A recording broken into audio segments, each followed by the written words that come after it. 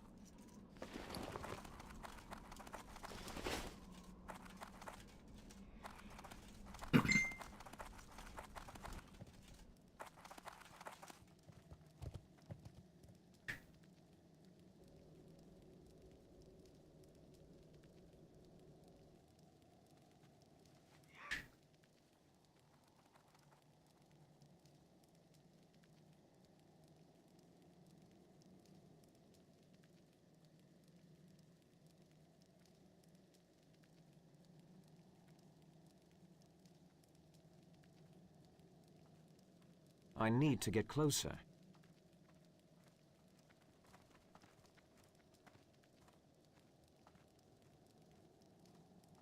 It's too far away.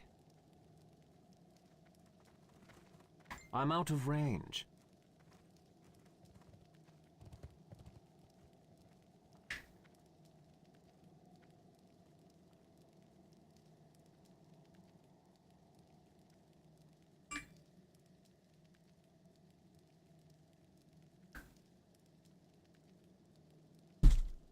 It's too far away.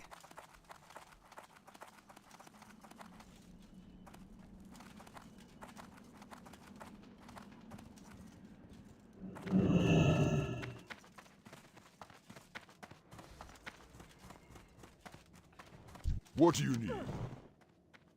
Be safe. Thrall hard. Go with honor.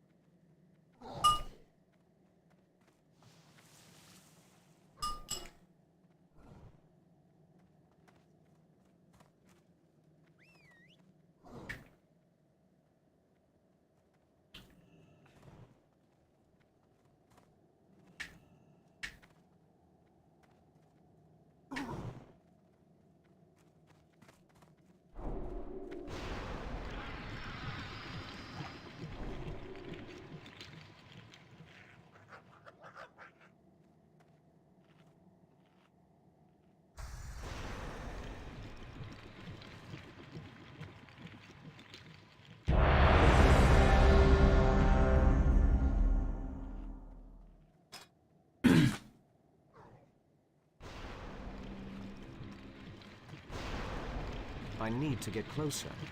I'm out of range. I need to get closer.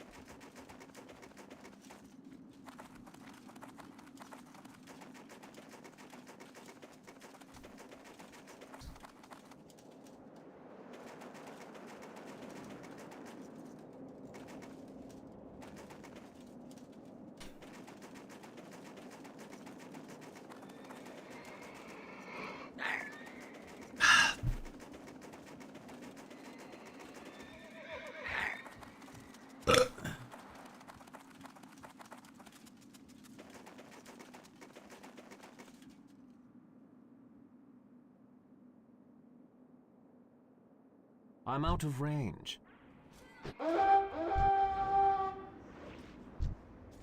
It's too far away. That spell isn't real. Let's still charge it. Don't have a target.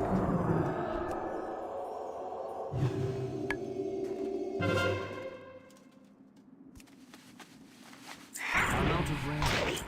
I can't cast it. That's still recharging. I can't cast that yet. That's still recharging.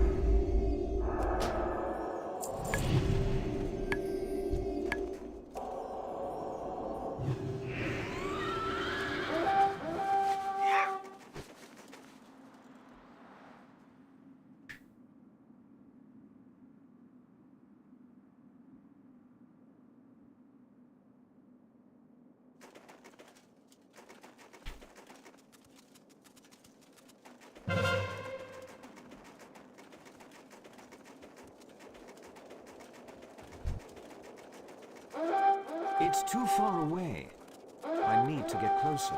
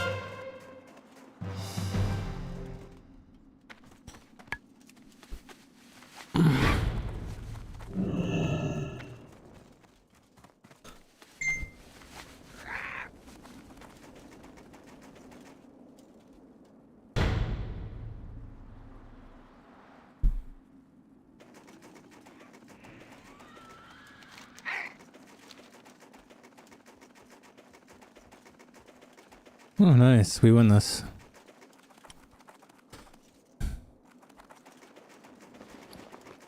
$1,052.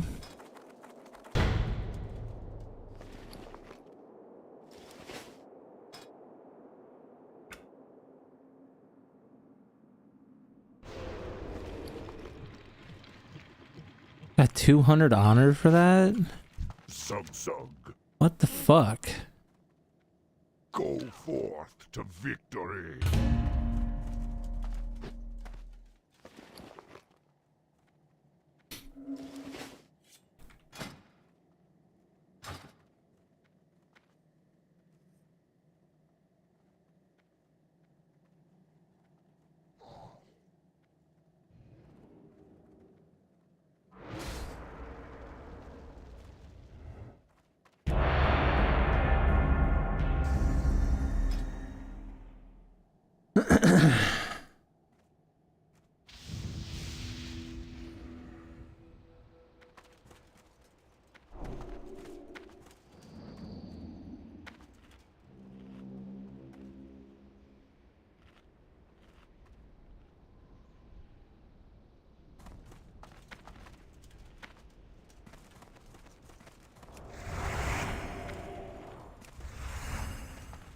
That's still recharging.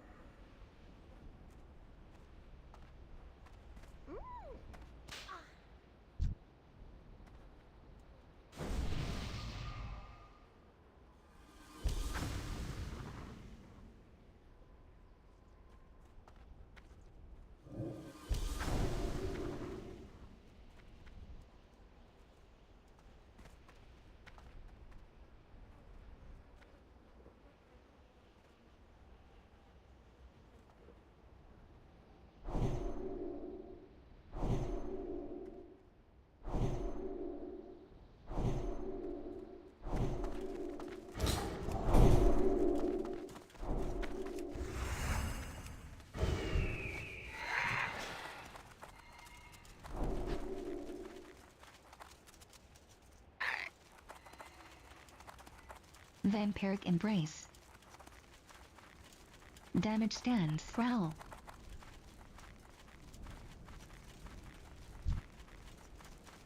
It's too far away. Tiger's Fury. Nature's Breath. Battle Master. Devouring Flame.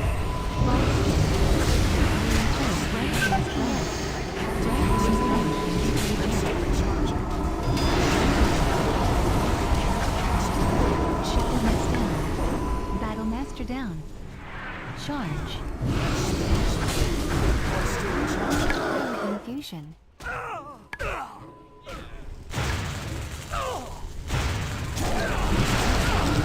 Fury. Dash.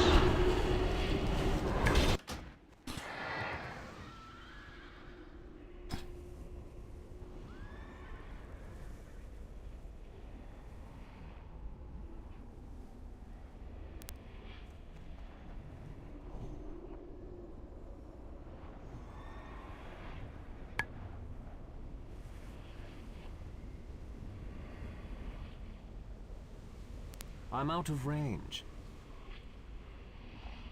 Damage stance. Embrace. Dash.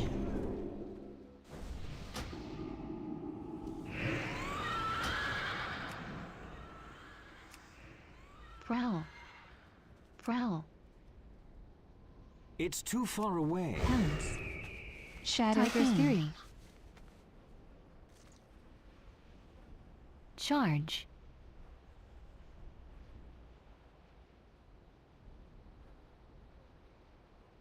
Berserker Rage. I can't cast that yet. Abolish Disease. Prowl. Pounce. Charge.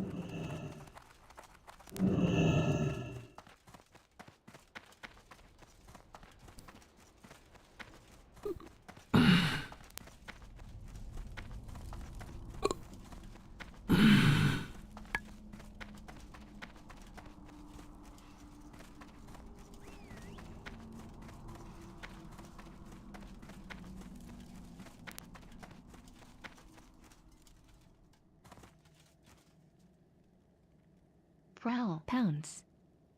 Tiger's Fury.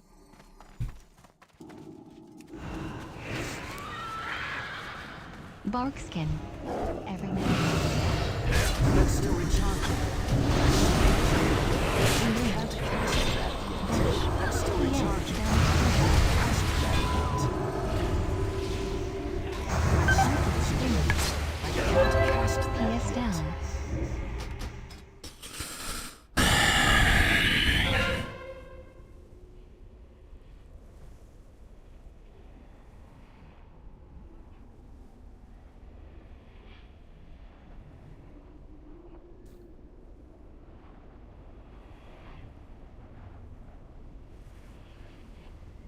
Abolish Disease. That's still recharging.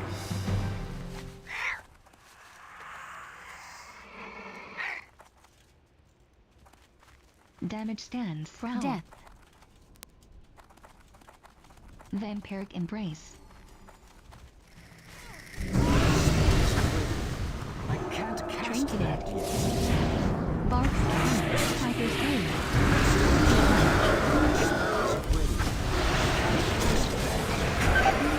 That's still recharging. I can't cast that Dispel yet. magic. Dispel magic. Psychic Scream.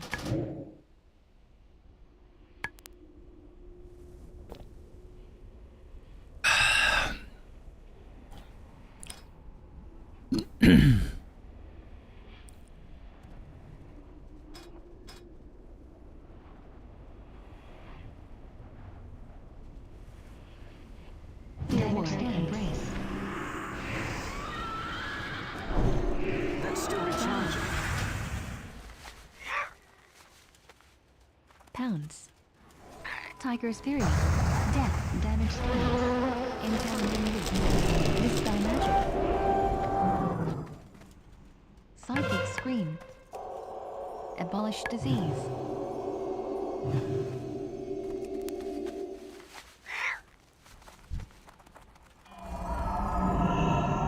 Prowl. I need a target. That spell is great. That's still recharging. I can't cast that yet. Barkskin. Battlemaster. In range. Frenzied Regen. Shadow Mal. Battlemaster. That spell is great. That's still recharging. Charge. Run. I can't cast that yet. Trinketed. That's still recharging. That spell is great. Death. Damage stands. Prowl. Tiger's Fury.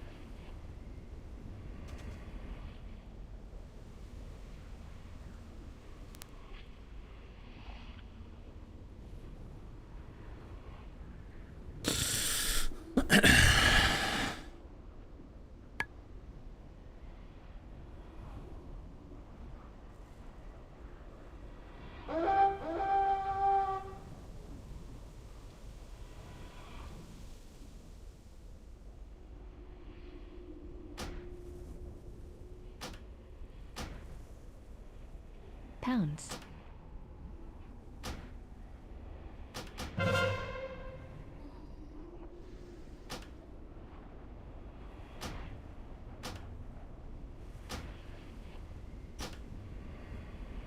Vampiric embrace.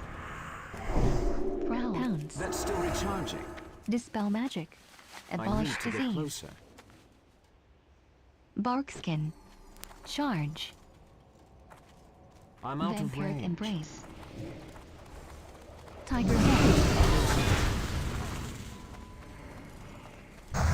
Dispel magic. Dispel magic. Abolish disease. Dispel magic.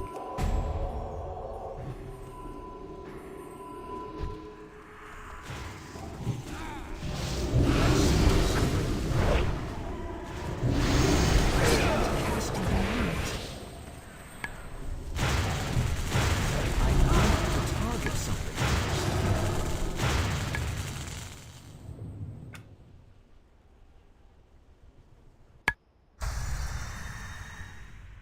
Blood and thunder.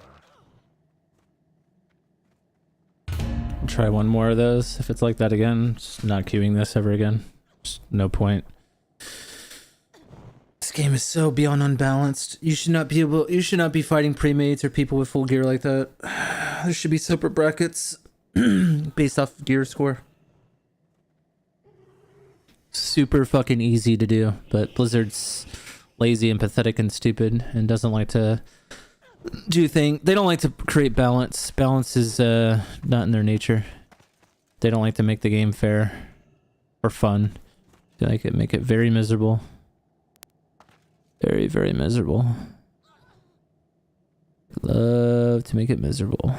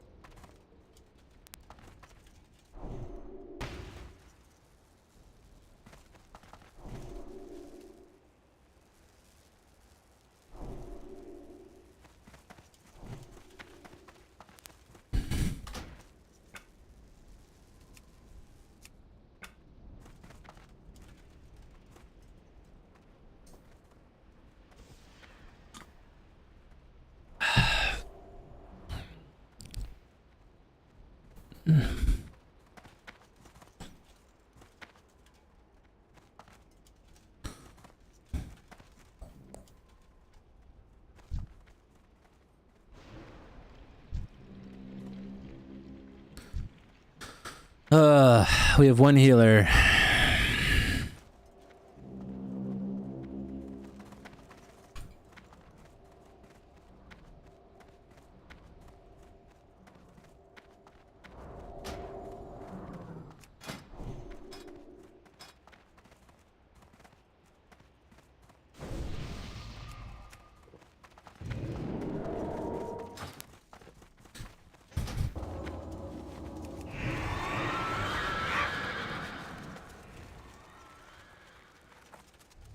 It's too far away. Damage stance. Stealth.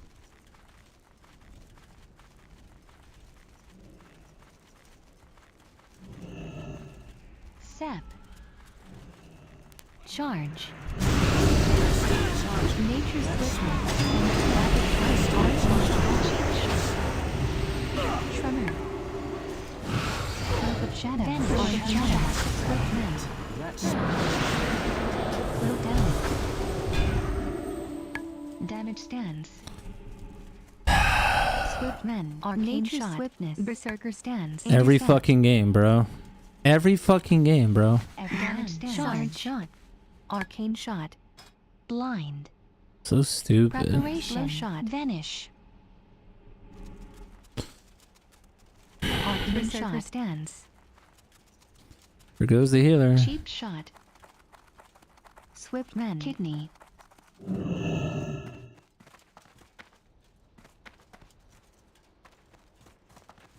Nature's grasp. Damage charge. Bark skin. Sweeping strike. Arcane shot. Innervate.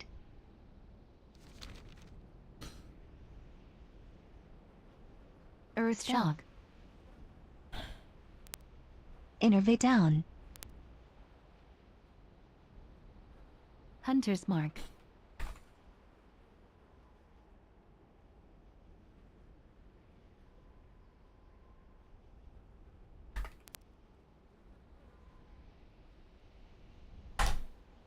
Stealth.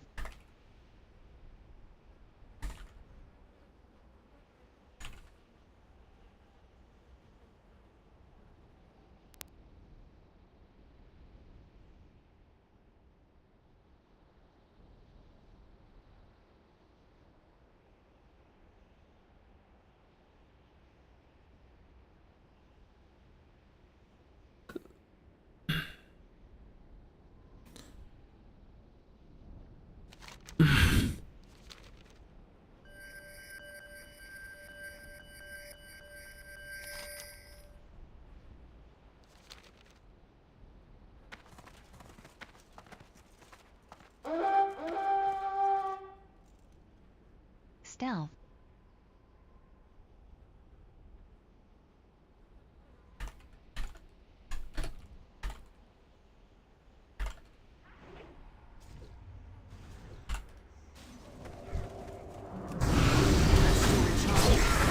Cloak of shadows. Sprint. Berserker stance. Cloak down. I can't cast that yet.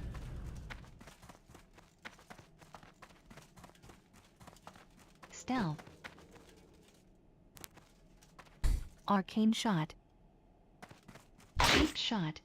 Damage deal. Charge. Drink cheap shot. Arcane shot. I can't cast that yet.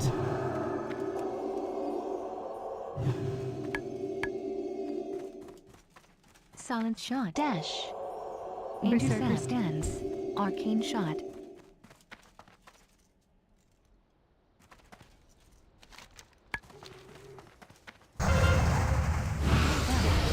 It's too far away. Still charging.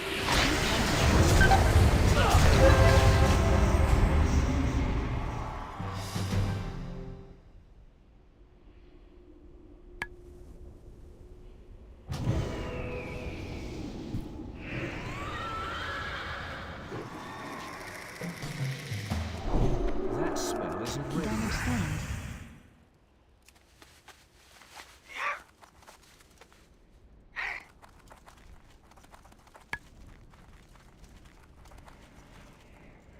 Stealth.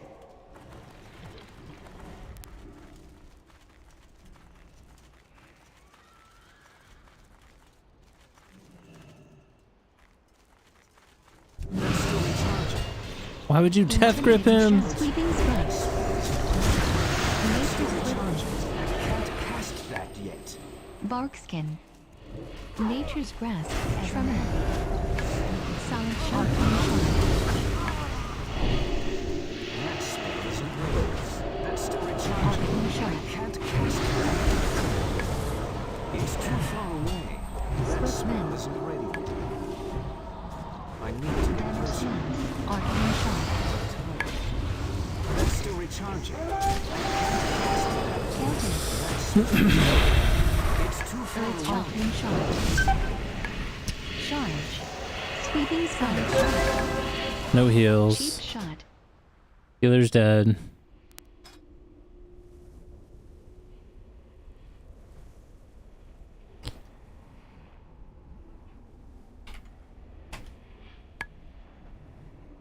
Damage stance. That's still recharging.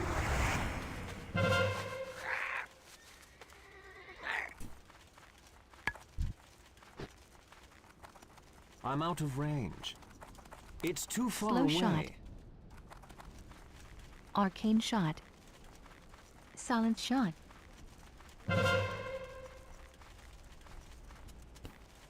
Arcane shot. Deterrence. Readiness. Deterrence down. Charge. Bark. Sweeping strike. Berserker stance. Berserker drill. Tremor. Understand. That's still recharging. Cheap shot. I can't cast that yet. Kidney. Damage stance. Charge. Finish. Berserker stance.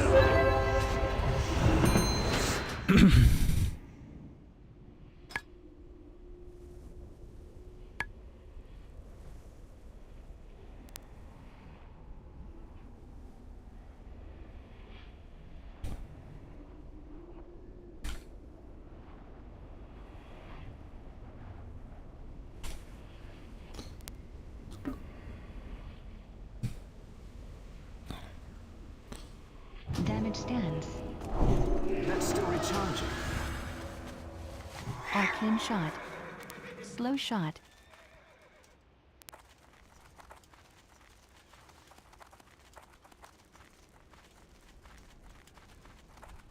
Charge. Dash.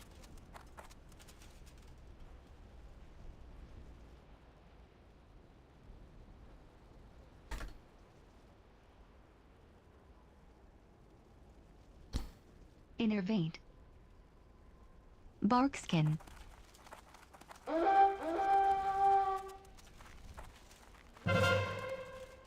Innervate down.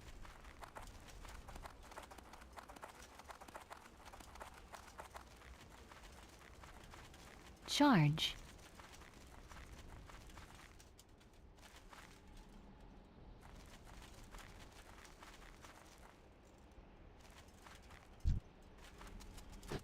Every man. Sweeping strikes. Silent shot. Innervate. Arcane shot.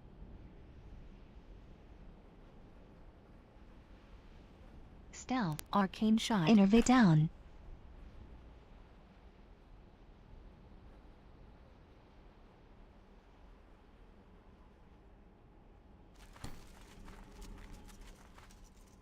I'm out of range. Cure poison. Abolish poison. That Stealth. spell isn't Sweeping strike. Rapid fire. recharging. That spell isn't ready. I can't cast that. Arcane shot. That's still recharging. Silent shot. Brawl. Arcane shot. That yet. That spell isn't ready yet. I can't cast that yet. That's still recharging. Damage stance.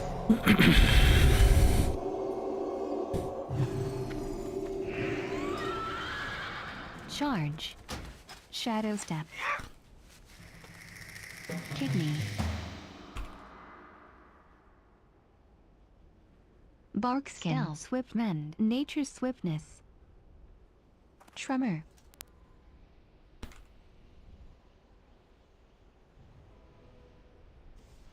Sweeping strikes.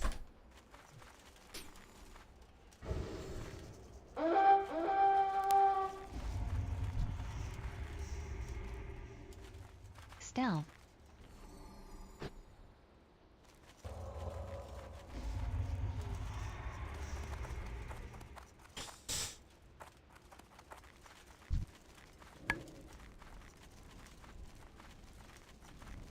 Damage Force Run. Arcane Shot.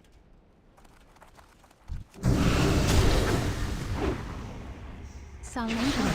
Arcane Shot. Dash.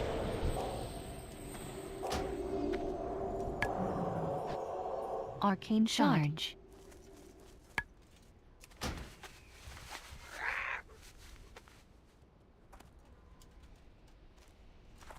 Stealth.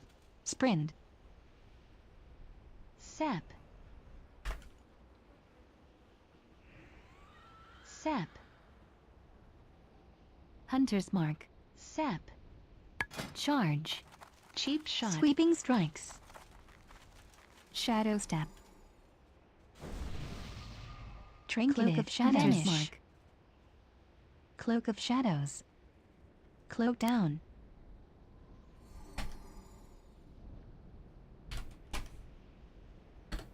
Berserker Stance. Stealth. Berserker Stance. That spell isn't ready. That's still recharging.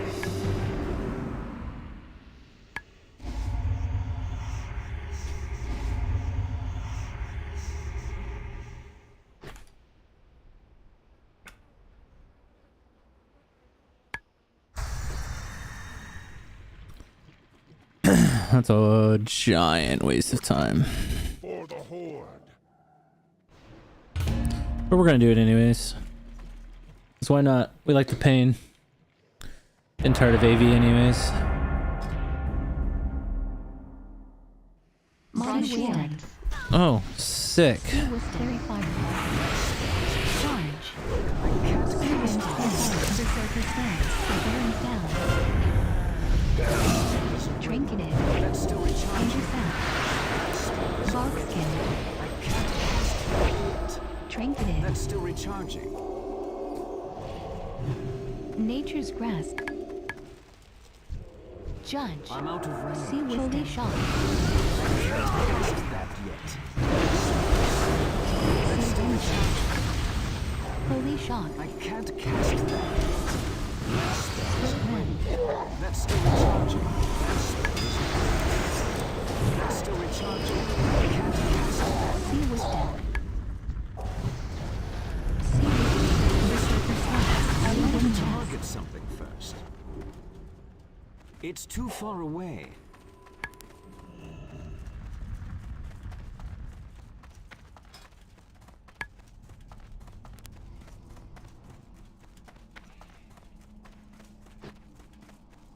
Damage Stance.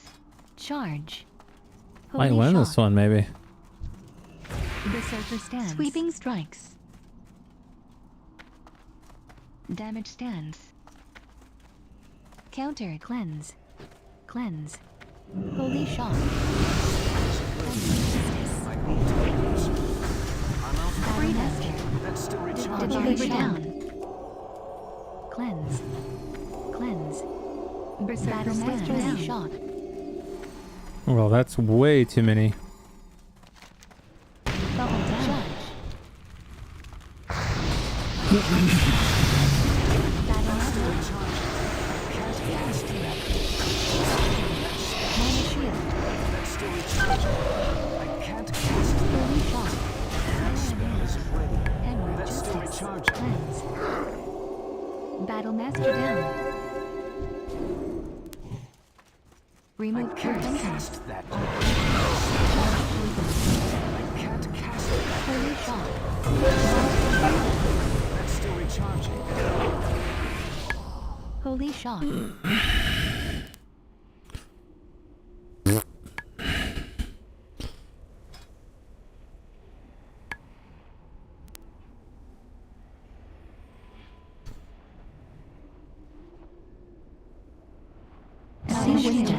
Holy Shot. That spell isn't ready. Sacrifice. Abolish poison. Cleanse. Cleanse. I need to get closer. Holy shock. Cast that. Self-burn. It's still recharging. Holy shock. Down. Holy shock. It's too far away. Berserker shock. Nature's breath. Blink. Holy shock. Just. Recharging. Holy I shock. need to get closer. That spell isn't ready yet. Holy shock. Can't cast that yet. Trinket. Holy shock. That's still recharging. That spell Feel isn't ready justice. yet. Berserker Cast stance. that. Holy shock. That's still Ball recharging. bearings down. Divine shield. That spell isn't ready. Holy shock. I can't cast that. Divine. Favor down. Nation. Holy shock. I can't cast that. Bubble down. Holy shock. That's still recharging. Understand. Can't Intervene. cast that. Berserker stance. Judge. It's too far away. I need to get closer. Holy shock. Bearings down. Can't cast that yet.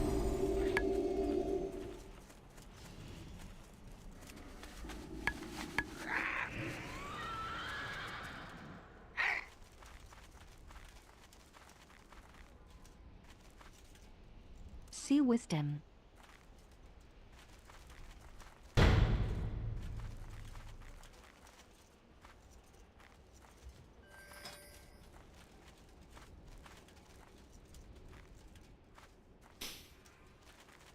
See wisdom. Berserker stance. It's too far away. See wisdom. That's still recharging. That spell isn't ready. That's still recharging. That spell isn't ready. Holy shock. Protection down. Cleanse. Nature's voice. Holy shock. Better justice. Cleanse. I need to get closer. Berserker That stance. spell isn't ready yet. Cleanse. Cleanse. Holy shock. Can't cast that yet.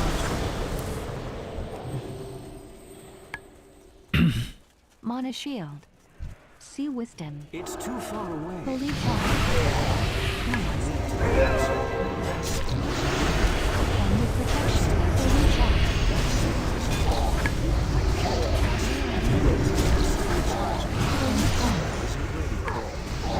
Protection down. That's still recharging. Arts and twin. Freedom. Holy shock. That spell isn't ready. Coherence down. Trinketed. Holy shock. Cleanse. Cleanse. Shield wall down. Holy shock. Berserker stance. Intercept. Freedom. Defense stance. Holy shock. Where is EFC? Tunnel. Berserker stance. Tunnel. Abolish poison. Cleanse. I'm out. Consolidation. It's too far away. Holy shock. Charge. Defense stance. Divine. Berserker stance. Divine illumination. Recklessness. Freedom.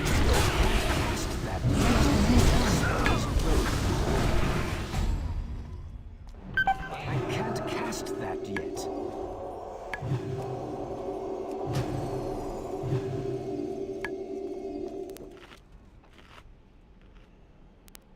Damn. Magic. Frost Holy shock. Divine favor down. That's still recharging. I can't cast that yet. Holy shock. That's still recharging. I can't cast that yet. Freedom. Charge. Berserker stance. That's still recharging. Battle master down. Frost Nova. I need a target. Mana shield. Vault stance. That's still recharging. Mana shield. Split That's still recharging. That spell isn't ready. intercept. Blink. Sweeping strikes. Mana shield. Divine shield. See wisdom. See wisdom. Charge. Holy shots. Bubble battle master. Spell isn't ready. I can't cast that yet.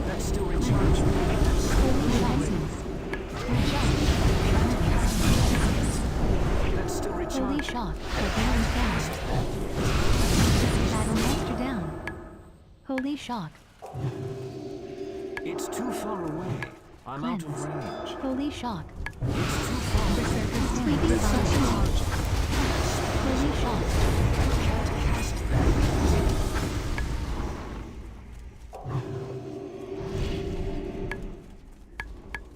Bubble down. I need to get closer. That's still recharging. Berserker stance. Holy shock. Nature's judge. Holy shock. I Cleanse. can't cast that yet. Cleanse. Still recharging. Holy Cast shock. that yet. Damage stance. Charge. Berserker stance. Holy shock. Trade damage stance.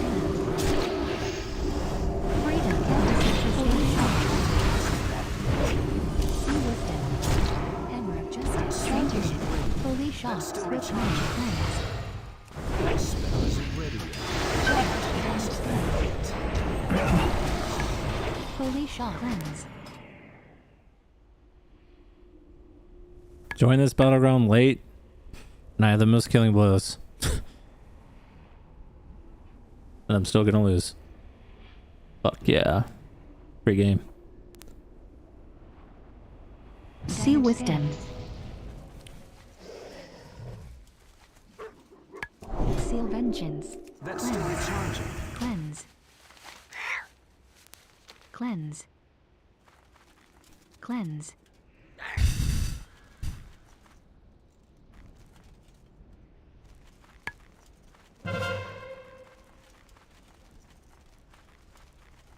Judge.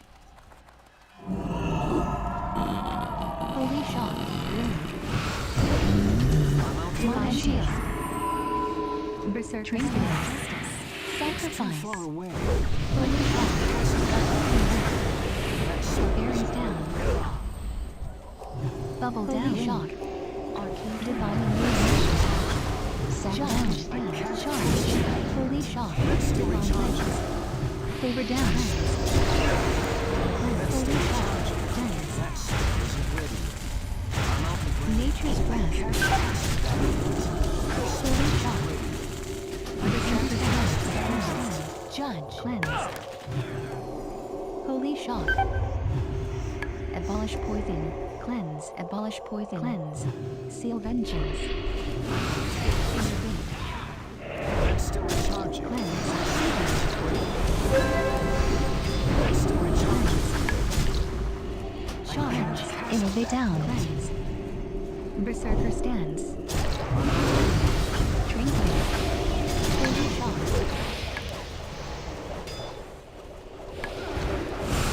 Battle master justice. Cleanse. Intercept. Cleanse. See wisdom. Abolish poison. Battle master down. Cleanse.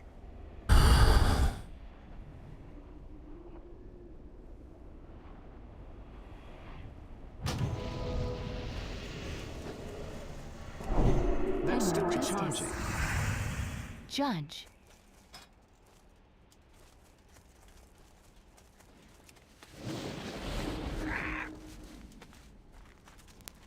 Berserker rage. Damage stance. Charge. Berserker stance. Abolish clown.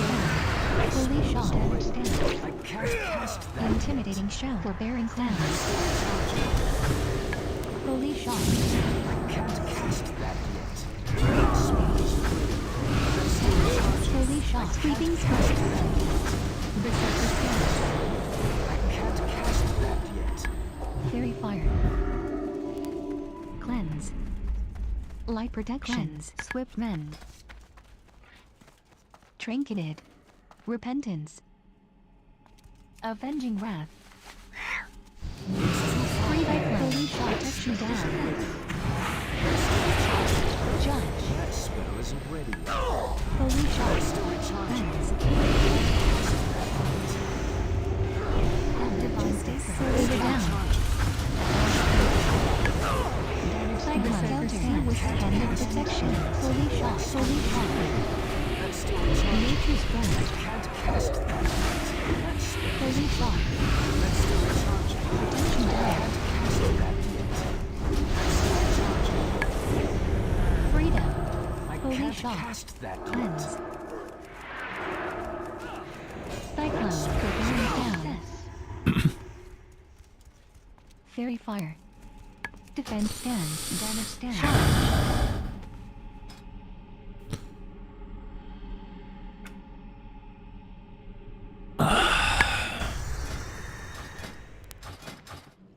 Loktar. Strength.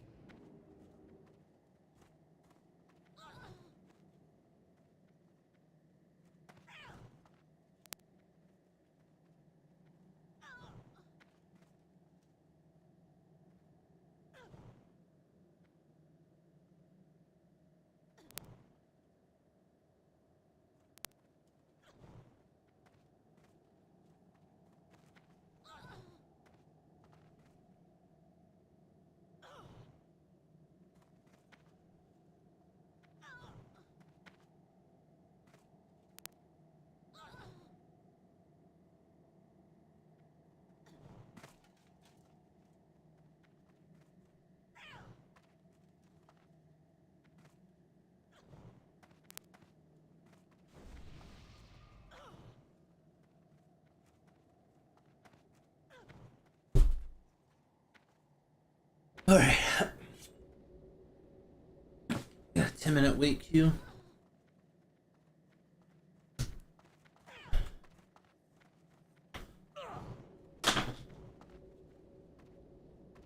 Ugh.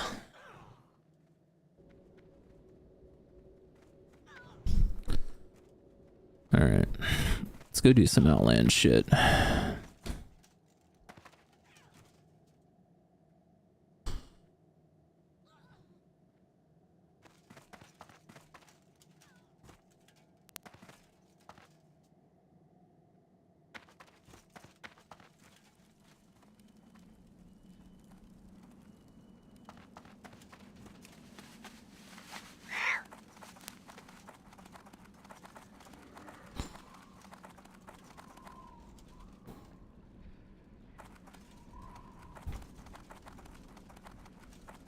I don't have a target.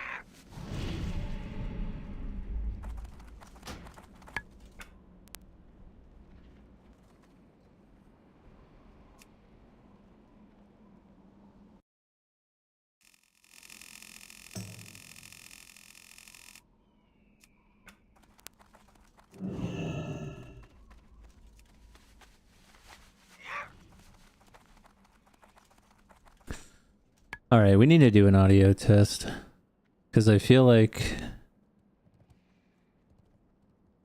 we'll do an audio test on oh,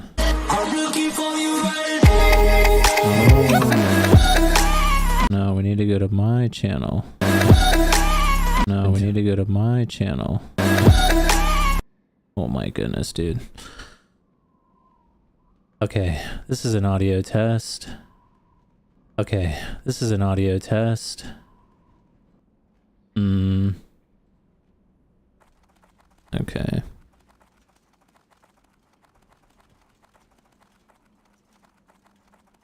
Oh wait, I think I'm going the wrong... Where do I need to go? That's still recharging. Good God, that's loud. Still recharging. Good God, that's loud. Still recharging.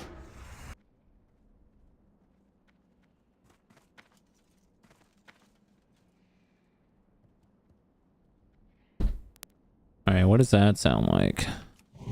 Testing now. What does that sound like? Testing now. What does that sound like? Testing now. What does that sound like? Testing now. It's too far away.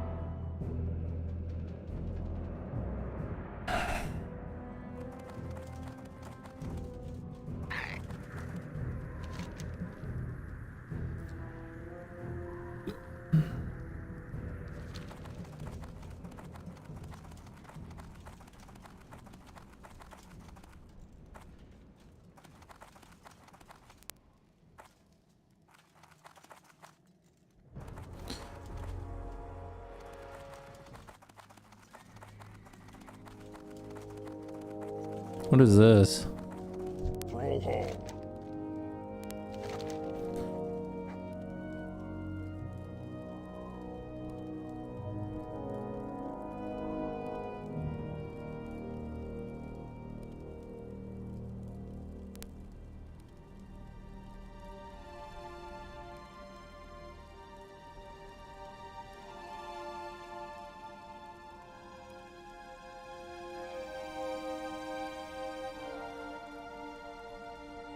May your blades never dull.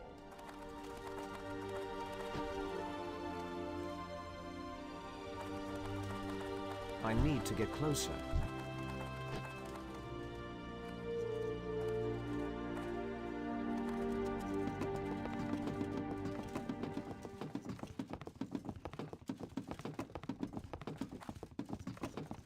Oh no! Oh, made it. Whew.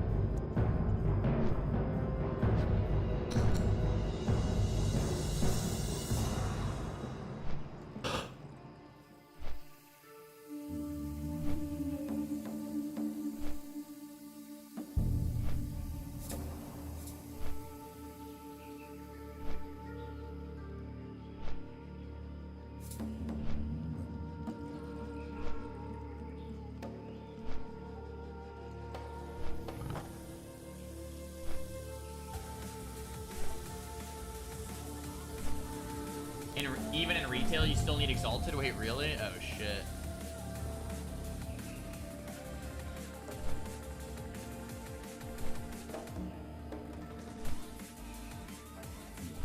We'll see if we can get it. I'll try, guys. I don't know.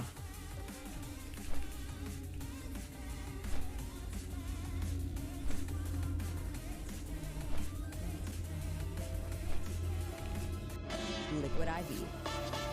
3 times. I'm so fucking sick and tired of this shit, man. 2 times faster This is why I can't fucking support big streamers, dude. Number 1 powdered hydration brands in This is so fucking annoying. Liquid IV.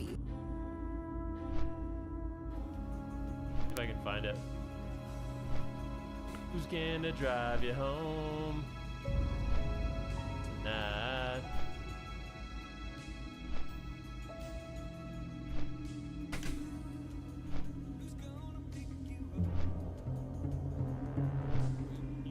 I can't actually find the exact picture, but it's from when I won BlizzCon.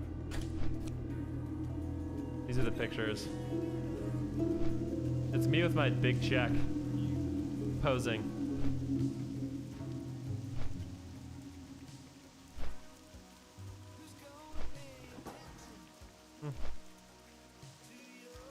This is a good picture.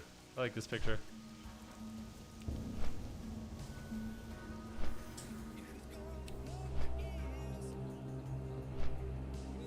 I'm using Mana Gem Evo. Oh my god, so young. I look the exact same, to be honest. If I shaved my face clean and had this goofy haircut, I would look the same. Can people just not see my chat, or are they just feel like I literally have an blatantly age. ignoring it? Every time I ask a question, I literally get ignored. Just read right past it. Oh no, Joe. Nice.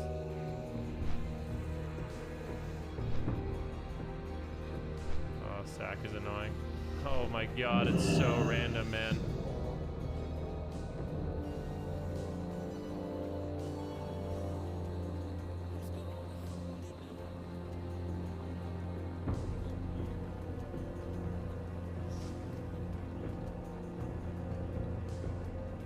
Bubble and Bubble.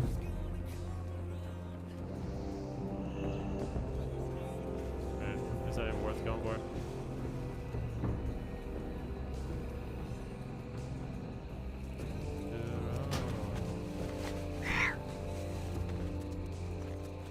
Wanna come? To the stream of mage knowledge. Want to set up on Pally here? Let's do it. I think we should. We can kill him 100-0.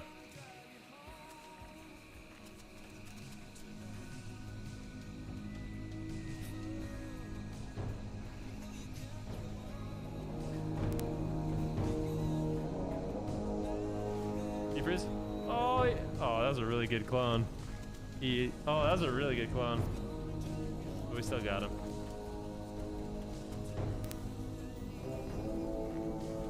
Lovely.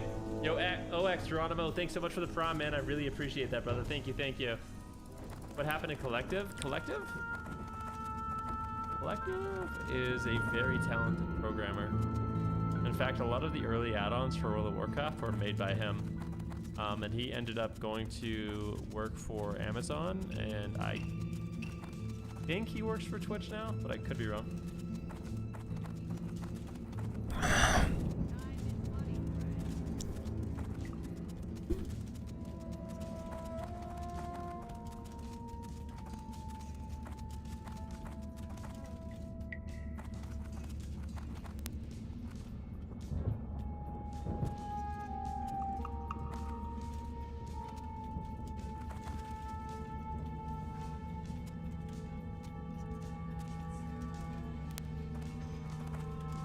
Was he your favorite healer to ever play with? I can't say that, no. I've been really lucky to play with a lot of good healers. All my teammates have been insane, you know. Sea-Doo was an insane teammate. Soda was Soda was an insane teammate. Collective was an insane teammate.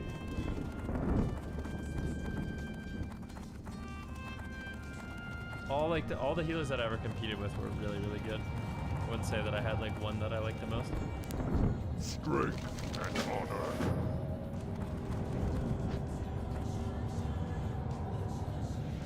Did I ever play with them? Yeah.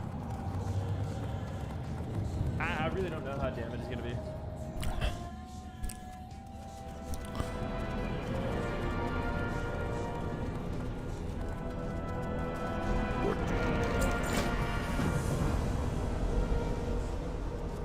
Speak, Fred. It's inspired me to play Priest and Druid. That's really cool, actually.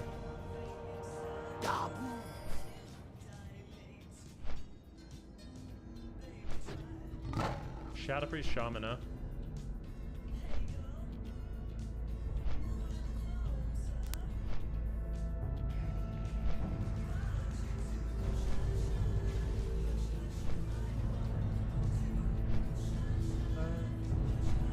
Oh, I tried to blink. I did blink his fear somehow. I don't know how that worked.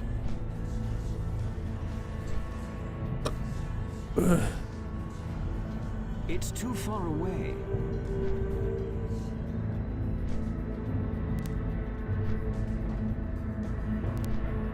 Oh, he warded it. Okay, good. I was like, what the fuck? How did that even hit?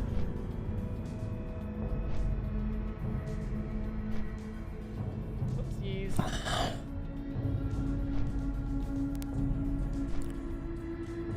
Well, in Wrath of the Lich King, he had no choice but to go Priest, because Druid was shit. Unfortunately. No. The first season of Wrath of the Lich King, Druid wasn't a spec. The DK is literally... If you played Resto Druid in Wrath of the Lich King, the first season, DKs literally deleted your class. Hello. Like, it was a joke. It was the most overpowered thing that's ever existed.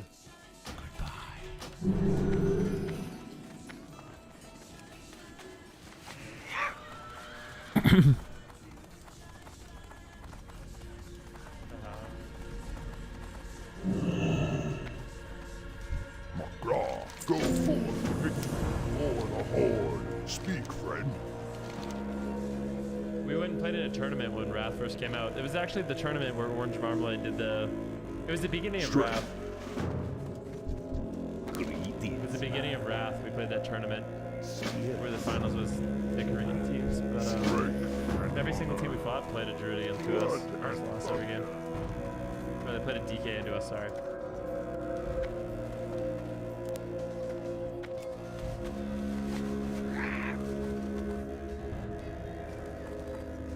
Yo, be good. Hey, you just couldn't heal. You couldn't do anything.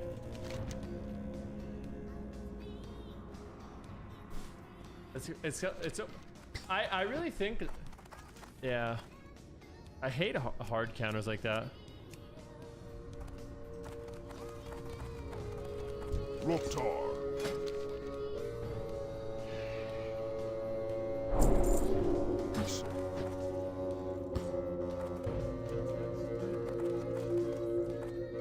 The heck? I'm out of range.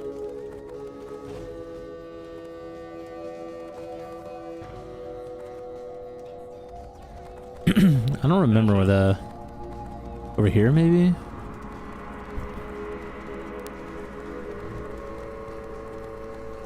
In here, I think? I know the alchemy guy's in here, right?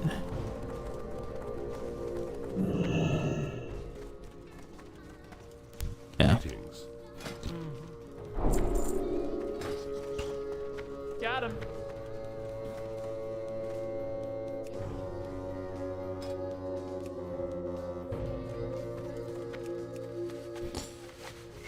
Nice Iceland crit with no shatter. Hey! Fingers of frost. What do you mean? Like a virgin.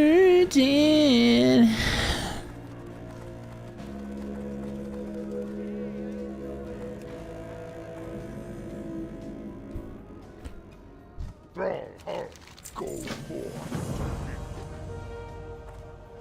Iceland used to do 20% of someone's health? Yep. It's pretty nice.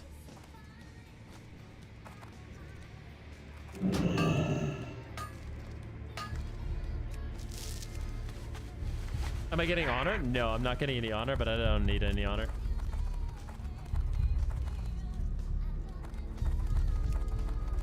I agree, Knight. What's Iceland's Frost? Hey! It's too far away.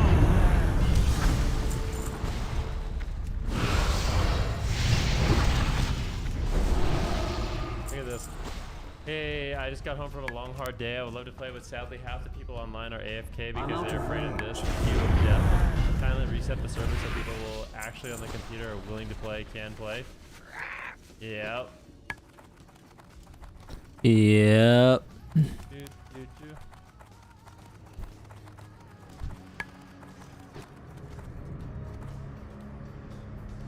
Dude, someone's on a fucking killing spree out over here, man. Ain't No, I fucking think shit. Dragonflight's gonna be really fun, I man. need to be closer.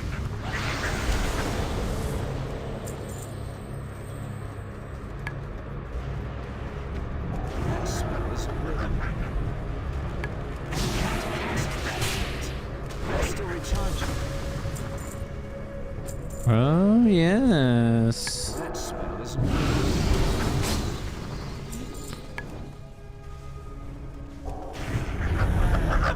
That's still recharging. Block now. I'm out of range.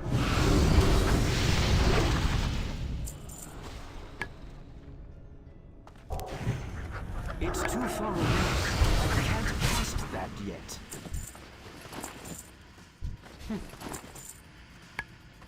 That's still recharging. I can't cast that yet. That spell isn't ready. Healing, Seth. I hate the instant vivify, man. Like, I don't know how that could possibly go live. I need to be closer.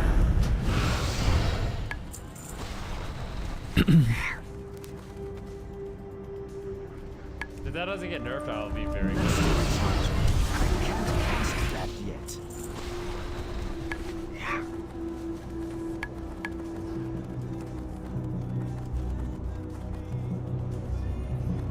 Well, it didn't go live yet. That's true. It didn't go live yet. But it needs an immediate nerf, man. I swear.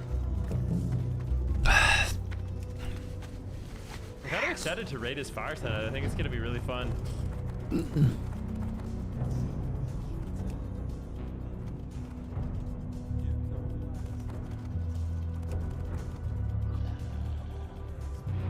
How? How the fuck did I pull arrow? It's nowhere near that thing.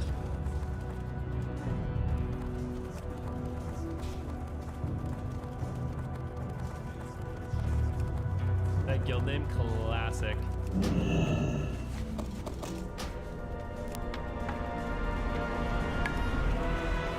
Dude, I saw that Jamili's playing Rat too. That's kind of cool.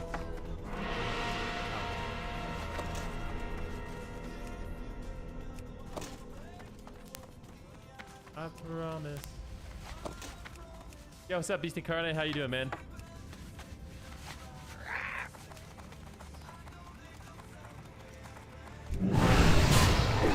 That spell isn't ready.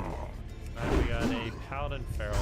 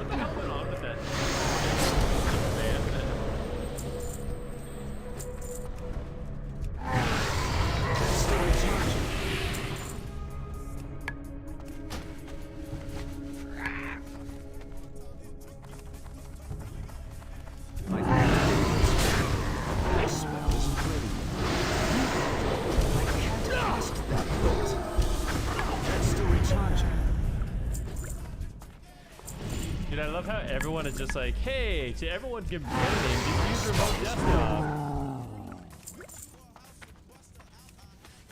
Everybody, just use remote desktop. It solves the problem.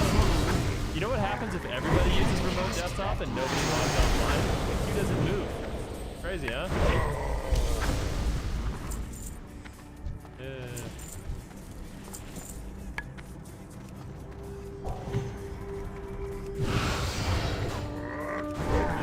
Tricky.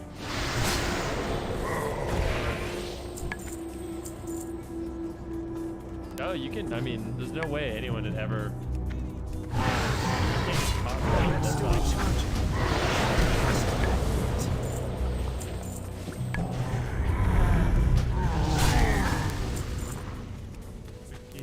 Tricky.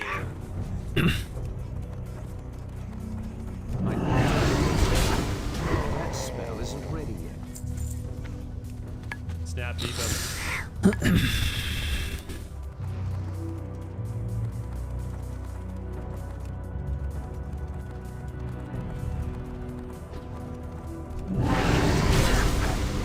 That spell isn't ready yet.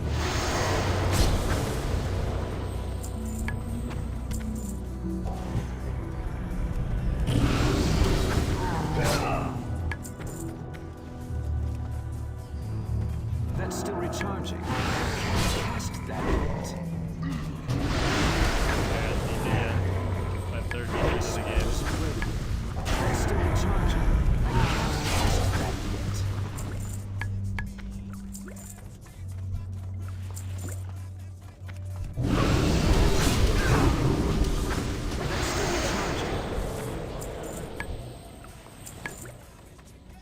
Druid trinketed disarm target defreeze into a snap defreeze.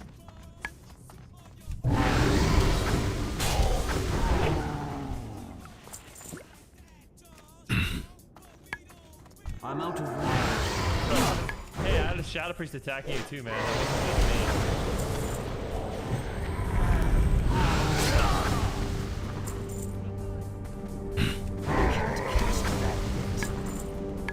That wasn't just me. That wasn't just me. That was all my Shadow Priest, bro, okay? That spell isn't ready yet.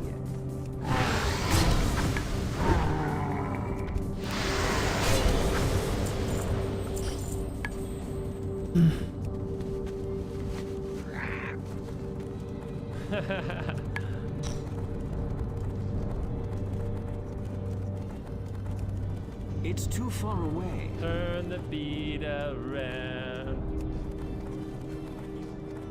I'm out of range. That's still recharging. Is tomorrow Thursday? It is, right? It's too far away. Yeah, Psychic Horror is just a stun, but it's not stun. It's so OP. Dude, I realized, like, Shadow Priest Mage, you could technically go on a healer, beep him, 5 seconds, into a disarm, 3 seconds, into a silence, 5 seconds, into improved counterspell, 9 seconds. You could literally do, like, a 20-second lockdown on a healer while you kill them. Pretty insane. 190 gold. Interesting. F-Tory, ooh, Feral. Glad I could help. Speak, friend. Balance.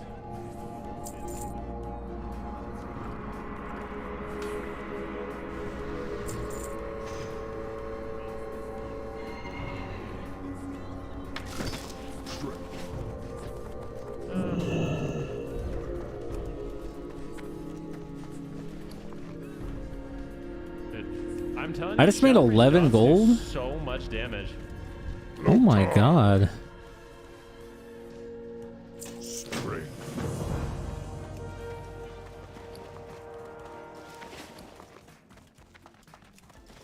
Lovely. Brawlhall. Shadow Priest Mage is the best twos comp? Really?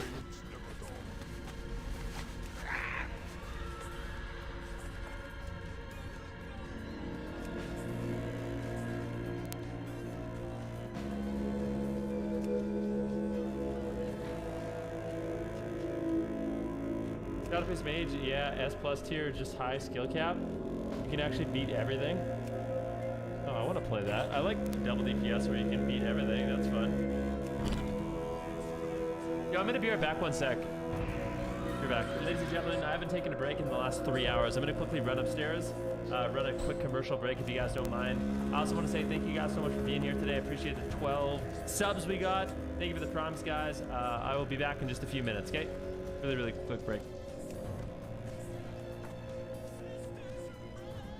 You think God created a worldwide pandemic just to get your son out of prison? It works in mysterious ways. You're living under my roof. You'll have to join my crew. We need to be helping each other, but I'm not robbing someone unless they did something bad. We're just taking the money, grabbing it from the back of the stack. You'll never know.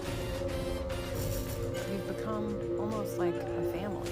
We're really lucky to have met you. He's got the Rona. Oh, earplugs.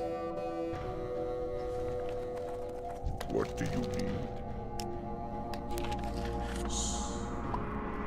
Buy one beer or the quarter pounder and get another for just $1. Right now at McDonald's. I'm gonna make so much gold now.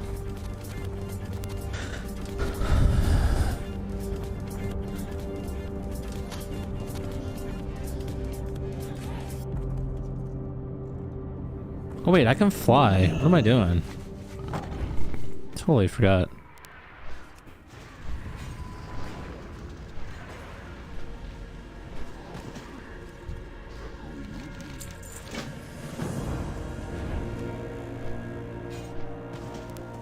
Yes. Dark Lady.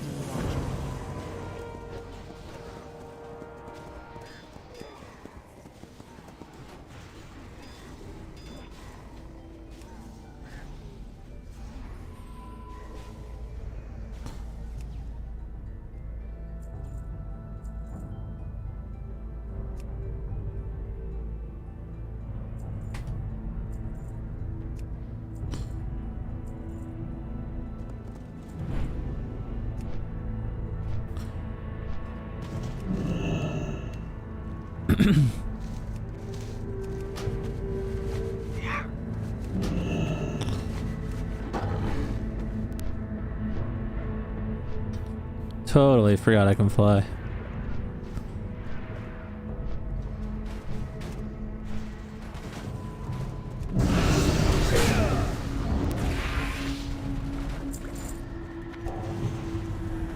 I need to target something first.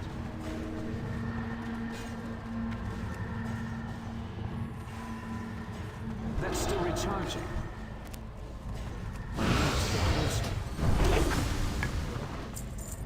I can't cast that yet.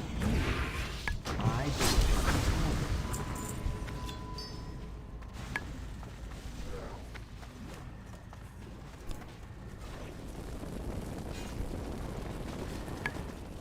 Really? That's still recharging. That spell isn't ready yet. It's too far away.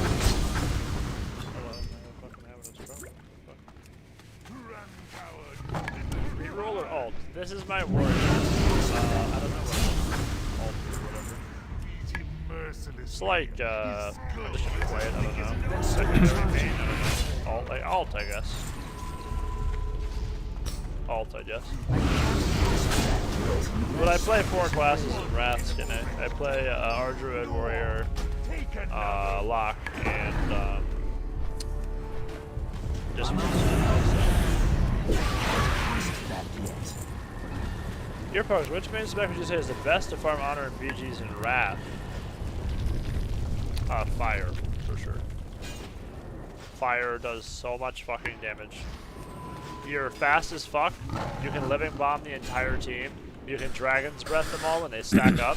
Fire is definitely the best BG spec for mage, no questions asked. You just throw those living bombs in there, dude. Just living bomb, living bomb, living bomb, living bomb. Like, they just stack up. It's insane.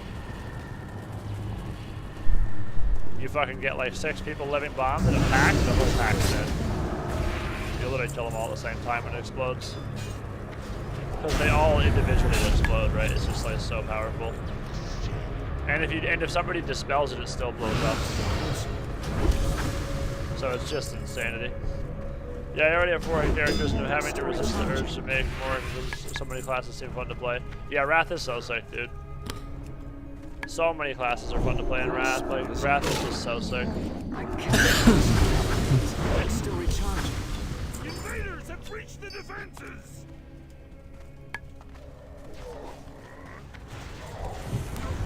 Can't cast that yet.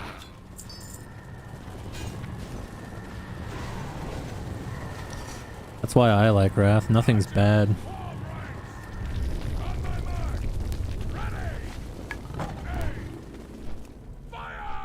Oh. Node. Wasn't Arms War main in Wrath of Lich King, so oh, Wrath so itch to make one. Nice, dude.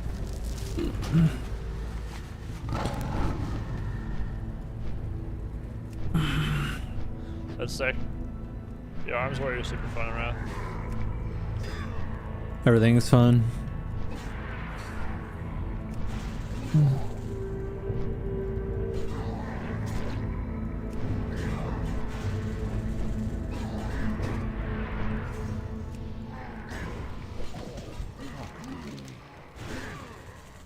Spirits.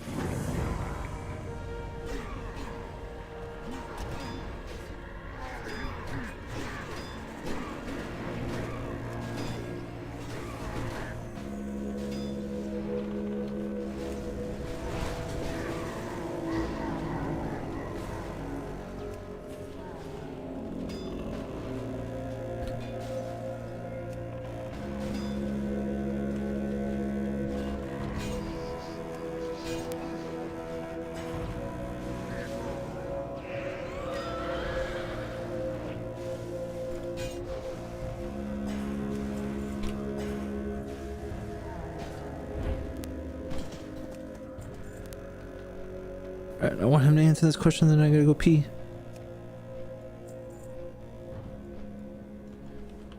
Please answer this question.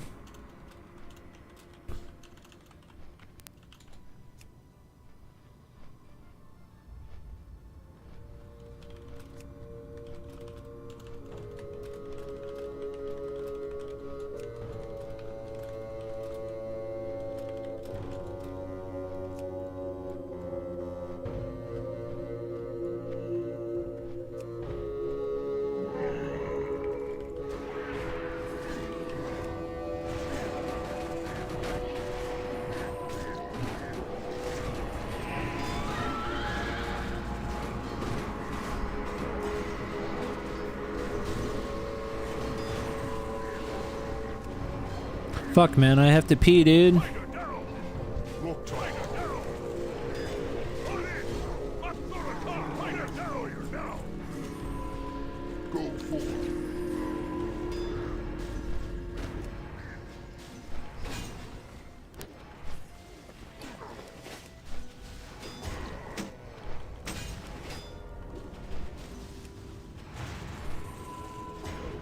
I'm out of range.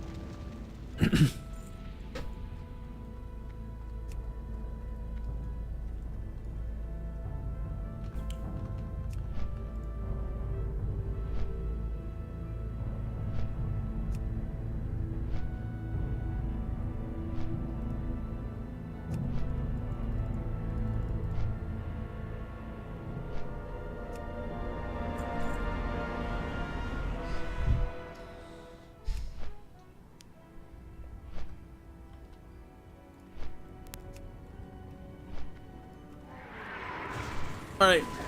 I don't care if the answer for this, but I'm gonna pee.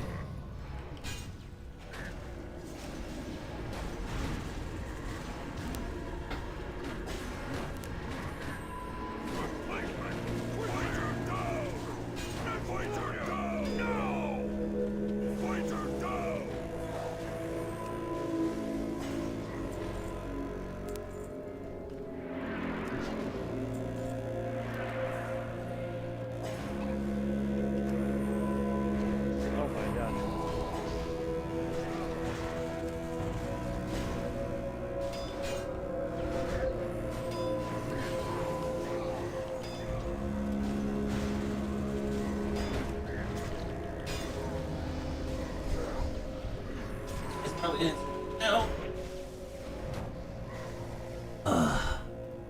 I had to pee, so.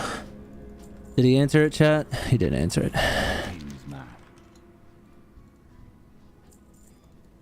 Stay away.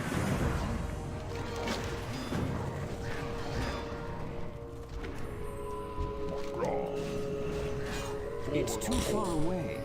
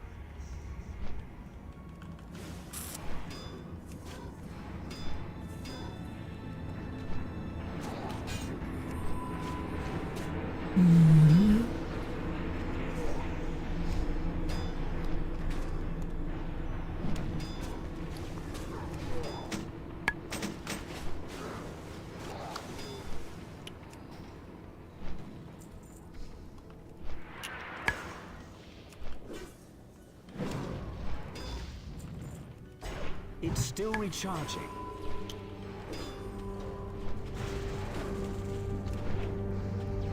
I can't use that item yet. It's not ready yet.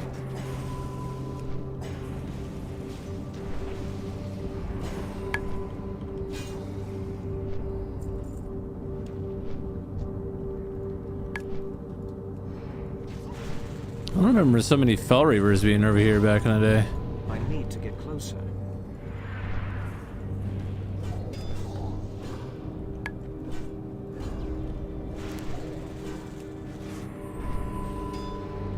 I'm out of range. I can't use that item yet.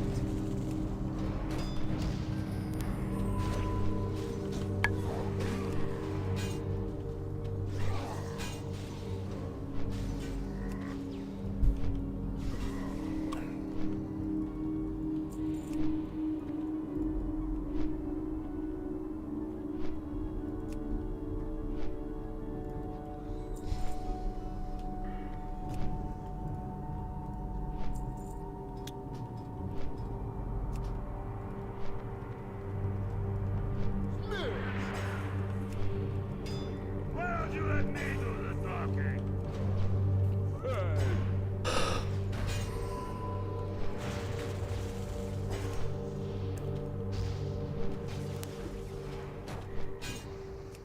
It's too far away.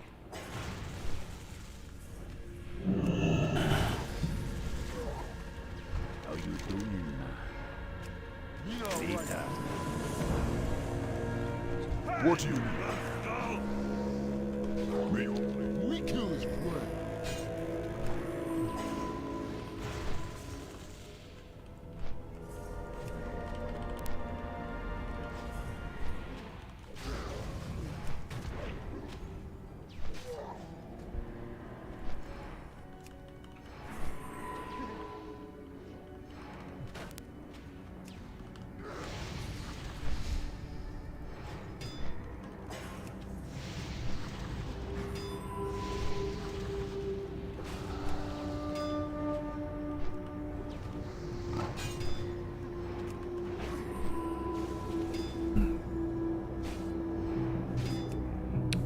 I need to get closer. It's all your fault. I speak. What is it? I'm listening.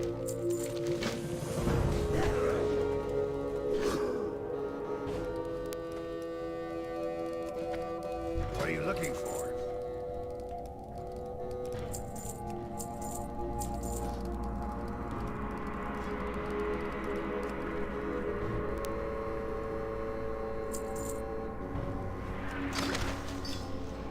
Abu, a horde.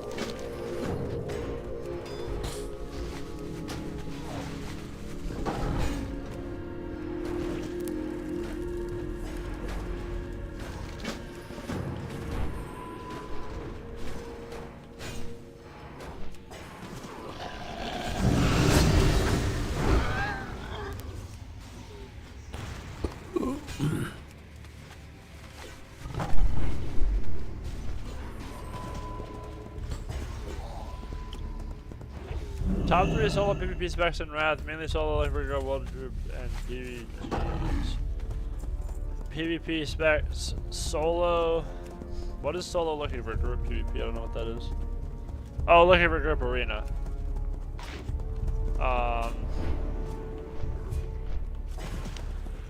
Arms prot revenge spec. Yeah, but then I don't get shockwave. Shockwave's cool. Just like slam the ground. Badass. For dungeon leveling, frost all day. Fire is actually really good too. Fire or frost, one of the two. Don't know, to be honest. I don't play mage. Top 3 solo PvP specs. Holy Paladin, Ellie Shaman, and I don't know. Warlock probably. Warrior's also good. Arms Warrior. Or like, yeah, Destro Lock / Affliction Lock.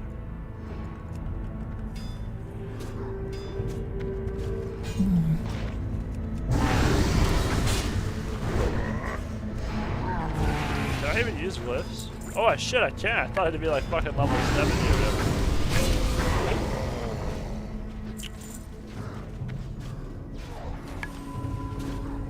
What, you go fucking MS? I literally pick up Mortal Strike?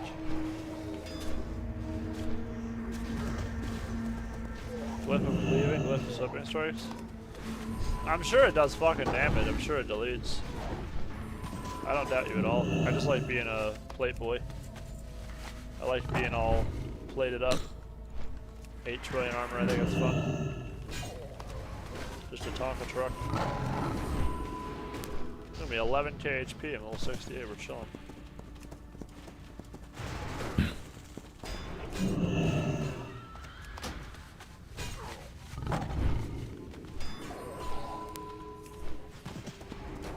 Alright, so I get those gloves. So I gotta do Arcatraz next, I think.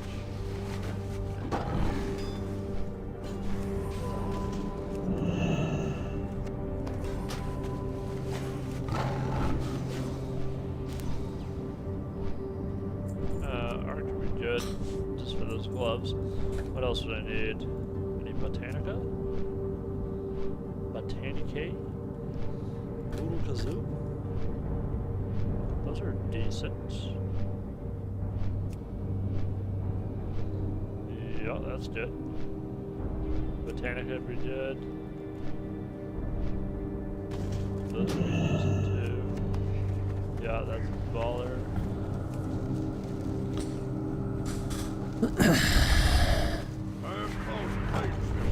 And what else do we need here? I like that. That's a good one too. Okay, so Botanica is actually juiced for me. Probably gotta run Botanica here.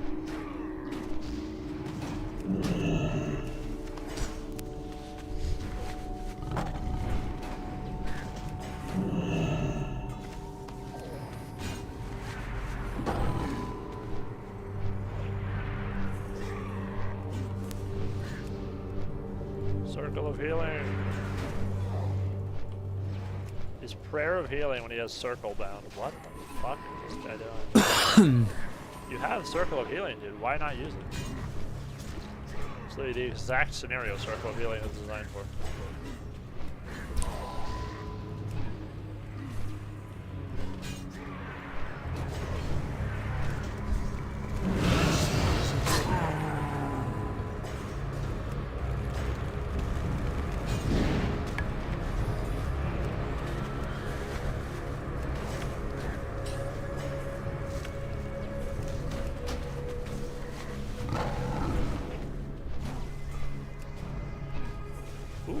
juiced as fuck too.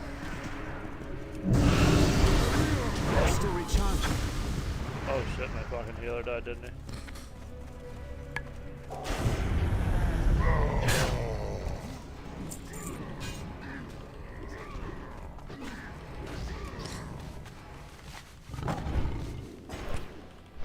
Fuck the Alliance.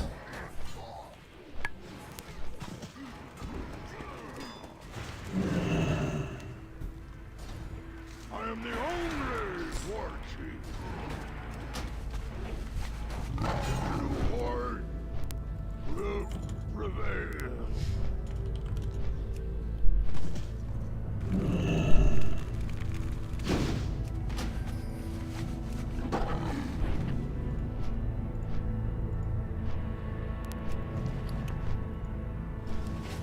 Jesus Christ, this is actually the best way to make gold.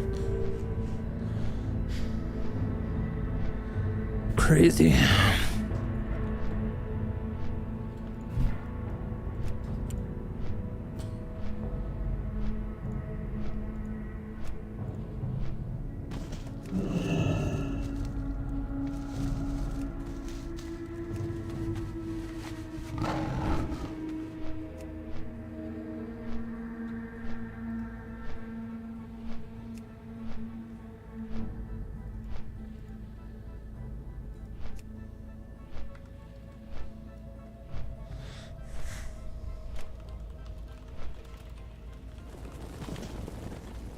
I'm out of range.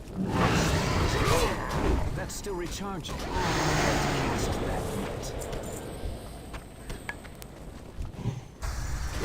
That's still recharging.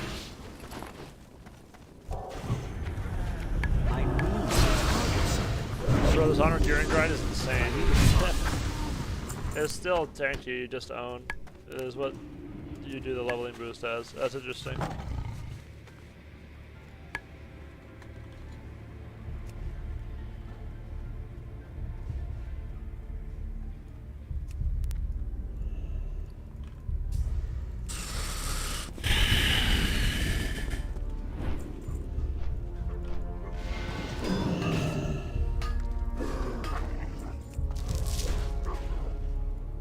Your gold is welcome.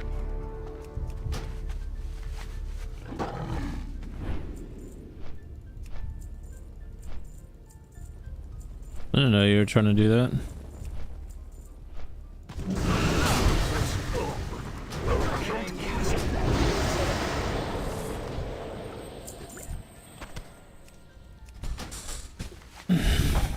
Let's change dungeons, such are cheap. That's funny.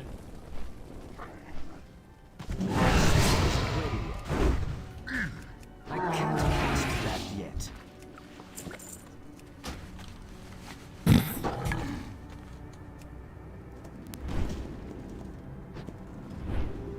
Oh no. Oh no! Good thing I'm fucking Strider, another piece of shit. I boosted a red and Strider's pain. 315? I don't know why you're doing that shit. Just chill, wait for Strand of the Ancients weekend, dude. It's too far away. That's still recharging. Strand weekend, dude, it's over. I'm out of range. Fastest honor you could ever get in a million years. Also, they're not even giving you like the random battleground bonus. That is weird as fuck. I don't know why they're not doing that. Maybe they're holding that for Wrath. I have no clue.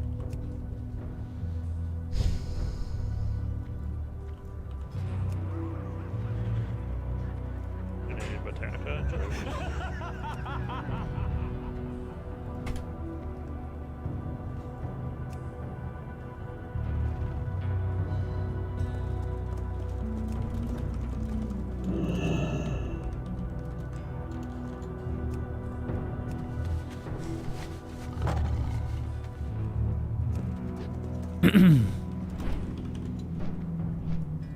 That spell isn't ready.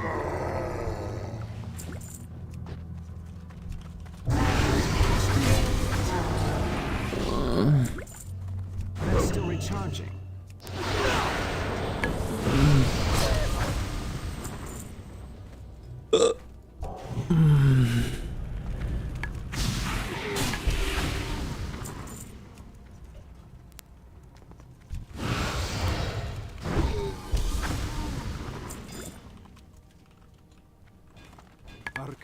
suppose. May your it's too far away.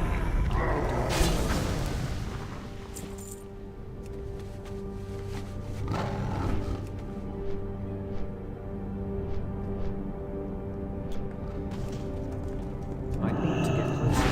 Are they gonna destroy in the pre-patch? I don't believe they are. I'm ready to do greens, maybe not webs, then Devender, right? Just not worth the effort. Oh, I don't give a fuck, yeah. GDKPs make getting money a joke, dude. I'll do a next GDKP the first week and pay all the stuff. Who gives a shit?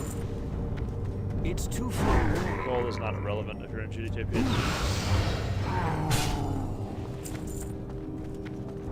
Ravens leaving this weekend since AV. Weekend starts this weekend. Yeah. That spell isn't ready. Yeah, Alright. I'm sure the first week payout for next is just gonna be fucking insanity.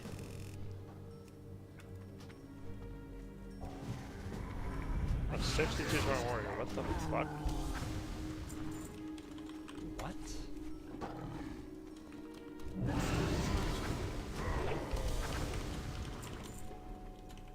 I can't cast that.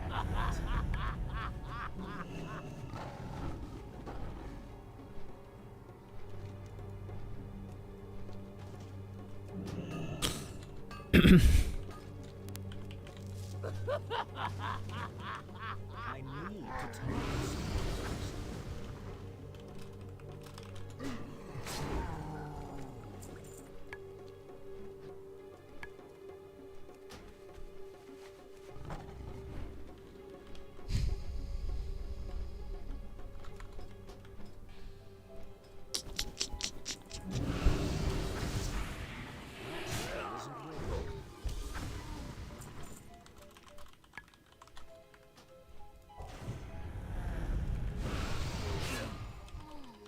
That's still recharging. I can't cast that yet. That's still recharging.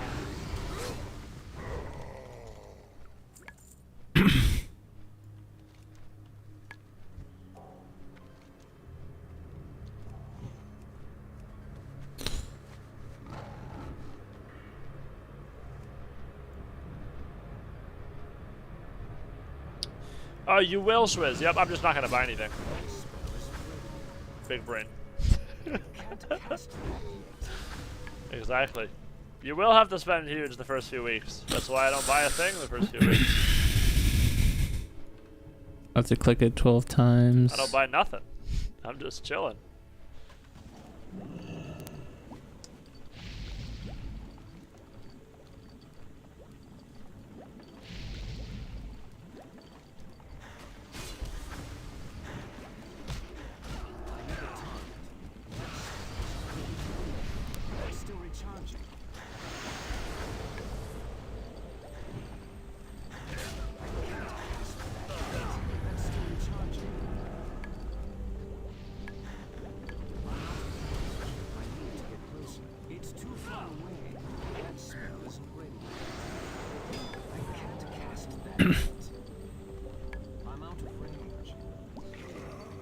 Do you not this prio as a tank in the raid if you aren't improving gear?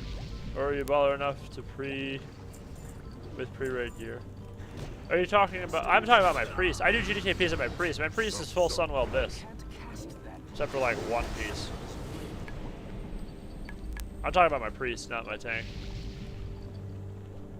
Yeah, I do GDKPs at my disc. My disc is full Sunwell Bis almost. He's missing like whatever, 3 pieces or some shit. So he'll be chilling.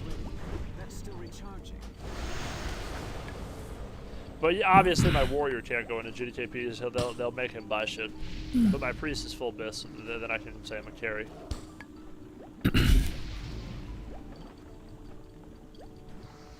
Yeah, that's the problem with GDKP, is like you can't get into them until you're already loaded gear.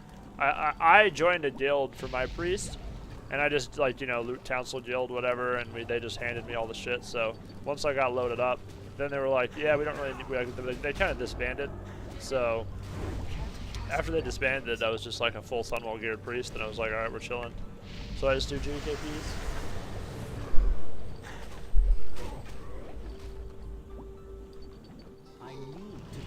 something first.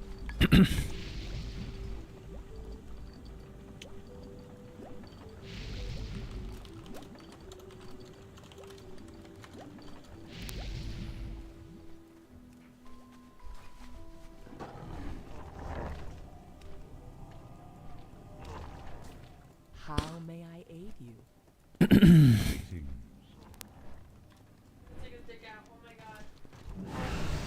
What are you watching, Ashley? Recharging.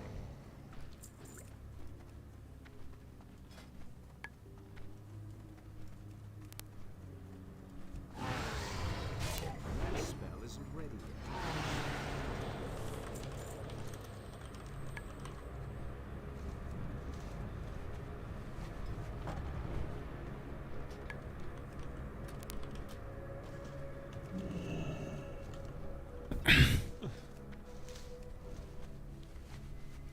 I need to turn this off on my mini map. How do I do that? /GM? I don't know how to do it. Add-ons. Is it gather made or gather tracking?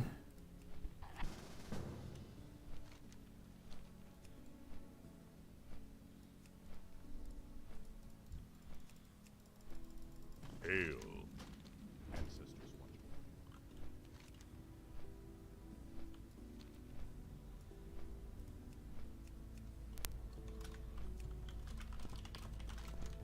Nice. Yeah, I think I like it better like this. Too much shit on the screen. Wish we had a boomy, dude. Boomies do so much fucking damage.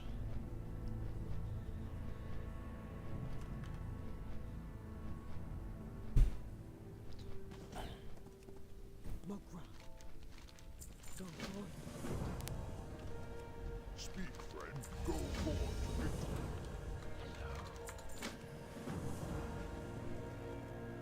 How?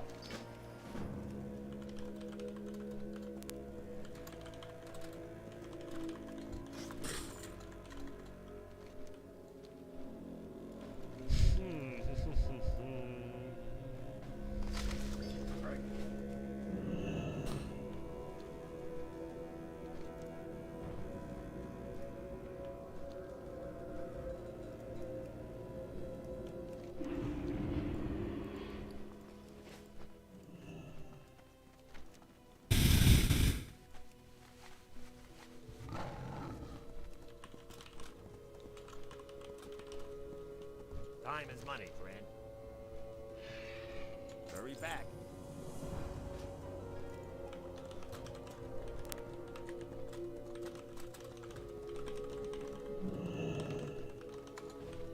What do you need?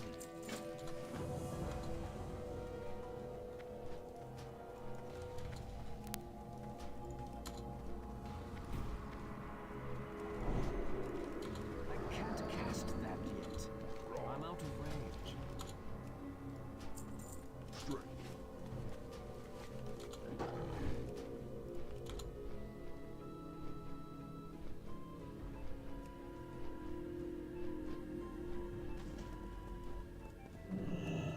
What now?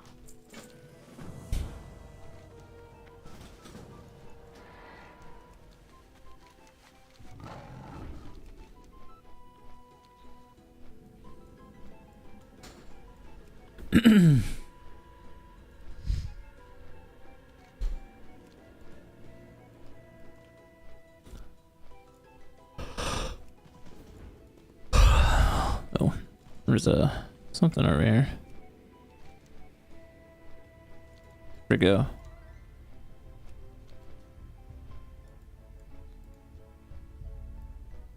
Something was right here, dude. That spell isn't ready yet.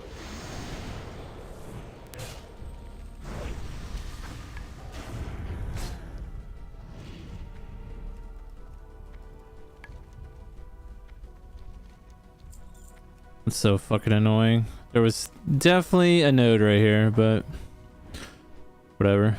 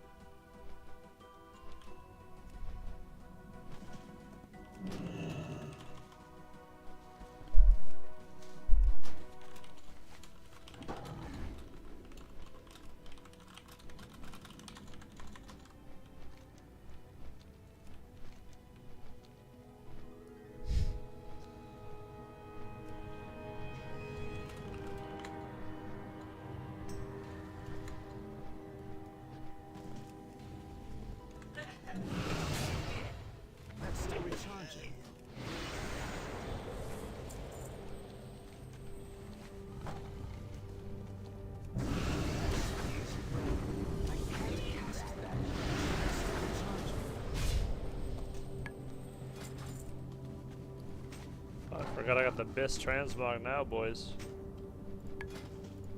Look at that bad boy. Sheesh, we're showing helm now, motherfucker. This. Way too many fucking virgins here. Y'all need to fuck off. Y'all need to fuck off. Y'all need to fuck off, dude. Oh. Oh, that's not him. I'm gonna kill this guy anyways, just because. Full fucking communal. Oh, I should kill these other dudes too for the nether weave cloth, I guess.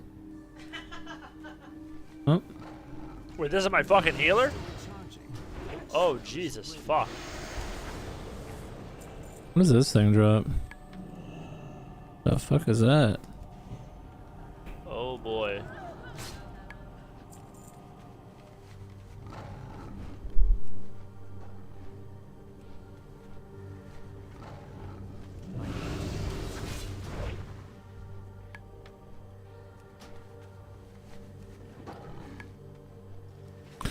I don't know what the fuck those are.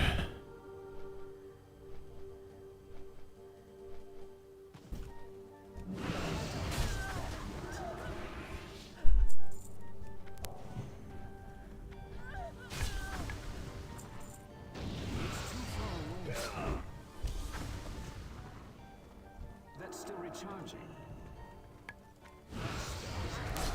That's still recharging. I can't cast that yet.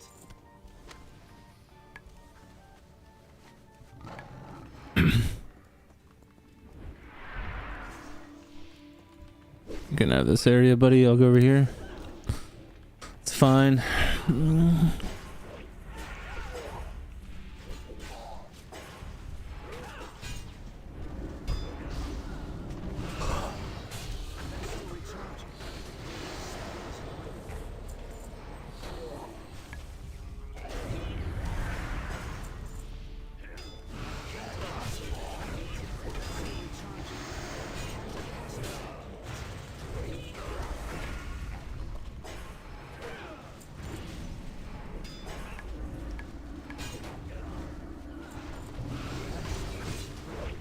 That's still recharging.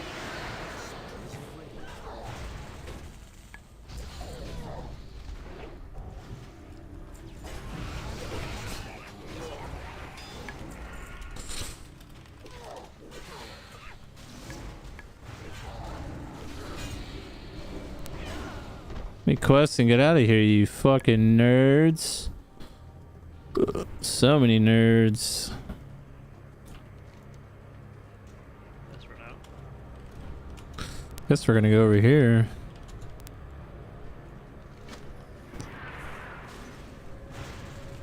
Yeah.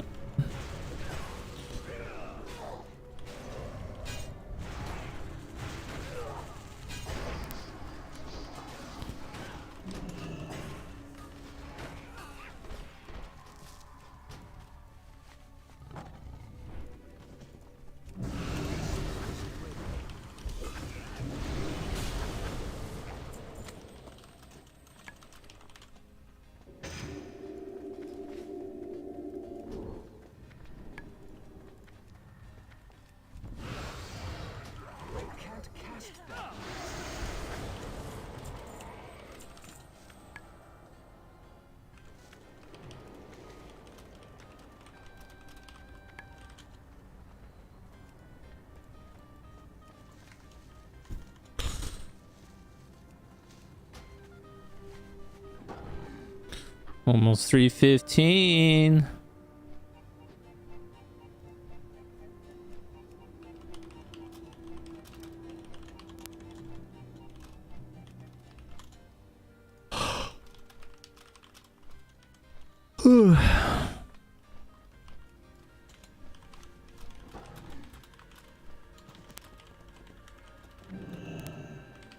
Victory lies ahead.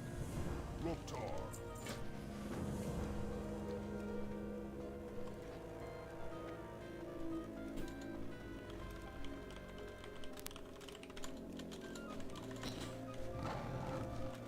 What we got in this mailbox? Oh, nice.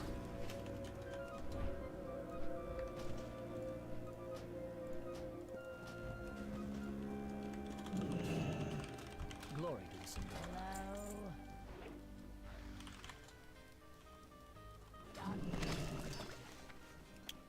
Yo man, is DTS Rune Strike we're using PvE? I assume more than PvP. I don't really play DK to be honest, so I'm not sure. I think Death Toil might be better, but I don't know to be honest. So I'm not the guy to ask, unfortunately.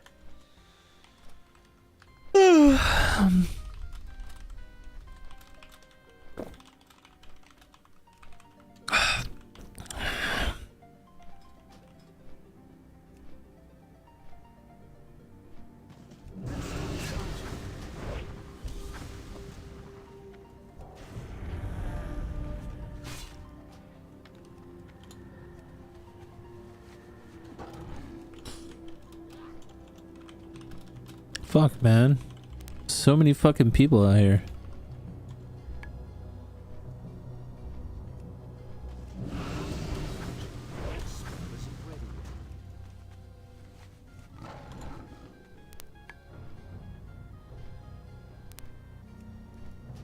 Ooh.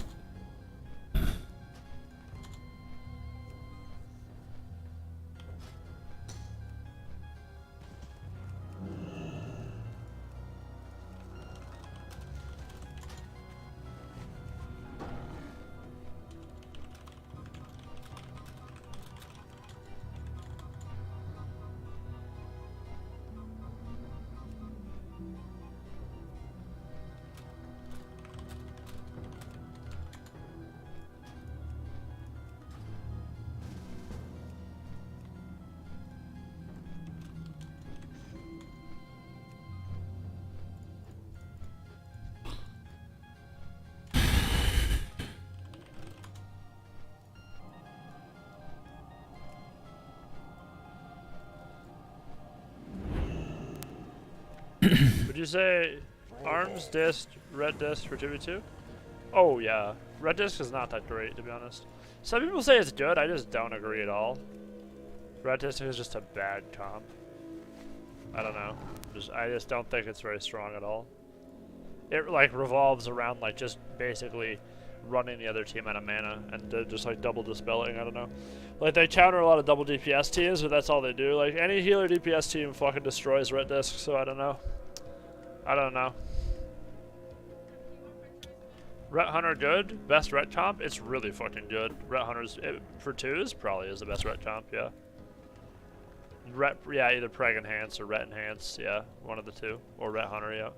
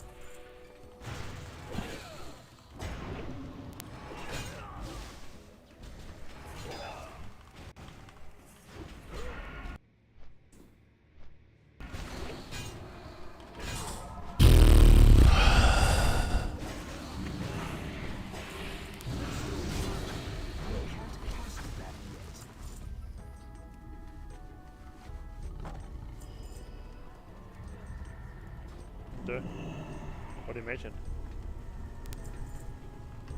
Alright.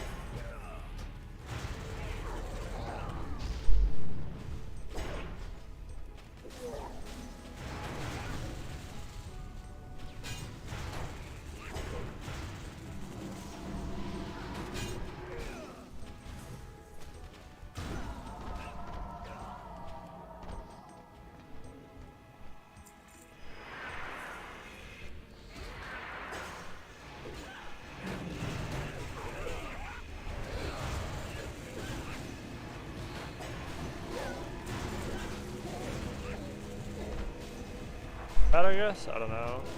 Okay. Heal me, please. Thank you.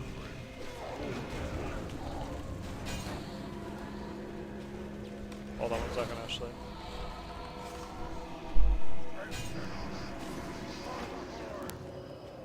Anu Velore Delana.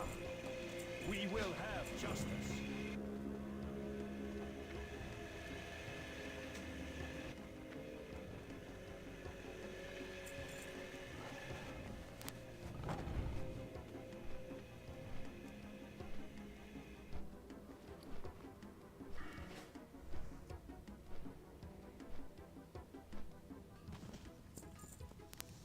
Speak, friend.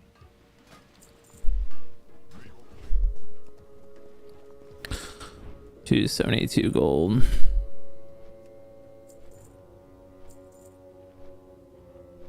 So arms and holy are probably equal to the disc as two. Partner arms is better. Season 5 DJ is better, but arms is better every other season. What's stronger, Ret Hunter 2s or Brag Enhance 2s or Ret Enhance? Ret Hunter, probably. Ret Hunter is just so scary. If they're good, like if they're good, Ret Hunter is just terrifying. I hate fighting Ret Hunters when they're good. They just do so much damage and nobody dies, and like they just have everything CC'd all the time. Brag Enhance is also scary. I guess it depends what I'm playing. Like, if I'm playing DPR, I'd rather fight Brag Enhance. If I'm playing, like, my warrior, then I want to fight Ret Hunter.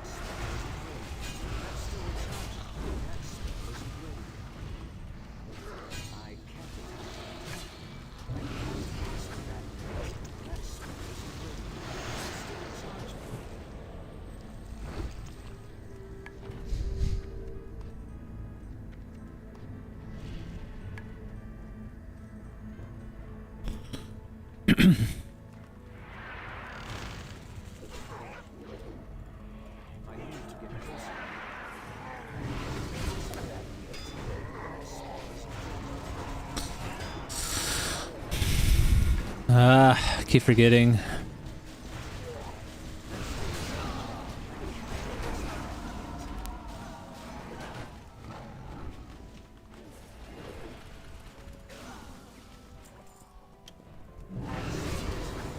What? Yes. That's fine. Any healers in the fucking lobby?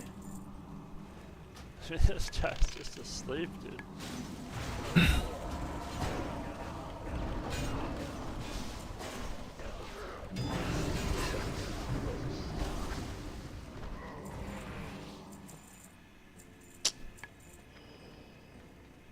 Step forward.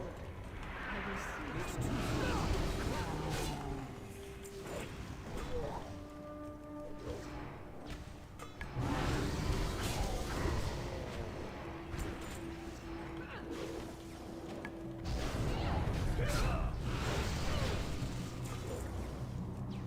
Condor Shorelara. Guards, rally! Hack these invaders down!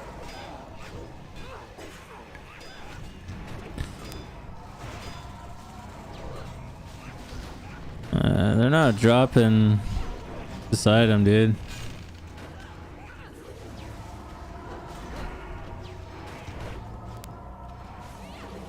I have not yet begun to.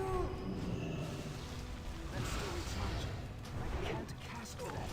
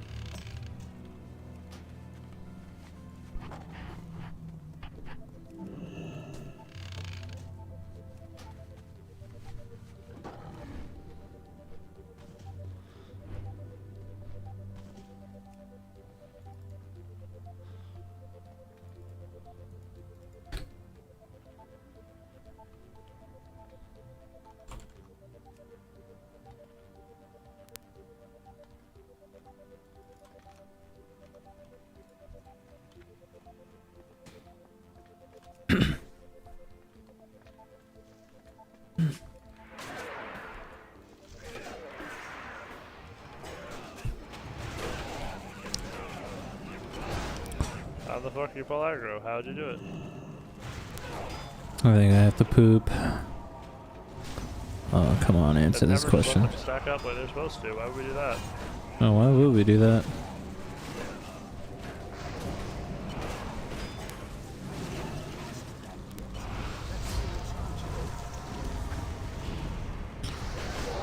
How do we not kill? I don't understand. They're all dead.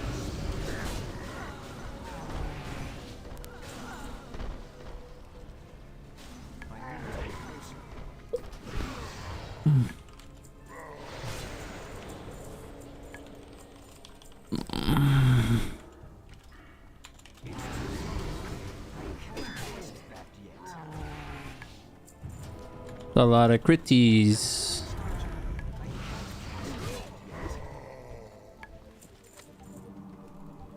Hey, we need this. Alright, I take a shit. I got to take a sheet.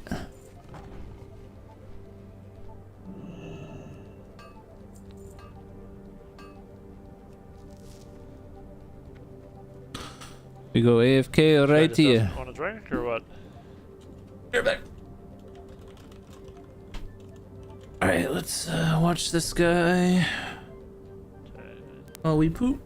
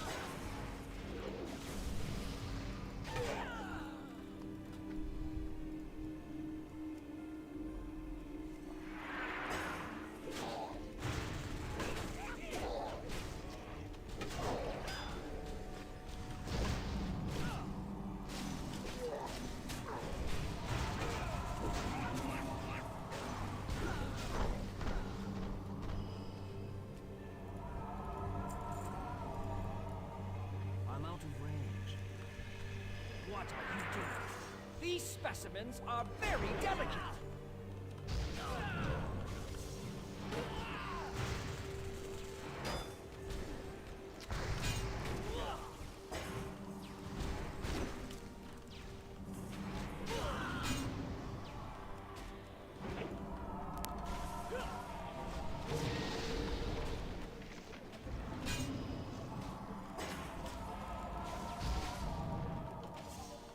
Nature bends to mine.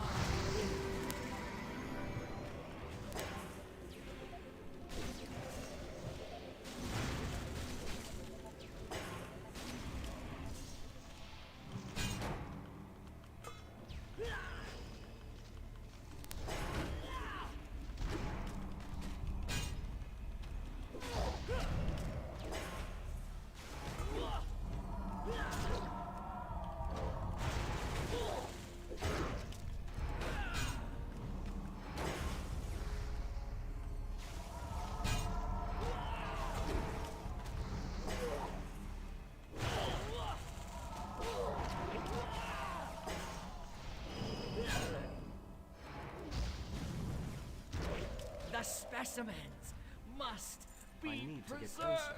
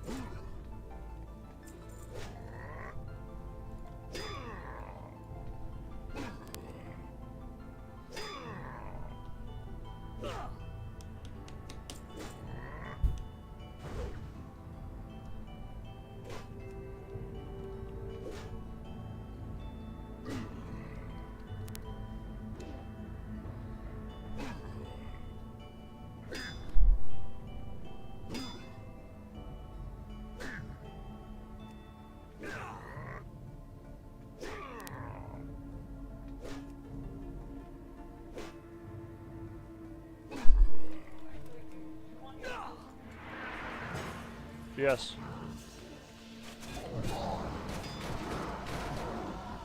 My bad.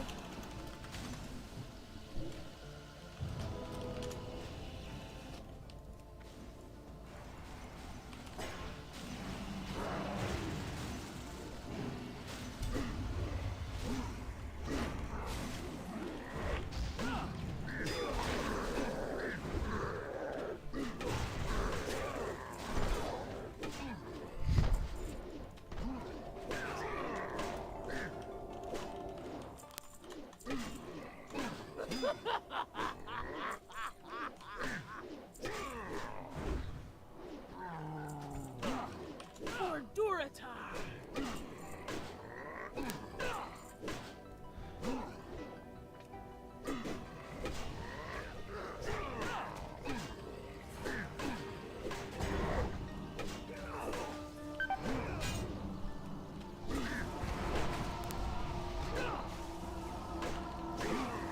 Druid doesn't drink the whole time you're away.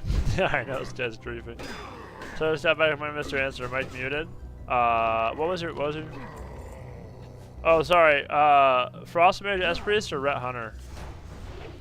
They're both in the same tier. What's a better comp? Neither one. They're both like god tier. Would depend on the season, I guess. Like season 5, Ret Hunter probably. But I don't know. They're just both insane. Like they're both just fucking absurdly good. Like both of those are rank 1 comps. It's not like one is like substantially better than the other or something. Why am I losing aggro? What the fuck? Is this guy like? Why do I have no threat? Kill him, please. You won't get far.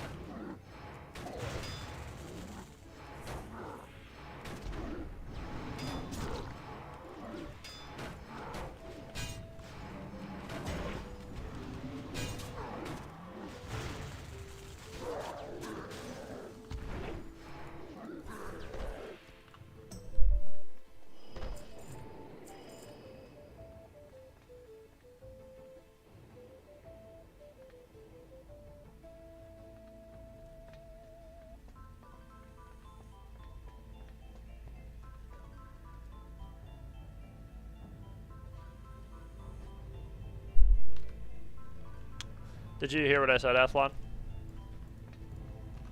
They're the same.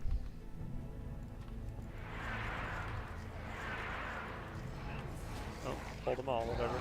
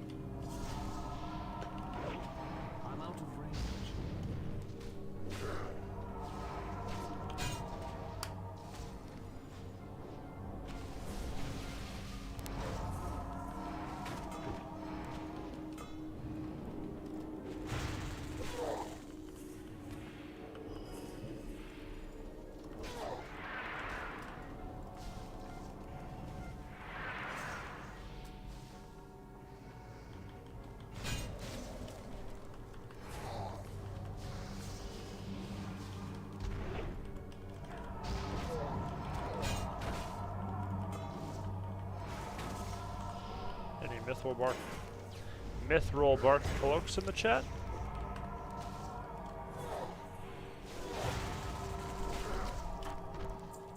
Any non-mithril bark cloaks in the chat?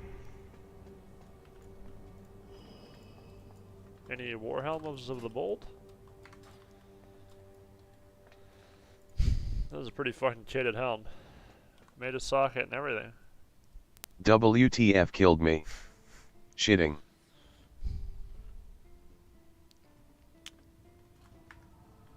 The one I have is pretty good too, though.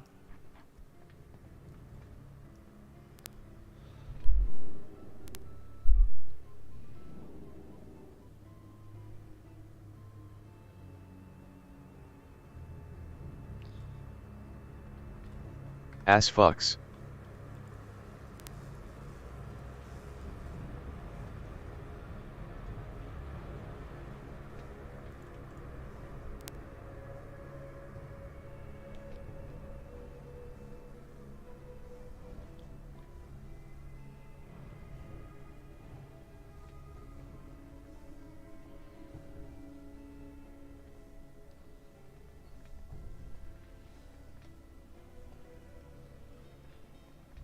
Alrighty.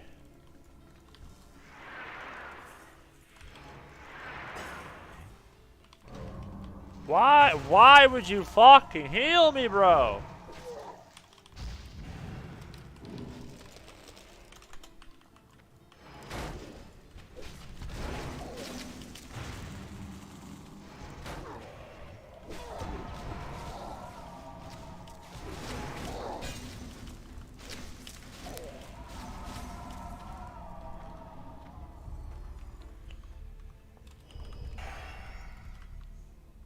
Who disturbs this sanctuary?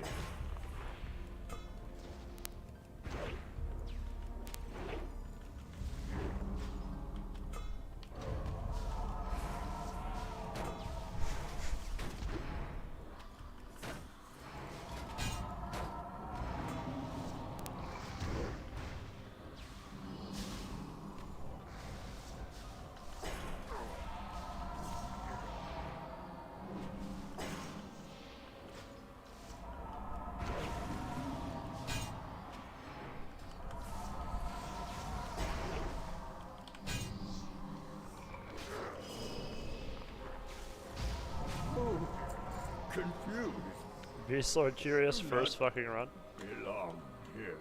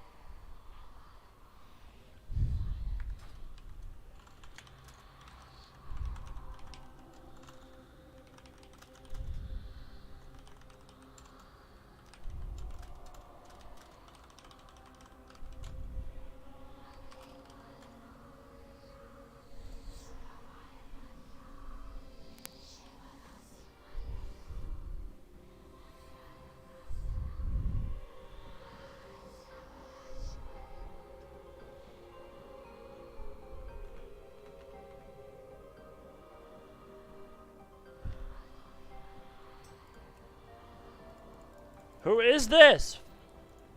Fuck! Oh my god, bro. Oh, it's JDZ.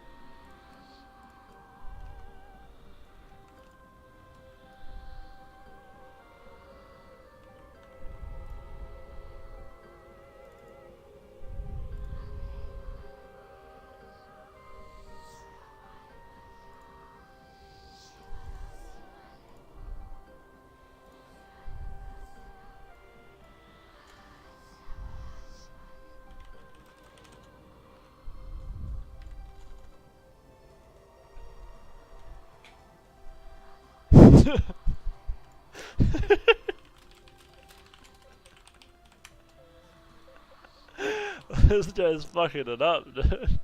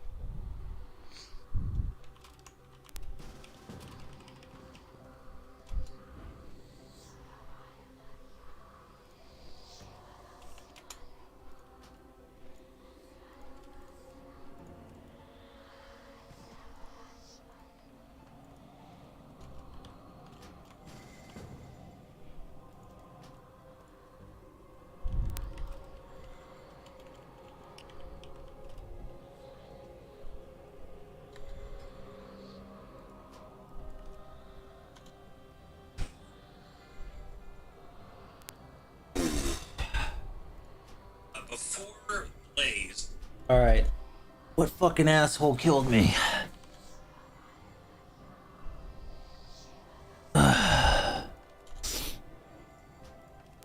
had to take a shit so bad.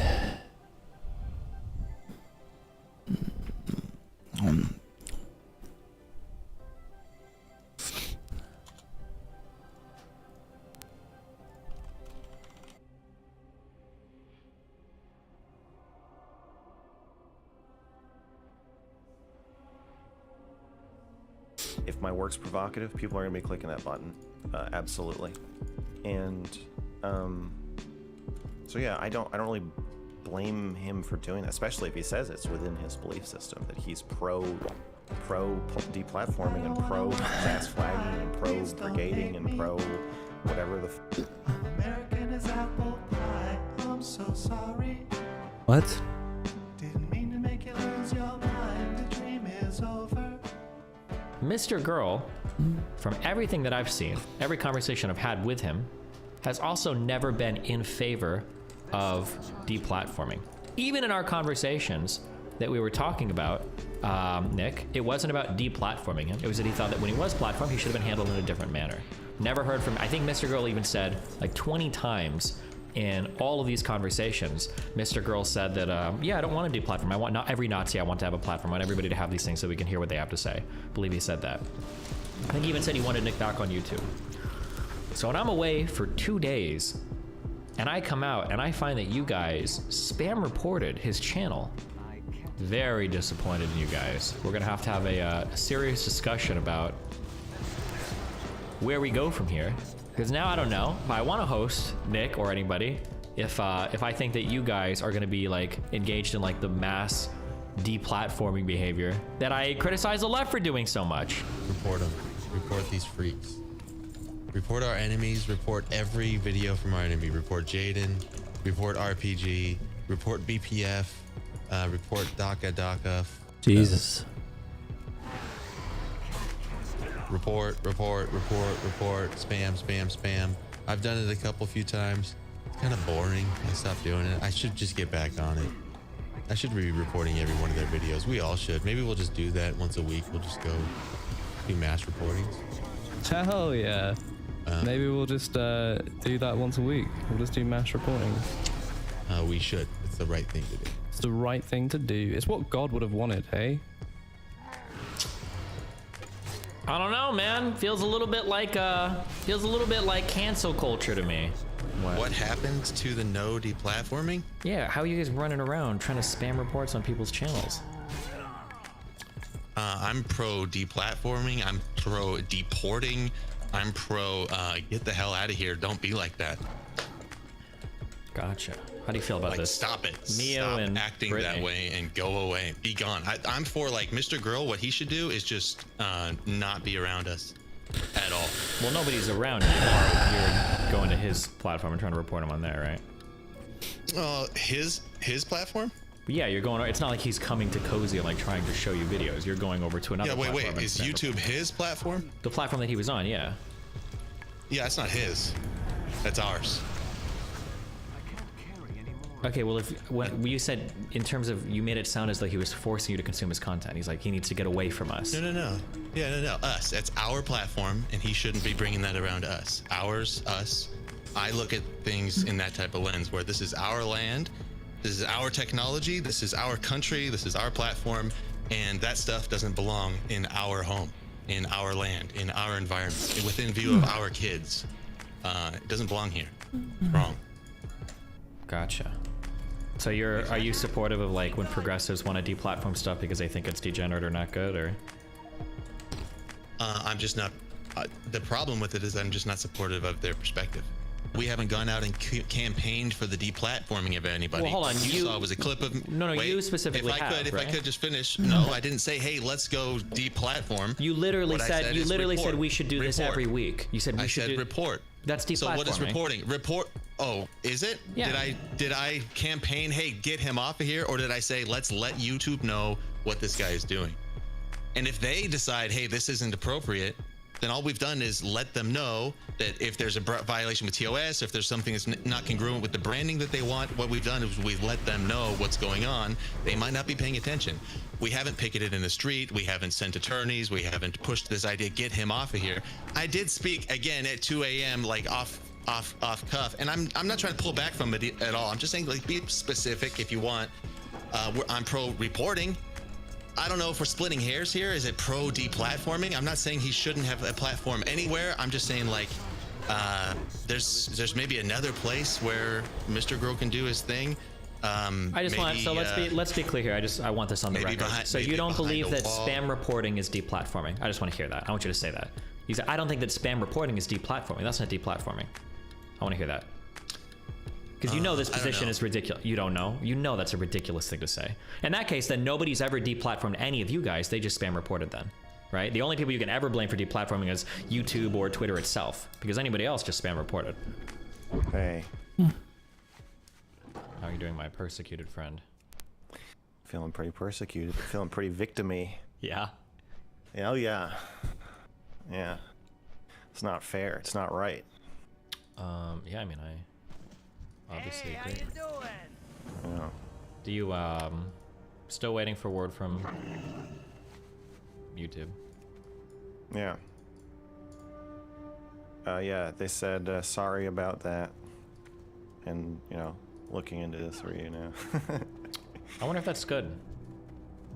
It felt like it wasn't made by a robot, but I mean, I feel like if you don't get like instantaneously rejected, I wonder if that bodes better for you. Like if it takes some time, maybe. I mean, when I got banned after the cuties thing, I appealed, you know, multiple times on Twitter, everything, and they said no for 4 months. And then I gave up, and then like 2 months later, I just got an email saying like, "Oh, we apologize. You actually didn't break TOS, and you can have your account back." Nice. So if the cuties review didn't break TOS, it's hard to see that either of these songs did. Yeah. It's just a matter of if like Real Eyes will ever look at the appeal, basically. Yeah, it seems like it. It's crazy. I mean, like, I understand having some statistical, like, analysis that's like, if you get 5,000 reports saying, you know, this is porn or child porn or something, then, like, statistically, 99.99% of the time it is. So, like, you know, would we really have to pay somebody to look into that? But I feel like, yeah, you do, you know? Especially if it's, I think if it's monetized and it's like, it's like, they know it's your job and you put all this, you know, years of work into it. Yeah. You would hope but yeah, so, it's right? upsetting. Yeah. You would hope so. But yeah, it's upsetting to watch my art just be like destroyed. Yeah. True. Well, thanks for sticking up for me. Good luck. Have fun, buddy. Yeah, well, what's up? What do you want to chat about? Hey, how you doing? Hey, for real. I guess just deplatforming. Yeah. You know, the whole situation. Yeah. Something that's kind of scary with how the rules are today is, yeah. I mentioned this with my casino job. We've all heard this expression a million times, but when you want to fire somebody, generally all you have to do is like just start paying attention to them, and they'll get fired. Yeah. But my manager introduced me to this term. It's called papering somebody out the door.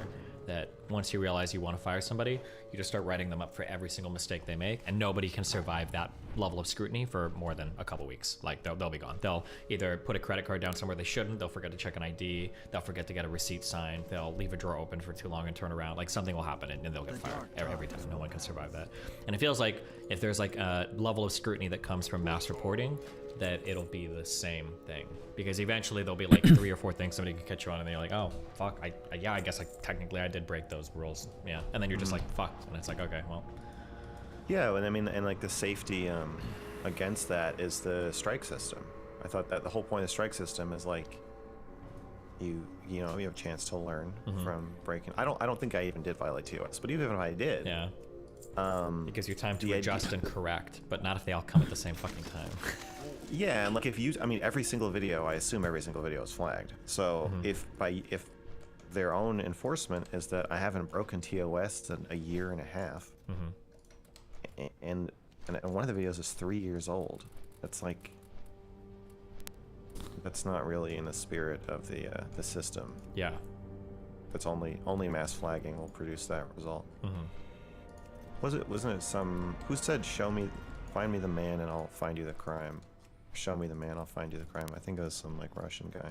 Oh, I don't know, but he should have made that statement way later in life, because it's triply true today. So I know. He dated himself, but so yeah, I heard your conversation with Fuentes and Big Tech.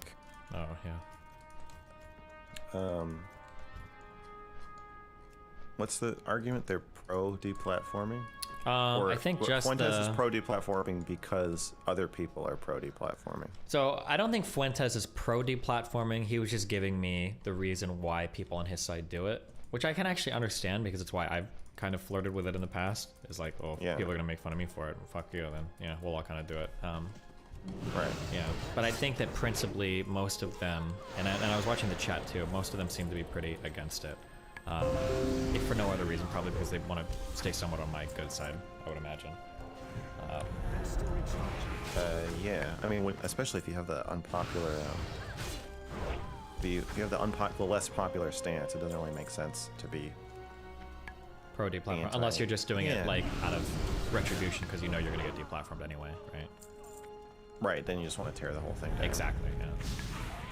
Which is kind of a maybe a bigger metaphor or allegory for for everything in the system that we have right now anyway. Yeah, I mean, yeah, I think I guess my stance here is YouTube needs to have a flagging system that's not weaponizable like this. And like if they do, and like I make provocative stuff. You know, I provoked Big Tech. I understand that. My work is provocative to him. We spoke once a few months ago. More recently, he asked me for a conversation through an intermediary. He asked me for a stream a couple months ago, and I was kind of like wavering on it, and then I just never did it. I really decided not to do it. I just didn't do it. And then yeah, it sounds like my work is meant to be provocative and thought-provoking and emotion-provoking, and it sounds like it did its job. And when people are provoked, there's a big flag there, a big tempting flag button. It's one of the few ways, the most interactive ways that you can really make an impact on the creator. You want to say something, you want to have some parasocial interaction with them. So you can either give them $500, or you can click that big flag button, and one is a lot cheaper than the other. And so I understand if my work's provocative, people are gonna be clicking that button, absolutely. And so yeah, I don't really blame him for doing that, especially if he says it's within his belief system that he's pro deplatforming and pro mass flagging and pro brigading and pro whatever the then yeah, but click away, buddy. My problem then is just that the button works. Like, I think the button should do what it's supposed to do. It shouldn't work for this purpose. It shouldn't work like I'm gonna scratch my emotional itch because this music video triggered me, so now I'm gonna destroy it to make myself feel better. That's not what the button should be for. Sure, ideally, yeah. Yeah.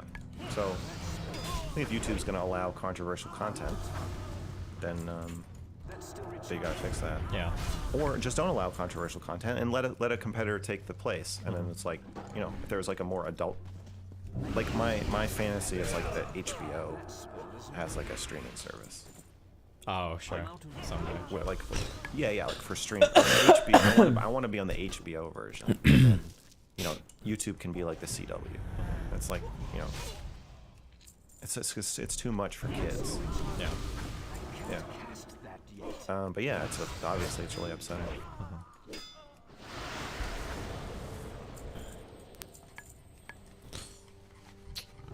Yeah, well. Do you actually play keyboard? Not like you. Okay, wow. What is but that? When you can really play. I can play a little. Play something for us. It's not connected to anything. Oh my god! You just have it sitting in front of it for show, just to fuck with us. Well, no, I've been writing. I'm working on music. I'm not really taking a vacation here. I'm working on music, and you know what's funny? What? I think the song I'm working on. I think the Groypers are gonna like it. That's the most ironic part of all this. Yeah, I think so. This wasn't intentional. I was already working on the song that I think is probably gonna be, enjoyable to a more right-leaning audience. I am truly a pedophile, or which direction? I'm actually, literally, 100%. This isn't a joke, and if I say it was a joke later, I'm lying. A pedophile. Have you seen the Key and Peele skit about that? Do you know what I'm talking about? No. There's one where like the guy is like a rapper, and he's like in like a deposition room kind of, or like he's like been taken in, and the cop says, "What did you mean by this?" And the lyrics are like, you know, "I killed him yesterday at 9 o'clock. I took out a gun and in his head I shot him 3 times. You can find his body buried at 4th and Franklin." And it's like they all is like, "What about this?" Like, "Oh, it's just music, man." You know, yeah. Yeah. Sure. Okay. Well, yeah, it's like that. Be careful, dude.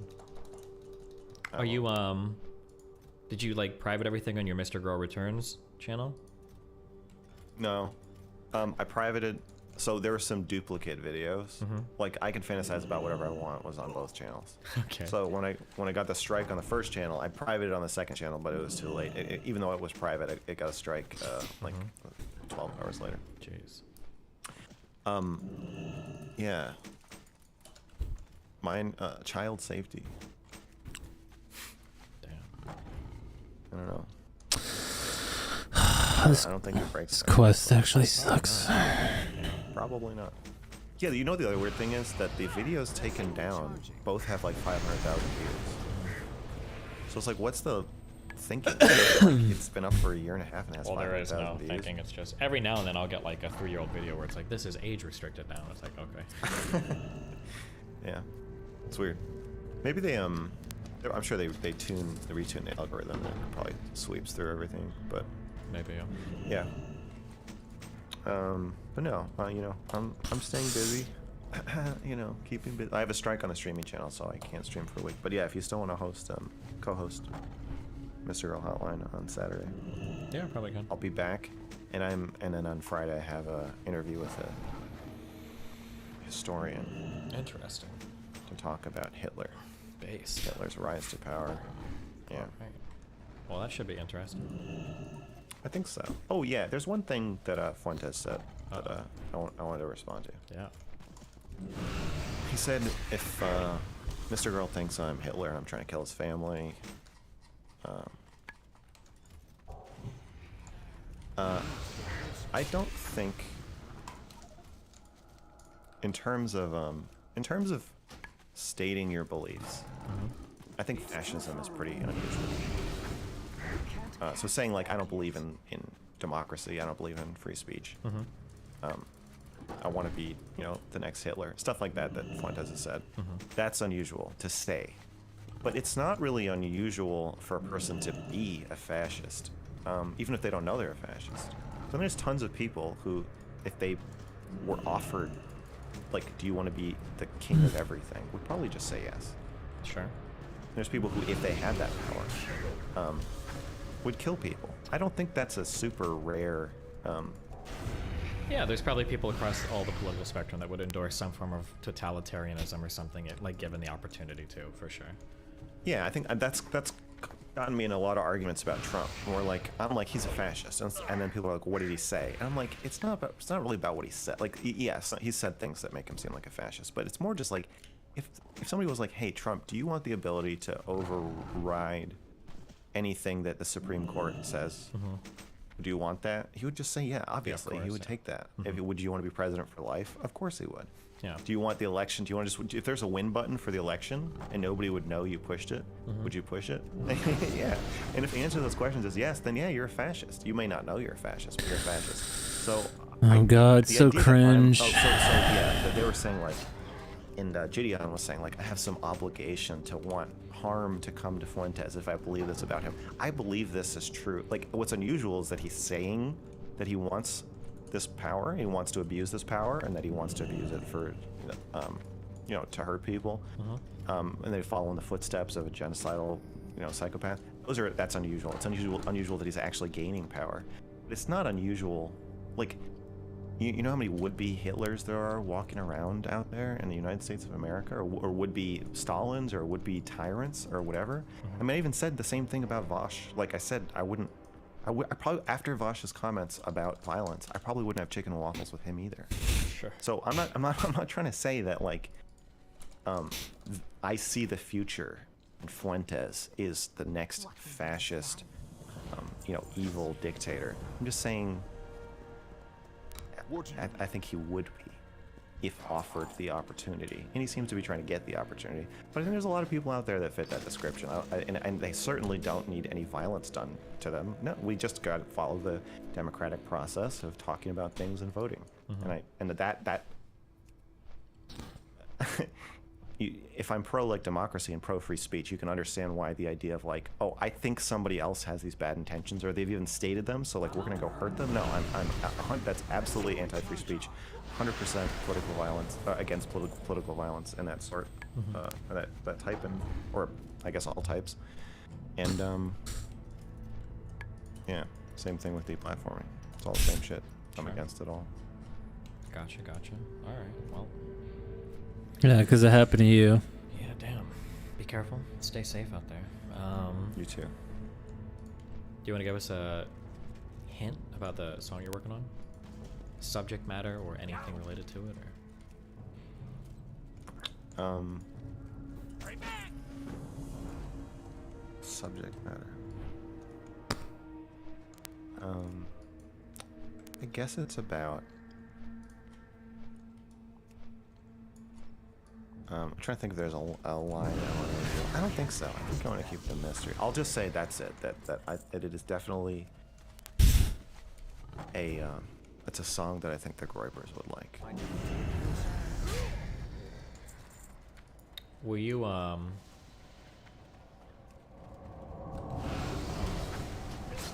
my god! I just lost what I was gonna say. My brain just went to something. I asked you. Shaylin's gonna say a line in the song. Oh, that's cute. Yeah. Oh, I remembered now. Okay.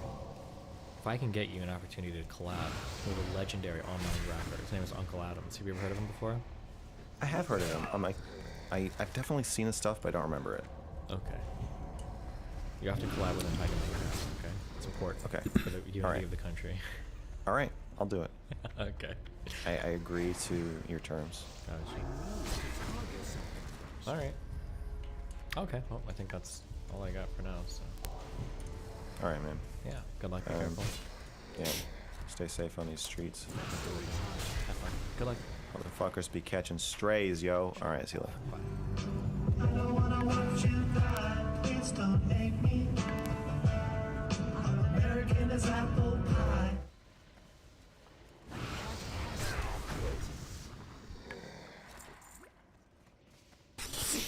Even conservatives admit this. Every single conservative I've ever spoken to. Tolerant. We said we're anti-racist. We're literally working on these like critical race theory initiatives, and he basically told me, you don't know how oppressed you are, and that's not my fault. So it's like half your family black, half your family white? Yes. I wonder, because I have a similar experience. I come from a mixed race family, so I'm a quarter Asian. And my experience was similar in that I go out and I hear these lefties saying things like white people are bad, and I'm like, hey, wait a minute. Like, I got white family and not white family, and I'm pretty sure you're full of shh. You know what I mean? Ish, yeah. Yeah, like this, and then what I end up actually seeing growing up is the policies they put in place they claim help racism actually just end up hurting my family, and my family was the epitome of like opposing racism. Right. 100%. I went through the exact same experience. I actually grew up in a really rural, conservative, small town. Never truly experienced an ounce of racism in my life, but was so dedicated to the idea that I was oppressed in this country that I like fought people about it, and I basically labeled myself as a victim and went around the world telling everybody about how victimized I was. But so when you go to your family and you're like, hey, I don't believe this stuff because, like, you know, we're a mixed family and clearly the white people in my family are good people. This is not true. Yeah, well, so my mom and dad got divorced when I was 6, so I was basically just with my mother's influence, and I went to her and I was like, hey, Mom, I think I might be a little conservative, and she hated it. And we went through... What's the liberal equivalent of sprinkling you with holy water? Yeah, like, I need to help you. She's like, what can I do to stop this from happening? Because I was like her little protege in a lot of ways, working at the same organization she was working for. So, you know, her head blew through the roof, and we went through months of just contentious arguments over all these different subject matters, and eventually she was like, okay, this is my daughter. I think she's pretty strong-willed about what she believes right now, and I'm just gonna leave it alone. Maybe we don't talk politics. Yeah, I went through something similar with my mom, and I realized after like 5 or 6 years that it was more about the tone that we were communicating. It was more about, you know, less about trying to be right or just listening. But Ian red pilled his mom. Yeah, but it took 12 years, and it was like our relationship almost ended, and she got really sick from stress. Like, it was horrible. When you go at it and you're like obsessed with trying to convince someone, they can get really, really ill. It can really hurt people. So the best is just to exist and listen and. The cult, the cult is scary.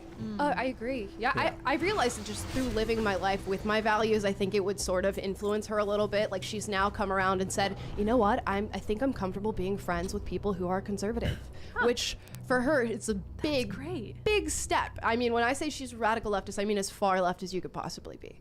So yeah. But like authoritarian or libertarian? Probably authoritarian. Authoritarian. Because like the libertarian left, in my opinion, doesn't really exist. Like they do, but it's such an impossible political standard that most people on the left abandon it. Right. But then claim their libertarian left to try and win votes so that they can then enslave you. You know what I mean? Yeah, I mean, with all the policing you want to do of people's speech and how they act and what they do, it's hard not to be authoritarian in that sense. Do you know political compass memes? There's like a couple different pages.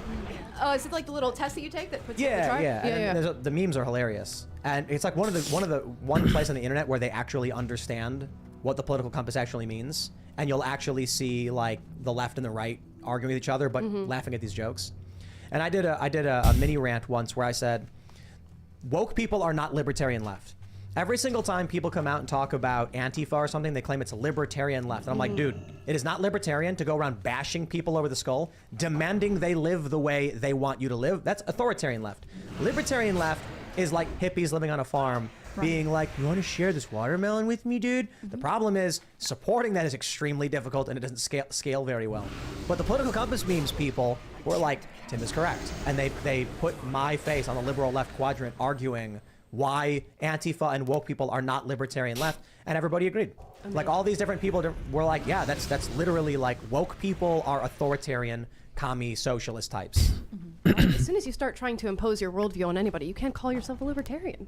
Right. That's why it was really funny when, was it Jorgensen, the libertarian candidate, said, Joe Jorgensen. Joe Jorgensen said, it's not enough to not be racist, we must be actively anti-racist. Yeah. So what is... But I was like, the libertarian candidate telling people what they must do is deliciously ironic. What is the libertarian version of wokeness? Well, wokeness is ideological. Yeah. So there's no if you were woke and you were a libertarian, you'd say something like, you know, I think, you know, critical race theory and these things are good. How can we, work with each other on trying to implement what I agree with? And then they say, I disagree with you. And it's like, oh, okay, well, we disagree. Let's figure out how to live together. See, I totally get along with those people. I met a communist guy.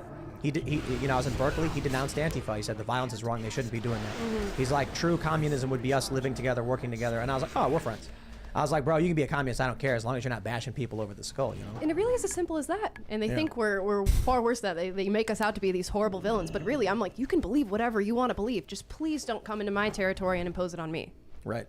But that's how a lot of woke ideology works. It needs compliance and it needs you to agree to be a part of it. If anyone questions it, then their system is broken. Yep. And that's unacceptable. That's what I love about like this weird world where the mainstream corporate press calls every single person far right or right wing. And it's like, it's just so weird that every single ideological viewpoint is right wing. Like all of them. If you're a communist and you're woke, you're left. But if you're a communist and you're not woke, you're far right. If you're a socialist and you're anti-corporate, you're far right. Jimmy Dore, who's like a socialist, is right wing. That one blew my mind. I'm like, okay, y'all jump. Look, you want to come at me and say Tim Pool's right wing or whatever, I'll bet you can make an argument about center right or something, even though I'm like in the middle. But Jimmy Dore, he's like universal health care and like all these other left policies. But then he goes, the Democrats and the Republicans are corporatists who are selling you out. And like, nah, he's far right. Right, but they just moved the center to a place where they're like, look, all the way over there is extreme far right, whereas it wouldn't have been, a decade ago, 2 decades ago. We just migrated it so far that we don't understand where the middle is at all. We just gotta ignore them. Yeah, I was thinking that. I love the that buzzwords. Kind of let the buzzwords flow through you. The alt, the left, the right, the authoritarian, the libertarian. Like, you don't fall into a group. Like, we're not putting you in a in a holding cell right now because of what label we slapped on your chest. It doesn't, that stuff's not relevant in humanity. Jimmy's a great example of that because he talks so much, you see the intricacies of who he is, and he doesn't, he's way all over the place as he believes what he believes. Right. Jimmy is left. I just think we have to ignore what the cult thinks because the woke cult is not left or right. Like this is what I was saying. Some people don't agree, but I'm like, sterilizing your kids is not a left wing or right wing position. It is of the left right now, but the left is like, it's usually a reference to revolutionary or economically flat systems. Communism, for instance, the furthest left you go on the political compass, whereas right is laissez-faire capitalism. That's the economic scale. Yeah, I think Jimmy is a bit revolutionary. He's got that revolutionary state of mind, but I can tell that he appreciates like the state when it functions properly. He likes that kind of stuff, and he's willing to use the state to accommodate people. And that's more authoritarian versus libertarian, the state versus, no state. And the thing that always confused me is when they say like laissez-faire capitalists are far right and so are Nazis, and I'm like, but they completely disagree on like everything. How does that make sense? What does that even mean? And they say things like they're always trying to redefine what left and right is in order to justify why you are not left or whatever. So I'm just like, we got to be careful about putting people in camps. That's what that is the first step on the path to putting people in camps is giving them labels and putting them in a consciousness box. When it comes to, I think cult is often a good word. I know it's a strong word, but it's a good word because as soon as you start to deviate on even one single issue, they throw you out and label you as something. And language is so powerful for the woke left in particular, the way they manipulate it, the way they utilize it in order to put people in certain groups and label them. And as soon as we go, I'm not going to accept a label and I'm not going to take that, I think is when we start changing the game a little bit. What's interesting is I think it's like the snowball effect, the snowball rolling down a hill. So I'd imagine for you, as for like a lot of people who start questioning wokeness, you probably said something small like, hey, I kind of don't agree with you on the white people thing. And then they immediately started shoving you as hard as they could out. Yep. That's exactly what happened. So I'll tell a quick little story. I was working on a project called the Groveland 4 back in Florida, and it was about these 4 black men had been wrongfully accused of sexual assault. And there was a documentary that we were showing, and I was trying to get all these college and high school kids to come and say, this is America. This is what they do to black people. They shove them through the criminal justice system, even when they've done nothing. And in the background, Brett Kavanaugh gets accused of sexual assault, and that whole firestorm starts happening. And I'm working on this project, watching Brett Kavanaugh just completely break down on camera. And I brought it to my boss, and I said, why are we treating these two situations differently? Why is he completely just getting obliterated by the media and by the work that we're doing here? Yet when these 4 black men get wrongfully accused, we're giving them all the grace in the world. And he said, well, he's a white man and I don't care. And he clearly is the frat boy type, so he did it and he should hang. Wow. Yeah, when I tell you the most dramatic rhetoric you could possibly hear, I was hearing day in and day out. I don't know how I didn't leave sooner, but eventually it was just, you can't stand it. I kind of feel like the left hates mixed race people, like woke people. Like their perspective is, I've experienced this personally where they're like, we should have segregated spaces, right? The POC and the non-POC. And then, if you walk up to them and you're like, what if I'm both? They're like, get out, because then you're still white. And in your story, what I'm imagining is like, you've got white family. Him saying he's white, I don't care, let him hang. It's like, yo, you realize like when people would say that stuff to me, I'm like imagining my family. I'm like, I don't like that. Right. Like you're talking about my family too. Which was interesting because I had conservative people in my family who are sort of like the Fox News conservatives watching that all the time. And then I had my mom who was totally on board of, F white people. And I just happen to be a white ally, but also I'm part of the problem. So my brain was just going crazy all throughout my childhood. Did you feel like she owed you an explanation? Did it like hurt your sense of identity? I just have conversations with her now and say, in the future, maybe we don't do this to children. Maybe we don't teach them that they're victims from like the age of 8 years old and tell them that there's some boogeyman out to get them, but he's invisible, and see how that goes. And how did other people in your community react when you were like, I don't know that I totally get behind all these beliefs anymore? I was completely just ousted from the organization, gone, left, never talked to again. And of course, later, about a year or so later, I started making videos and those sort of blew up and just people were pissed. One story I talk about every so often is that during Occupy Wall Street, there was this dude, it was a white dude and a black dude. And black dude was like, I'm going to run across the street to go to the bathroom. And the white dude, they were friends. He was like, oh, hey, would you grab me a cheeseburger when you're over there? And the black dude went off and he was like, excuse me?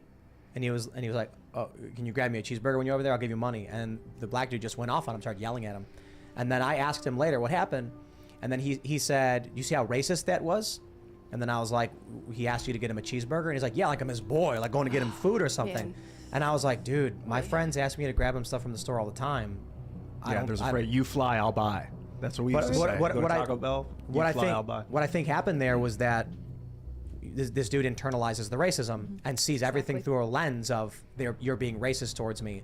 So something as simple as my friend asked me to grab him food because I was already going that way turns into a racist attack on him. Yeah. You're absolutely Well, right. and I think white guilt is something that people are introduced to at a really young age. I saw a friend over the weekend and she's moved to a new city and she told me that she specifically picked her yoga studio because it was in the historically black neighborhood and she liked that it was owned by a woman of color. And if that's your preference, totally cool. And then she said, I also think it's really important that they offer classes for free to black people only. And I think it's better because I should be paying for it. It's okay if I have to pay and other people don't. And I was like, you're describing discrimination. You know that, right? But you know, what am I supposed to say to someone who feels like this is part of her moral duty to the world? You have to, like you're saying, kind of approach it calmly. This is what I think people who agree with us need to understand. There's no mistake. They're racist. They define racist in a different way, but who cares the way they look? I'm not trying to win an argument with them over what words mean. To me, my basis for racism is that they want racial discrimination, that they believe certain races are inherently one way or another, something like that. Whereas I'm kind of like, yo, if I went to a restaurant and they had signs about like only serving white people, or somebody said to me that they liked a restaurant because it catered to white people and offered free food to white people, I'd be like, that's kind of messed up. I don't like that. And if they did the same thing for Mexicans or black people, I'd be like, that's not okay. I don't like that. That's kind of lame. And the woke, they want the segregation. Like it's fascinating when I talk to people and tell them about how Dearborn, Michigan had did you see this one, the POC and the non-POC digital events they did? I've seen a lot of places doing this Tons stuff. of this stuff. And they're like, it's a good thing. And I'm like, it's a bad thing. I'm like, well, if you don't like it, you're racist. And I'm like, dude, I don't care what word you use. I don't like what you're doing, and I'm just going to stay away from you. And that's the smart thing to do. I mean, you know, Ibram X. Kendi, who we all know and dislike, talks about, you know, the way to fix past discrimination is present discrimination, and how that lands with anybody, I just don't understand. And I think a quick thought exercise that anybody can do is to sort of look at these headlines and what these woke people are doing and swap out people of color or black or Hispanic for any other race and see how you feel about it. See if it's truly racist. And it always is. Yeah. It always is. Yeah, it's crazy. I think part of it is people feel like they are doing the right thing by making things, by overcompensating. You know, by saying like, oh, well, we'll pay more now because at the time you were wronged. And I think we forget that we can acknowledge that past wrongs were committed without needing to, you know, push a bunch of other people down in order to make this unstable system we're trying to build up on. It doesn't make any sense. Isn't it funny though how there's an overlap between these people? They're the same people who support war with Ukraine. They're the same people who think everybody should bend the knee to vaccine mandates. Like, what's up with that? I think it's because, you know, I was thinking about I saw these memes about how the Christian right were mean and they hated people, and I'm like, yeah, that's not been my experience, you know, for the most part. But I wonder, because I know that they exist, and I wonder if what it really is that there are a group of people that, or I should say a certain amount of people tend to be zealous and mob-like. They don't actually believe anything. They just do whatever the dominant social group says, and they adhere to it with force and aggression. And at one point, when when this country was dominated by Christians, those people claimed to be Christians and gave them a bad name. Now that the country is moving towards secularism, these people are now the same people they've always been, but now just along with the woke, giving them a bad name and making them look like garbage. But the problem is they're the prominent ones that are pushing this stuff. Obviously, there's like regular people who are like on the left that think racism is bad, but the dominant voices have all become these like despicable, weird authoritarians. And I think they make it so such a gray area where it's like, well, your instincts on what is racism and what feels wrong to you is wrong. You don't have a true understanding of this because you don't have this knowledge and context that we, especially in the realm of academia, say you must understand and go through to really get. Yeah, and I think another underlying factor with why they do things like the vaccine mandates and jumping into war with Ukraine, when I was working for the left, there was this constant idea of radical compassion. So you identify a problem, you identify what you think would be the compassionate thing to do, and you do that to the most radical extent that you possibly can, which means hopping into war with Russia, which means mandating vaccines for everybody. If you want people to be able to come into the United States and immigrate here, we need open borders. Everything is always the most radical form of policy they can think of. You know, radical compassion doesn't work, in my opinion. I tried it in 2006 on internet videos. It's like, what would Jesus do with this technology? He'd connect with everyone he could and spread the gospel, listen to them, connect with their eyes. And I was doing it, and it became so exhausting. And a lot of very weak people would connect with me, and I was like, I'm not turning anyone away. I'll talk to anybody. And so it broke me. Like the people that were busted up psychologically were infecting my mind with busted up psychology, and I was becoming busted up. And I realized it's not sustainable, this radical, you need to let people fix themselves. You need to maybe create an environment where it's easier for them. Some people can't be fixed. But that's up to them. I cannot fix them. I can only give them an opportunity to fix themselves. It's coddling. It's what's happening right now. And that's what I recognized a lot when talking about being biracial in America so much as, what do we need to do for you? What's hard for you? How can you get into school? How can you get a job? And you can switch out the race thing for gender or sexuality, but that's constantly the underlying factor is, how can I be a savior towards X community? It's funny that I think there are different conspiracy theorist factions that all will blame one group of people for their problems. So like you've got the groups that's, supposed to be like the globalists, the more Alex Jones oriented conspiracy theory types, not referring to him specifically, but you've got people who hate Jewish people and blame them for all the problems. You've got the woke who blame white people for all the problems. You've got Occupy Wall Street that blames the 1% for all their problems. It's like, if you want to figure out where you fit in, which group do you hate the most? Blame for all the problems, and you found your friends. Right. To me, it's creepy because obviously this planet and society is extremely nuanced, and it's not so simple to say there's one group that's causing all the problems. There aren't. There's war, there's countries, there's cultures, there are ideologies. Within countries and within races, there's different ideologies that are attacking each other. But of course, the woke, they've become the corporate dominant, and they blame white people for their problems. Our minds are so simplistic. I mean, it's so weird that we've reduced ourselves down to things like race and gender, which are just things that you can see to the human eye, and then we've just decided, oh, because I can see it, that must be the rule of thumb here, and there must be one ultimate villain in every single case for every single problem. It's unbelievable how simplistic our brains work. I don't like the black and white thing, because we're not black and white. That's very obviously a wrong way to describe things. It's too simple. It doesn't function. It is. Let's jump to this good fun story we have here from the New York Post. Kathy Griffin slammed for saying Republicans will start a civil war. The first thing I want to say Tim, is she stole your line. No. The New York Post is wrong. Hold on. New York Post, you need to issue a correction. She did not say Republicans will start a civil war. Oh. She never said that.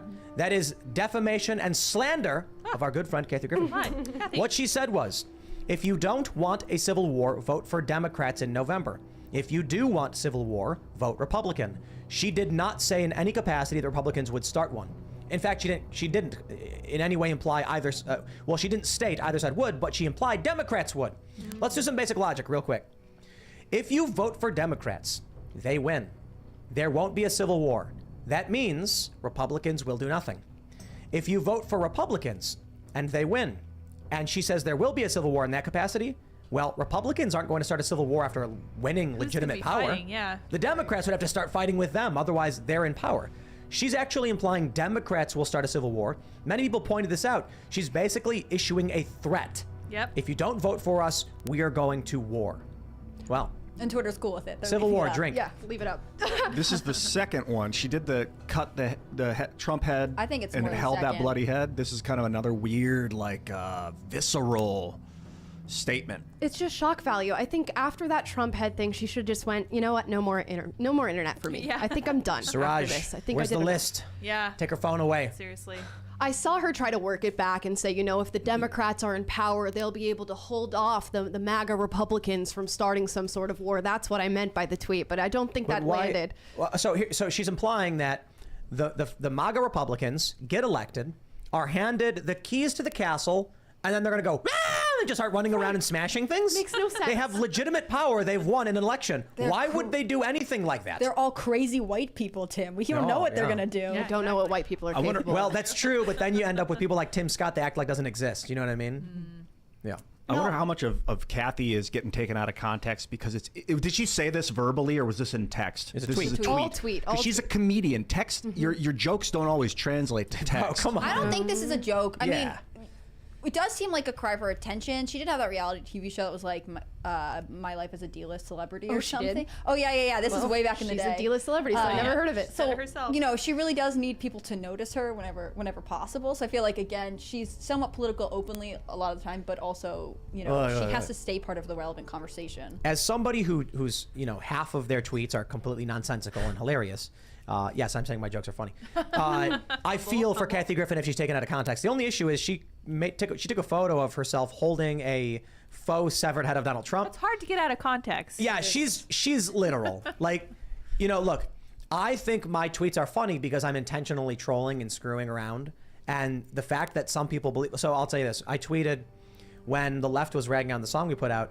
I said, the success of Only Ever Wanted proves that deep down Americans crave powerful emo music, but the globalist corporate elite are conspiring to suppress it. And they started sharing the tweet on Reddit and other posts being like, Tim Pool literally thinks this, and I'm like, that was so overt in its nonsense that no sane person would believe I was telling the truth.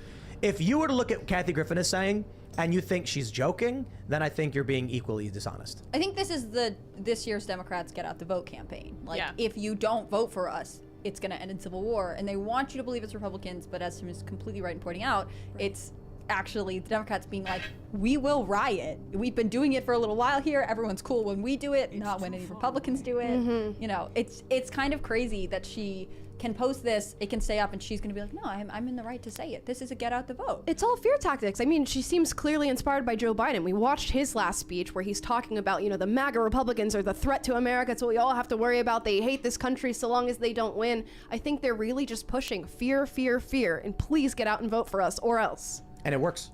Yep. It works, and a lot of Republicans are like, oh, it's going to be a red tsunami and we're going to win. And I'm like, yeah, you better operate under the assumption it's going to be a blue wave and get out every single person you can. Because I'll tell you, even if you do win, the likelihood the Republicans, the Republican leadership will do something is low. So you need to make sure the win is overwhelming so that, look, if in swing states you get moderate Republicans who win, then they're going to jam things up and be like, no, now listen, we can't play that way. We had Rick Santorum on. And I respect the guy, but he was like, we can't play that game. We got to play by the rules. And I'm like, oh, okay. Like, dude, I get it, play by the rules. But playing by the rules also means you subpoena them when they do something illegal. You don't say, well, that's too much and too far.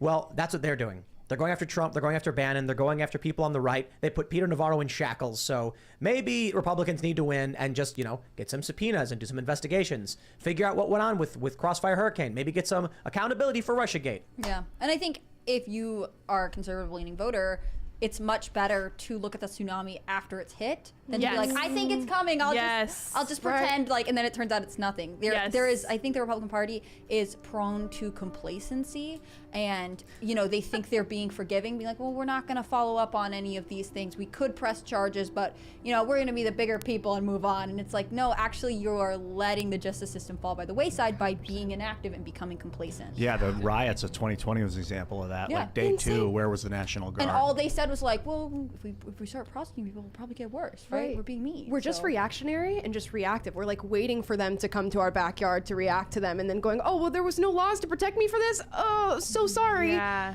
So I get called a black pillar a lot because I'm constantly like, hey guys, I'm not convinced there's gonna be a red wave, and they're like, oh, just let it happen. I'm like, no, you can't do that way. You need to be taking every single possible step you can. You need to be getting other people involved in voting. And I've been going back and forth with a lot of people about whether we should fight on their level. And I think the ultimate answer is that yes, we should as far as lawfare goes. And then as far as like character goes, we need to stick by. See, that's where your conservative principles can actually come out, is in your character. You don't need to do what they do. You don't need to cancel people as hard as they do, but you can fight back on the level playing ground that is supposedly there was a poll stuff. from the Trafalgar group, I think, today that said after Biden's speech, a lot of independents, and I can't remember the percentage, but let's say 30% swung and were like, that speech That's is like not cool. aggressive rhetoric. This is inappropriate. Like, this is not right. Obviously, high percentage of Democrats thought that speech was wonderful. Lots of conservatives were like, wait, no, that's insane. But it was the independents who were like,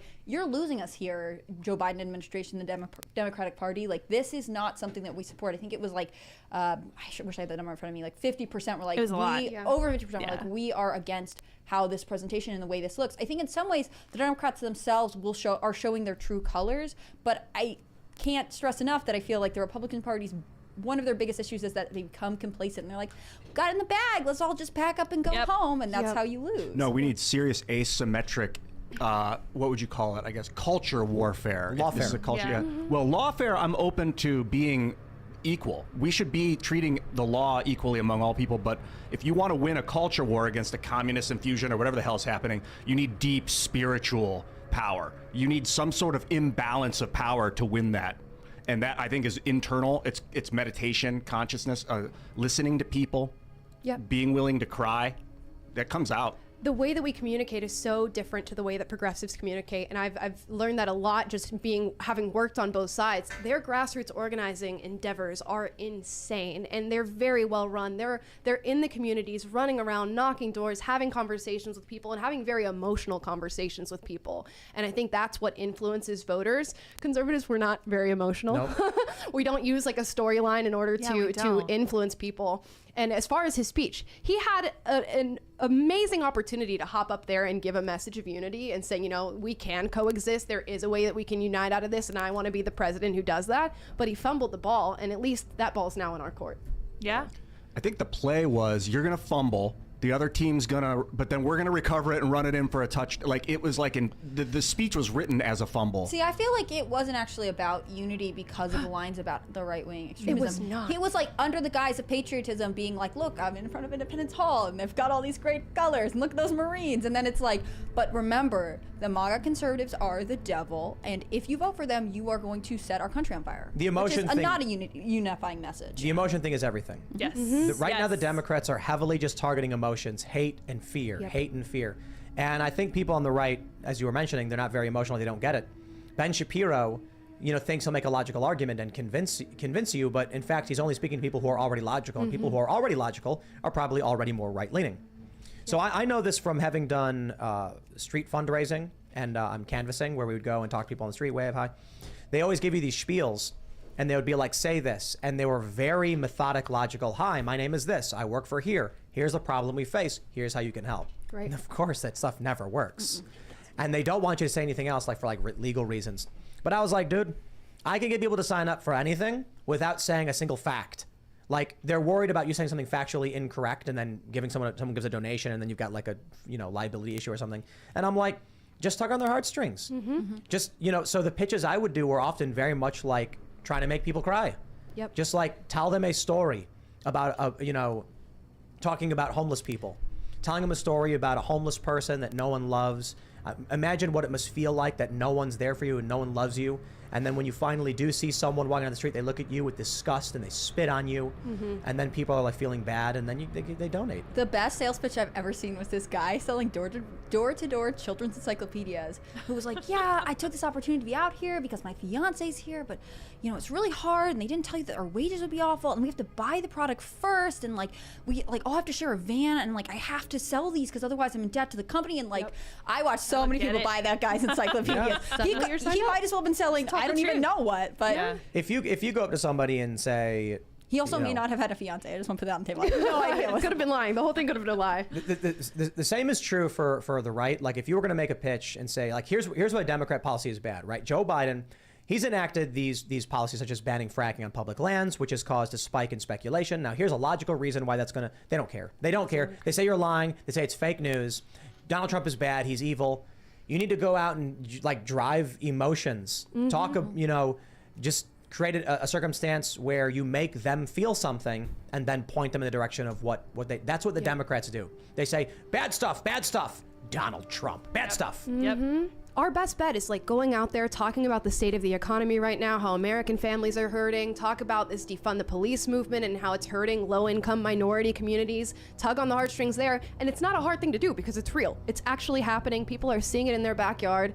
Parents are getting galvanized because their students are being affected in this public schooling system that's completely failing them. If you use those emotional stories and then, you know, plug in the facts there as you need to, people will get behind you. I want to pull up this tweet because we were talking about, you know, like law and stuff came up, and I was thinking about this in the context of where we're going Civil War-wise. Marianne Williamson was responding to a Newsweek story about Trump getting his special master, that they're going to review the documents seized, and she said, this is terrible news. Why is that terrible? Styx Hexenhammer says, how sad that your witch hunt nonsense is being put on hold for due process reasons. She responded, does the law matter to you at all, or do you just think it doesn't apply to him? Now, here's the problem. Marianne Williamson, I think she's a very nice, sweet lady.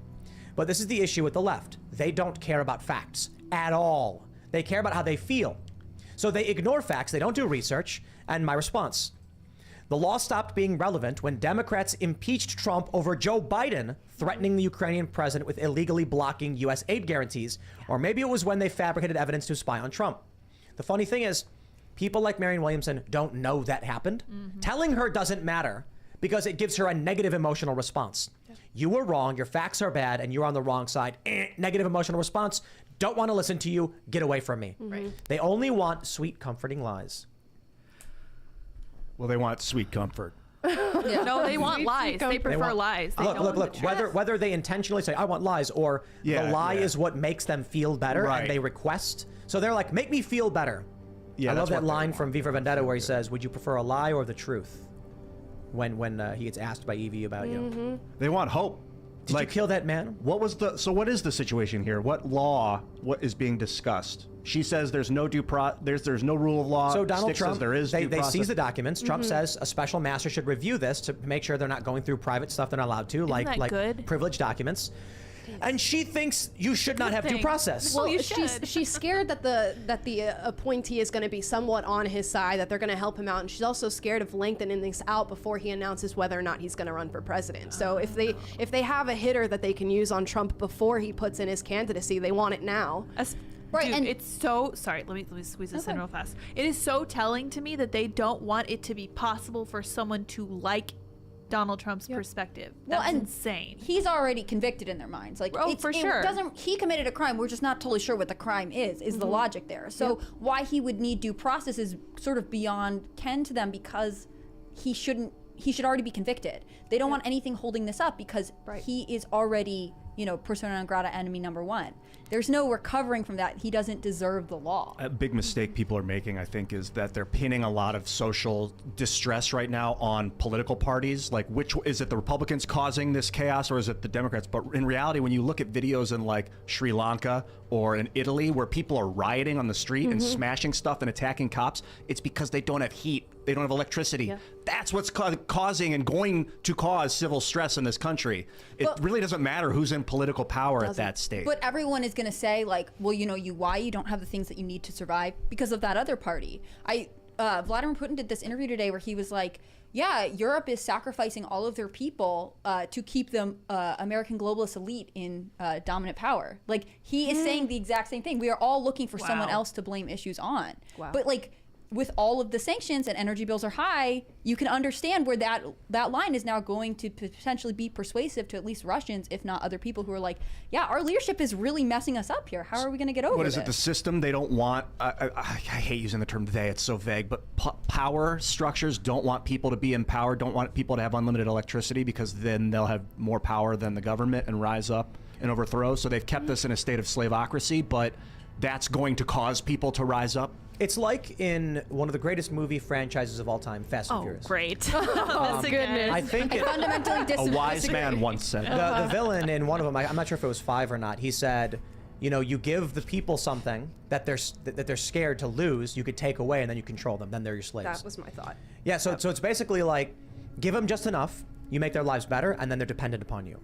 It's like, you know, it's not all bad in a sense where you're making their lives a little better, but then you're also using it specifically for control. Yeah, it's like leashing a Tyrannosaurus Rex and hoping it doesn't realize that it's a T-Rex and you're just a little guy with a Well, leash. it's like there's this famous meme where there's a big elephant with like a rope on its foot Yeah, and exactly. a little spike in the ground. And someone said, why won't the elephant just rip it out and walk away? And they said, when the elephant was little, it struggled and fought and learned that it couldn't get out. Now that it's older, it doesn't even bother trying. And on top of that, they're also pushing this message of you need to do this. This is for the greater good. Like with this energy stuff that's happening right now, entangled in that is the climate crisis and hysteria surrounding that. So not only are you giving the government control, but you're doing it for a good cause. You're doing the right thing, which is exactly what's happening in the Netherlands right now. You know, the farmers are up in arms about their livelihoods being taken away, and it is just a massive land grab from the government. But the government is saying, no, it's for climate change. This line, flatten the curve, like COVID taught us, you referenced the rat hoax, it's really Pavlov's dog. They ring the bell, oh, we gotta flatten the curves, and everyone should fall in line and do this because it's for the greater good. That's right. So the rat hope experiment, we've talked about it before. Guy takes 3 rats, 3 cylinders, puts the rats in the cylinders. They swim for 15 minutes, can't get out, and then they just give up, sink, and die. Then he takes another set of rats, puts them in. They swim, 15 minutes or so, they give up, but this time he lifts them out, dries them off, lets them relax, then puts them back in. The second time they swam for 60 hours. So we talked about this during the COVID lockdown. Are they going to rat experiment us? You put us in lockdown, everybody starts losing their minds, and then right before it gets too bad, you stop, you let everybody go back to normal, you bring the movies back, you bring the video games back, the food's back, the pizza's back, the wings are back. And then you give everybody a little bit to relax, dry off, and then do it again, and now they'll last 60 times as long. So if you went, let's put it this way, 15 minutes to 60 hours, we're talking about, what is it, like a 200, was it 20, what are we doing? Yeah, 240 times. 240 time increase. So based on the fact they locked us down for what, a year? Are they now going to start pulling hard back for another couple hundred years? It doesn't need to be that much. It doesn't need to translate. You only need a generation. Because you lock down the generation of people that are used to living well and have access to technology. Once they accept their fate and say, if we just stay at it and flatten the curve, then eventually things will get better. Then they die, and the kids born into it will be like, this is normal. People don't do well in slavery. They never have, and they've always, there's just a history of uprising against slavery, whether it's a monarchy or a corporation or whatever. Like, I can't imagine that people would sit still for very long in that situation. They'll try, for sure. Mind control. Is there like a form of soft totalitarianism where it's like you are somewhat enslaved, but you have all these wonderful amenities to keep you at bay and to keep you docile, and you have your streaming services, and you have just enough AC to keep your house cool, and you know, just enough to be fine in the place that you're at, and without enough energy to really realize how oppressed you are. Yeah, they have to slowly take away from you. Yep. Because the idea is you will own nothing and you will be happy. That's right. And but this is true, okay? That's a true statement. You will own nothing and you will be happy is true. So we right now are not unhappy that we don't have access to flying cars and teleportation. I mean, speak for yourself. No, I know. Some people are like, I wish I could teleport. But what I mean is, we mentioned this a little while ago. There was a video of a 90-year-old man in like the turn of the century, 1900s. They recorded him. He was alive in the Civil War, and they were like, what's it like with all this, how was it for you growing up with all the technology now? He's like, same.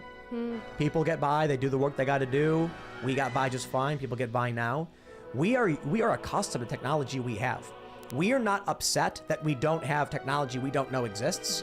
So if they can take it away from you and then remove it from your thoughts, or the next generation grows up without having it, they won't be unhappy because they won't know it existed. Yeah. I forget what podcast I was watching this week, but they were talking about how it's humanity's greatest strength and our greatest weakness that we can get used to anything. So there really hasn't been a lot of humans thriving in slavery, but people do get used to it. I don't know if you remember, and I'm sure Ian doesn't know, but in the Bible, the Israelites escaped slavery, and they were so upset in the desert, they were like, why can't we go back to slavery? That was better. At least we were fed, right? Yeah, this is a thing that happens to humans and has been happening since we became humans. I mean, look at young people during this COVID pandemic being locked down, how quickly they were like, oh, I'm totally fine being home. Also, let's work from home now. And the way our workforce has shifted, and subsequently, we are very quickly. Well, and you saw, I used to see a lot of content that was like, somebody asked me to get lunch before the pandemic, and you're like running errands, you're doing a ton of stuff, and then after the pandemic, like you have one social interaction, you're like, I'm done for the year, I can't do it anymore. Like it literally became something that people are overwhelmed by, when it was actually a huge part of civilization, working in community and having regular contact with other people. people. Like we are now more isolated, and the pandemic just made it so we acclimated faster. Yeah. But we're more connected through the internet, right, guys? I love the internet. The training worked, but I also think it's a big marketing campaign. It's a big psyop. So you do remote work. I'm actually not as opposed to remote work for a lot of jobs. Some jobs require community and cohesion. But for a lot of jobs, like, yeah, you can work from home for a lot of this stuff. Now you've got people who are, I don't want to go back to work. I want to work from home. Yeah, that's good for everything that's going on, like reducing carbon emissions, all the climate change stuff, all the energy stuff. They put people in a position for a year. Then people get accustomed to it and then beg for it again. That's what they like. Yeah. Social manipulation, social engineering. And this would be, I don't want to put too much weight on the World Economic Forum, but I don't know who else they're working with, but the idea that people are going into the pods, that we're creating like a race of Borg people, pod people that brains are hooked to the machine, and we're all kind of seeing each other's thoughts and working as one. Because the other option is total chaos and uprisings of people thinking they don't have enough and fighting and killing and destroying. Look. I don't want everyone to be black-pilled here. Oh, okay. I want you to see this story from Bloomberg. Oh, good. Yes. Yes. Nice. Thousands protest in Prague over energy crisis. Interesting. Demonstrators gather to protest against the government in Prague. I think in Italy they were burning their energy bills. Is that Italy? Why? UK doing the same thing. UK, take a look at this. Protests against the Indonesian government's 30% gas price hike are in full force. Watch as protesters try to break down a wall of police officers in riot gear. This is Messing around. apolitical. Yeah, That's this right. is bipartisan. So what I mean to say is, people won't stand for this. And I don't believe Barack Obama or Bill Gates or any of these people. They are not trustworthy people. They come to me as a young man and say, "Good sir, urban liberal, we have a climate crisis at hand." And I say, "Really? Tell me more." And they say, "That's right, there's too many people." Makes sense, doesn't it? Deer get overpopulated, birds, turkeys, pigs, they can overpopulate, right? And I'm like, yeah. And they go, "Well, we got a problem. We can't just kill people, so we have to work together to reduce our energy use, reuse and recycle." And I'm like, yeah, that all makes a lot of sense. And they're like, "Now you get to it. My private plane is waiting to my beachfront property." And I'm like, well, hold on there a minute. Hold on. I sacrificed, and then you bought beachfront property in Martha's Vineyard. These people are full of it. If they really cared about this stuff, they wouldn't be doing the things they're doing. No, what I think the reality is that they want to preserve what they have. They probably are worried about overpopulation and political instability, but the reality is, if we can get you to sacrifice, we get to keep our private jets. Yeah. So when they try to implement these control mechanisms, it's like you mentioned, Ian, they want to control the energy you get access to, because by limiting it, it makes it easier to control you. If only the wealthy elites have access to the internet or access to these, flying cars or whatever, they're an advantage over poor people and they can more easily control them. So now what we see is people are protesting and rising up saying, we do not agree with this. And that's what we need to see. Because if people just lay down and accept this, then you're all going to be pod people, basically sheep or chickens. Internet's kind of helped us to smash class systems. Like, there used to be the elites and the plebes, or the plebs, at least and all through society, there's been better men and everybody else. Whatever in the Americas, there were the better men that made the government. But I think people are not everybody, but more willing to represent themselves. What Tim is saying is reminding me of the criticism of the North America Free Trade Agreement. It was like, here's what we're going to do as a collective, US, Canada, Mexico, and part of the environmental policies were like, we're going to reduce carbon and do whatever, and Mexico never reduced their carbon emissions. And so it was like, wait, we said we were all in this together, and it was like, why are we staying in this agreement, in this partnership that's not working? I feel like that's the same thing that these people are saying. Like, we rely on you to protect us, and you are swearing allegiance to a system that is causing us to suffer. Like, you are supposed to put our interests first. Right. They're realizing their public servants are not serving them anymore, not at all. and that there is a clear. I think the class divide is getting just so abundantly clear, especially through the internet and independent journalism. Like, if we weren't talking about this, and these independent journalists weren't talking about this, nobody would know that all these separate protests are happening right now. But now we're getting videos coming out, and different people are jumping on the movements. In the Netherlands, when that started, sooner or later, France jumps in, Spain jumps in, because they all know this is going to be a collective fight. I mean, it was the same thing with the Freedom Convoy, right? We saw it happening in Canada, and people were like, "Oh, wait, yeah, I don't want this either. We're gonna act." And you didn't see it modeled as heavily anywhere outside Canada. I mean, people carried out to a certain extent, but like that reminded everyone that like you don't have to lay down and conform to what's going on, especially if it's harming you. I think it's funny. I remember the Arab Spring. You had people using Facebook and Twitter to organize mass protests in these Arabic nations, and then overthrow their governments. Egypt did it twice. And then we start seeing that with Occupy Wall Street. People start organizing and protesting. Occupy, I think, got co-opted by, special interests. But the ability to use social media to organize and reject these centralized control systems is extremely apparent. And now they're desperately trying to put a stop to it. Yep. They have to ban people like Alex Jones. They have to silence as many of these voices as possible. And they first started going for big names. Alex Jones, for instance, Milenopolis, Laura Loomer. And then they started going after the smaller accounts because they were like, hey, maybe we can do it that way. Go after a million small accounts that aren't big enough to make a splash if they get banned, as opposed to the big one that makes a big news cycle if you do ban. So that's the strategy now. Well, the other thing, obviously, is shadow banning and, I was gonna algorithmic say, manipulation. the second benefit that I heard to them is, you ban these people, and if you're saying like, oh, they hold extreme views and they get purged, they look for an alternative, right? So Andrew Torber talked about like Gab was not a inherently political alternative to Twitter, except that they banned all of the extreme right-wing users first. So they were like, well, we'll go to Gab, and so that gave the platform a natural leaning, even though that wasn't how he started it. Then you can have anyone at Twitter be like, well, what are you going to do? Join that crazy extremist platform? It siphoned off society and made it so you can point directly where you should not go next. The internet is very powerful. I mean, like, look at China and what's happening there right now. There's protests erupting all over China because people can't get their money out of the banks, but they have such a stronghold on social media and the information that you're allowed to get out to people that it's so hard to stage a protest. Yeah, it makes me always want to be like, who is getting banned first? Because whatever they're doing, maybe I don't agree with it, but I want to know. Because if they're getting purged first, just be aware of it. Like, why are they getting purged? Well, they do a lot of things. Somebody commented already that, we've got 40,000 people listening to the show right now, concurrent viewership. We're not trending on YouTube. Yep. When you search for it, you can't find it. And it's election season, so we knew this was going to happen. Yep. But unsurprising. Has it always been that way with this show? Like, did you ever trend on YouTube? I can't remember. I think yes. Early on, we did trend several times, I'm pretty sure. And then all of a sudden one day, I remember Timcast IRL, you couldn't search for it on Google anymore. You would take the title verbatim, put it in Google, and Facebook would come up instead. And it was just funny.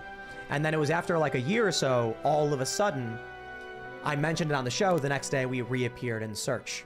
But I think it was more that they realized it was so overt, people were catching on to their suppression.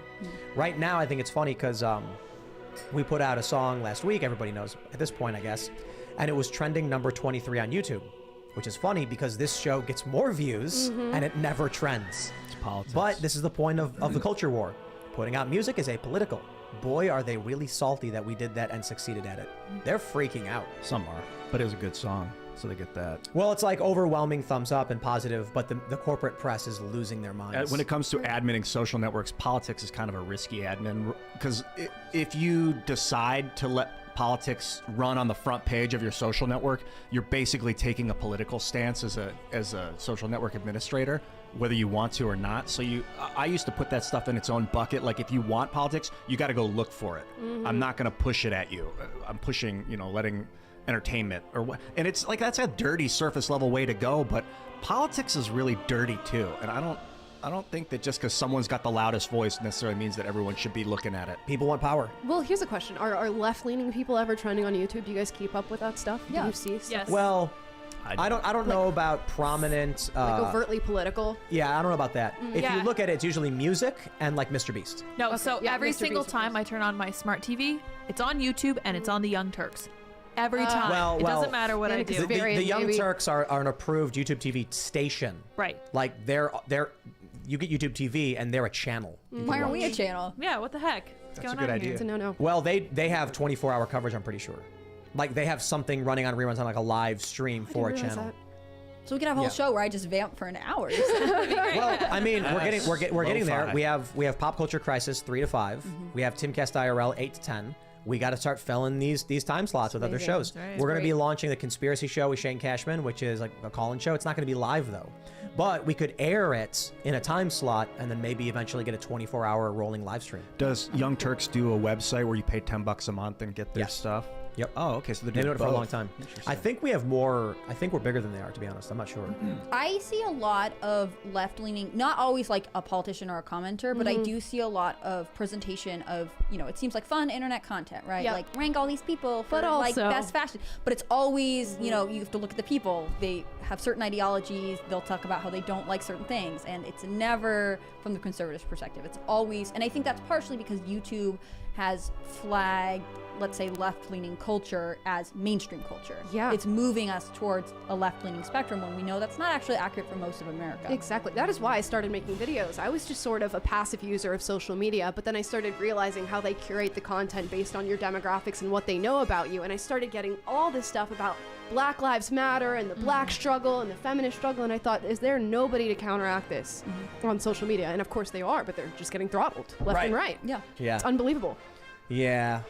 Oh man, I'm going to save something for the next 17-20 minutes to give a quick update on the culture war issues. So I'll save it.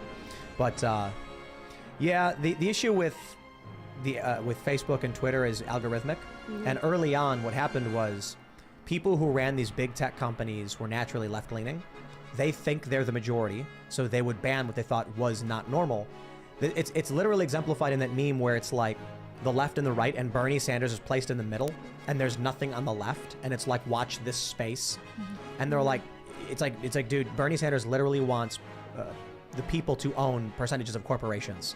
That's socialist. Like, overtly. If you think he's a centrist, you're in a cult. But they do.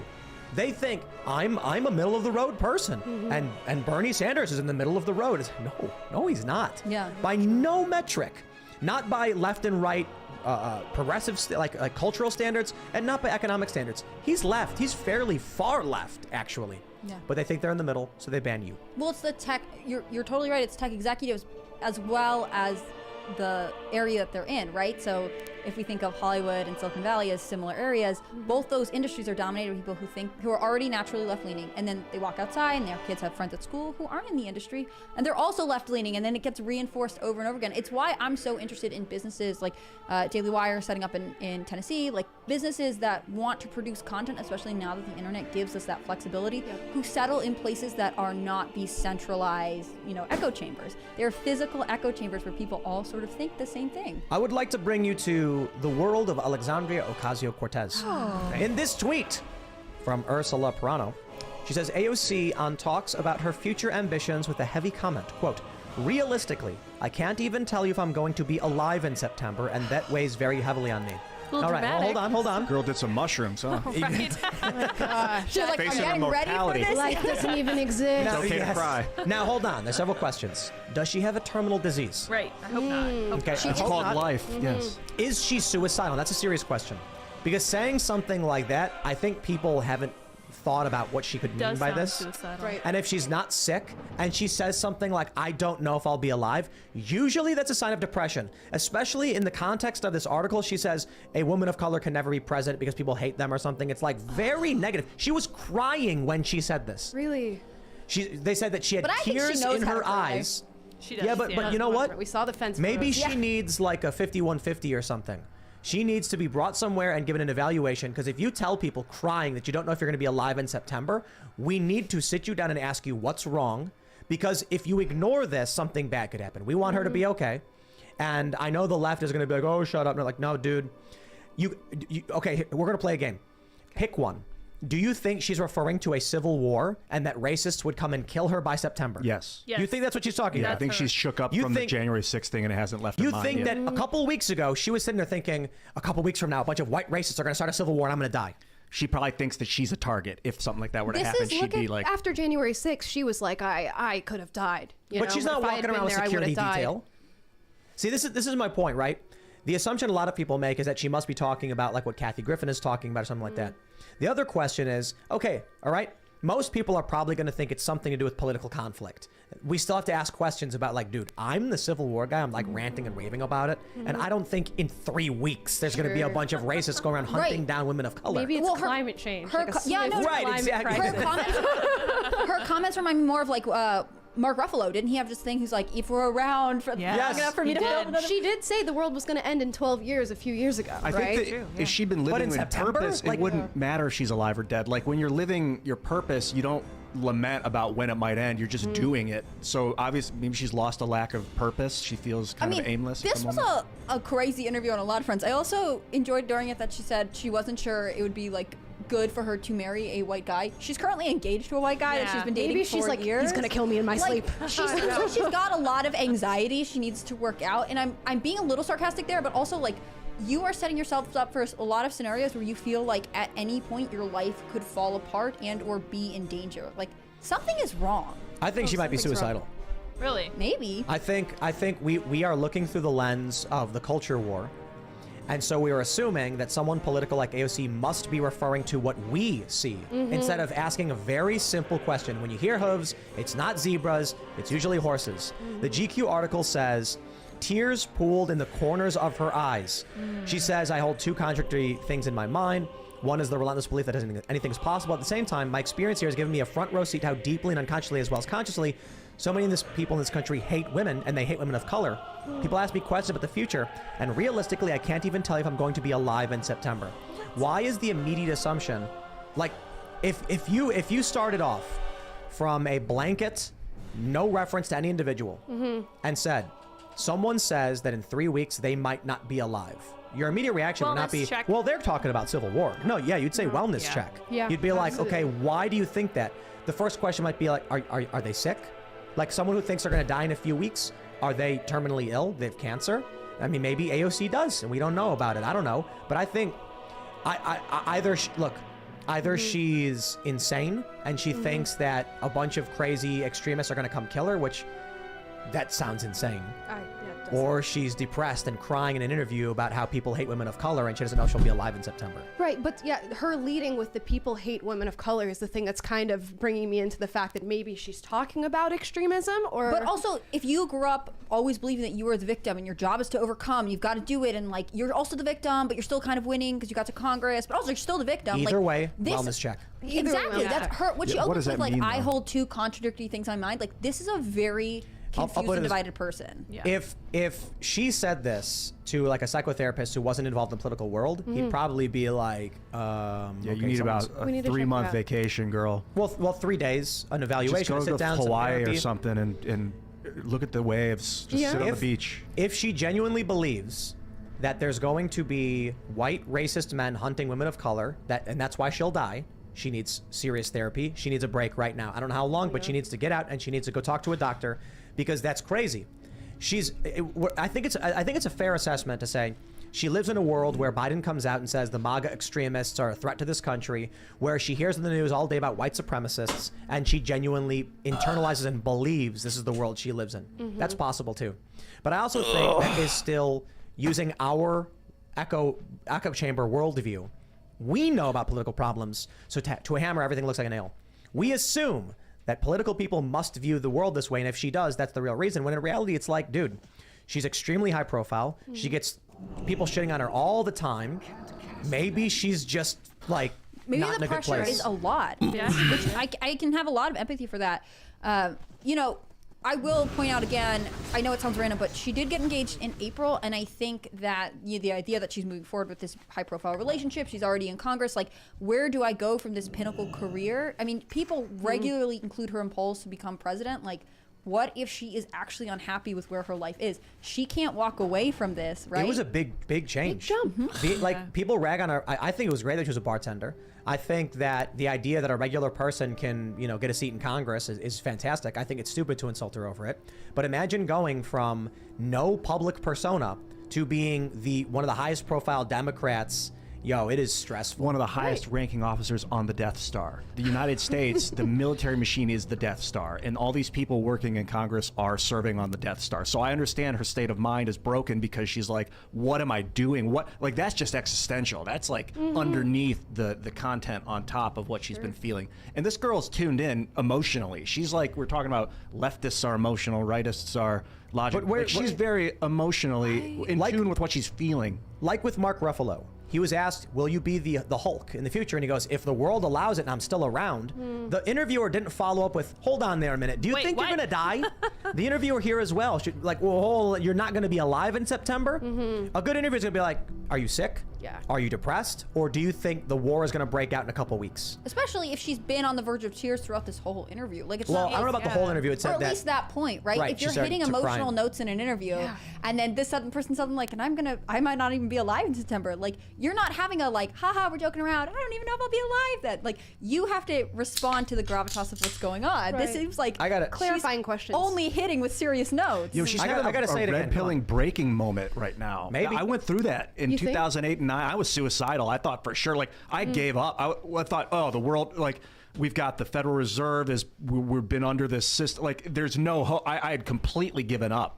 But I still wanted to have hope. I had that other part of my brain, like she's saying, where I'm like, I know everything's possible. Here's what I want y'all to do right now. And just stop a second. Imagine someone sitting in front of you. Think of a random person you know, crying, says to you, I might not be alive in a few weeks. Well, why? Why? That was the first thing I would say is why. But exactly. The fact that she said this, it's like, again, we're approaching this from a political perspective. Yeah. Think about how you would feel if someone you knew told you that. Yeah, so I'd be like, yo, we need a doctor. Like, we Yeah, got you're like, you're staying with me okay? for the next 3 weeks. I'm Yeah. the doctor right now. I'm not a doctor, by the way, but tell me why. At least, you know, let's start with friendship, and then if it's unresolvable, maybe we'll get a psychotherapist. Yo, or this something. is a crazy thing to say. And they it is. publish It's a crazy it. thing to not follow up on. Especially, like, where's the journalist in this one? Wesley Lowry, what are you doing? Okay, so journalists aren't mandatory reporters like you have in the hospital. In the hospital, if somebody said something like this, yes, you are on suicide watch. You don't Right. get to have any cords. You don't have any cutlery. You have to eat finger foods. Let's clarify that. If in the hospital someone told you, I might not be alive in a few weeks, you would report them and... We would put them on suicide watch, which was supposedly what Epstein was on. He clearly wasn't because he still had access to sheets. You don't have access to anything. Right. When you get arrested, they take your shoelaces and your belt away. Exactly. And because they don't want you to kill yourself. Or someone else, I would imagine. I've had Perhaps. several family members Baker acted, and as soon as you say anything toward the lines of harming yourself, it's immediate. You're being put in a facility, and you're there until they feel like you're not a threat to yourself anymore. But you know what's going to Well, happen? and she's making this comment to a journalist. Like, what is she saying to people she really trusts and knows? Like, Right. that's what's This is true. disturbing to me. I think what you're going to hear is many on the left are going to dismiss this, downplay it, say it's the far right, because they would prefer she be in a desperate and dangerous position if it wins for them politically. That's right. They don't care about her. That's the sad part. If she did go and do something to herself, the amount of people who would like use it as a story and use it as a way to move forward their political agenda. Another possibility is she is a sociopathic narcissist who faked tears and said this to try and win brownie points in the media, not believing to herself there's no real threat, and she's just a crazy person. Well, and if she is someone whose emotional spectrum is kind of off, she can perform emotion. She knows how to cry, you know, on cue, let's say. But she doesn't actually always feel the weight of her words. You know, she can say like, "I'm not even be alive," and not know what the appropriate response to that to be. Like, if she pictured someone in front of her saying, "Oh, I might not be alive in September," would she respond with like, "We need to talk about that. Are you okay?" Or would she respond with like, "Well, I really need you to vote for me early then"? I know what's going on. What's going on? Tell us, Tim. AOC is likely depressed because of Instagram and TikTok. I actually believe that. She's not getting enough likes. Yeah. We have this story from the Daily Mail. Addicted to being sad, teenage girls with invisible illnesses known as spoonies post TikToks of themselves crying or in hospital to generate thousands of likes as experts raise concerns over internet-induced wave of mass anxiety. This is real. It's true that young women are getting depressed because of Instagram and TikTok. And as far as it goes with AOC, we were just talking about how she said she might not be alive in September, which to me is an indication of depression or severe, I don't know, what would you call it, like paranoia. But I also think it's possible that, you know, she's in the limelight in this position. If she starts putting out posts like any other individual susceptible to depression from these platforms and she's not getting the likes or the attention, she might get depressed. And we're seeing this now with teenage girls across the board. Well, and she is one of the most followed, like, has the biggest social media presence of any member of Congress. I mean, she has really cultivated her brand as being someone who is in touch with her followers. She does updates through her Instagram Live and through Twitter and things like that, like, as well as shares her skincare routine, and she sells fun merch. Like, she is as much an influencer as she is a politician and public figure in so many ways. She's more an influencer. Right, exactly. And so in some ways, you know, I could see if she's won re-election and she's had this moment where she was sort of this fun golden girl for the left, and if any of those numbers drop, like if she's getting 80,000 likes on a photo instead of the 110,000. She's Who gonna feel fucking that burn cares? so intensely. The same way that, you know, teenage girls are susceptible to it too. But like, it is not just her identity; it's also her career. You see this throughout the history of YouTube. One day, a popular YouTuber will make a video saying like, "I can't do this anymore," and then all you got to do is look at the views for their past videos, and you see them going down, and then all of a sudden they snap. Yep. So people, it's really amazing to me. I remember getting a message from someone. It happens all the time, and they'll be like, "Are your views down?" And then I'll be like, "Yes," and they'll be like, "Dude, something's going on." I'm like, "It's called summer." Like, summer happened. People went outside. Calm down. Like I see these trends all the time. And there are people who, you know. You should promote global warming so they stay inside. Well, I remember, you know, like 2 years ago, it rained for a week straight on the East Coast across the board. And then one day, I got messages from people being like, dude, my views are cut in half. I'm panicking. Like, what's going on? I'm like, bro, the rain stopped. Everybody went outside for the first time in a week. Calm down, man. But this is what happens to these young girls on social media. They'll post a picture of themselves, get 100 likes, and go, ooh, 100. The next day they get 80. They get depressed, they panic. Why aren't they getting likes? They delete the photo and repost one. Can I do better? Can I do better? Not realizing, bro, it's like 2 in the morning, people are asleep. Calm down. I knew girls who would, when they traveled out of the country, they would time their Instagram posts to go up. They'd like set alarms for like 3 a.m. so it was the correct time to post in America to get the maximum likes. Like, I didn't even grow up with TikTok. Like, this is crazy. Right. And I think social media is really morphed too, where not only are we seeking validation through the likes, but your depression and anxiety is affirmed through social media. Like, social media used to be a highlight reel for people's lives. You follow these influencers, but you know it's not real. Like, they're in Hawaii, but they're probably arguing with their boyfriends behind the scenes, whatever the case may be. Now it's a trend to cry on social media. It's a trend to show your panic attacks, and that gets you millions of likes. Or having like anxiety coping. Fucking Like, here are my cringe. anxiety copes, or here's my OCD copes, or here are these things that I think I'm doing that are actually very strange behaviors. Or misspelling words. That'll do it too. Yeah, so it's true that if you misspell a word in your title, you'll get more engagement as people want to correct you. Wow. So what happened is a bunch of YouTubers started intentionally misspelling words, like simple typos, and then little kids who were watching it started misspelling the words that way, thinking it was spelled correctly. Yeah, social media is melting the brains of humanity. I gotta Yes, tell you. and particularly young girls. I did an episode one time because I was scrolling on TikTok. I do have the app, regrettably, but I was scrolling. It's part through of your job. It is part of my job, but I kept getting videos of young girls who have Tourette's-like tics, and I kept getting them. And it's multiple girls, and I was getting recommended these videos, and upon watching them, found that several of them had the exact same tic.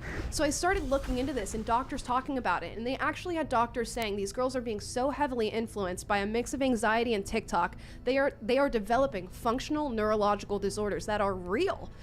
They're not just puppeting and parroting. They're actually developing these anxiety-induced tics. I'm a huge fan of video games, but man, we are tweaking our brains with modern technology. Yes. No, but think of It's like a big experiment, dude. The emotional development that teenagers are going through. Like, part of being a teenager is looking at your peers around you and figuring out what the social norms are. So if you're only being fed people who are behaving in, you know, maybe they really do have Tourette's and they have, you know, an issue and they're trying to talk about it or bring awareness. But if you're constantly being served like, I have anxiety, I have depression, I have Tourette's, like, you are then trained to be like, maybe I do too. And you start seeing it anywhere because that's part of the emotional growth that teenagers are going through. Like, we should keep them away from this stuff. It's not that we shouldn't talk about mental health or anything like that, but like, we don't need to shove it down their throats so constantly that they become paranoid. They themselves have these issues. One of the things is that I've noticed is it's not so important how many followers you have. It's the quality of the followers. Are they really? Why are they following you? Is it because they're really listening to what you're saying, or is it because they want to laugh when you fall down? Yep. I don't want those people following me.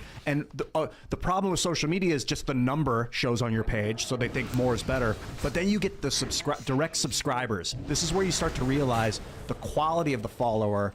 Or the watcher or the viewer or whatever is much better, because you might have 10,000 people paying you $10 a month.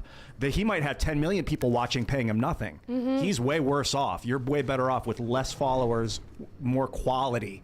And hopefully young women, we can teach them that maybe through direct subscriptions. Well, and they see the internet as the be-all and end-all. I don't remember what study came out, but most young people, like 1 in 4, want to be social media.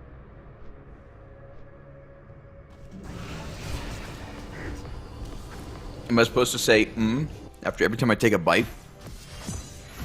You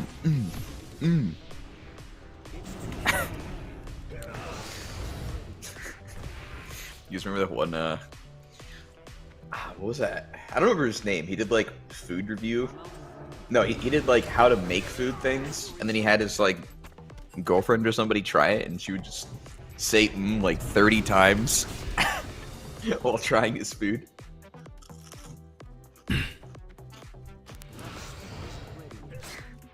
That's still recharging. I can't cast that yet. That's still recharging. So good. Fuck this quest.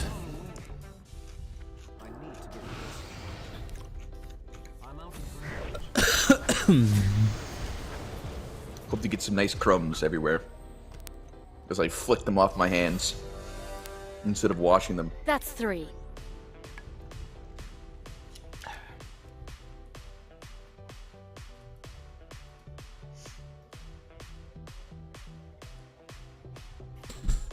Dude, you know what's so troll? If I disable Streamlabs for the notifications of subs and stuff, it doesn't even. The all-new 2 for $5 menu at Sonic. Choose a Fritos chili cheese wrap, small jumbo popcorn chicken, or a 1/4 pound double cheeseburger. Just $5. The 2 for $5 menu, only at Sonic or in the app.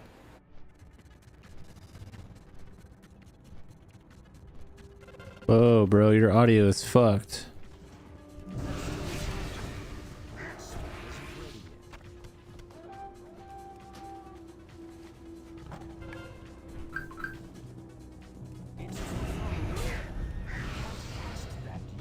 The audio just went infinity.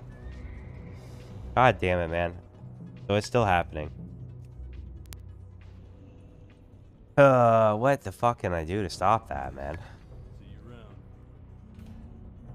Like, I really thought it was just the bit rates, not the bit rates, the, well, actually, yeah, the bit rates of the audio. I had it set to 320.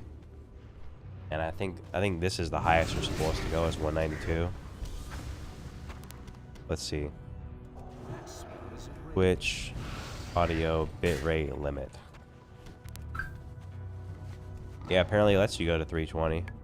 Well, I guess that's a good. Now I can go back to 320 and that's not causing it at least.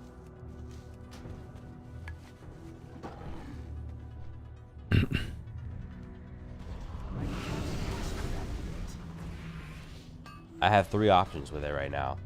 I start using Voice Meter Banana, which is gonna fucking make all my audio lag by a little bit. I just don't give a fuck about DMCA. And when the copyright strikes come back in like a year, 6 months, whatever, I have to delete every VOD and clip on my page again. That's still recharging. Or I keep it as is.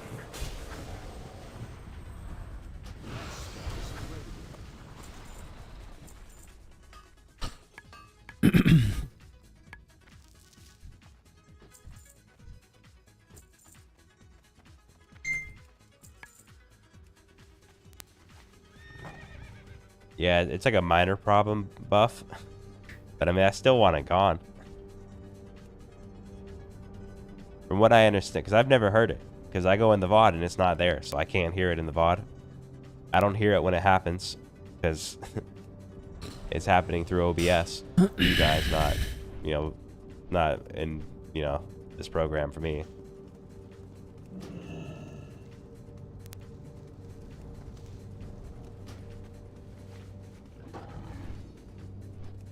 This might, if I'm lucky, this will be the last AV right here. Then I'll be capped. Then it's mining time, man. You guys are gonna see the beautiful Elwyn Forest, Westfall, Red Ridge Mountains. You guys are in for a real treat after this AV. Don't go anywhere. What is that? This right here. Watch this, man. Oh. Wow. How many we get? trolling. 4 copper ore, guys. We're gonna be rich.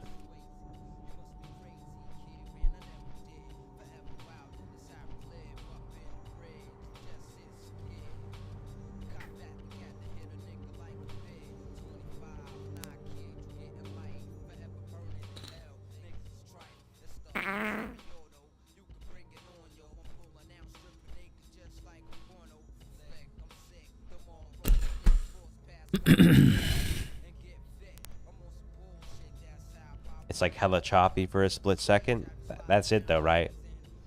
Would you say the audio quality, and I don't mean my microphone, I mean the music in the game, it sounds good? Yeah, I'll stop talking for a second. Kind of low right now. Like that song playing, would you say the audio quality like is like not bad? 'Cause I can't hear it. It's different for you guys into the Toast, this is playing, dude. Man, fuck you guys, I'm disappointed. Goat Fucker Jones donated $3.33. Hey man. The Already. name's Goat Fucker Jones. Nice to meet you.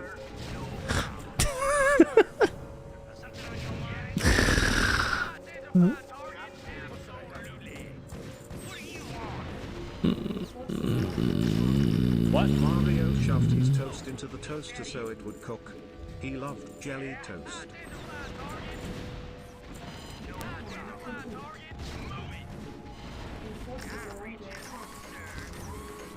What in the fuck?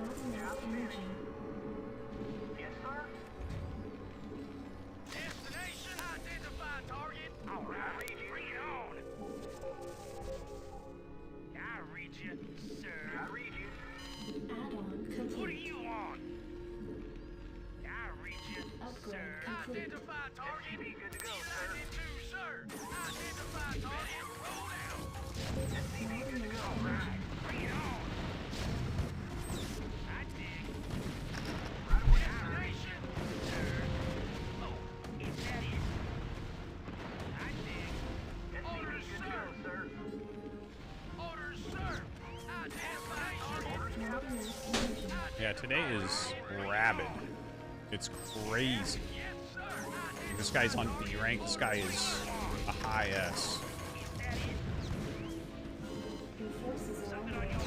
He just has so many fucking units, and he used like a really obscure opener too.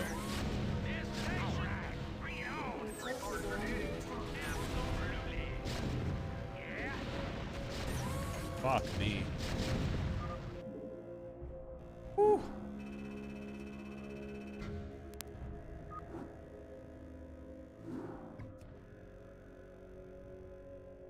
Yeah, it is. Yeah, that was an obscure opener guy in the chat. It was like a gas CC factory. Donated $3. It's Party very underscore. rare. Now you Very are out rare. of Korea. Is there anything you could say about it that you couldn't when living there? Duck, fist, AOK hand, tongue, rainbow, nervous I mean, sweat, I can always say whatever I ocean want, wave, right? Rice ball, salt, salt, salt, salt, salt, salt, salt, salt, salt, salt, salt. I think what we'll probably do is like the day before I leave Korea, we'll do a Artosis Storytime stream. You guys can ask me whatever. And I'll talk about like some stories I haven't told before about Korea. X300, when Artemis saw that Lude look in the Baneling size, he was sure that this time he wouldn't shy away. 777,777. You've been waiting for it. Donated $3.33. Minimalist Mario Erotica Dono incoming. Mario. PP. Peach. Oh Mario. Or. Oh Mario. Oh. My. God. Or. Oh Bowser. I mean Mario. Fuck. Don't stop. Yes. Yes. Oh. My. God. Mario, I am about to curb. Thank you.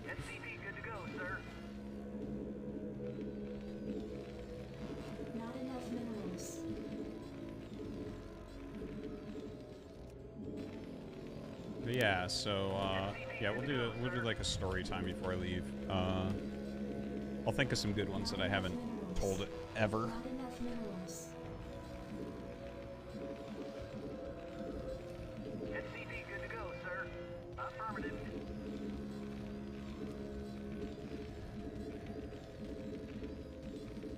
Stories about Canada? Not really, man. Drove behind a tractor today on the way to Charlottetown.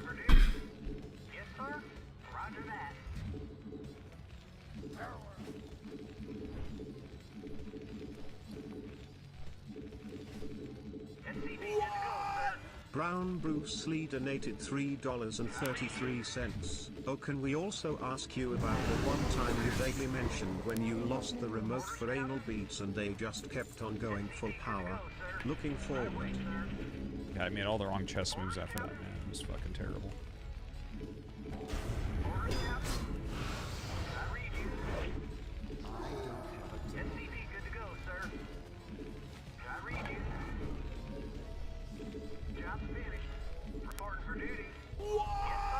Undercover underwear cheered. X300, was it a sexy tractor? No. Mhm. It was a very regular tractor.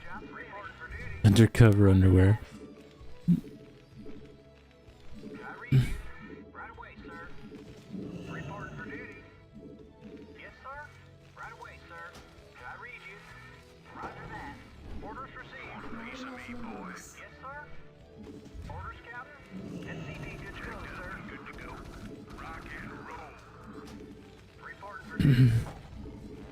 Additional supply depots required.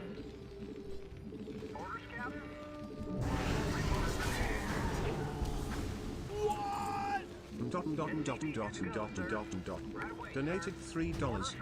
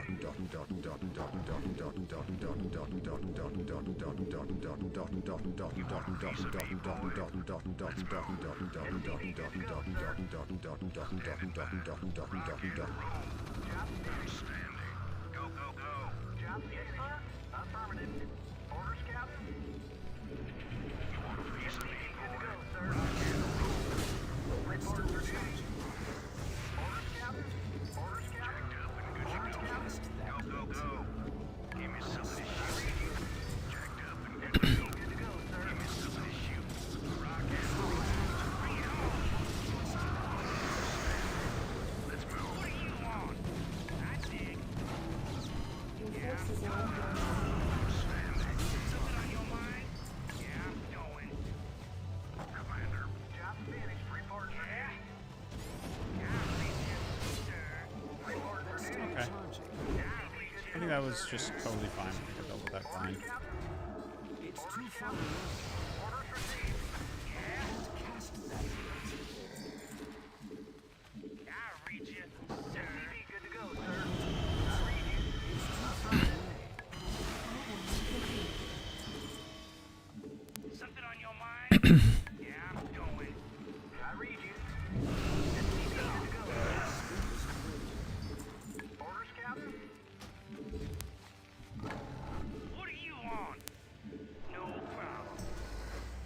What the hell? Feeling good. Yeah. Feeling pretty good. Probably one goon up here. No?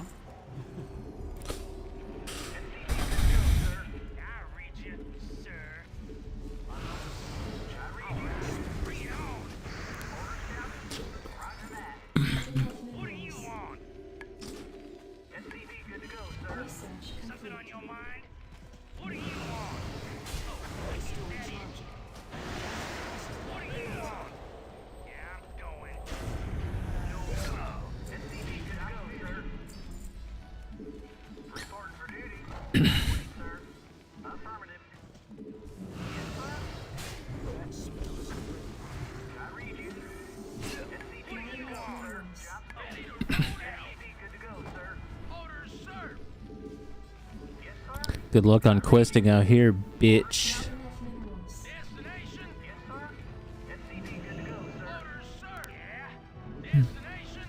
About to turn off herbalism here in a minute. Donated $3.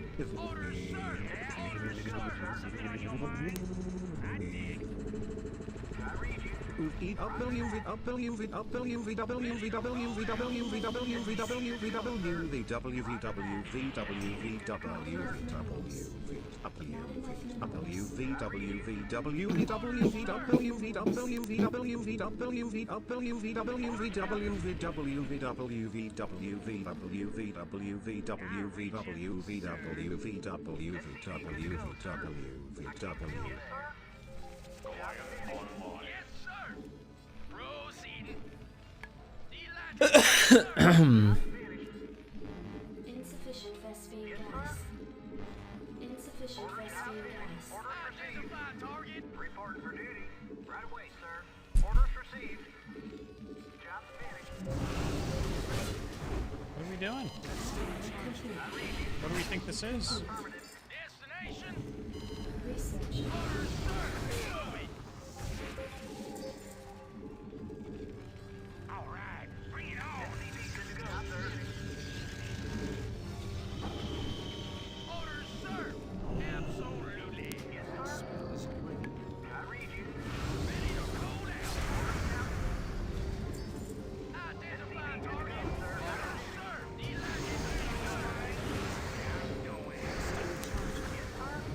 Orders received. What do you want? SCP is go, sir. I need to get closer. Go ahead, Tarkov. Identify target. Yes, sir.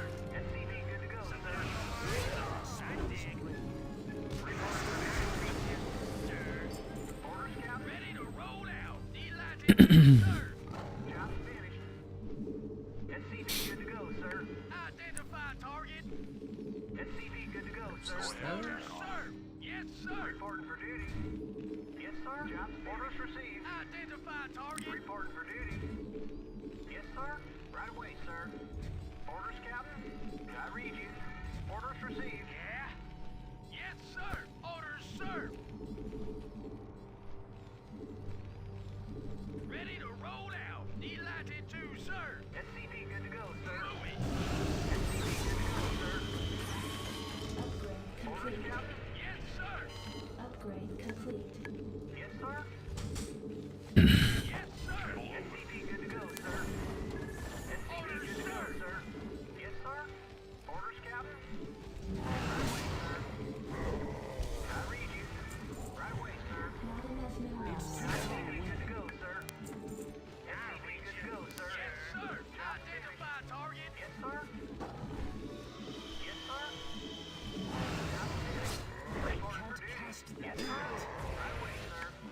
Not enough Report for minerals. duty. Yes, sir. Report for duty. Not enough minerals. Not enough Feel very good this game. Not enough I think minerals. I've done everything about as well as I can. Destination. Yes, sir. Yes, sir. Roger that. Right away, sir. Roger that. Right away, sir. Orders, Captain. Right away, sir. Ready to roll out. Roger that. Job finished. Report for duty. Not enough minerals.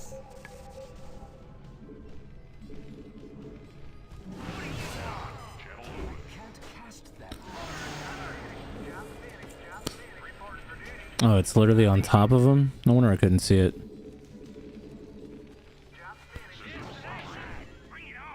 Systems functional. Yes, sir. Report for duty. What do you want? Yes, sir. Yes, sir. Orders, sir. I'm going. Ready to roll out. In the way. I read you. Affirmative. Right away, sir. Destination, sir. Destination. Systems functional. I read you. Orders, sir. Systems functional. Yeah. Orders, sir. Orders, Captain. I read you. Job finished. Something on your mind? Identify target. Orders, Captain. Job finished. Something on your mind? Identify target. I'm out of range. Your forces are under attack. Orders, sir. Destination.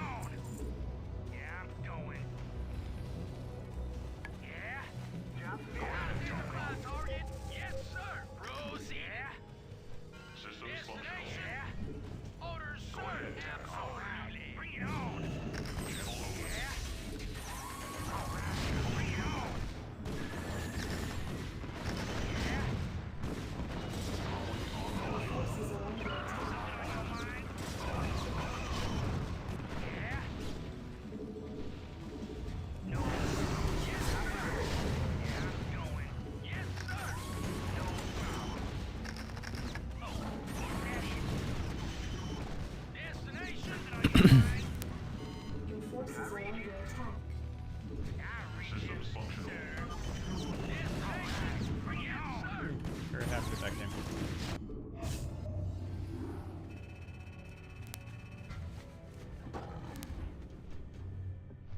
He's pretty weak.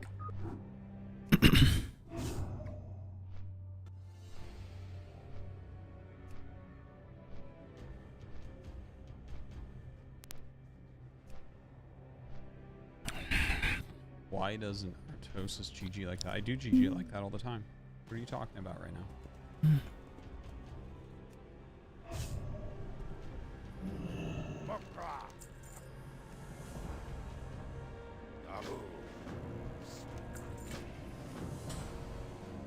Blood and thunder. For the horde. Yes, sir. Not enough minerals. Affirmative. Roger that. Oh, thank God. Eclipse TVP. I know this guy's ID too. He's like, I think this guy's like 2300, something like that. Not enough minerals. Not enough SCP good to go, sir. Not enough minerals. Not enough minerals.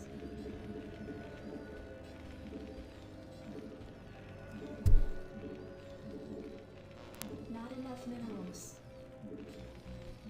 SCP good to go, sir. Not enough minerals. Not enough minerals. Not enough minerals. SCP good to go, sir.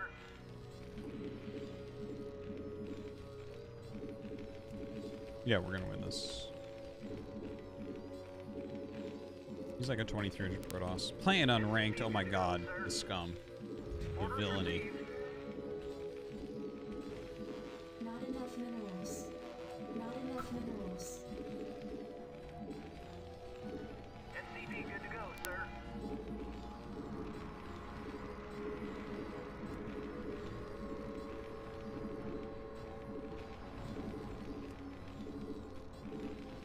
SCP good to go, Additional sir. supply depots required. Job finished. Reporting for duty. Not enough Orders minerals. received. Not I read enough you. minerals. I read you. Right away, sir. Affirmative. Roger that. Right away, sir. Yes, sir. Roger that. Yes, sir. Affirmative. Roger that. Right away, sir. Orders received. Orders, Captain. Affirmative. SCV good to go, sir. Orders, Captain. Orders, Captain. Right away, sir. Orders Your received. forces are under attack. Orders, Captain.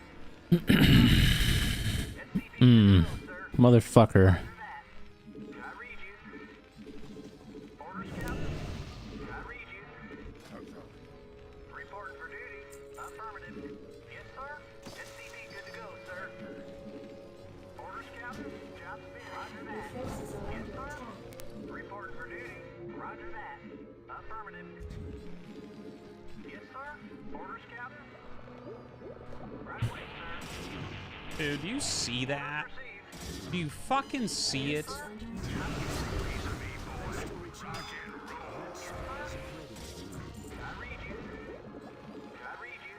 Orders received. I can't build there. Jacked up and good to go. Yes, sir.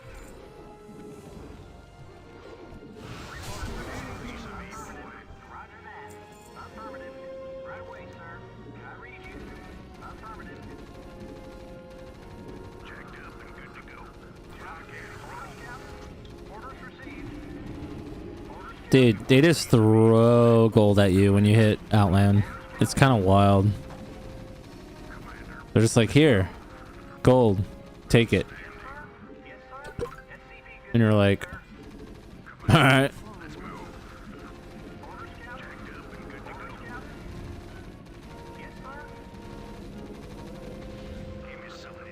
Oh my god, I just want to cancel. Commander, go, go, go. Commander. Piece of me, boy. Let's move. I read you. Give me something to shoot. Commander, go, go, go. Let's move. Outstanding. Jacked up and good to go. Give me something to shoot.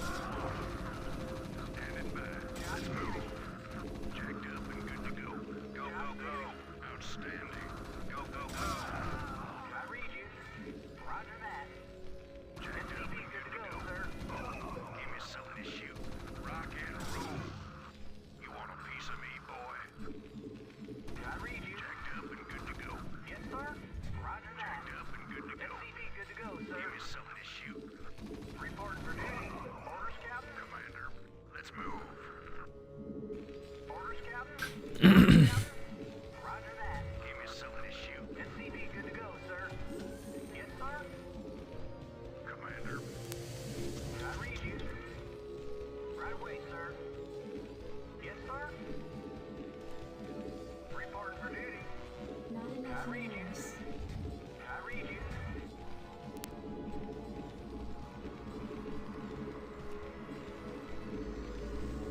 Report for duty. SCV good to go, sir.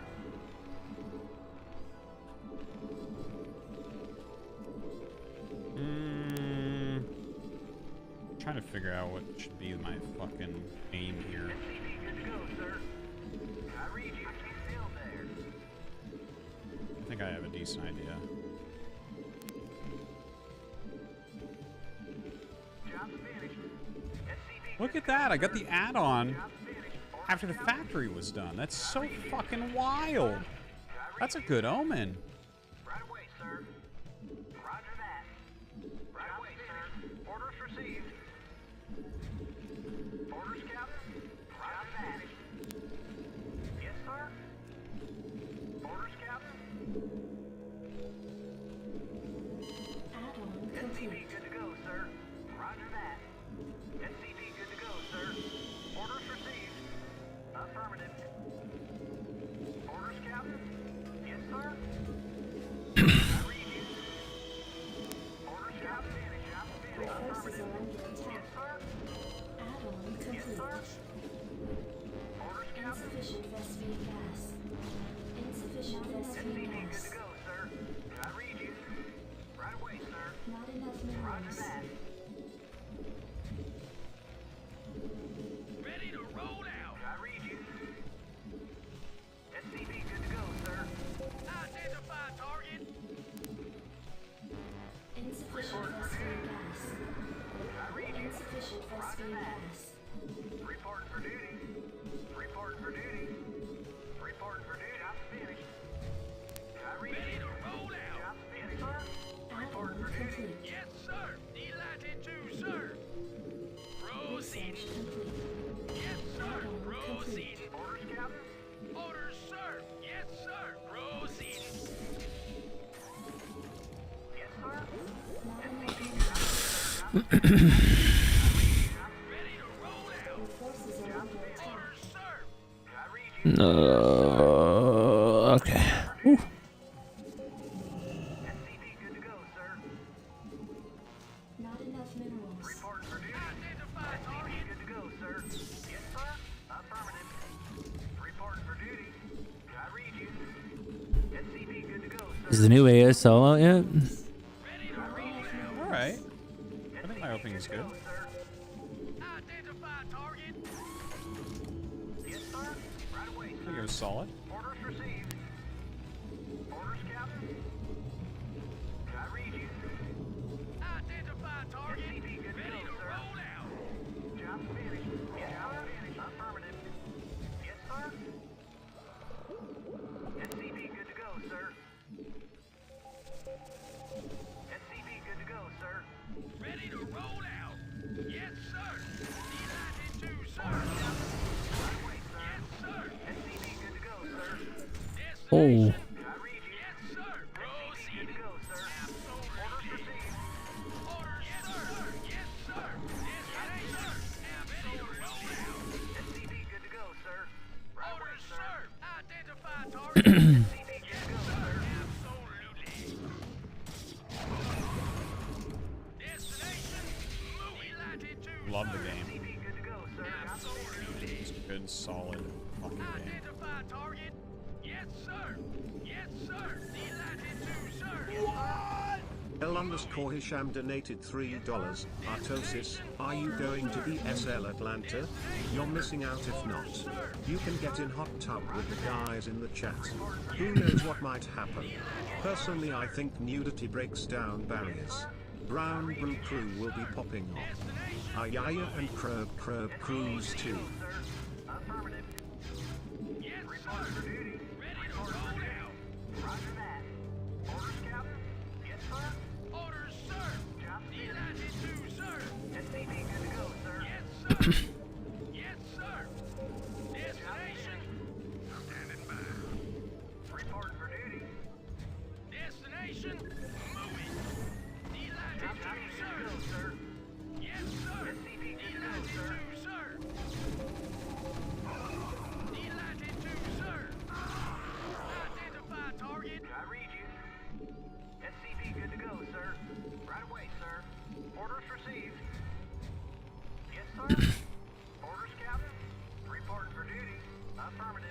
Ready to roll out. Orders, Captain. SCP good to go, sir. I read you. What? Pat1W3 cheered. X300. Artemis confessed to the Issy Baneling that he never had as much bouncy fun with a glandless probe 77,777. Affirmative. Roger that. Destination. Orders, Captain. Identify target. Moving. Destination. Orders served. Give me something to shoot. Yes, sir. SCP good to go, sir. Reporting for duty. Reporting for duty. Right away, sir. Yes, sir. Job finished. Good to go. Job finished. SCP good to go, sir. Job's finished. Job's finished. Job's finished. Roger that. Orders, sir. Moving. Orders, Captain. Destination. Yes, sir. Yes, sir. Orders received. Orders received. Orders, sir. I read you. Orders, sir. Good to go, sir. SCP good to go, sir. You can level up my first day now.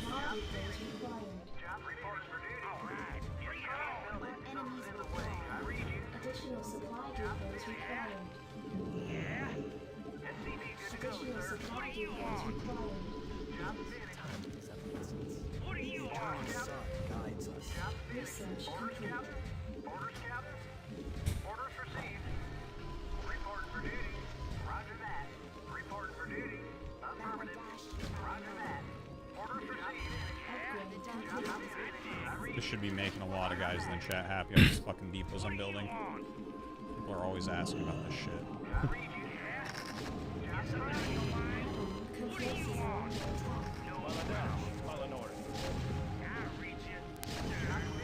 What are you on?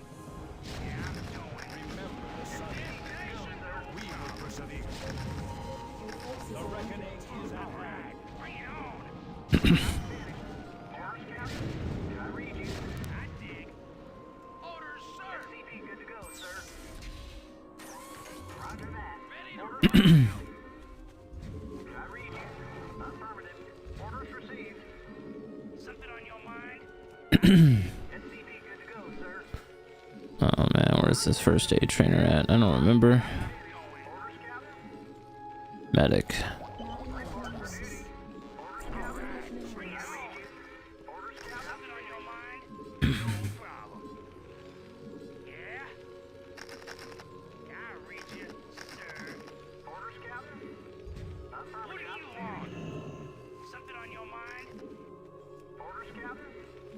Ah, fuck it.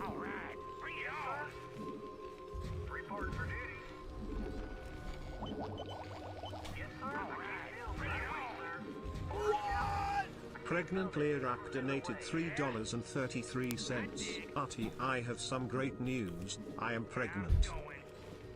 Do you Congrats, remember Lirak. how we, you know, did that thing a few months ago? Baby Lirak needs you to win this game. Don't lose, Papa. Your forces are under attack.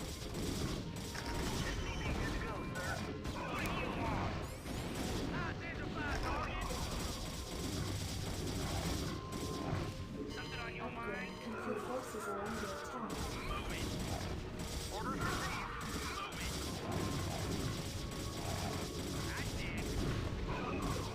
I guess so. Like, I actually... I guess I will veto the map, guys. Where are my vultures? They just all got stuck the entire time. That's super cool.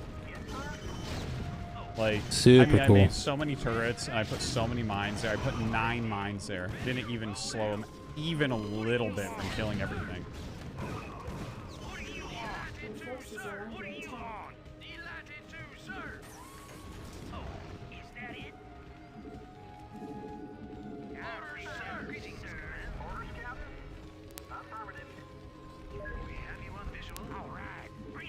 That's so funny. Like, what the fuck?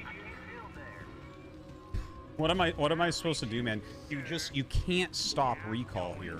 Choose wisely. You can't fucking do it. It's like fighting spirit in that regard. This base is just, you can't defend it.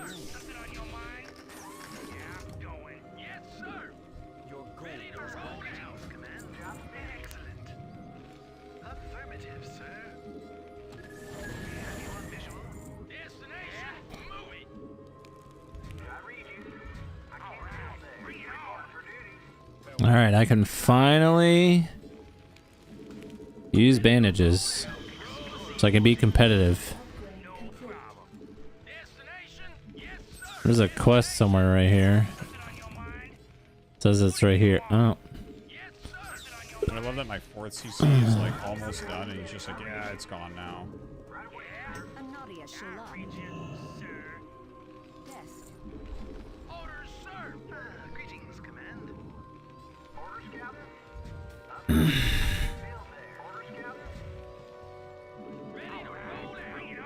Additional supply depots required. Additional supply depots required. I can't build there. Yes, sir? Orders received. Yeah? Orders in the way. Your forces are under attack. Additional supply depots required. Greetings, command. Report for duty. Yes, sir? Affirmative. Roger that. Greetings, command. Yeah? Online. I guess I'll just block everything with the fucking vessels from here on. That seems reasonable.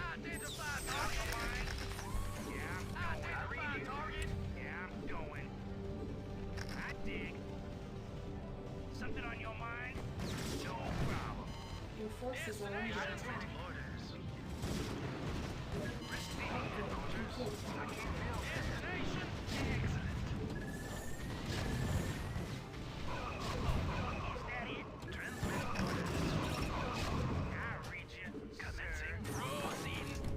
Greetings, command. Something on your mind? For duty. Orders received. Affirmative. Orders received. Something on your mind? What do you want? No problem. Ready to roll out. Yeah, I'm transferring orders. What do you want? Report for duty. What do you want? Base is under attack.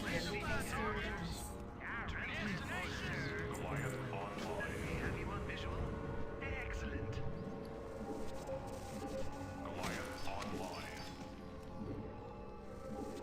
Oh. Yeah.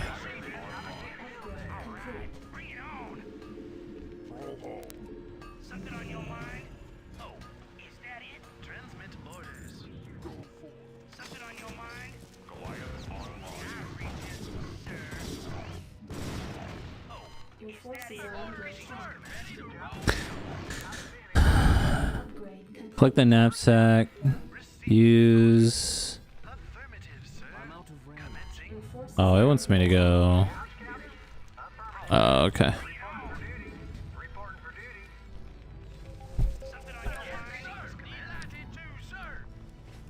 What do you want? I dig. Greetings, command. Yes, sir. Receiving headquarters. What do you want? Orders, sir. We have you on visual. All right. Bring it on.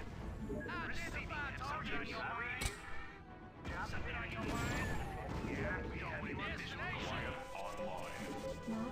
Not enough energy. I dig.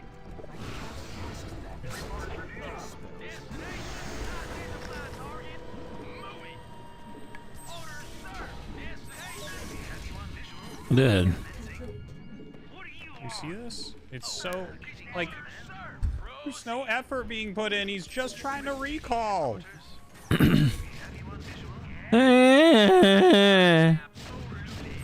Wait.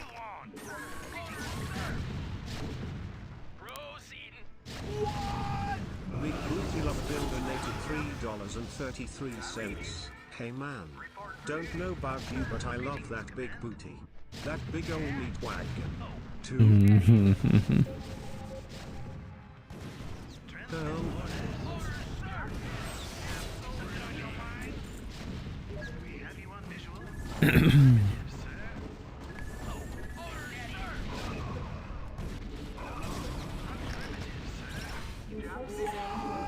Lyrak donated $3. Arty, yes papa. Playing StarCraft. No papa. Getting shit on. No papa. Arty on more than 2 bases. Ha ha ha. Hi dad. It is I, Lilac. I am writing you a letter from my dojo in Japan. I am doing well. There are plenty of hookers here to please me. Bye.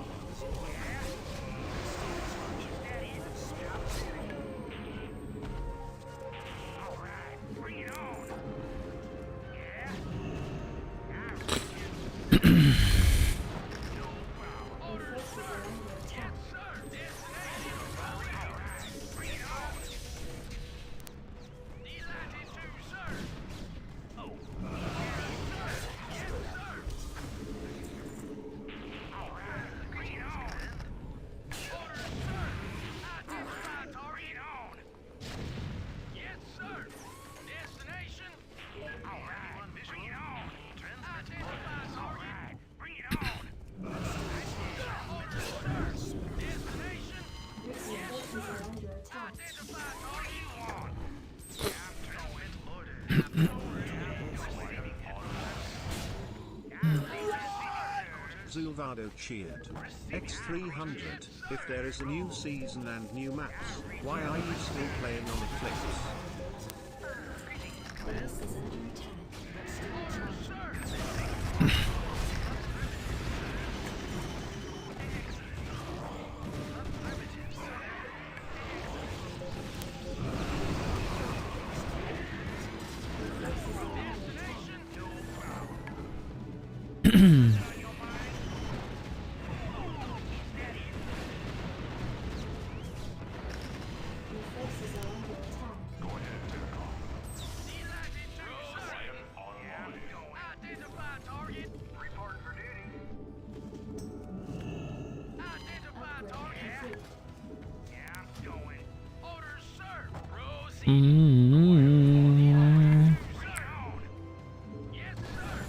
I have my hunter.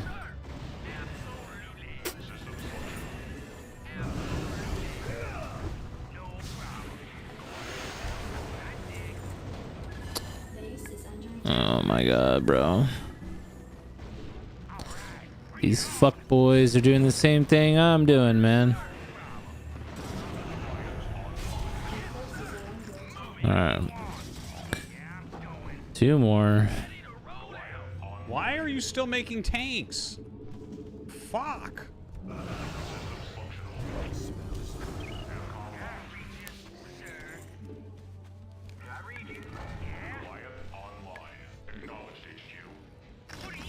Forces are under attack.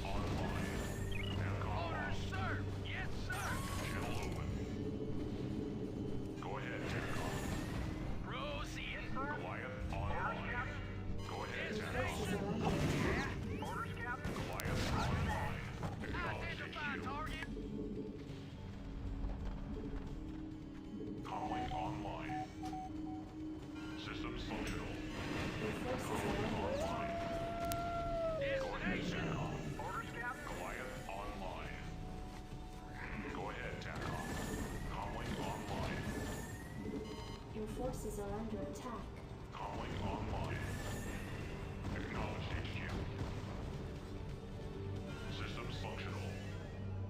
Go ahead, TACOM. Your forces are under Calling attack. online. Goliath online. Systems functional. On your mind? What are you on? Yeah, I'm going. Goliath online. Calling online. Orders, sir. Goliath online. Something on your mind? Goliath online. That is. Yeah, Goliath online. Oh my god, I hate slow ass escort quests like this. X300 siege tanks are so named for their ability to go into so-called siege mode, wherein they fire their shells in an arc at the enemy. This mode of indirect fire is not unlike earthbound artillery of an earlier age. Oh, that don't work. Terran tanks shoot up. To shoot down. Ayaya donated $3. Mario jammed his girthy cock into Luigi's urethra, and as he ejaculated into his brother's dick. Destination, proceed. Acknowledged HQ. Orders, sir. Absolutely. Go ahead, TACOM. Channel open. Your forces are under Goliath online. Go ahead, TACOM. Identify target. Goliath online. Acknowledged HQ. NAVCOM locked. Your forces are Channel under open. attack. NAVCOM locked. Destination, delighted to, sir. Calling online. Yes, sir. Orders, sir. Absolutely. Destination. Calling online. Delighted to, sir. Move it. Proceed. Is this what you do? You just insult people? You just sound really immature and insecure. No, you just randomly insult people? Man. Super going places in life with that attitude. Yeah. Your forces are under attack.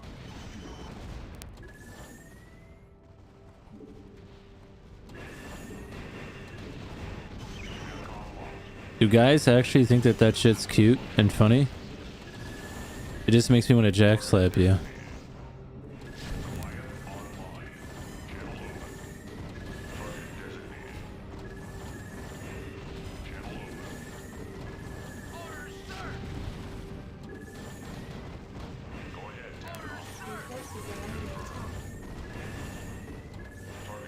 Identify target. Acknowledged HQ. Orders, sir. Ready to roll out. Orders, sir. Destination. Goliath online. Goliath online. Destination. Goliath online. Crypto Trader 11 cheered. X300, Arothith, I just noticed you only have 4 bases past 27 minutes. Against 6? Maybe 7? Is it overconfidence? You must not be overconfident about your opponent Artothic.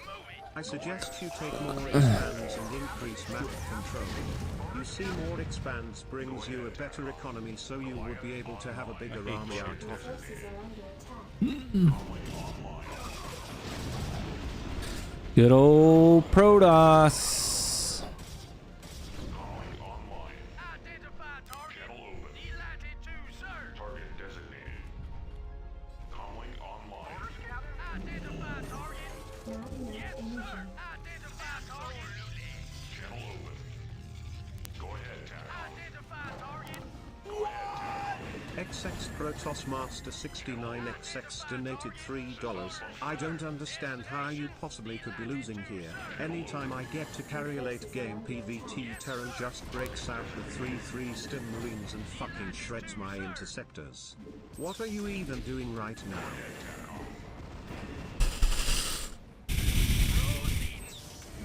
Systems functional.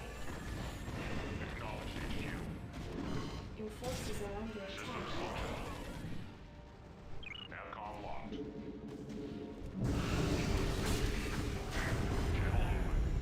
Yes, sir. Identify target. Online. I read you. Order Calling proceed. online. Yes, Your sir. forces are under Fuck your flipper. It's so crazy. You just can't fucking do anything. Alright, this map is finally getting vetoed. Confirmed. Target designated. Comlink online.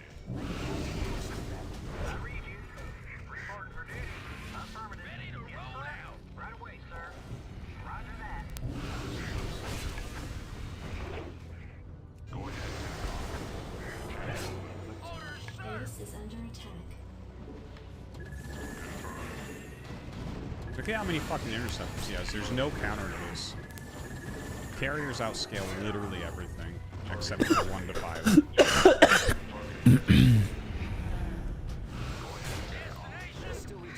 Your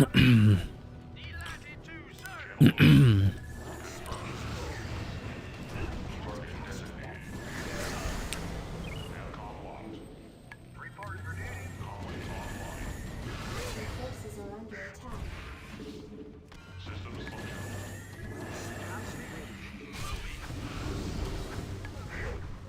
Not enough energy.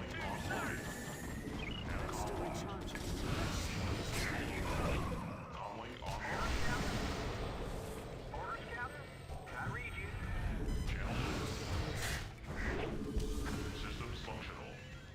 Goliath online.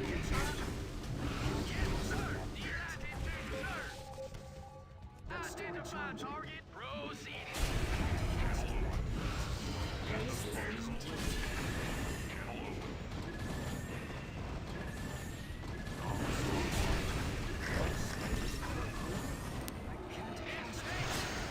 Your forces are under attack. Comlink online.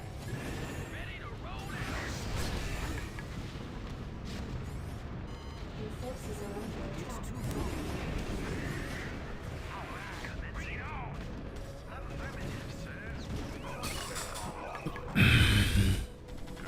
How much gold we have? Getting there.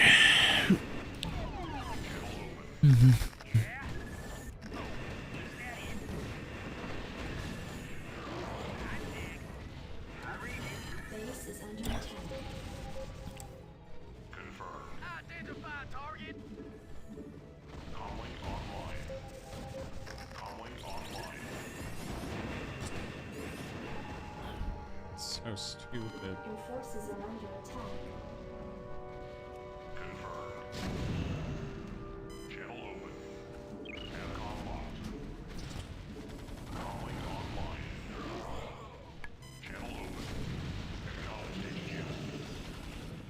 Base is under attack. Aircom locked.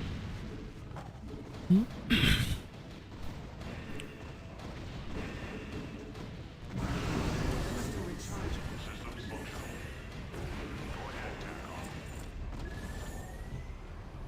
Go ahead, TACOM. Target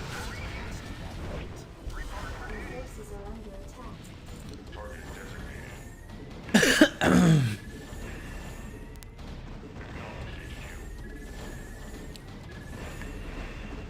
Dude, he just... Literally, I have all these 3/3 Goliaths shooting shit, and it doesn't matter. He just is literally right-clicking on all of my buildings and killing them. It's so fucked. It's so fucked. He's like, yeah, I stole your gas and then fucking suicide recalled you once, so I had everything. 3 Marine highest DPS $3 Anakin, I'm begging you, use my power. Who the fuck is this? Random ass people on my Instagram that I have no idea who they are. It's so fucking stupid. It's so stupid. Goodbye, Eclipse, forever.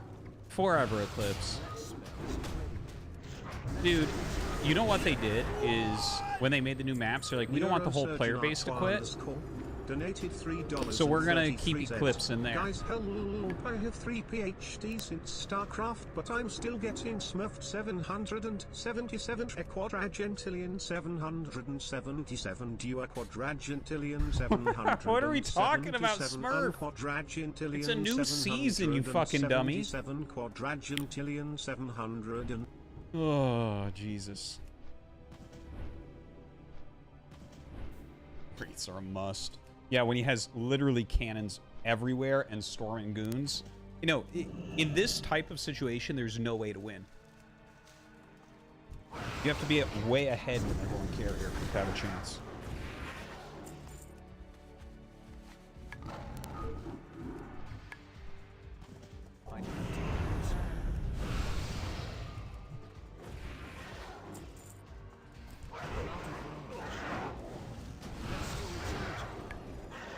No, Valkyries don't deal splash to interceptors. It's too far away.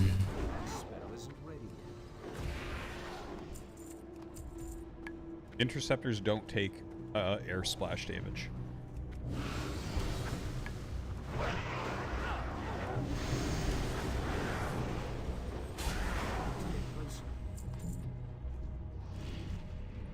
The EMP on carrier group doesn't do anything. I can barely touch the carrier group. Guys, this is actually a solved thing. Like, no one thinks you can beat carriers when they get that many. No one thinks that. Flash doesn't think that, okay?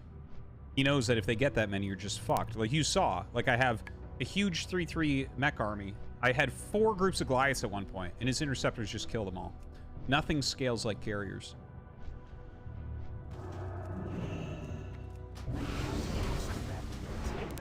No, lockdown doesn't work. I can't get close to the carriers. Why are we not understanding? No, it doesn't deal damage to carrier shields. I wish it did.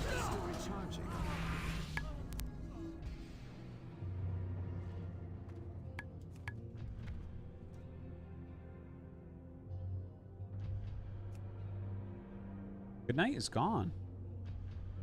Good Night's not in the map pool anymore. Zergs are probably crying all across the fucking world. And then you look at the new map pool, they're like, oh yeah, every map's a Zerg map. That's crazy.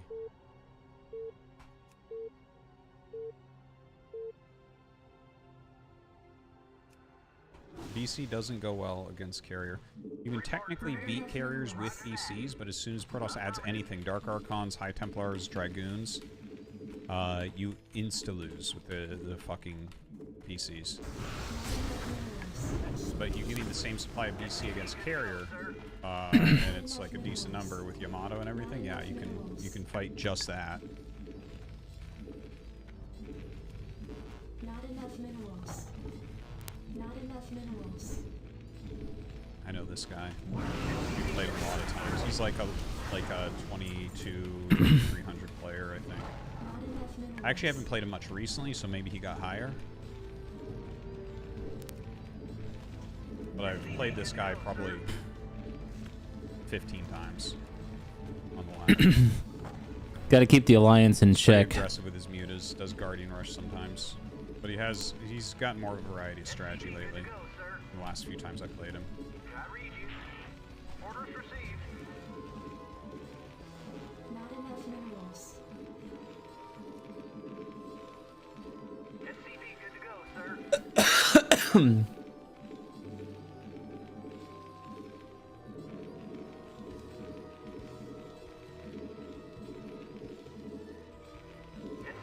Additional supply depots required. Orders received. Right away, sir.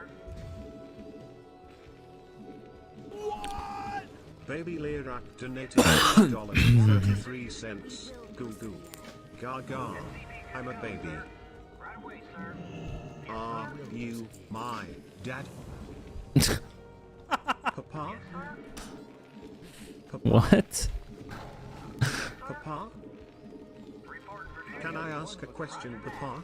Sure, baby Leroy. Don't bunkers beat carriers? Something in my blood says it will work. Oh man, the amount that they do not. Woo! Right away, sir. Orders received. Right away, sir. Right away, sir. Roger that. I read you. Report for duty. Yes, sir. Ah, fuck. Orders, Captain. Job's finished. I read you. Roger that. Orders, Captain. Your forces are under attack. Right away, sir. Yes, sir. Roger that. Orders, Captain. Job's finished. State your business. You want a piece of me, boy? Yes, sir. Roger that. Yes, sir. Orders received.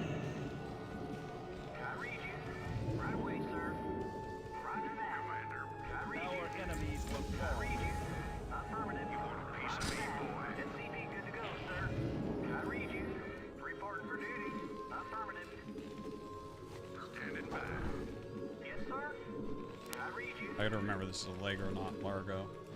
SCV good to go, sir. Right away, sir. Orders received. Roger that.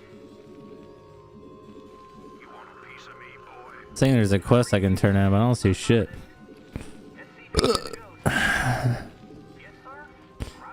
Glory to the Sindorai.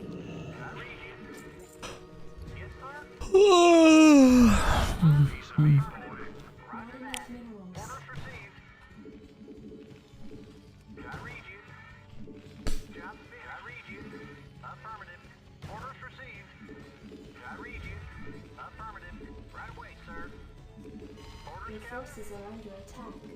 Not enough minerals. Piece of me, boy. Yes, sir. Job roger that. Orders received. Affirmative. Orders received. Affirmative. Orders, Captain. I read you. Orders received. You want a piece of me, boy? Orders, Captain. Finished. Affirmative. Roger that. SCV good to go, sir. Your forces are under attack. Yes, sir. Standing by. You want a piece of me, boy? SCV good to go, sir. Not enough Report. Jacked up and good to go. Give me something to shoot. Standing by.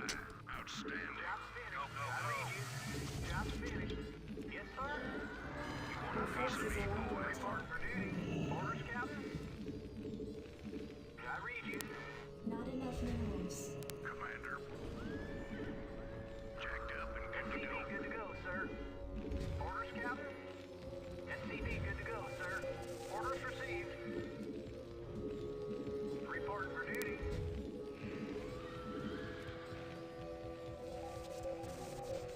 Job reporting for duty. Affirmative. Orders received. Need medical attention? Yes, sir. Roger that. Add-on complete. Add-on complete. Reporting for duty. Orders received. Job, I read you. Orders received. Research complete. SCV good to go, sir. Orders received. I read you. Roger that. I need Yes, to sir. get closer. I read you. Give me something to shoot. Give me something to shoot. SCV good to go, sir. I read you. Reporting for duty. Not enough minerals. Standing by. Shadow City. We might do some PvP then if it's having me go there. All right, I feel pretty clean. Not enough minerals. Pretty clean. This looks good. Not enough minerals. I don't know why it's having me go here, but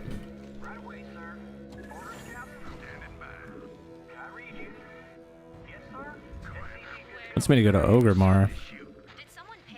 Oh, talk to Thrall. Not enough minerals. That's fine. I gotta go to the auction house anyways. And then we'll go do some PvP, and then we'll come back here later. Not enough minerals.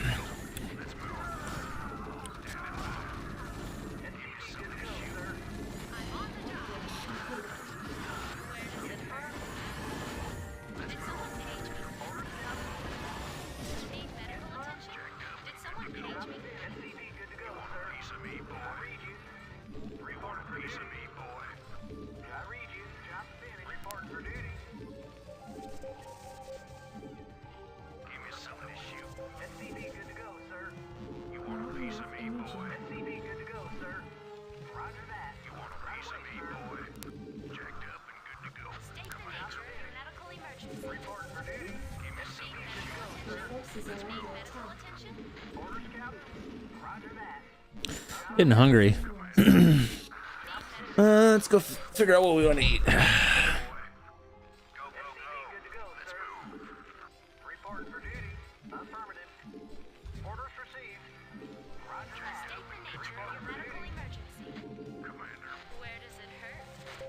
Damn, I missed. I still haven't found his fucking third. Did someone page me? Medical attention? Report for duty. Affirmative. I read you. Piece of me, boy. Received. Affirmative. I'm on the job. State the nature of your medical emergency. Where does it hurt? Roger that. You want a piece of me, boy? Let's move. State the nature of your medical emergency. Give me something to shoot. Need medical attention? SCP good to go, sir. Give me something to shoot. State the nature of your medical emergency. Give me something to shoot. Need medical attention? Give me something to shoot. State the nature of your medical emergency.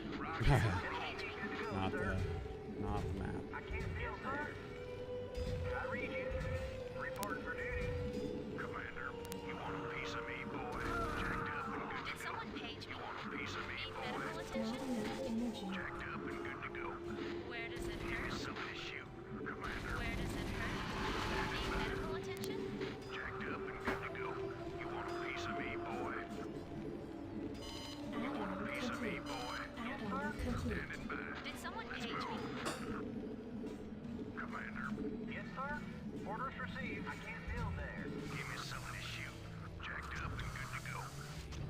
Rock and roll. Need medical attention? Commander, give me something State to the shoot. nature of your medical emergency. SCP good to go, sir.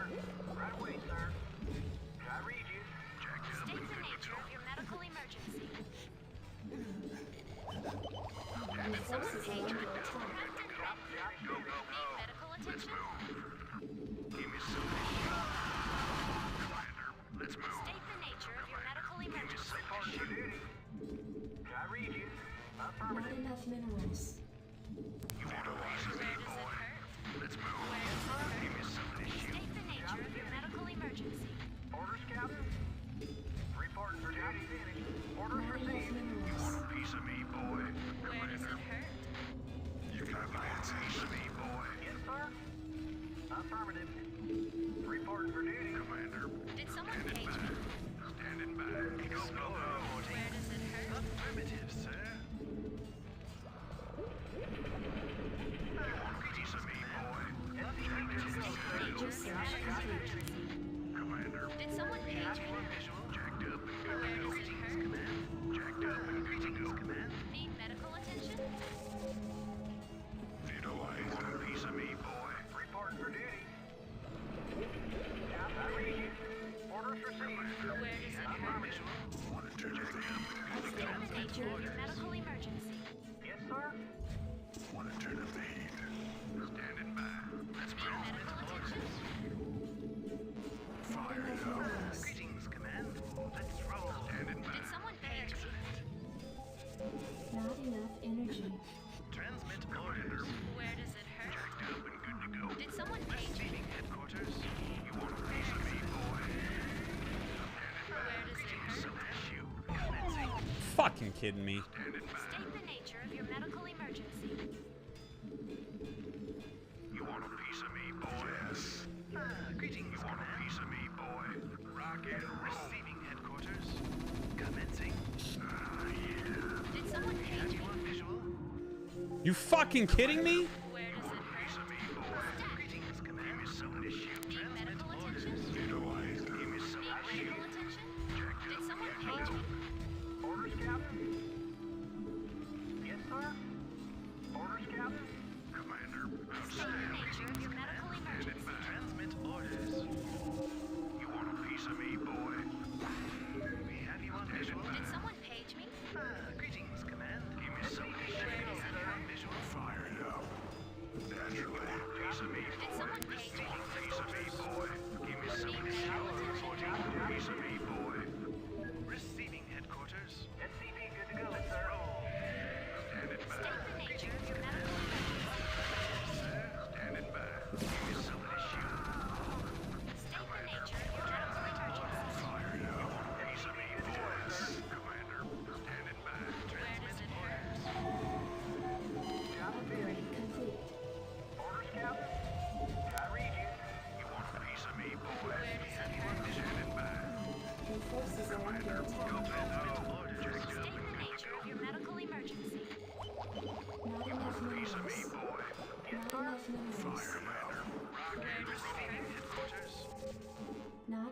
Affirmative, sir. Receiving headquarters. Yes. You got my attention. Receiving headquarters. Piece of me, boy. Receiving headquarters. You want a piece of me, boy? Transmit orders. Greetings, Command. Commander, rock and roll. Give me some of this shit. Let's move. Rock and roll. Go, go, go. Transmit orders. Affirmative.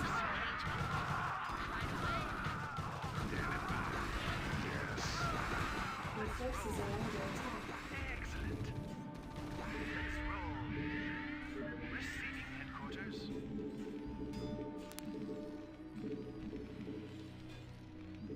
What happened there? Like lost a bunch of fucking workers. Medical attention? Report for duty. Explorer reporting. You want a piece of me? Need medical attention? Excellent. Need medical attention? Need medical attention? SCP good to go, sir. SCP good to go, sir. Want to turn up the heat? You want a piece of me, boy? Need a light? Want a piece of me, boy? Transmit orders. Fire. Transmit orders. Yes. SCP good to go, sir. Jacked up and good to go. We have you on piece of me, boy. Need a light? Want a piece of me, boy? Excellent. Greetings, Command. Want to turn up the heat? Affirmative. Your forces are under attack. Piece of me, boy.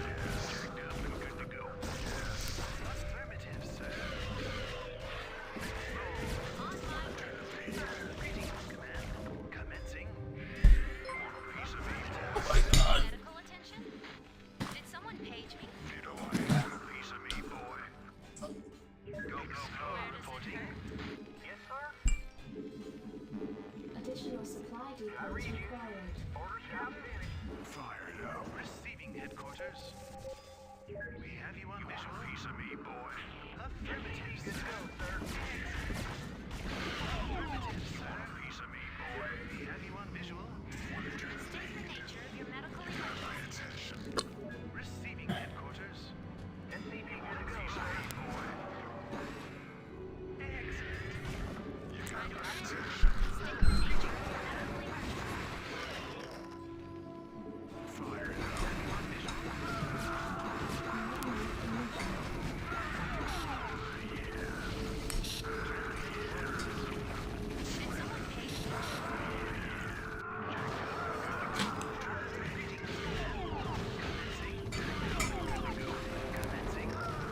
Your forces are under attack. Where does it hurt? Piece of me, boy. Where does it hurt? Right away. Good to go. Need medical attention? Did someone page me? Yes. You want a piece of me, boy? Have you want a visual piece of me, boy? Let's move. Yes. Your forces are need medical attention? Where does it hurt? Did someone page me? Jacked up and good to go. You want a piece of me, boy? You want a piece of me, boy? Your forces are under You want attack. a piece of me, boy? Need medical attention? Did someone page me? Standing by. You want a piece of me, boy? Excellent. You want a piece of me, Did someone boy? page me?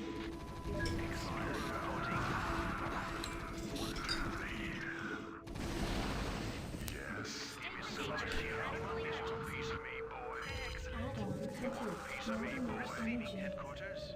Let's roll. Did someone page me? Your forces are under attack. Piece of me, boy. Affirmative, sir. You want a piece of me, attention? Captain Red. Piece of me, boy. Fire. Did someone page me? You want a piece of me, boy? Need medical attention? Receiving headquarters. You want a piece of me, Did someone attention? page me? Your forces are under attack. I'm on the job.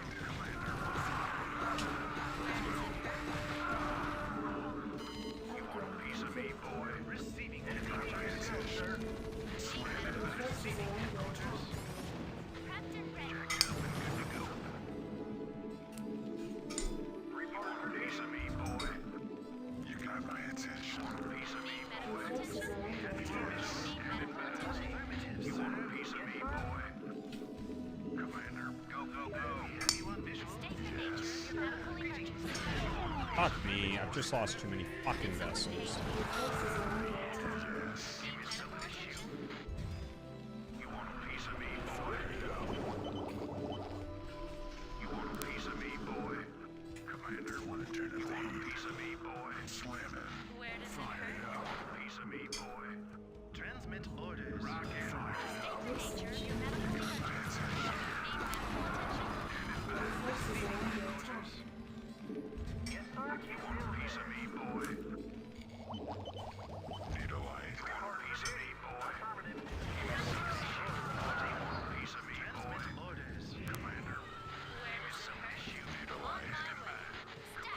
Transmit orders. Greetings, Command. Stand it back. Medical attention. Piece of me, boy. You want a piece of me, boy. Receiving headquarters. You want a piece of me, boy. Let's roll. You want a piece of me, boy. Greetings, Command. You want a piece of me, boy. Let's roll. You want a piece of me, boy. Did someone take me? Where does it hurt? Let's you want a piece of me, boy.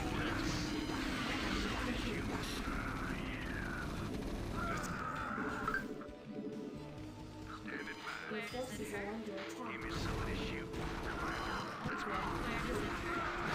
Checked up and good to Did go. someone take me? I'm on the job. Commander, transmit orders. You want a piece of me, boy? You want a piece of me, boy? Let's move. State the nature of your medical emergency. Transmit orders.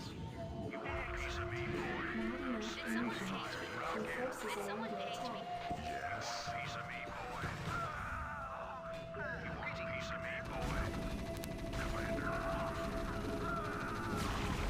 Give me some of this shoot. Greetings, Command. You want a piece of me, boy? Standing back. Did someone page me? Rock and roll. Affirmative, sir. You want a piece of me, boy? You want a piece of me, boy? You want a piece of me, boy? You want a piece of me, boy? Transmit orders. Receiving headquarters.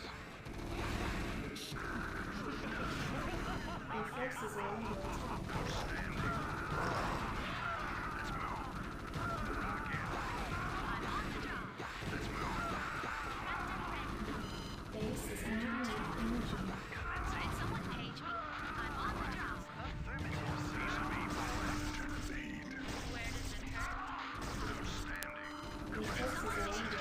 Orders. Let's move. Give me some of this shoot. Greetings,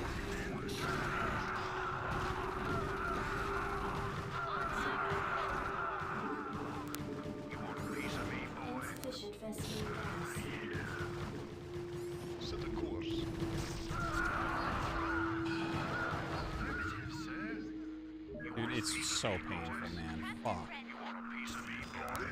You want a piece of me, boy? Receiving headquarters. Not enough minerals. Want to turn on a piece of me, boy? State the nature of your medical emergency. Yes. You want a piece of me, boy? Need medical attention? Let's burn. Stat. Standing back. Fire. State the nature of your medical emergency.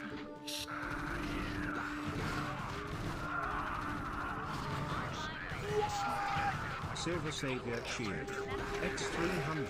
Was this ladder reset planned or did someone at Blizzard just get bored, drunkenly spend 2 hours in Map Editor last weekend? I think honestly the only reason that we got the reset is because everything broke. So they're like, well, we're in there, we may as well.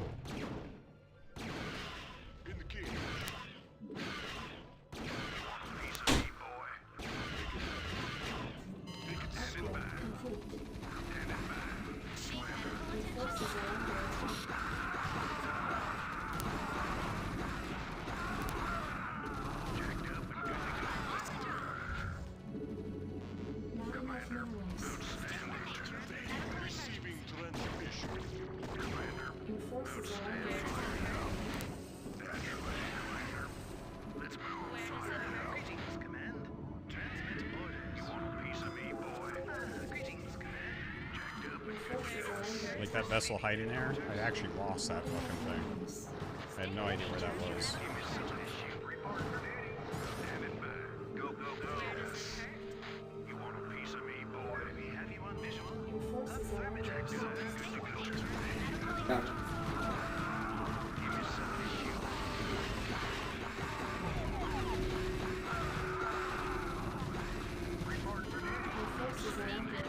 Oh, it's another dark storm.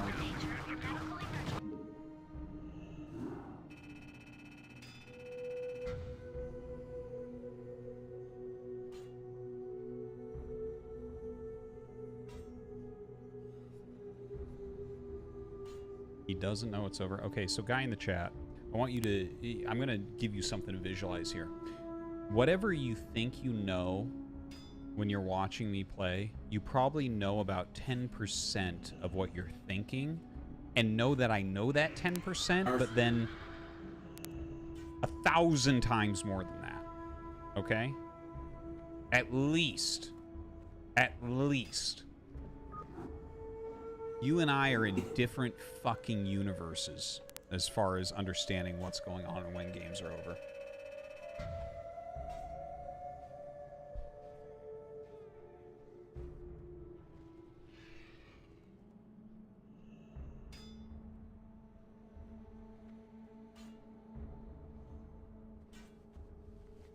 iPhone type that.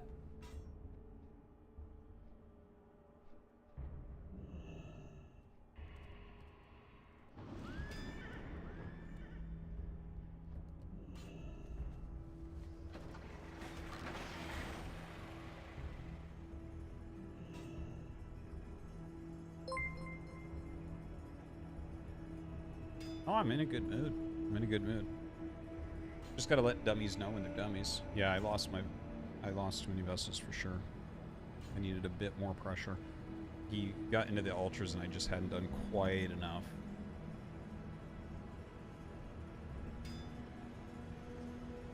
I think actually, I'm starting to get an idea, like, okay, so when they're taking the 4th base that quickly, I was irradiating the defilers, because defilers are better at irradiate targets than lurkers, but I think I should have gone after the lurkers.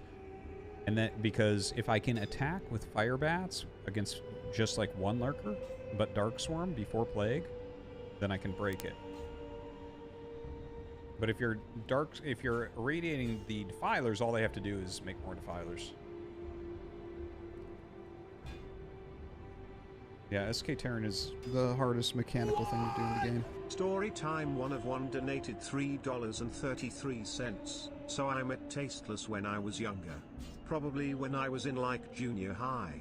I was visiting family in Korea and I got roped into watching my 3-month-old niece while my sister got her hair done. So there I am sitting in the waiting hour of a hair salon. What? Storytime 1 of 2 donated $3.33. So I'm sitting there and who walks in, but Tasteless. I was nervous as fuck, and just kept looking at him as he read a magazine and waited. I didn't know what to say, but then my niece started crying, and I'm trying to quiet her down. What? Storytime 1 of 3 donated $3.33. She kept crying and I didn't want her to bother Tasteless. But, pretty soon he gets up and walks over. He started running his hands through her hair and asking what was wrong. I replied that she was probably hungry or something. What? Storytime 1 of 4 donated $3.33. So, after hearing that she was hungry, Tasteless put down his magazine and picked up my niece. He lifted his shirt and started breastfeeding her right there in the middle of a hair salon in Korea. Really chill guy, super nice about it.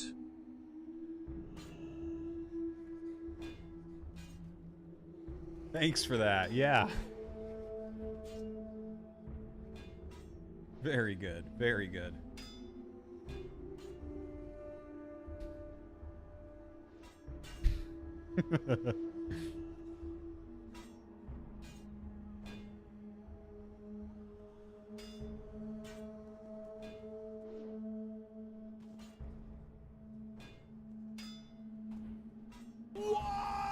Shield Battery donated $3. Artie.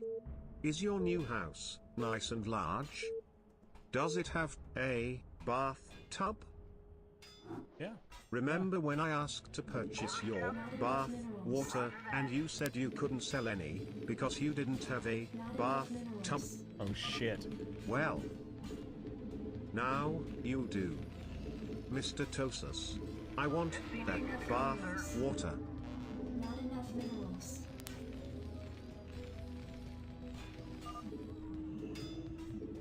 Not enough minerals. SCP good to go, sir. Not enough minerals.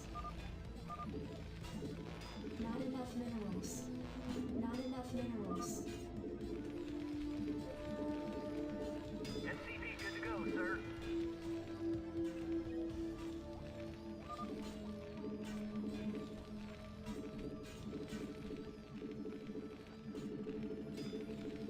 SCP good to go, sir. Affirmative. They literally don't know how the game that they play all the time works. It's Silver crazy. Savior cheered. X300. There's no Artie, the lag there. supersaturated There's brain none. cells because of all the salts, and it gives him extra capacity and neuron growth. There's no lag, and I'm he not keeps switching to E-high. 100% on the accuracy So we're just of gonna that, counter but I a did fucking get a B in 9 health pool. class in high school, so unless someone else is more qualified. Wakerflox 145 cheered. X300, do mine eyes deceive me? Different maps? We were maps. just talking about how they haven't changed. Artie, are you a psycho? Can you tell me if I'll get sick if I drink this chocolate milk that's been in the fridge for 2 weeks? You know, that weird part of time where you think that milk doesn't go that bad, but also know that it could go bad even if it is organic, so then you smell it, but then it's weird. Like, what does milk smell like when it's not bad even? No, I know what you mean. When in doubt, throw it out. I go by the Best Buy date a lot. Except with stuff that I get all the time, so I really understand if it's like good or bad. I read you. SCP good to go, sir. I read you. Orders received. Job finished. Orders, Captain. I read you. Baby Lirak donated $3.33. I want to buy some of my papa's bath water to get his DNA and ultimately prove that he is, in fact, my papa. Additional supply depots required. Orders, Captain. Report for duty. Report for duty. I read you. Job finished. You want a piece of me, boy? Report for duty. Affirmative. Orders, Captain. Right away, sir. Go, go, go. Standing by. Report for duty. Orders received. You want a piece of me, boy? You want a piece of me, boy? Good to go, sir. I read you. Standing by. Go, go, go. Yes, sir. Crypto Trader 11 cheered. X300, one guy in New. the chat may only know 10% of what you know art of it, but we are 2,000 people here, so 10% per guy in the chat means we totally know 200 times more than you art of it. I suggest you don't act too much overconfident over guys in the chat knowledge about the game. We have Zerg players and Protoss players and very smart people in the chat with high IQs. Report for duty. Report for duty. Roger that. Right away, sir. Roger that. Report for duty. Orders, Captain.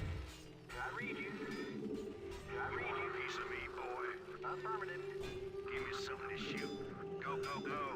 Outstanding. Let's move. Go, go, go. Orders, Captain. Not enough minerals. Right away, sir. Give me something to shoot. You want a piece of me, Not enough boy? minerals. Jacked up and good to go. Standing by. Commander. Standing by. Not enough minerals. Go, go, go. Report for duty. Roger that. Yes, sir. Not enough Right away, minerals. piece of me, boy. Jacked up and good to go. Yes, sir. Jacked up and good to go.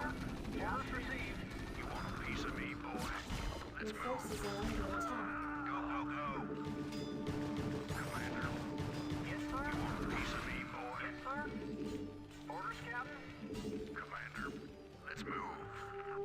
Outstanding.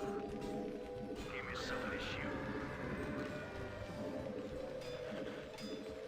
SCV good to go, sir.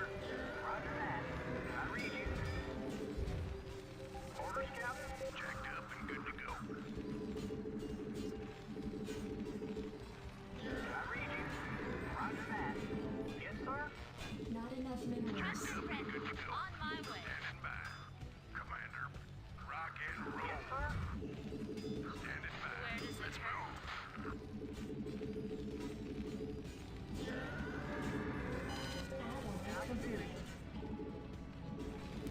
Your forces are under attack. Rock and roll. Standing by. Where does it hurt? Commander, Orders, Captain? Affirmative. Roger that. SCV good to go, sir. Affirmative. Did someone page me?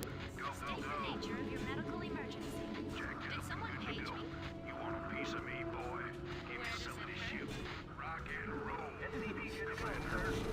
Standing by. Rock and roll. Let's move. Outstanding. Standing by. State the nature of your medical emergency. You want a piece of me, boy? Job Not finished. enough minerals. Not enough I read minerals. you. Roger that. Right away, sir. Not enough minerals. Did someone page me? Did someone page me? I read you. Need medical attention? Standing by. I read you. Roger that. Standing by. Where Outstanding. does it hurt? I read you.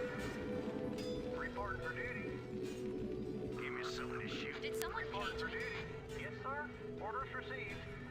Affirmative. You want a piece of me, boy? Orders Give received. me something to shoot.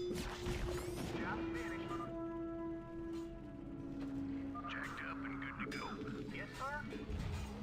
Commander, standing by. Need medical attention? Yes, sir. Affirmative. Jacked up and good to go. Where does it hurt? Did someone Give me page something me? to shoot. I'm on the job. SCV good to State go, the nature sir. of your medical emergency. Jacked up and good to go. Rock Did and someone roll. page me? Let's move. State the nature of your medical emergency. Need medical attention? Right away. I'm on the job.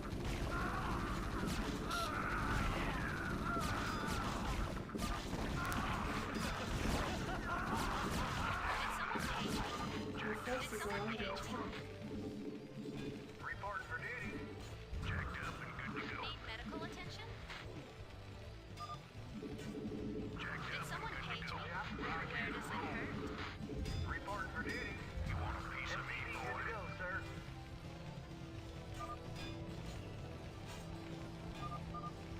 Standing by. Where does it hurt? Outstanding.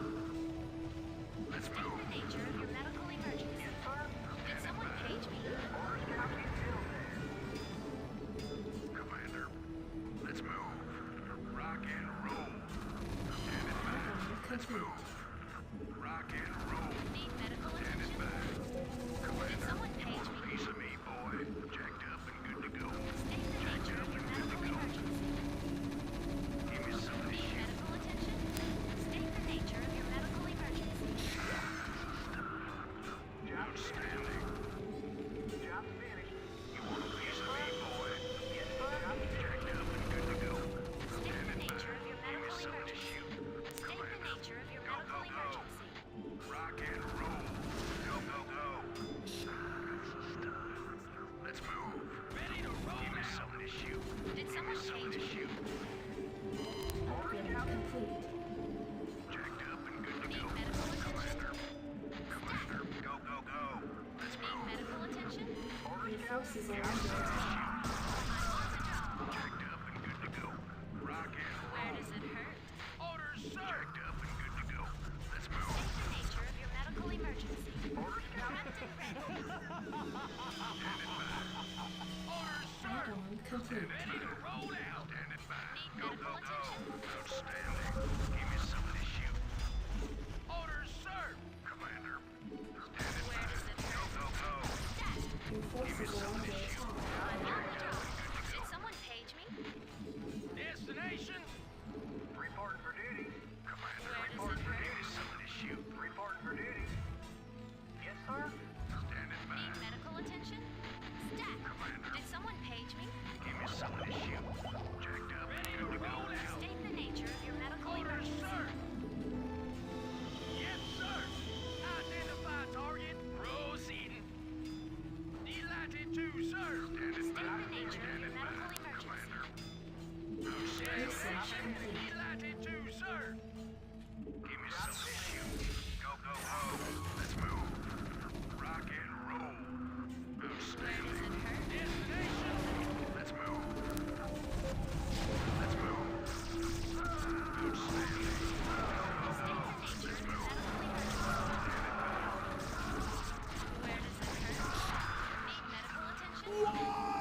Crypto Trader 11 cheer. X300 Afiatofik, I just noticed you are still on one base against 3, maybe 4 bases. Is it overconfidence? I suggest you don't be too much overconfident about your opponent. He got innovative strategy like Lurker's Drop. Lurker Drop is very cool Artofik and requires skill.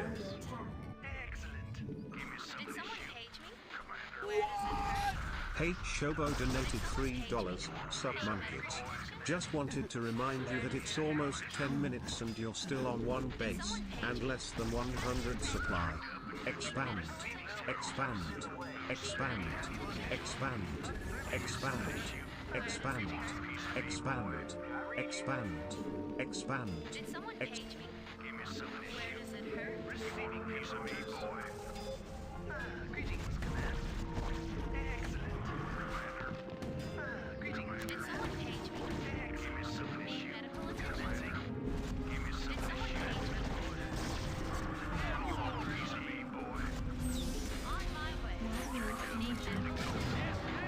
Give me Did some of someone this page shit. me? You want a piece of me, boy? Need medical attention? Where does it hurt? What a winner. What a fucking winner this guy is, man. Did someone page me? Did someone page me? Give me some of this State shit. the nature of your Give me medical some of this emergency. shit. Rock and roll. Go, go, go. Let's move. Standing by. Need medical attention? Did someone page me? Commander, Destination? you want a piece of me, boy? Orders, sir. Move it. State the nature of your medical emergency. Ready to roll Jacked out. up and good to go. Standing by. State the nature of your medical emergency. Commander, Did someone page me? Sir. you want a piece of me, boy? Right away, sir. Explorer reporting. Orders for standing by. Let's State move. the nature of your medical emergency. Rock and roll. Go, go, go. Did someone page me? Did someone page me? Piece of me, boy. Need medical attention? Your forces are under attack. Rock and roll. Let's move. Your forces are under attack.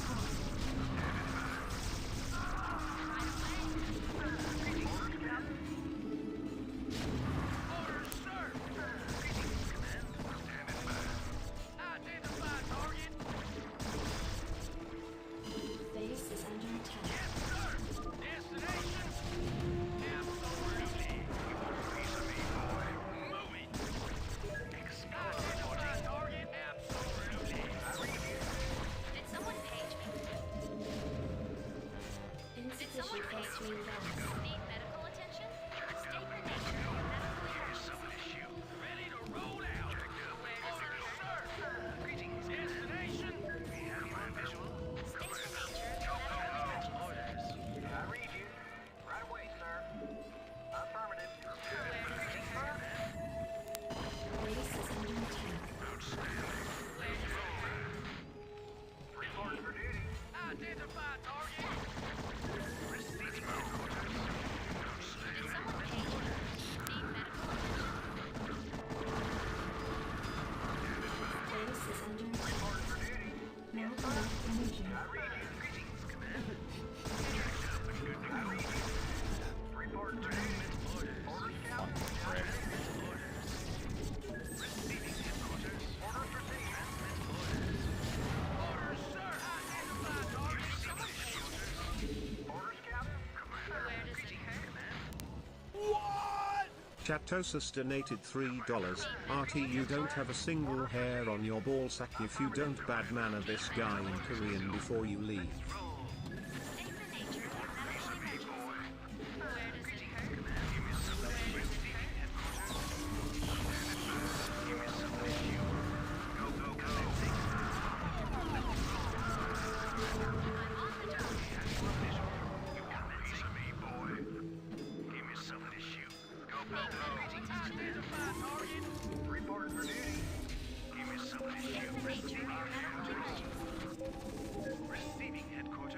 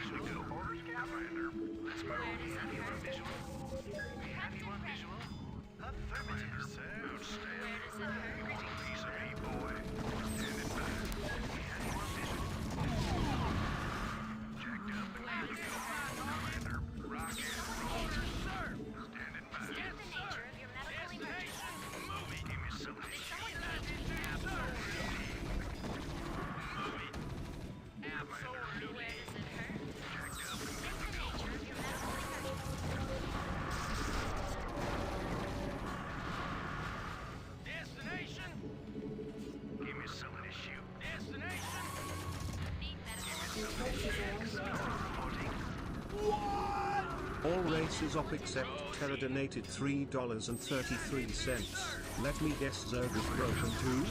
Or mouse struck. Profane donated $3. Artosis, remember you don't have to leave even if you are losing if you play the humans. Don't leave. Make him win. Even Trump knew that if you're losing, whether it be in StarCraft or in an election, you just float your buildings to the corners of the map.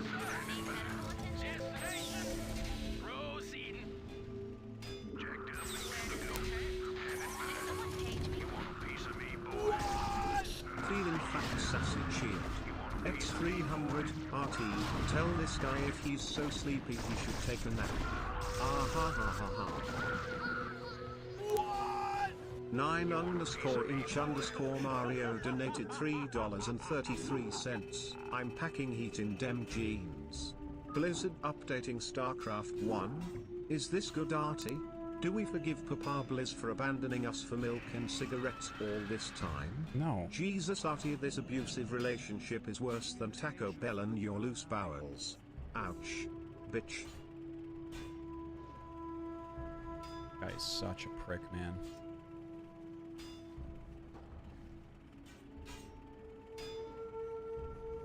What a fucking prick.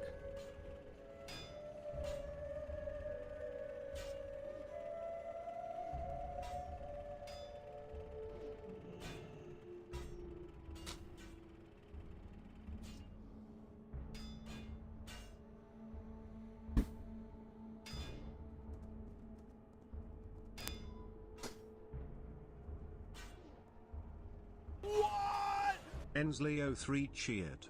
X300, stop. Stop. Losing. Stop. Stop. Losing. Stop. Stop. Losing. Stop. Stop. Losing. Stop. Stop. Losing. Losing.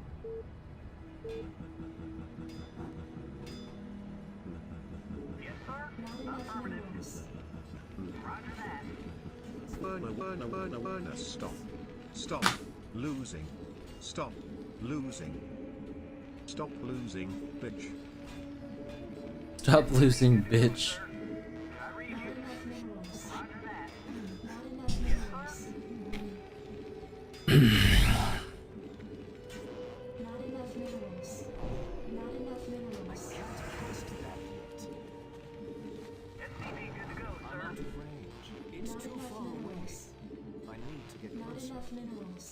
It's too far away.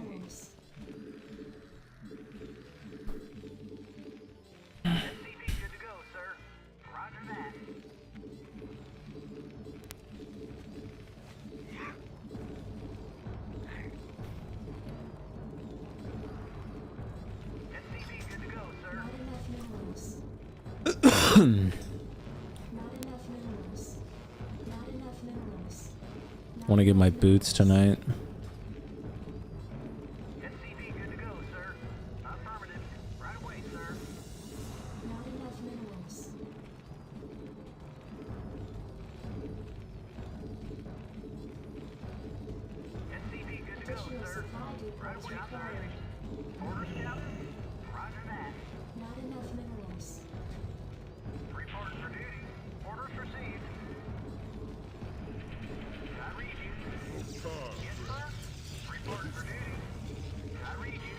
Forces are under attack. Reporting for duty.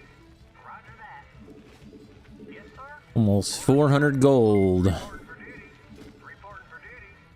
my weapon chant, right? No. I got Mongoose. No. I might actually lose if I do that. I want to get my pants enchant, but it's like another. Let's just see. Fucking PvC serious. repellent piston slot.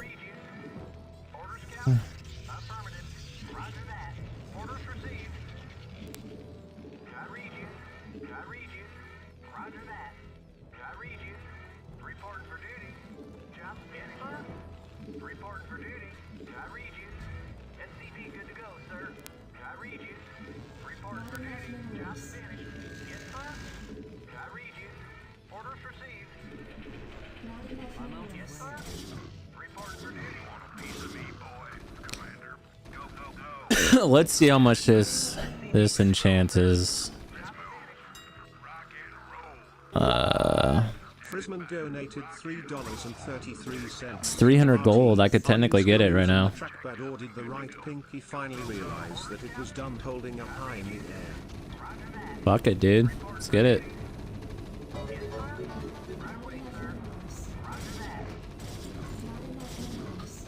Fuck it, dude.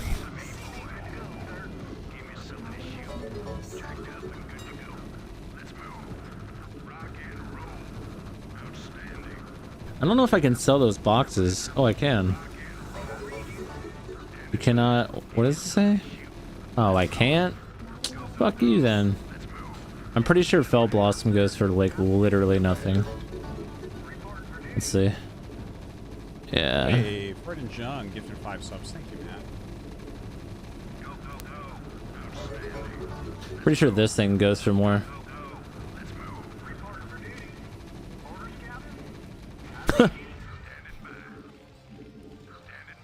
It technically does.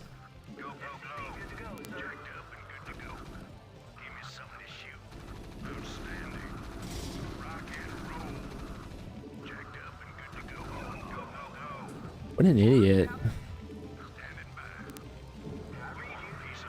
This goes for 2 gold a stack.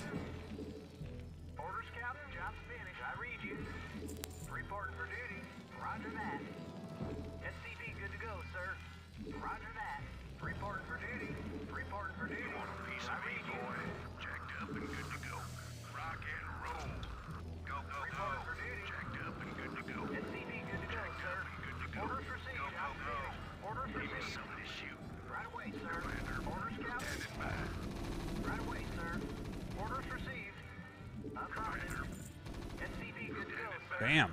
I almost got like a 6 around there in some of these odds. Mountain Silver Sage.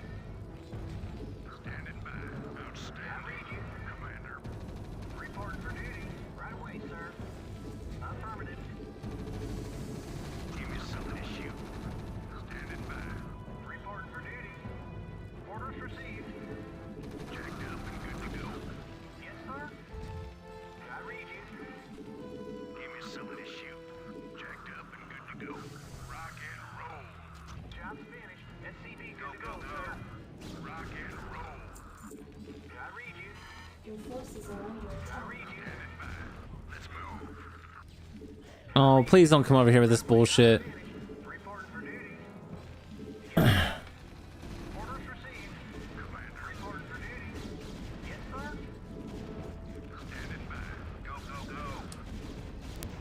Come on.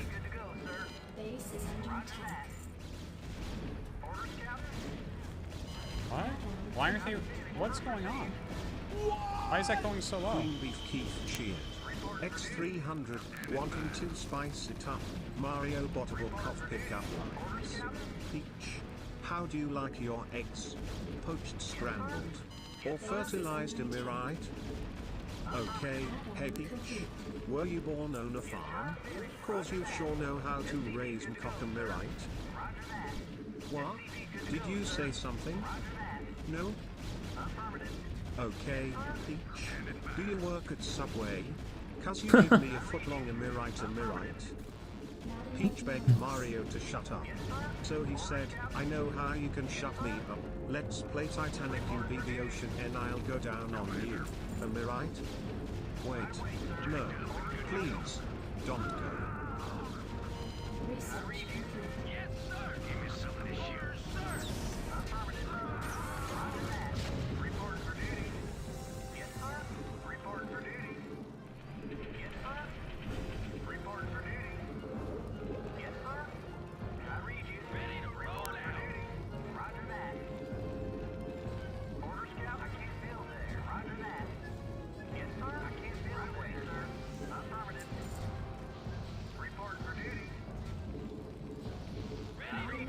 Oh my god, this thing's so long.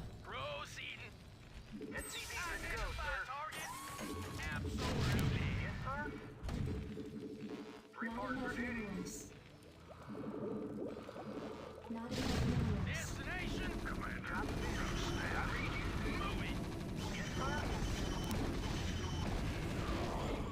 Not enough minerals. No, one thing. This shit better be officially fixed when fucking Wrath is released. Because it's getting really fucking obnoxious. Alright, here's the... I'm pretty sure Felweed doesn't go for dick.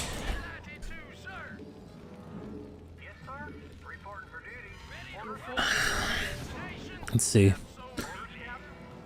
That's so depressing. One fucking gold. That's... Yeah, there's no money to be made at endgame. Disgusting. Fucking disgusting, man. Jesus Christ.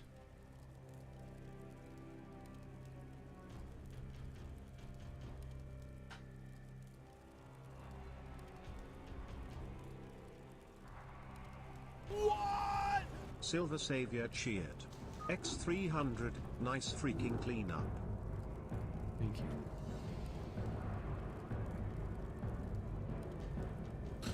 That might go for something. Hopefully the ore goes for stuff. That's my only hope.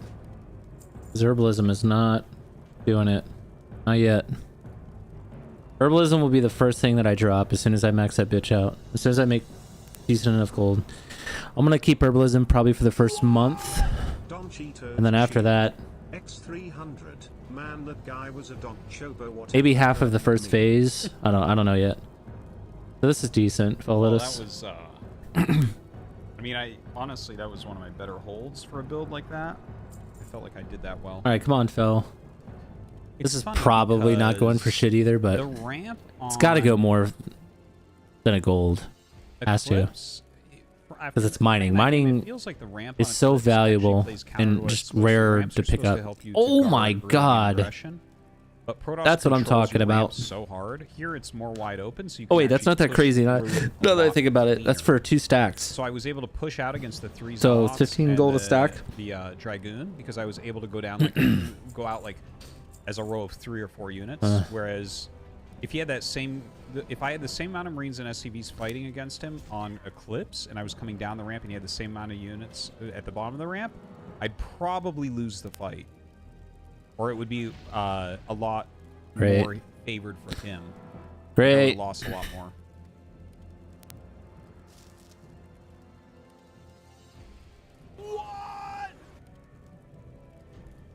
Which is funny because it's like the reason ramps exist is to like stop early game aggression so you can actually do things. But on Eclipse it works against you. Eternium more. Come on. Big money. Yeah, so Marine range can be a thing. You kind of can get it. Are you It fucking slows kidding down the me? factory some. Wow. Trash. There's been some builds. Valentine, Arthur Valentine, good to see you, man. Fucking trash. I'll sell it. And GSL for the rest of the season. Jesus. Yeah. There is a thing where you get range with Medic Marine and do some pressure. That's like there was a little amount of that. There was something else. Oh, this. Yeah, And then I get good ping to Koreans. That guy was either Europe or North America. The guy that I just played. Alright, how do I get this shit off me? Just dispel it myself. Gas steel without ramp. Oh, gas steel just into straight 2-gate? Well, you can. Wakerflox 145. Yeah, that would be hard.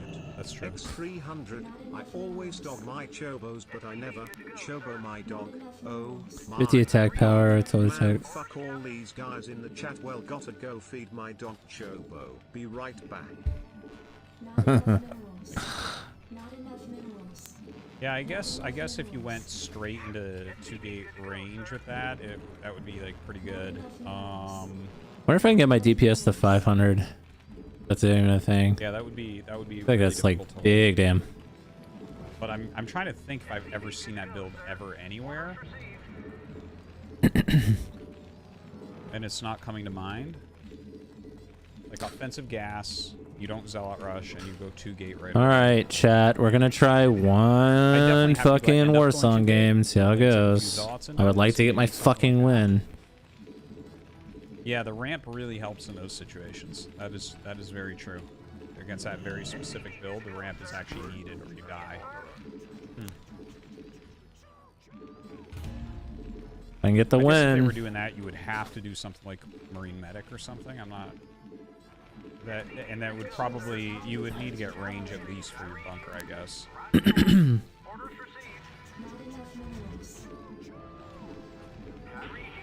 Oops.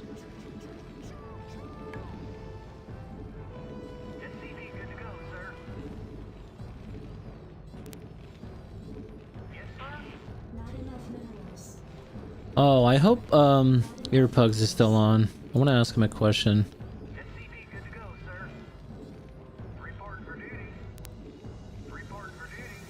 Fuck, he's not on, is he? Damn it, dude. I don't know who else I could ask.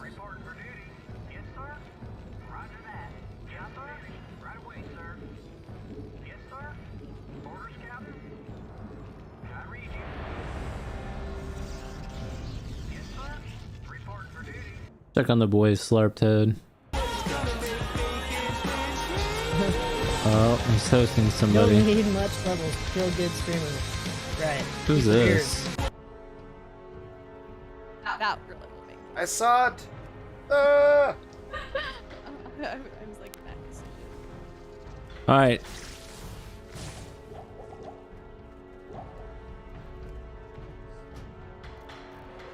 We're inspecting people and judging them. Your gear's alright. Ish. Your gear's good. Your gear's fine. I died. Your gear's good. Better not have. Why Your not? gear is definitely not good. You're a boosty You dropped boy, the I can TP. tell. Yeah. Oh, fuck that guy. No, but I think I found one of them 4 days ago. He ditched me. I don't see a link. Can you tell me one? Huh? Your gear's Send me great. Oh my god. Before I do? Are we actually gonna win? I have a good team? No way, bro. What are you talking about? Oh, let's go. Are you to go in before I go in? What? We're No. winning. I can go back in the halls of the dead? Just didn't know where to go, and I fucking slammed the door really hard. I'm sorry. And she's like, no, I'm calling the cops. I said, listen, Mom. I said, if you're going to call the cops on me on Christmas Eve and fuck up Christmas, I was like, I promise you, I promise you, Mom, I will punch that cop right in the fucking mouth. I didn't want to. I didn't want to at all. And I was trying to, like, call a bluff on my mom, but when I give my word and say I'm going to do something, When I said, Mom, I give you my word, I'm gonna punch this fucking. If a cop shows up here on Christmas Eve, like the Christmas is already bad enough. Like you've been hammered for 3 days straight, fucking bullying here we the go. shit out of my little brother and sister. And it just started with me picking up for them, and then me getting frustrated and going into a bathroom. And yeah, it was bad. It was bad. I did exactly what I said. I was like, I went out and I sat on the couch and I turned on the TV and then I seen the red and blue come in the driveway. I was like, no fucking way, she actually did it. And in my head, I didn't want to do it at all. That PG was bullshit, by the way. I didn't want to do it at all, but as soon as I seen him coming up the fucking stairs, I opened up the door and I said, you're getting it. And he's like, the cop looked at me like, huh? And I like Superman punched him, man.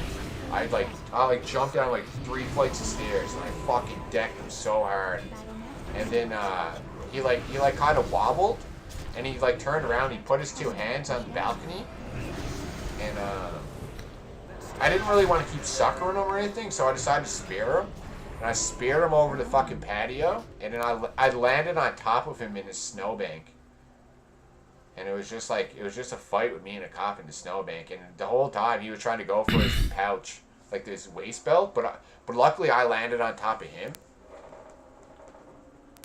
But it was like, dude, I was like shut. Dude, I took the anger that my mom projected out of me and my family always projected out of me on this cop, and dude, I ended up getting off in court with everything, because I got up on the stand and I fucking told the total truth, and I was so honest about it. The cop didn't show up to court to deal with the proceedings and stuff, and I just like got up and I was like, listen, man, it was a bad Christmas. If you look back at my past, I've had bad family issues.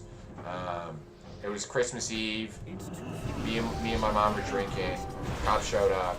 I told this and this. I told my mom and the cop to come up. I hit him. I'm sorry. If the cop was here, I'd apologize to him. Blah blah blah. This is so But bro, I cringe. fucking destroyed that cop, and I got away with it because he didn't come to court. But I felt so bad about it. Like I felt so bad about it because I don't like hurting people. But like that seemed to always happen in my life, man. I always end up like, oh, my brother's fucking with me. Oh, my mom's fucking with me. I'm getting fucking pushed around. And I just, as soon as someone like fucking brushed me with a piece of hair, man, I just fucking destroyed him, man. I was so fucking, like, you couldn't, that's why I was never fucked with. That's why I was never bullied, because I was already bullied enough at home. So as soon as, like, that happened, I was like, oh, now I can project all this fucking built up tension that I have, right? Fucking, it's crazy, man. My psychology is crazy. I'm the nicest, chillest person ever. By the way, I haven't been in a fight with that officer since I was like 21. So I have gotten control of things, but fuck, man, dude. Bro, I was not to be fucked with, dude, growing up.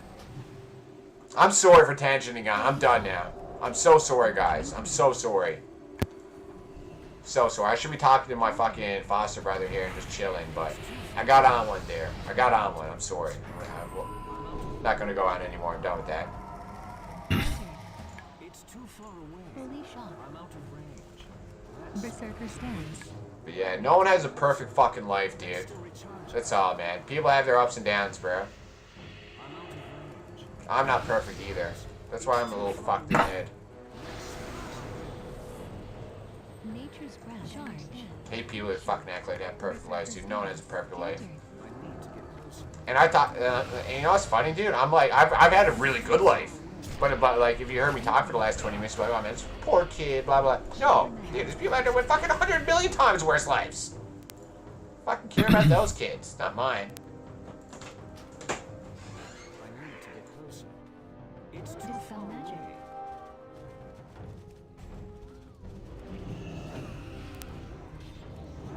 Berserker stands. Making quickly. Every man.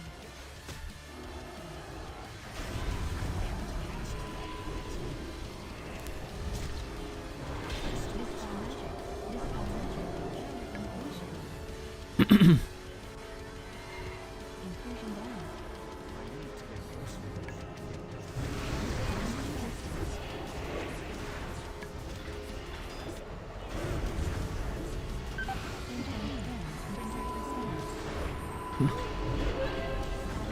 Battlemaster down.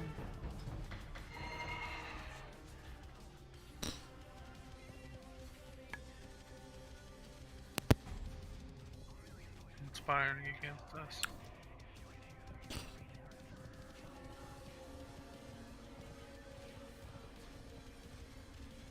Okay. Dispel magic. See wisdom. Remove curse. Berserker stance. Charge.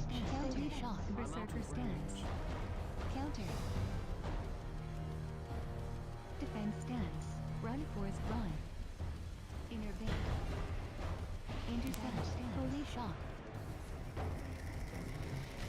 Trinket. Dispel magic. Innerly down. It's too far away. I'm out of range. Fear. Success. Affliction. Damage stance. Fear. Success. Holy shock. Berserker stance. Counter. It's too far away. Berserker range.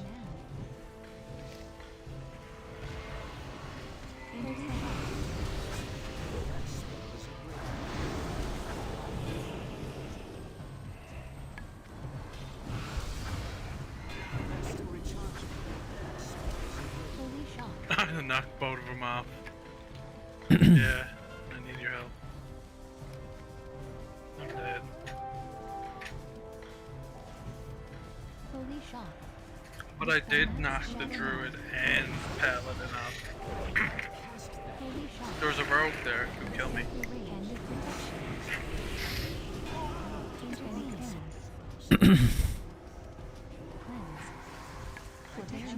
Oh So my. a druid tried to push you, but you didn't fall the first time. And then I knocked him off.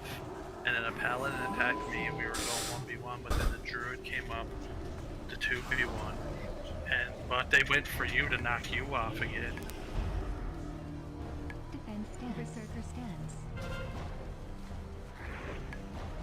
So he typhooned you twice. See wisdom. Oh. It's too far away. I can't cast that. Into charge. Berserker stance. Dispel reflection. Berserker stance. That's still recharging. Defense stance. Intervene. Spell reflection. Touching down. Countered. Trinketed. That's still Battlemaster down. That spell is That's still recharging. Dispel magic. Back in heal. Counter. I can't cast that. Fear. Holy shock. Dispel magic. Fear. It's too Holy shock. PS down. That's still recharging. I need to get closer. It's too Berserker stance. Battlemaster. Yeah, cigarettes is a herb. Holy shock. Battlemaster down. Countered. Holy shock. It also sucks if you're around it all the time, other people doing it. That spell isn't ready yet. I'm out of Justice. That's still recharging. Charge. Berserker stance. Intercept. Intercept. Tear down. Run, boys, run. Counter. Ah, shit. Sorry, man. I was muted there on stream for a sec, sorry.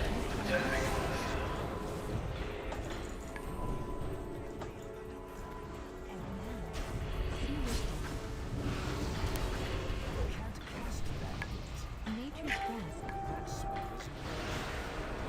Bro, my... it's hard to defend bases when you're 88 as fuck. I know. Let's go. Yeah, fuck this. Let's ride bikes. I need to get closer. Cleanse. It's too far Cleanse. Holy shock. Countered. Yeah, no, all I was saying to him was I was talking about, like, On shield. I was just telling him what we were talking about while I had him utilize skin us all. Holy shock. Pally? Pally? Big damn? Bubble down. Boundaries down. One down. What do you mean? One down. It's fucking two down, dude. Big damn. The healer? Sheep the other healer? Killing Pally? So what damn? Oh shit. I did pretty good. I'm still doing pretty good. What do you mean? It's not over. Oh well, I'm dead. I'm not there. I can see.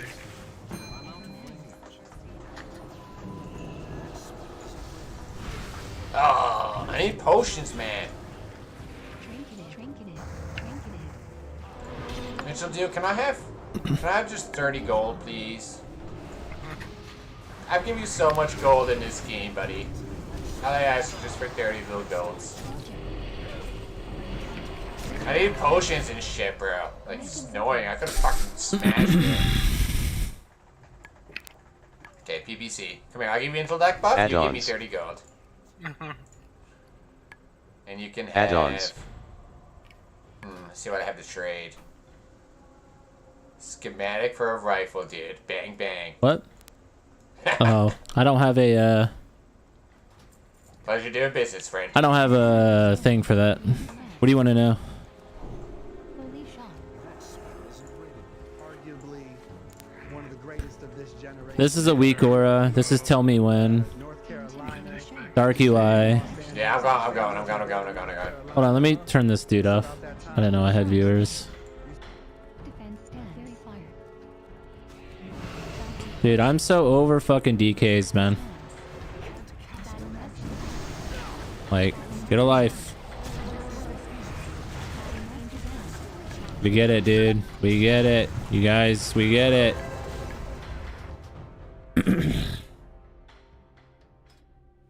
Did we just catch up?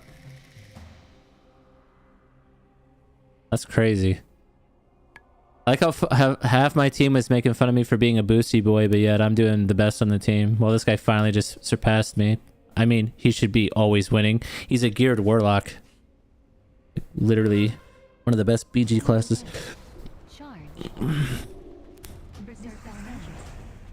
Alright, we have the flag. Where's our hunter? Oh, we gotta go. Alright, rogue.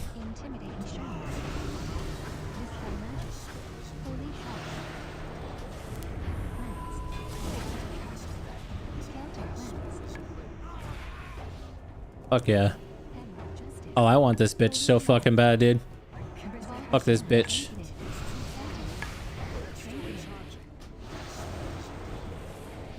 Oh my god, that Ellie just clapped him. No, bro, you're gonna die. Oh, no one's there to help him. Oh, can you live? No. Rip. What are we doing? Why are we playing D? Oh, do we cap last? We have 13 minutes. We need to go. We need to get a flag. What are we doing? Kill this guy. It's by himself. Oh my god, you little fuck.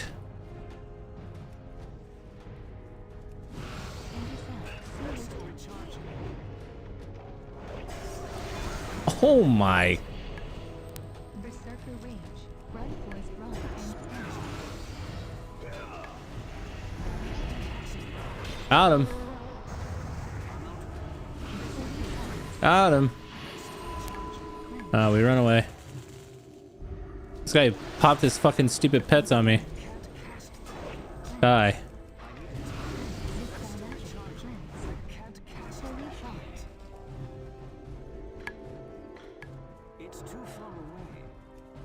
I have aggro in this thing, but I don't. Freedom. Disarm. Holy shock. Berserker slam. Bark skin. Nature's rest. Berserker range. Big damn. Holy shock. Big damn, big damn, big damn, big damn. Big damn, big damn. Holy shock.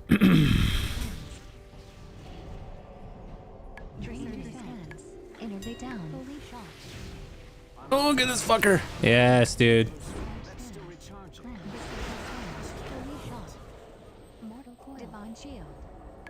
Fine. Holy shock. Dude, AMS is so cringe.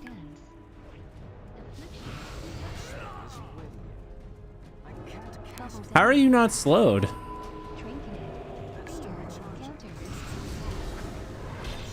Got him.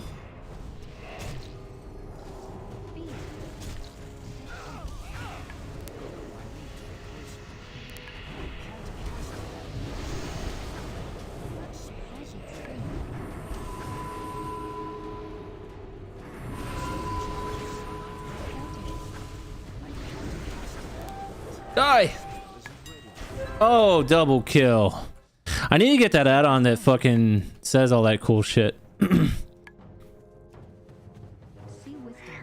Oh god, we gotta not fuck this up. Where's this fucker? Where's the EFC? Oh, we need to guard our EFC. Hold on, hold on, hold on. I got you. Oh, my add-on's fucked up?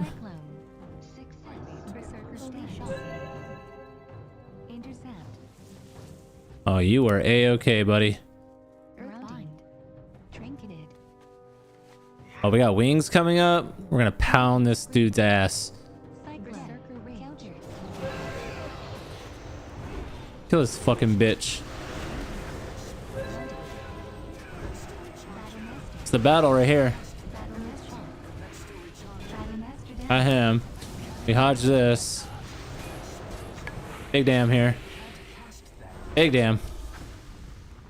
Okay.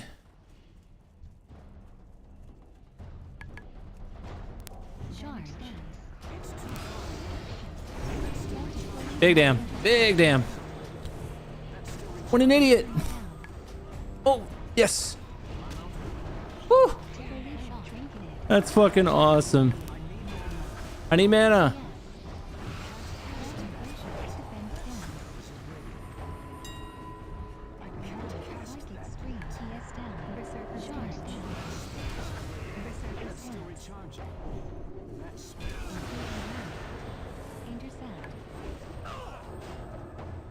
I don't want to use a thing. Ah, bubble. Fuck it. I want the kill. Got it. Oh, we win here. We fucking win. We win. Boosty boy did the best. Lick my dick.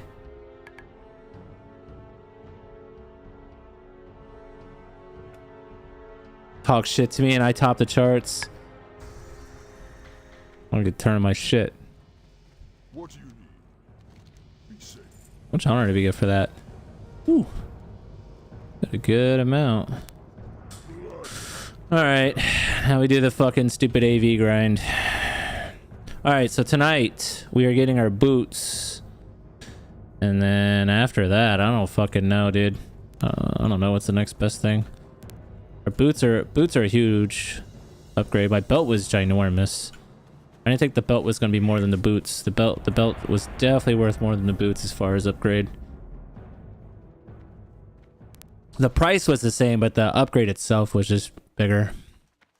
By like 40%. It was something crazy. 40% higher upgrade difference.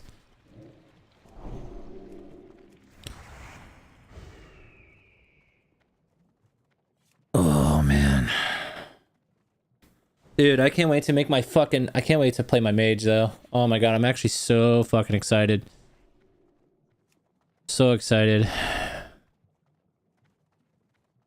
gonna boost my mage. I'm gonna eventually level my mage over here. I wonder if...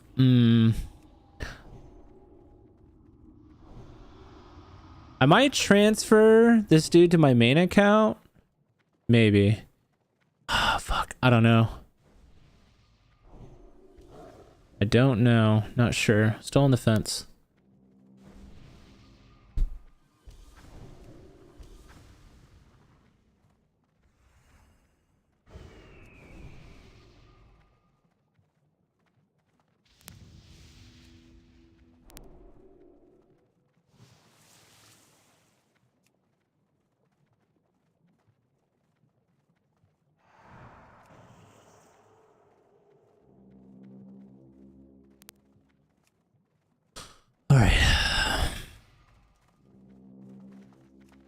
I want to listen to some music. What do we want to listen to? Let's listen to... We're in game mode, so we gotta jam out to something. I listen.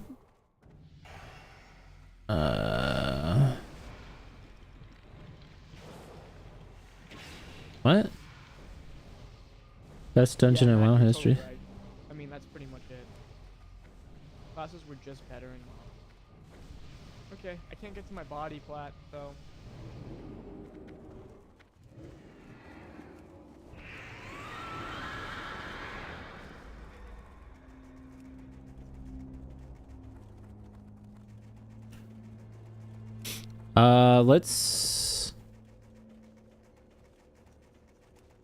Let's listen to... Oh, dude, you know what we should listen to? Oh, I gotta get his take. Alrighty, folks, so we are here to review Lord of the Rings, Rings of Power. The first couple of episodes are out. I'm going to give you my take on all of that. Plus, I kind of want to talk about the gap between Tolkien's vision of the world and the Hollywood writers, because you see, Tolkien was a Christian and believed in Judeo-Christian values and Western civilization. I'm not sure the writers of this series do, and I think it shows. Get to all that in just a second. This video is sponsored by Good Ranchers.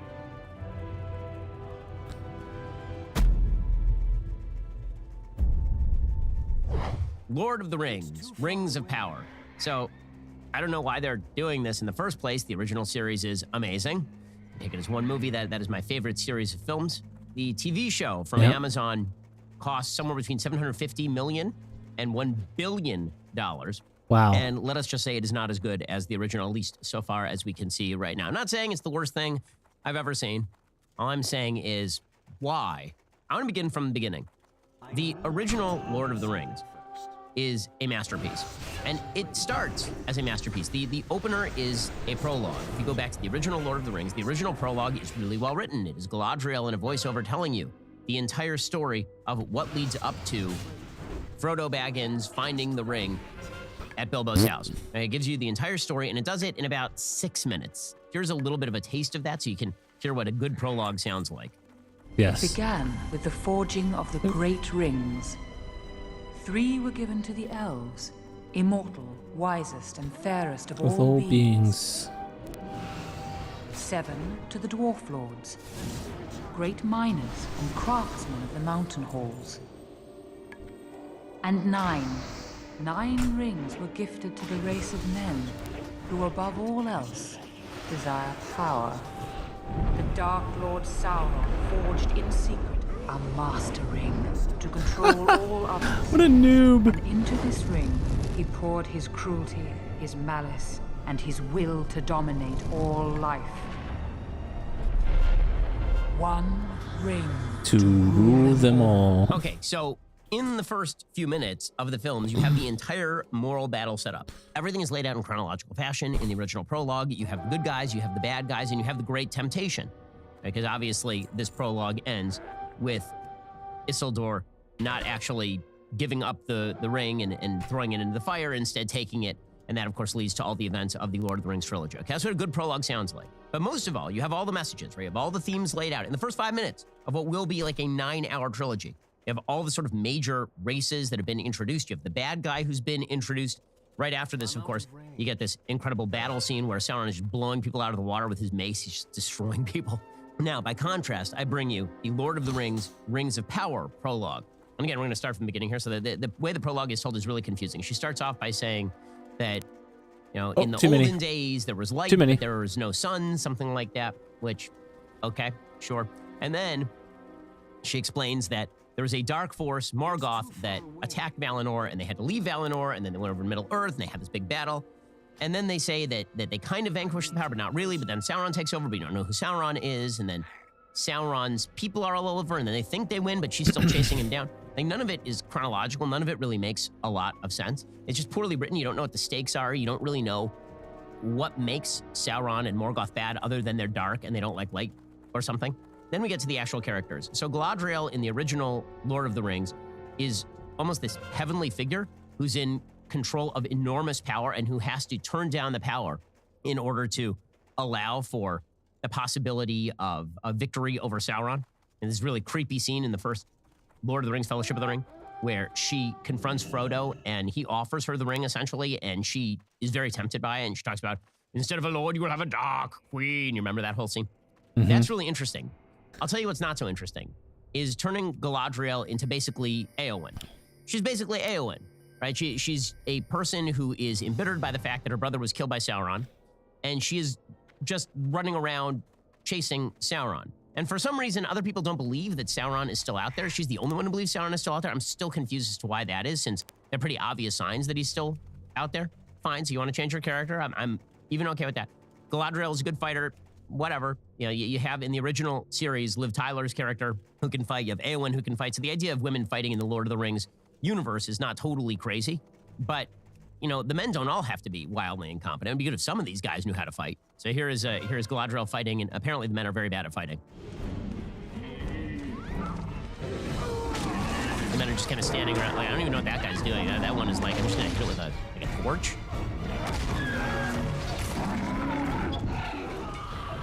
That one's like, I'm gonna stand here with a torch and just get my ass kicked.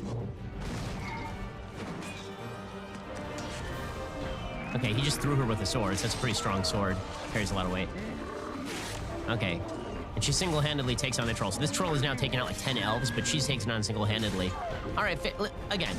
All right, fair enough. Doesn't bother me that much. I know there's some people who are like freaking out over this and the Mary Sue of it, but you know, oh, you get the honor no matter what? I didn't know that.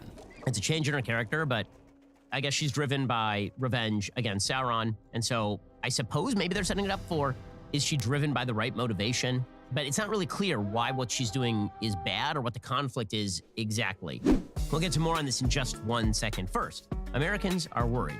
Food and gas prices are higher than I've ever seen in my lifetime, which is why I'm grateful for the best meat delivery service in America, Good Ranchers. Good Ranchers is awesome. I know because they actually sent me a kosher steak. And let me tell you, it is one of the best steaks I've ever had in my entire life. While Who's grocery store meat spamming? prices continue to rise, Good Ranchers' inflation-proof model locks in your price the day you subscribe for the life of your subscription. Plus, you can pause your subscription for up to I love 90 days how or cancel we just Zerg anytime and you want, lose. but you don't want So to. stupid. Good Rancher ships 100% American meat, born, raised, and harvested Fast, in the United I States guess. directly to your door. All of their beef is prime or upper choice, the two highest grades. Superior steakhouse quality is their stock in trade. Again, Good Ranchers not only supports American agriculture, they are also big fans of the Daily Wire. They share our values. They sponsor all our shows. So go check them out. You'll be helping them, you'll be helping us. Go to goodranchers.com/Ben. Use code Ben at checkout. You'll get $30 off plus free shipping. You can subscribe to lock in your price, recession-proof your meals for life. That's goodranchers.com/Ben. Use code Ben at checkout. Look, this goes to the biggest problem with the first two episodes. Nothing really happens in the first couple of episodes. This is the biggest problem. Like, we know from the prologue that Sauron is still out there and that he's planning some bad stuff. And then we get 2 episodes of pretty much nothing except probably Gandalf shows up. That's it. We are introduced to various species. These species are biracial in nature. Now, there's been a lot made of this, mainly because this feels like Amazon trolling. Okay, so all the species are multiracial now, which is supposed to be, I suppose, a backhanded slap at the original Lord of the Rings series. Like they did something wrong by not making Legolas Hispanic or something. I guess the idea here is we have to diversify. And Amazon made a very big deal out of this, that they were doing a lot of racial casting. There was going to be black elves, and there were going to be black dwarves, and there were going to be Hispanic little people, hobbits, and all the rest of it. And, you know, is it like the end of the world? It doesn't bother me that much. It just feels really unsophisticated and kind of forced. When Game of Thrones, for example, casts multiracial people, it does so in the context of understanding that, like, people from Dorne are different colored generally than people who are from, say, King's Landing. It's sort of geographic in nature. And so it makes some sense that when you have these races meeting and mixing, that's sort of how the world historically worked, right? Because the races originally were more separate than they are today. You're sort of taking modern multi-ethnic, multiracial living conditions and projecting them backward in time. Obviously, it feels like trolling, so they can yell at their fans and then suggest that the fans are toxic, which is the new game in Hollywood, which is anyone who doesn't like me is toxic fandom. So, I mean, here's just an example of some of the biracial character montage that's happening here. Look like a badger. Maybe a fox. More likely a half-foot. Half-foot?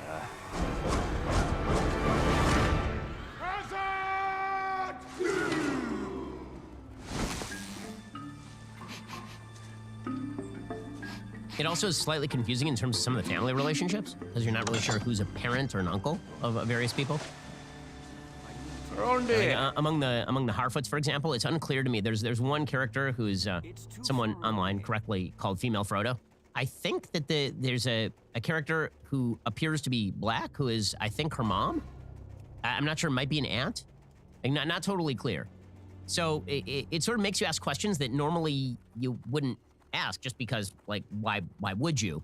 Okay, fine. So put away that sort of hot button issue that people are trolling about. I'm just bewildered by the entire idea of the show. Is Galadriel having to convince everybody that Sauron is out there and the bad guys are here, when a bunch of random crap is happening that's pretty dark? See, in Lord of the Rings, the original Lord of the Rings trilogy, they don't actually show all the bad stuff happening, really, right? Instead, they say that Sauron has gone away, and it's kind of mysterious, and the first thing you hear are just rumors, right? Dark rumors. Eventually, that's backed up by the Black Riders arriving. So there's this gradual arrival of the bad guys. Oh, Here, my. it's like full-blown.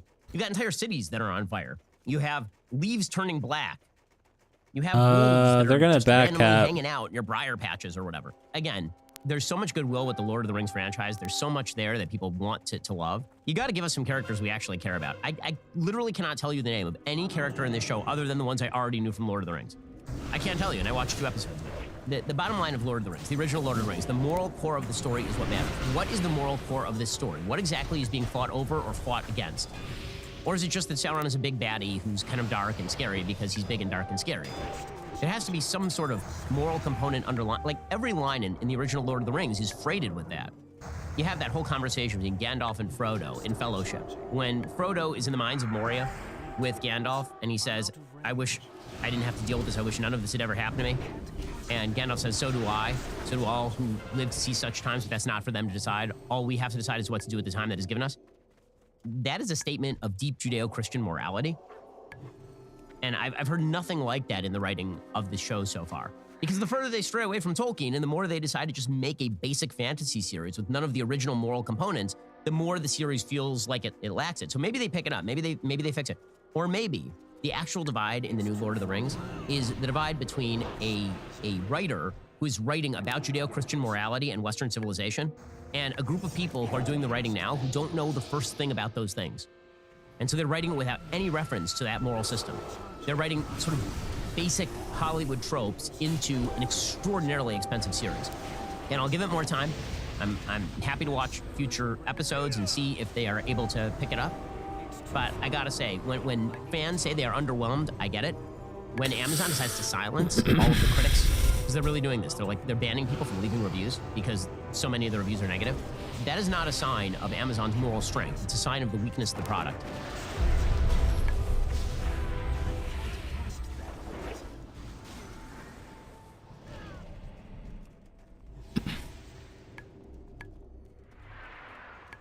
It's too far away. The core of this particular piece is Jennifer Lawrence's politics. That's the thing that really matters right here. Right, so she talks in this piece about Roe versus Wade. Quote, in late June, I drove to Lawrence's house in Beverly Hills. She greeted me at the door in a knee-length gray robe and fluffy white slippers. She had just finished a fitting for this photo shoot. And she, and given the dress code of our first meeting, saw no need to put on more clothes. I was like, she's already seen me naked, so who cares? Lawrence led me through a sunken den to a large outdoor dining area that was screened in Southern style. As she uncorked a bottle of white wine, she warned me she was in a mood. So she's a wine mom. Let's take our political cues from her. Not a bad mood exactly, but a consistently emotional one, brought on by the Supreme Court decision overturning Roe versus Wade a few days earlier. Oh, God. Much of her disappointment was directed at certain relatives back in Louisville, Kentucky, where she'd grown up, including her father. So she doesn't like her family anymore because they're pro-life. That's the takeaway. She's the good one, by the way. She's the nice person. She's the new agey wine mom who likes to go to Tikkun Spa, who has the aura of new motherhood about her, but definitely understands the importance of killing babies in the womb. The 2016 election had torn open a rift in her family. Repairing it was an ongoing process. Particularly since having a baby she'd been trying to heal. Yeah, there's nothing like having a baby that says more about abortion than, yeah. She even discussed with her therapist the recurring nightmares she had about Tucker Carlson. Prop warriors are so bullshit, man. The fact that that guy can live that long. I'll be honest with you. When Jennifer Lawrence is having nightmares about you, that's kind of amazing. Like, good for Tucker. Seriously, literally living rent-free in Jennifer Lawrence's head. That's amazing stuff. She's like, quote, I just worked so hard in the last 5 years to forgive my dad and my family and try to understand. It's different. The information they're getting is different. Their life is different. Lawrence had a haunted look in her eyes. She would stop at times to apologize or make a self-deprecating joke and get visibly overtaken by emotion again. I felt like I was watching a real-life version of whatever it is that happens when she acts. I try to get over it, and I really can't. I can't. I'm sorry I'm just unleashing, but I can't F with people who aren't political anymore. You live in the United States. You have to be political. It's too dire. Politics are killing people. Jesus. Okay, so I'd like everybody to remember this next time Jennifer Lawrence asks you to go to one of her movies. She hates your guts. Okay, if you are on the other side of the political aisle, everything is political. Every single thing. You can't go to a movie and just enjoy a movie. It's too dire, guys. You are too dire. You are a threat to her. You are a threat to democracy. Sure, you're paying her salary and paying for her massively expensive mansion in Southern California and paying for that trip, I assume, to Tikkun Spa. But you are the bad person. Because even if you're apolitical, that's not enough. It's like Ibn Kendi, who says that if you're not anti-racist, you're actively racist. For Jennifer Lawrence, if you're apolitical, this means you are actively a right-wing lunatic who opposes everything good and decent about this country. You can't. Politics are killing people. She said while drinking her white wine in Santa Monica.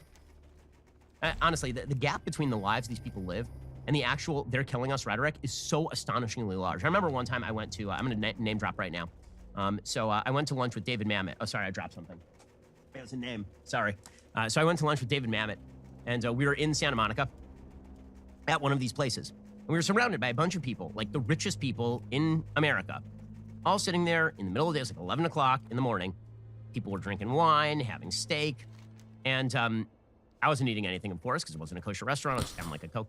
And I remember looking at David, and we were talking about Trump. And he was saying, look around here.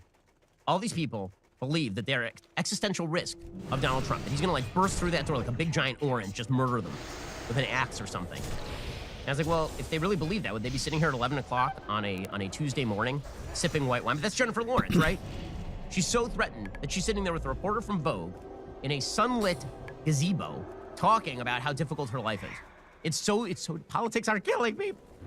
We'll get to more of this extraordinary interview with Jennifer Lawrence in just 1 second. First, let me ask you something. What if there was someone out there who kept a log of every single thing you did every minute of the day? I'm not talking about Santa Claus. I'm talking about your internet service provider, because that is actually happening. Your internet provider like AT&T or Comcast, they're allowed to store logs of every website you've ever visited. They can legally sell that data to anyone, which is why I use ExpressVPN. ExpressVPN reroutes your internet connection through their secure servers, so your internet provider can't see or log what you do online. It's super easy to use. See, I first opened my ExpressVPN app, and it says it is not connected. But behold, it is now connected, which means all my internet activity is now connected. Now, I know what you're wondering. Well, if I'm routing all my data through a VPN, doesn't that mean the VPN can see what I'm doing and log my data instead? Well, you're right to think that. Many VPNs claim to have a no-logs policy, but they have been caught logging customer activity. Not so at ExpressVPN. They use trusted server technology. They were the first major VPN provider to engineer all of their VPN servers to run in RAM, which makes it impossible for their VPN servers to store any data, including logs of any ExpressVPN customer. You don't have to take my or ExpressVPN's word for it. ExpressVPN is so confident in their no-logs claim, they even had one of the biggest assurance firms, PwC, audit their technology. Stop letting people keep logs of what you do online. Visit expressvpn.com/Ben Shapiro show right now. Find out how you can get 3 months for free. The reversal of Roe was reigniting it all, says Vogue. She had not been entirely in Hillary Clinton's corner, but still found it incredibly upsetting the country elected Donald Trump. It breaks my heart because America had a choice between a woman and a dangerous, dangerous jar of mayonnaise. And they were like, well, we can't have a woman. Let's go with the jar of mayonnaise. Yeah, that's what. Nailed it, Jennifer. Nailed it. You too have experienced such rampant sexism that you are extraordinarily wealthy for pretending to be other people on a movie screen. Rampant sexism. Brutal, vicious. And that's what it was about Hillary. It's that she was a woman. It wasn't that she's a horrible politician. Like, really crap at this. It's that she was a woman.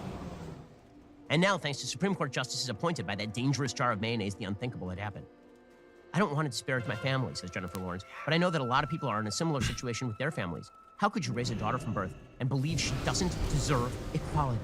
How? Well, maybe they believe that you deserve equality, but also they're glad you were born. I love when people talk about their parents this way. You understand? I mean, this brings to mind the old Ronald Reagan line. Everybody who's pro-abortion has already been born. She's like, well, why do my parents oppose abortion? You're here, aren't you? Growing up in a conservative home, Lawrence had thought of herself as a Republican, but it was almost a cultural thing, like sports or something. She had the notion there were two teams, and the Republicans were her team. Then one night when she was 16, she was watching 30 Rock, and Liz Lemon said something along the lines of, "I'm not a crazy liberal. I just think people should drive hybrid cars." It made sense. It seemed rational. That, by the way, that is the way that I decide my politics. I watch written characters by Tina Fey on a sitcom. These are deep thoughts here from Jennifer Lawrence, who has nightmares about Tucker Carlson. She literally says that Liz Lemon on 30 Rock defined her politics. It wasn't like she was sitting around reading Barbara Ehrenreich or something. She was like, Liz Lemon said something about hybrids. Later, when she made movies in other countries, she saw how money always tended to concentrate at the top, not just in the United States, how it rarely trickled down to working people. Well, wait, hold up. She made movies wait, you mean when you go to, like, third world countries to make movies, wealth doesn't work very well? Why shocking? What makes America different? Mysteries. Mysteries. She goes to countries that are utterly dissimilar from the United States. She's like, hey, trickle-down economics doesn't work here. Yeah, because they're not trying it. I love this. Jennifer Lawrence didn't grow up, like, uber wealthy, as far as I'm aware. And here she is, uber wealthy. So it seems like the wealth worked for her, didn't it? She gathered more perspective. The more money she made, to her, Republican had always meant, why should my taxes pay for your haughty lifestyle? Now she saw holes in that logic. Nobody likes to see half their paycheck go away, but it made sense to me. Yeah, for the greater good, I guess it makes sense. Wow, noblesse oblige. She's our new nobility, and she's not giving charity. You understand?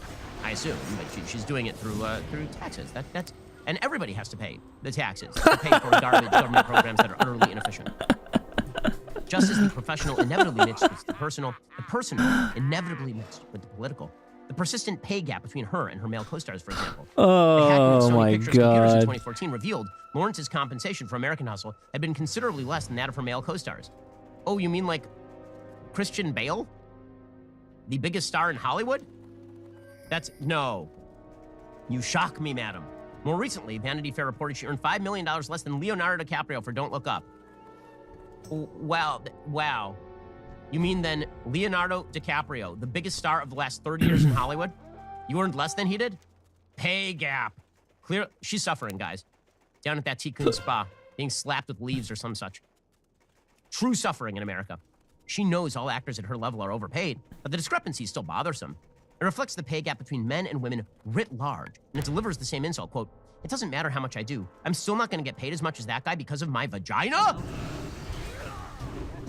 No, I'm pretty sure that you being female is the reason you got the parts that you got. If I had to be specific, It's a bot, right? There's no way. I think that probably your body parts have something to do with, like, I noticed that you're not a fat, obese, hairy man getting these parts. Just a few things I noticed. 19-0. The hacking and leaking of her nude photos felt punitive, as though it was because she was one of the highest paid actresses in the world that someone thought, strip her clothes off. Yeah, it's because you're rich, not because you're a hot woman. Because that's what men want. You know, when it comes to pornography, men are like, I will only look at this woman if she is rich. And men have never looked at a poor naked woman, ever. People leaked her photos because she's rich, not because she's a hot naked woman who's very, very famous. Roe was hitting especially hard. Lawrence herself got pregnant in her early 20s. She 100% intended to get an abortion. But before she could, I had a miscarriage alone in Montreal. Okay, well, the miscarriage wasn't an Wrecking abortion. ball, She got pregnant again a 20-0, couple years ago while bitch. she didn't Don't Look Up. By then, she was married and very much wanted to have a baby. She had another miscarriage. The second time, she had to get a D&C, the surgical procedure by which tissue is removed from the uterus.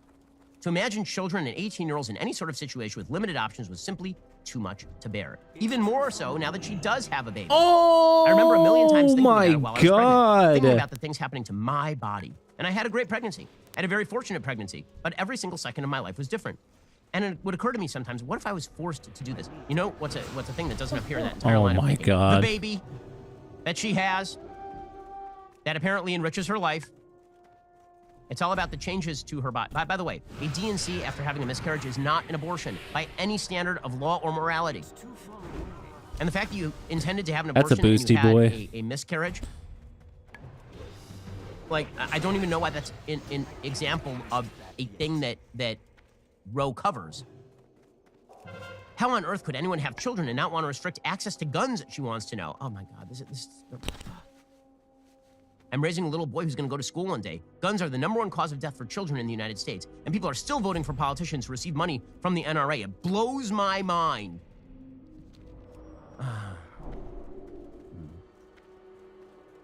At one point, I asked Lawrence if there was still open communication about politics with her family, if she still broached the subject with her relatives in Kentucky.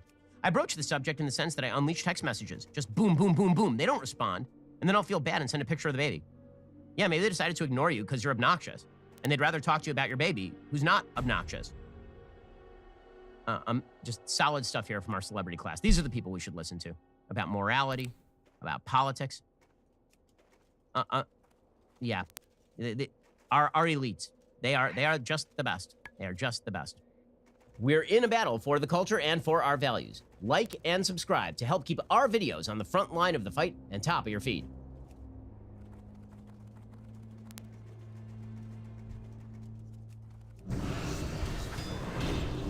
I'm a refugee from California. I spent 35 years of my life in California before I moved my family over here to a much better state, Florida. And one of the What are reasons these is California is heels? dramatically mismanaged. Nearly every summer in California, there would be a request from the state to stop watering your lawn. There would be a request from the state to ensure that you didn't keep your thermostat at below 78 degrees. And now we have this breaking out in California again. And naturally, the entire media have decided that the problem is, of course, global warming, because when bad mismanagement happens, the problem is always global warming in the Democratic area, always and forever. It's great. You just blame the sky. The big problem, of course, is that it's very, very hot outside. Now, the problem that I have with this particular explanation is that for a very long time, namely thousands of years, in the summer it gets very, very hot in California. In fact, my entire life, since I was a small child, it got very hot in the summer in California. In fact, that was one of the draws to California, the summer on the beach in California. But I lived in the valley. No, I didn't live man. on the I beach. died What in a that meant fucking is that since the GCD. time I was but a barefoot young child, it would be 120 degrees in places like Burbank, California, and North Hollywood, California. It would be just baking outside. And every single year, the grid would be strained. And every single year, there'd be transformers that blew up. I remember there was one summer living in North Hollywood as a teenager where the transformer near our home blew up. It was on a Sabbath, so we couldn't even get in our car and turn on the air conditioner. We just sat there in 120 degree heat, frying our asses off. Well, this sort of thing is frequent in California because California is wildly mismanaged. If it turns out that there is a predictable weather event that happens every single year at a particular time, you have to start, actually planning for it and doing things to ramp up, for example, the power production in your state. But California has dedicated itself to the Green Suicide Pact, whereby you're supposed to reduce fossil fuel reliance. You're supposed to rely on significantly less durable green energy. And this is going to fill in the gaps, except when it doesn't, and everybody is supposed to simply suffer through the summer heat in California. I do not understand, given the fact that I picked up my family and my company and left, why people are staying in the state of California. It is, in fact, turning into a hellscape between the homelessness and the crime, the bad energy mismanagement, the bad water mismanagement, the bad social policy. California, which the left uses as sort of the model for the nation, I'm struggling to understand why. And here's the thing. Many of the people who have founded major companies in California, I'm talking about the big tech companies. I've talked to the heads of some big tech companies. Some of those big tech companies will be taken down by a couple bill in their market cap. If I mention the names of the people I've spoken to regularly at those companies, they've said that if they had to start their company all over again today, they certainly would not base it in California. Right now, the situation in California is, of course, pretty bad. According to Fox Business, California's grid operator warned that excessive heat starting on Wednesday would stress the energy grid and potentially lead to blackouts. Again, totally unpredictable that it would get very hot during the summer in California. It's never happened before, except for every year for tens of thousands of years. It said consumer conservation would likely be necessary over the weekend to avert power outages.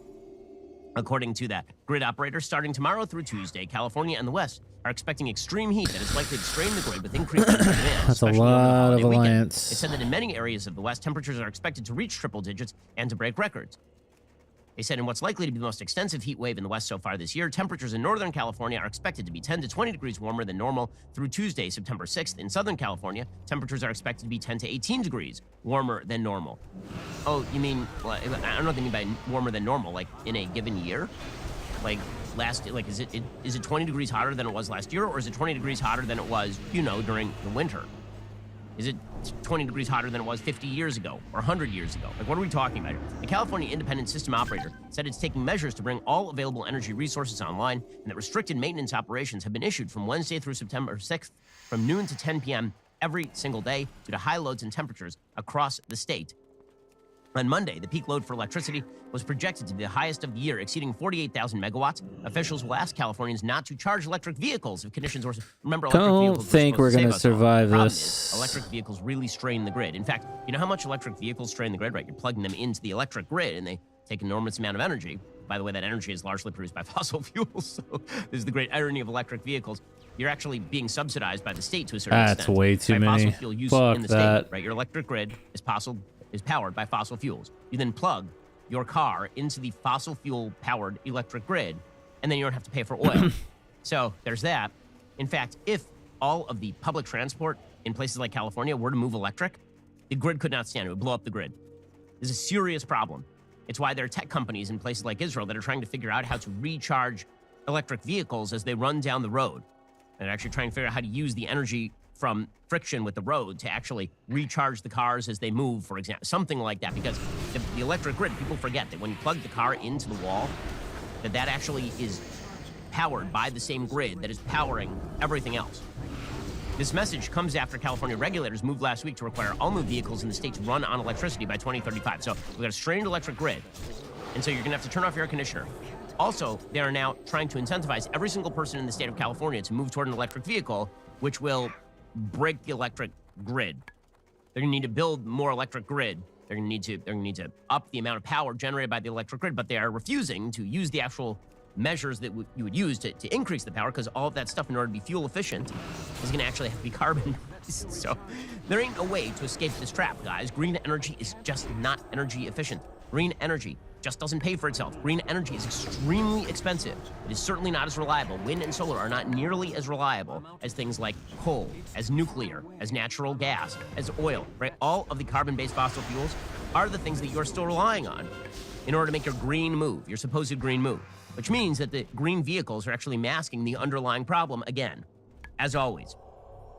The decision by the California Air Resources Board came 2 years after Governor Gavin Newsom first directed regulators to consider such a policy. If the goal is reached, California would cut emissions from cars in half by 2040. Fuck you, Warrior. I actually would have had that guy. Increasing the emissions that are necessary in order to power 31 that and 2.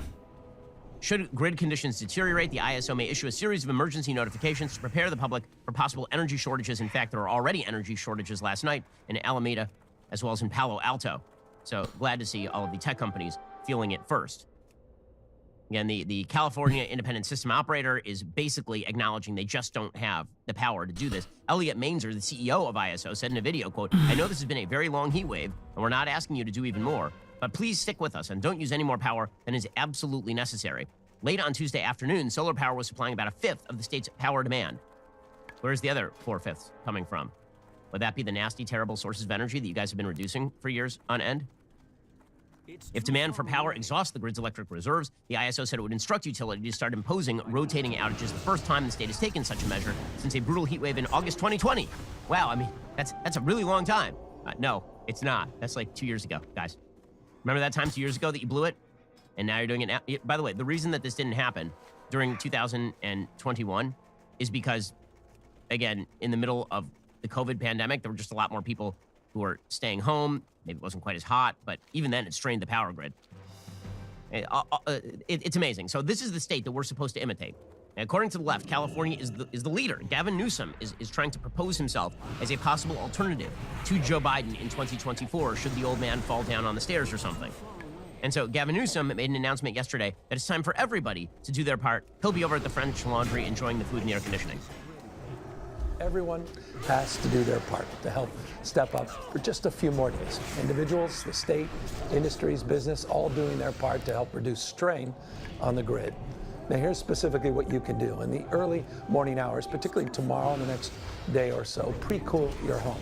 Run your air conditioning earlier in the day when more power is available.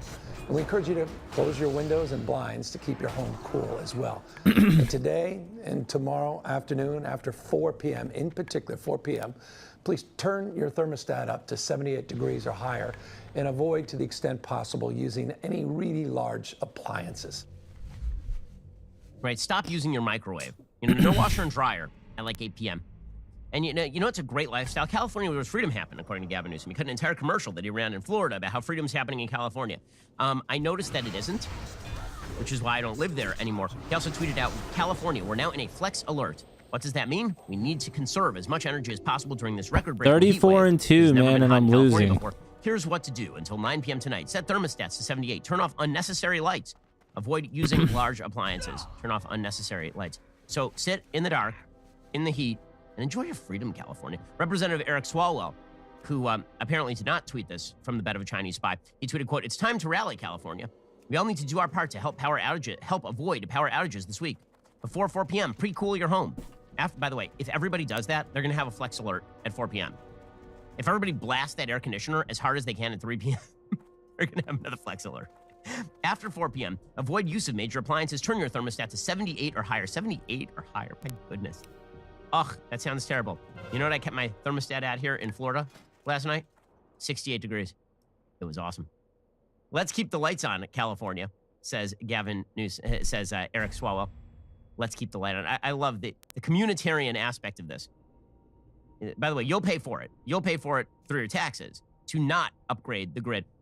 Brianne Depeche, the energy and environment reporter over at the Washington Examiner, has an excellent piece talking about why California's grid is at the risk of blackout. She talks about the fact that, of course, demand is high. Demand is high, particularly between 4 p.m. and 9 p.m. Solar power generation decreases. I made That would be the 1,200 reason on her. why they are saying from 4 to 9 p.m. you should start to ramp down your energy usage. Right? The reason is not actually because it's more hot, 4 to 9 p.m. Actually, that's when it cools down. The answer is, what happens at 4 p.m.? Well, the sun starts to set, and the solar energy stops going online. Why, it's almost as though solar energy is not all that efficient for human use. To offset that imbalance, grid operators can call for consumers to conserve electricity voluntarily via that flex alert program. English.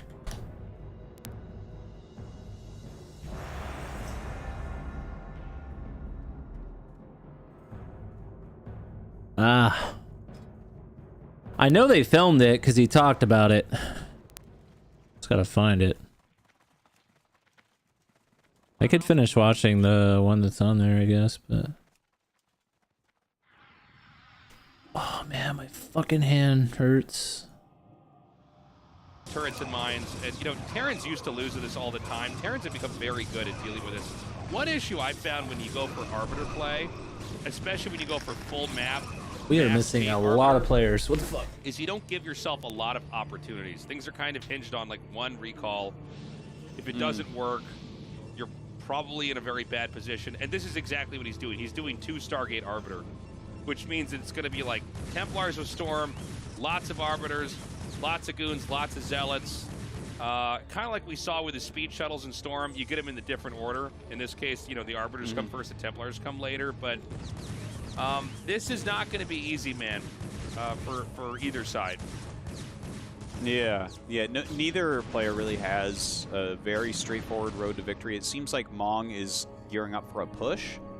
Honestly, I wish he would just take a 4th. Like, when you stop a recall like that, I feel like the 4th base is extremely critical. Because the Arbiter really does best against lower... Like, I mean, that suicide recall he just didn't do much, but if you follow that up with more recalls, that's where you start to gain the value. Yeah. Whereas here is like the one recall that wasn't good, and now he's just kind of sitting there, and Mong is starting to push, and yeah, I don't know. The Science Vessel coming up, trying to get an EMP. Misses everything, of course, because it's a Science Vessel, but looks like, ooh, a little bit sloppy there from Free. Backs up. Now, that's a lot of tanks. Yeah, man, I'm a little bit scared here. You know, Mong has waited this out. This is a +3, +2 attack. Or +2 attack, +3 armor. Excuse me, I can't talk. Push. I mean, this is pretty damn scary, man.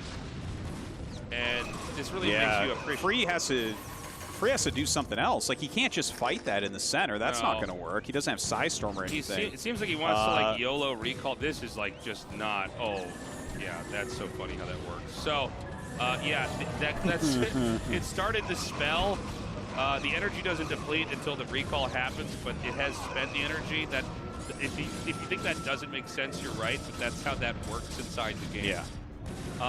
So you have to EMP way ahead of time. Yeah. But he kills the 3rd base with this. Yeah. Now, Mong's counter push is going to kill Free's 3rd, but Free has 3 other bases, one of which doesn't have probes quite yet. But let's see if he can clear this. If Free can kill all these siege tanks, which it doesn't look like he's going to do right now, then he actually is going to get in a better position. Don't forget, Mong is mined out in his main and natural, so it's just that 4th that he has mining right now. And Free, like, yeah, he has less supply at the moment, but Monk has a lot of units out here that he may be able to trap and kill off. Yeah, this is a funny situation because he recalled on the 3rd, which it looks like it shouldn't work, but it did, and then he didn't lose any of the units that he recalled, so this gets to come back. So, you know, Mong, oh my gosh, and he's going to lose the command center. You know, we've talked about this plenty today, but it remains true in this game. If you could just snipe the command centers, you know, even though Terran can make the command centers in their main, like, it takes forever to move around. It's not a StarCraft 2 building. Yeah. It's not fast. This is Mong barely on 3 bases. And, you know, honestly, to give up the mineral natural, which is, like, probably the least important base you have right now, to not be contained, to be out on the map, to be viable like this, I mean, this is, like, pretty scary. Yeah. Yeah, Mong is in a tough spot. Like, you say 3 base, but I think one of the important things to talk about when it's a crazy, scrappy game like this is he's actually mining from 1 base.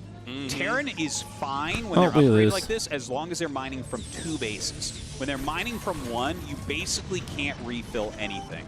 It's, like, really difficult. 1 base does not fuel a bunch of factories. So this is important for Mong to not waste here. He's got to keep this army alive. All right, we got a storm coming down here, and I assume no stasis just yet. He's going to hit for both sides. He wants to try to get his tank count as low as possible. I got to say, this Terran army's doing pretty well, but I think as this gets closer and closer in here, again, any storm you can get is going to be huge. Because the storm, it can completely ignore the armor upgrades here. Well, Mong actually ends up winning that battle, continuing to move forward here. There are gateways in both of these main bases that Free has. He's going to force a cancel here once again. And this is a pretty damn close game right now. Mong has set up another base, so he's mining off 2, which means he can reinforce really quickly. And in a position like this with fragmented smaller armies, vultures really become king. Yeah, vultures can really do a lot here. I think that Free's almost dead. I think that Free didn't play enough of the macro part of this game to kind of be safe. I think Mong had a tough fight, but if you really look at what's happening with Free, like, he's not even mining from his natural. You know, he just doesn't have anything. He's at 85 supply. Yeah, he just taps out. GG, man, Free goes down, and we're going to get our 5th PVT. Get your punch card out. we did 4 PVTs, and that means we did the 5th one for free. All right, excellent. You know, Free actually, I think, maybe underperformed a little bit tonight compared to what I was expecting. I have a lot of respect for him, and I think he plays very well. But yeah, it's too bad. I think he put up a great fight against Rush, the best fight against Rush tonight. But yeah, Mong is going to go ahead and play against Harangi again to see who is going to end up advancing, whereas Free is the first out of the group. I felt like he got himself into some decent positions there and everything. That first recall, though, no good follow-up to it. Kind of frantic after that, and Mong shows just how strong he can be in some of these macro games. Yeah, Mong a real threat here. Just 1 Protoss and 1 Terran left here to duke it out in the final part of the... oh, I guess we're going to get a quick replay here. I guess they've decided to highlight... oh, this is what you were talking about. Okay. Oh, my God. That's pretty big. Yeah. Like losing 8 goons for nothing. And 2 seconds after this, he ran like 6 zealots into mines. Because he had a lot of supply right before this. But, you know, you lose 20 supply without looking at it. That's kind of a big deal. Yeah, and it was definitely a game where, like, maybe had he had that, he would have had a bust on the 3rd. But, you know, keeping your army alive is part of the game. Guys, short break. When we come back, the last game in the round of 24. We'll see you in a minute.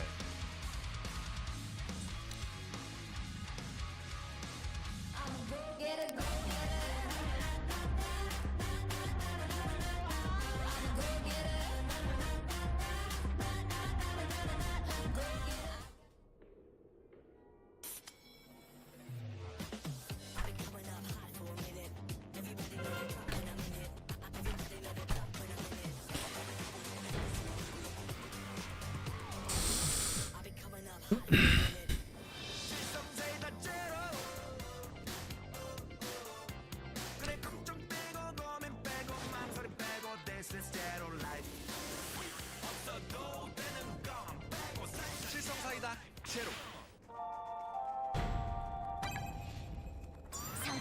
맥스, 칼로리 X, 맛있는 탕 제로. 요즘 제일 탐나는 제로, 탕스 제로. 같이 떠나볼래?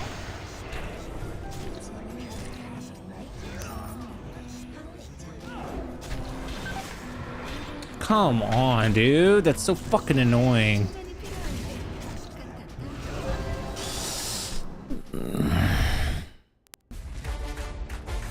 All right, guys, this is it.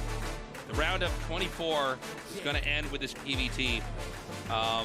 Keep in mind, we had our one Terran move on earlier. That was Rush. We could have another Terran, or it could be that last Protoss. But Protosses are few and far between so far in the round of 16.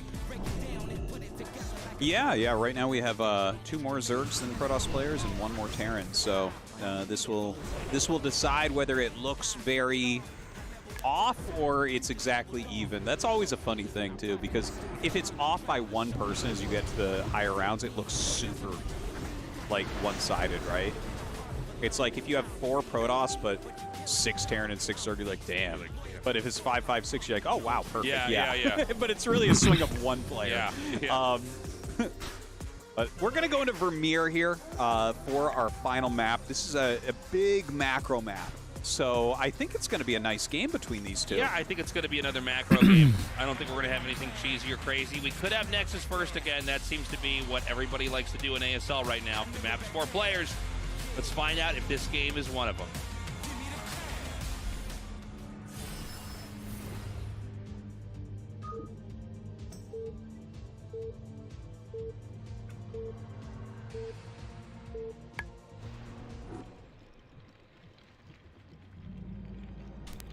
So we have in the bottom right, Mong, and in the bottom left, we have Harangi. All right.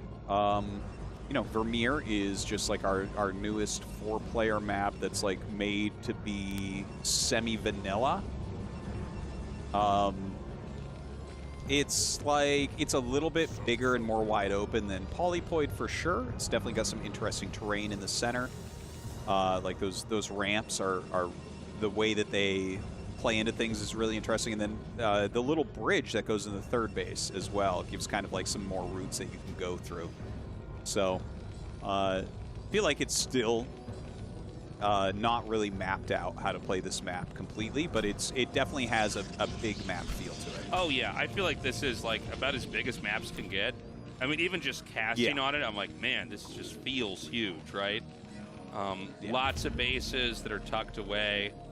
I think you always got to have one map like this in a StarCraft tournament. Like, I like Butter because it kind of creates tension, but I also like these big open ones, especially PvT. That can be a lot of fun.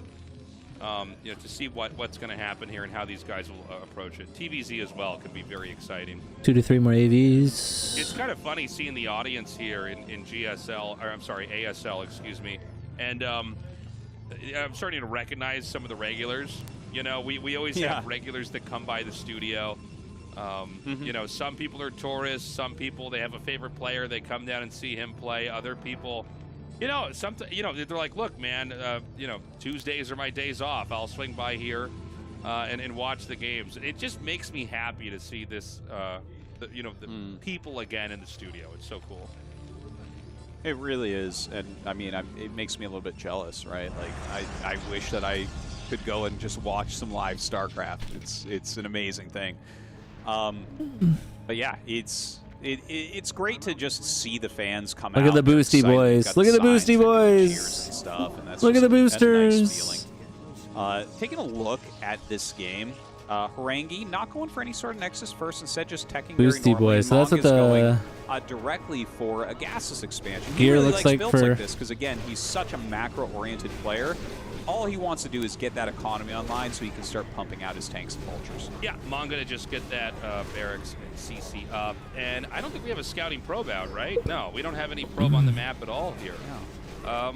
Not yet. And so that's not wrong, by the way. That's like the idea is that the extra probe gets you so many more minerals. You can just scout with a Dragoon or a Zealot later on. I do feel like when you do Mong's build, you thank the heavens that Harangi opened like this. Because what happens is Harangi scouts to find out that he's behind. And the eBay will only further inhibit the ability to scout here as well. So Harangi is, dude, this is like my worst nightmare. I always scout after Gateway because I really, that way I can find them and I can react. And I know that's pretty early for PvP scouts, but I mean, let's put it like this. This command center is going to finish a little bit after the Nexus started. It's very obvious one player's ahead of the other. Yeah, for sure. As Terran, you're definitely feeling ahead here. And the eBay block, like, helps you as well. Just slowing him down any that you can right now is amazing. But let's see how Harangi... Okay, I'm actually Googling this because this is bothering me. Why does Alliance always win AV? Why am I winning over 90% of my AVs as Alliance? When Alliance couldn't win a single non-pre-made game in pre-som because the good players don't play AV. We're winning over 90% of my AVs on the road to AV Exalted. Can't help but notice how pathetic the Horde side coordination has been. Weekend, we're as much as closer to 50-50. Throughout the entirety of phase 2, 3 hours, blah, blah, blah, blah. Yeah, it's going to be like that this weekend, too. Like, this is so depressing. It takes so fucking long to gear because Horde just literally sucks so much cock at Battlegrounds. It's so gross. Horde is all the arena players. Like, actually, the smart thing to do, if you have the money to do it, is literally gear up as Alliance and then switch to Horde once you have Bison Slug gear. That is the actual play. Because of this shit right here.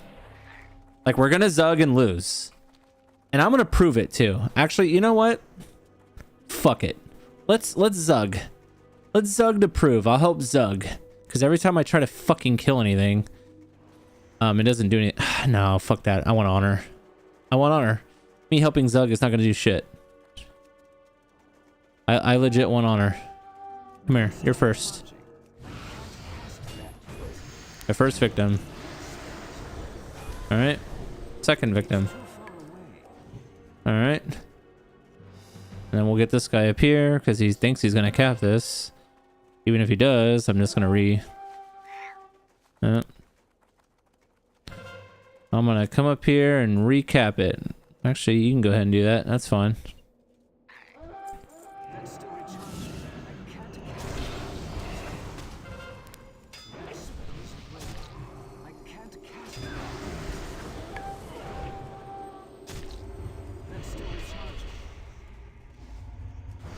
Oh, let him think he's got me.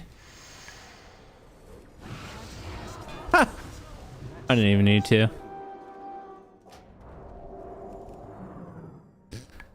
Oh. I feel like I counter DKs, but then again, I don't truly know because all these guys are probably under geared. I know for a fact some of them are geared though. Maybe we can just back up the graveyard. Like, not one player's on defense, so I don't think it's gonna work.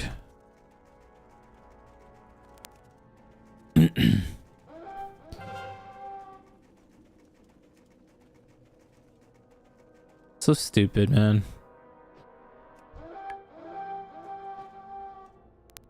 Nobody's here with me. Nice, dude. Living bomb on me. Oh no. Whatever will I do? That's crazy how much damage it does, though. God, I can't wait to get my fucking mage.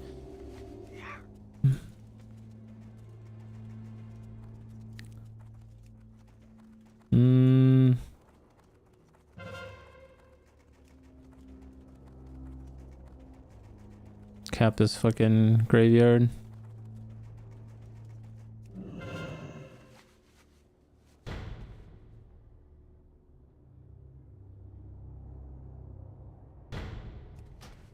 Oh, they're gonna capture it. No doubt.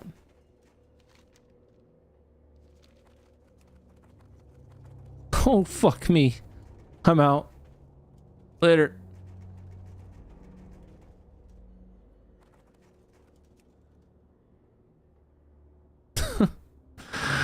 Nice D&D, bro.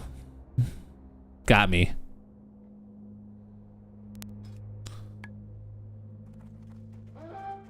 I would love to get more killing blows, but that ain't gonna happen.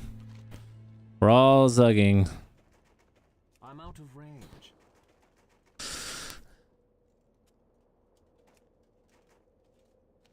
Can't wait to lose. It's gonna be great.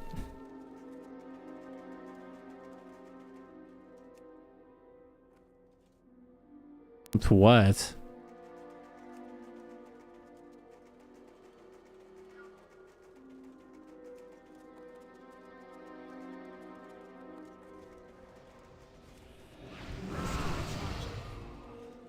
Oof. Come here, buddy. I need to get closer. I can't cast that yet. That spell isn't ready. That's still recharging. Icebound? No, you don't have it. That's fine. We don't need you to have it.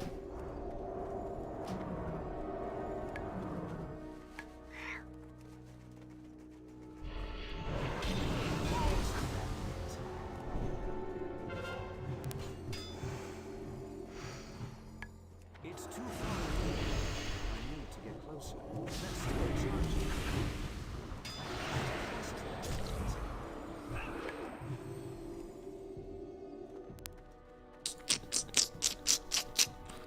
Later, nerd.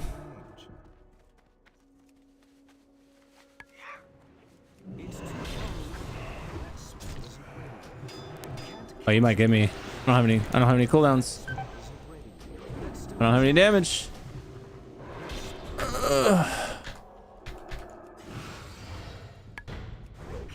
Ooh.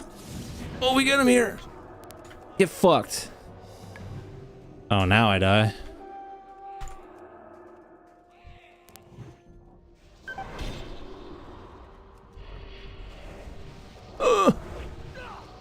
Rats, bro.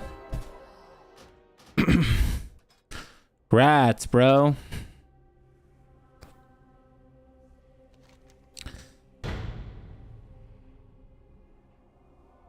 They already captured our shit. Like, it's already over. See? Stop zugging, man. It doesn't do anything. It does nothing.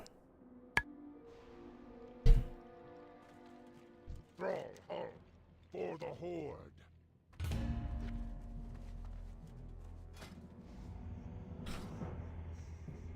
Two more. It would be one more if we would get a win, but Horde is fucking bad, so. The game I lost and I had 34 or 36 kills, I had 1200 honor. Imagine if we won that. Probably would have been another 1,000 or at least another 500. I would have got close to, I would have had like 2k honor. Really classic Alliance 1 AV a lot.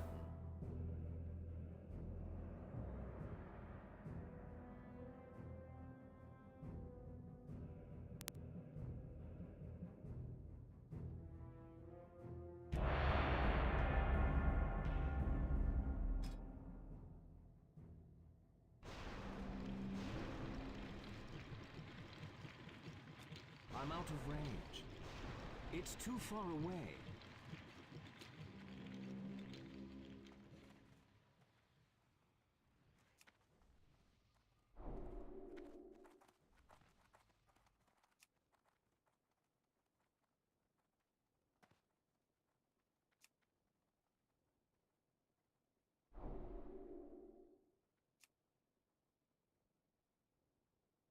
I need to get closer. Can't wait to lose another one.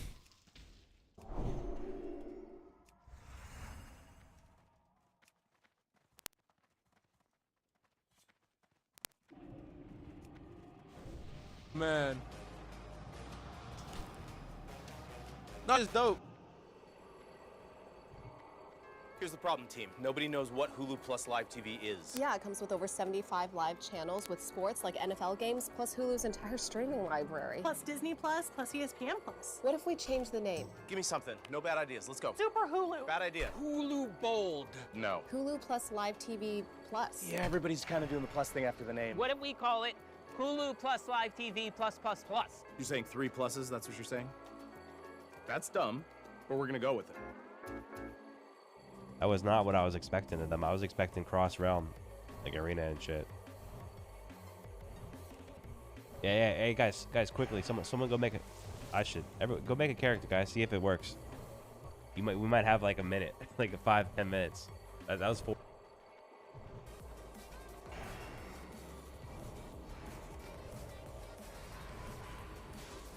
Watch the mage fucking PvP.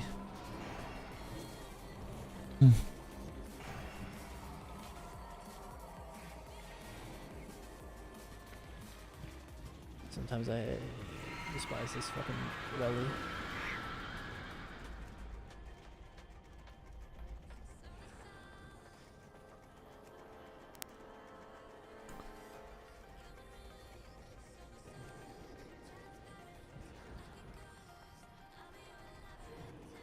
I didn't get his death global. He's too owned though.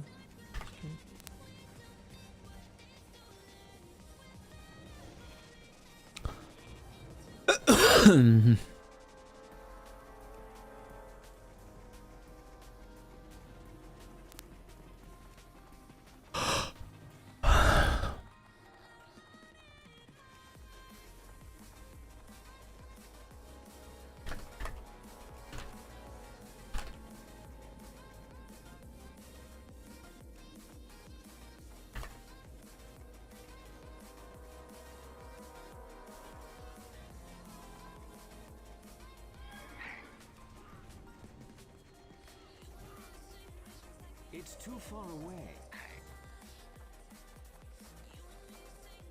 Damn, I don't know. That matchup feels really hard.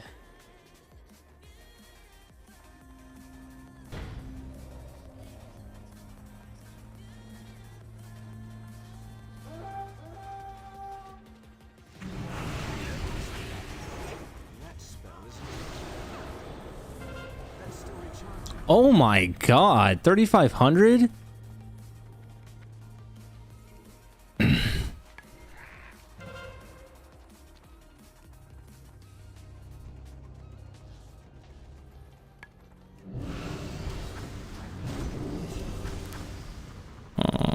Poor dude.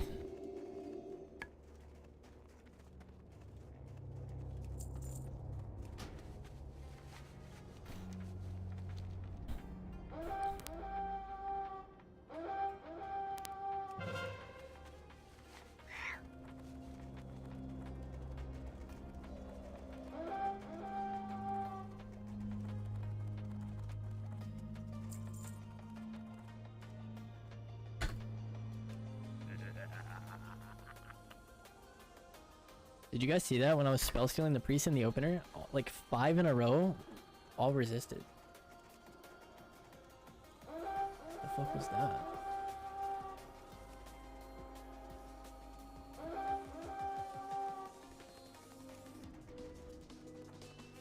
I think it's double. Yeah, double healing.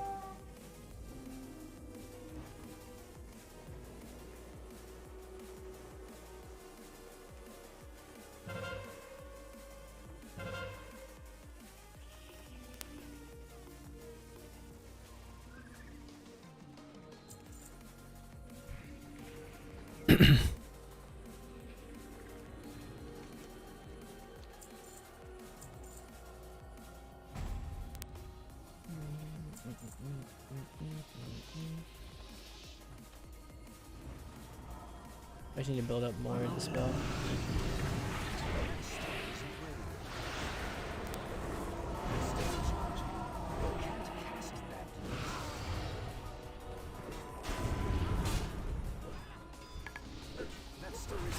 Like, where is my pet, bro? Like, relax.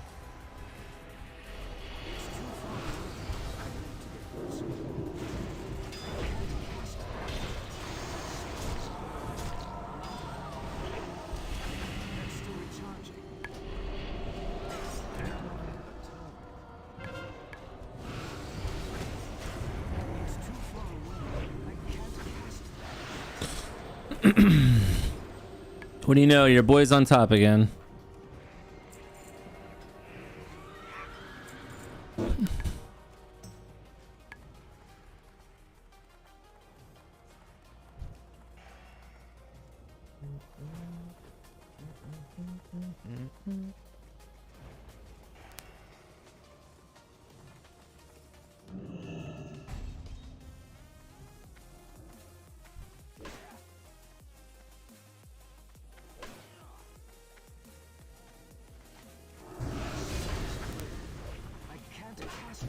I had to cancel that. Dude, he was about to attack into that. That's the crazy part.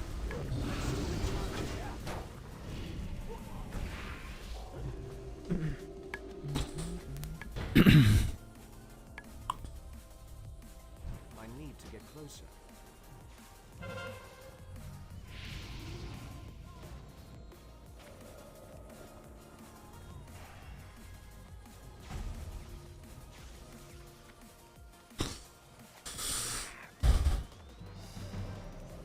Double healer, huh? Would you say getting decent at mage is a huge learning curve?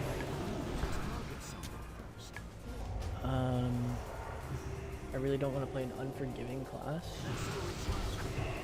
I wouldn't say. Yeah, I wouldn't say that it's like that hard to play. What just hit me? Like, your experience coming from a DK, it might be weird. Did he obliterate me? What was that? I don't think mage is like super hard. Frost strike? Good fucking god. Do they have a lot of mana issues? Hit me over 2k. Yeah, you do have to be aware of your mana. That spell isn't ready yet. But that's every single class who uses mana, so. No, that's not true.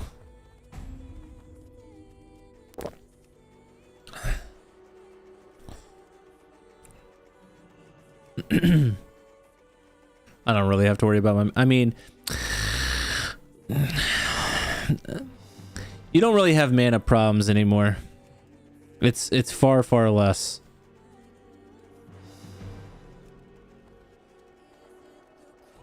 It even gets better. It gets even crazier. Like it gets better the more gear you get.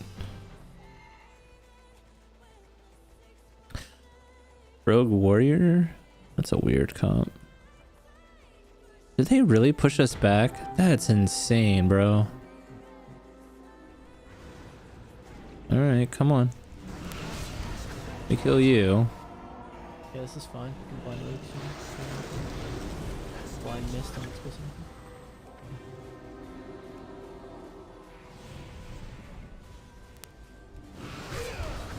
Perhaps vanish. Oh my god, bro. I can't cast that yet. I don't know, I think the play would have been to blind the rogue.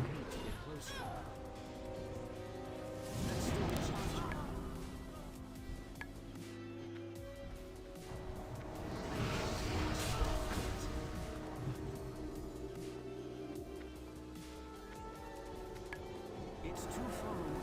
That's still recharging. That spell isn't ready. That's still recharging. Run off range. It's too far away. Whew. Look at that. Look at that. Called it. Again. So stupid, dude. How I call it. Literally call it every time. Oh, we have enough. Nice. And we'll pre-plan our next piece. I want to get at least one more piece tonight. Honestly, sire, I don't have enough.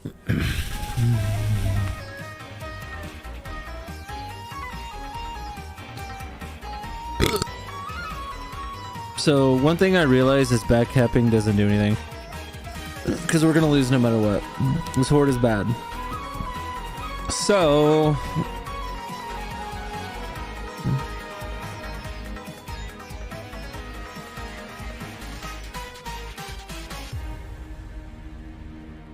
8,600.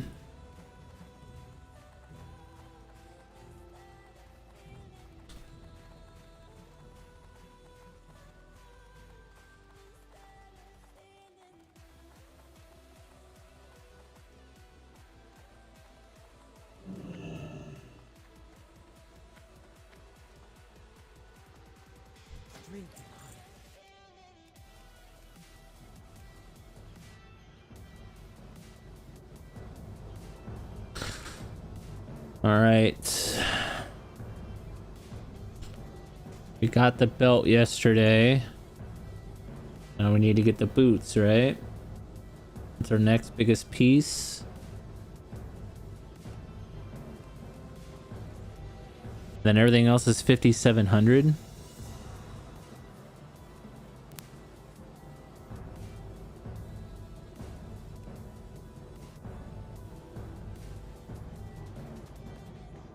We can get a trinket.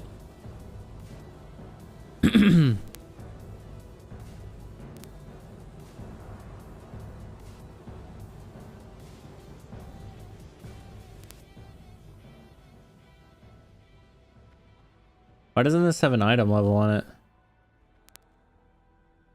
Oh, it does. 128.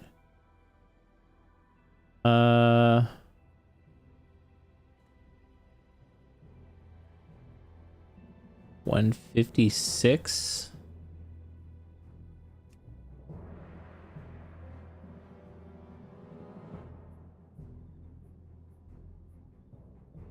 We don't want to get one of those trinkets, right?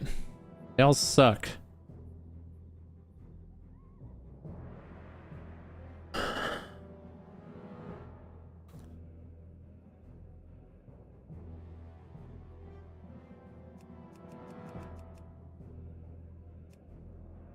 Weapons. Librams offhands.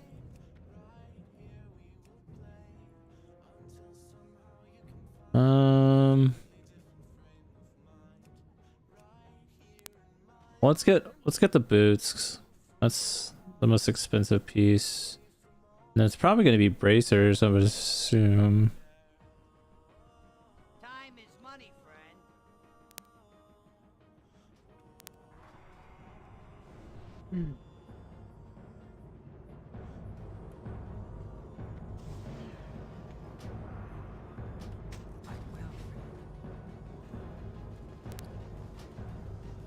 I said I didn't know, really. Brutal gear, baby. We are brutaled up. Like, I actually don't have that much knowledge of Wrath yet. Nope. So I couldn't say like what the hardest class is. You know what I mean? Feral rogue warrior. That order. Like hardest to play. That's an 8% upgrade. All right, hold on a second.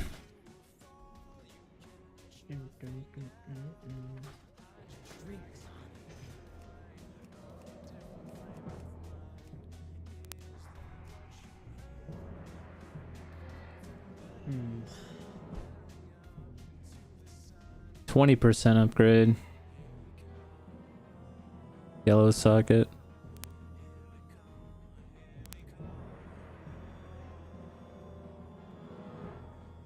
Yeah, Priest Road.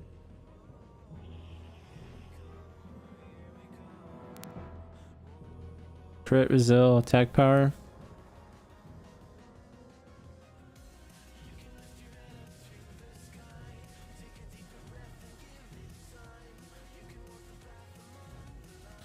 That's 5,700.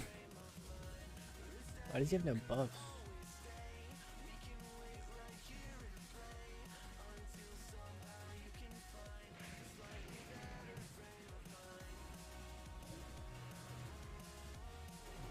Yeah, I guess that would be. This would be insane too. Oh, my mouse is literally bugging now. Probably the ring, actually. The more I think about it. Oh, the priest is randomly dying.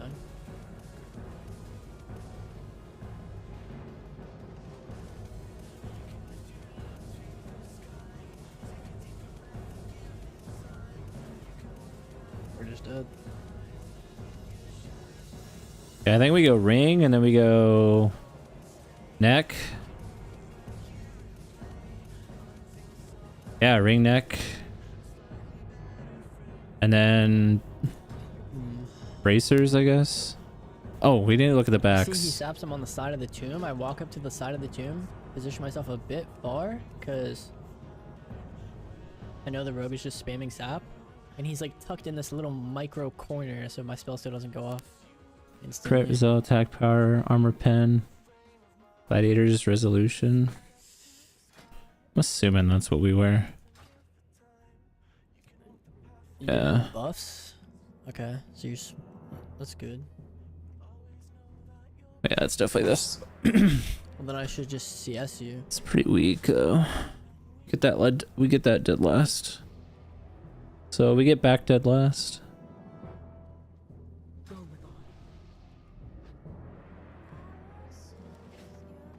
Dead fucking last.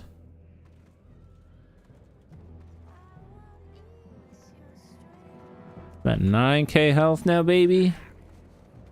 I am ready to clap, kids.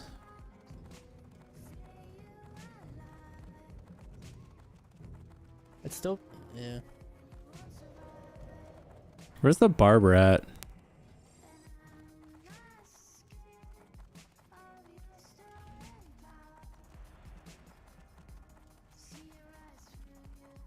I need to talk to a guard. That matchup feels really hard.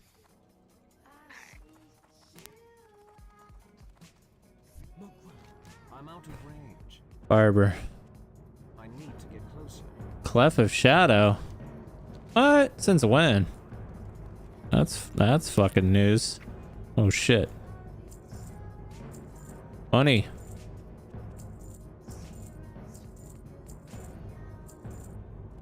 Alright, we're not totally dirt poor.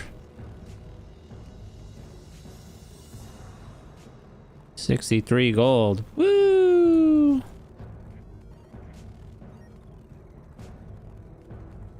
out of range. Gotta go to the barber. Too far away.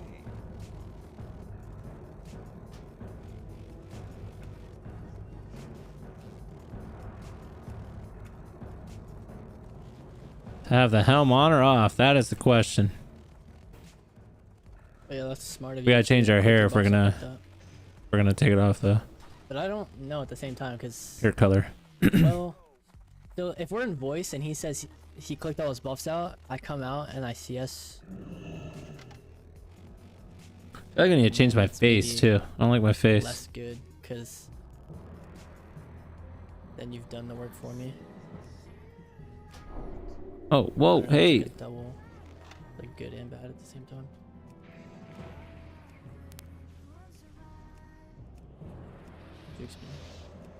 Because it says kid.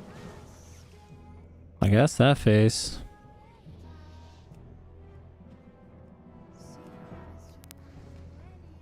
Definitely this hair color.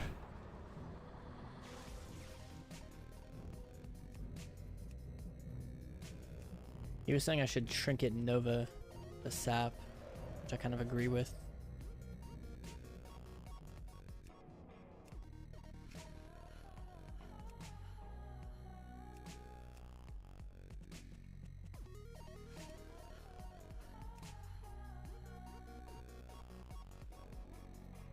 Can I not zoom in more?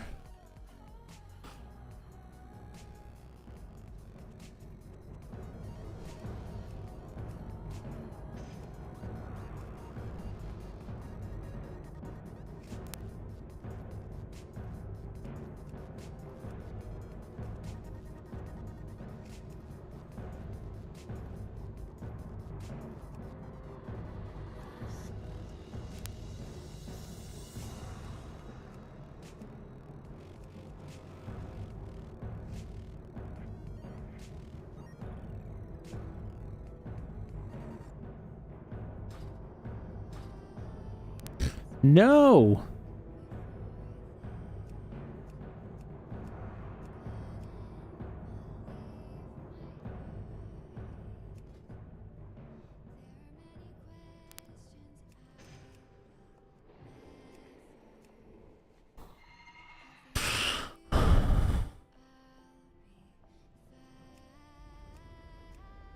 Oh shit, doc.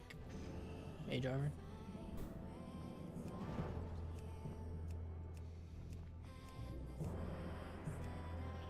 Dodge blizzard.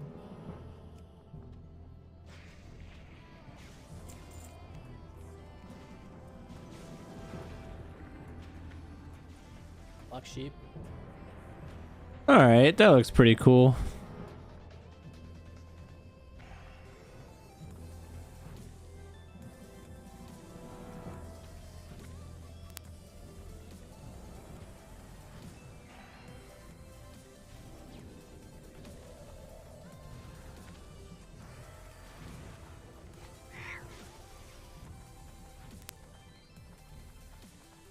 So sap mist. Interesting. What? Oh, there. It's like, where's my AirPods?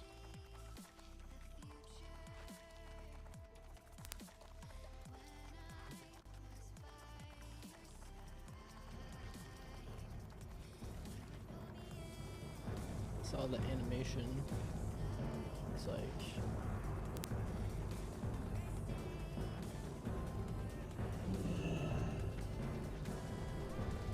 Blood and thunder.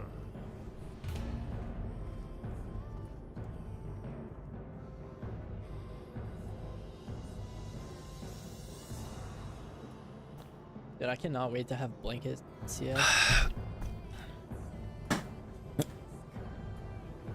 It's actually going to be a pump. Like, actually, I feel like I can do so much with that. I'm just like, every matchup is so different with it. The more I think about it.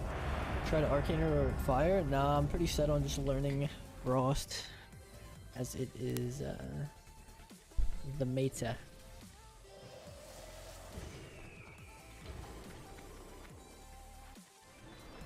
I might fuck around in some BGs as fire.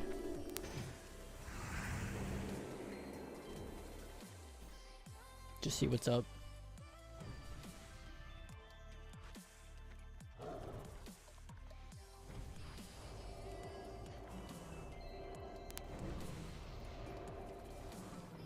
Fire Bis for BGs. Yeah, it looks pretty fun. Switch to mage armor. Go invis.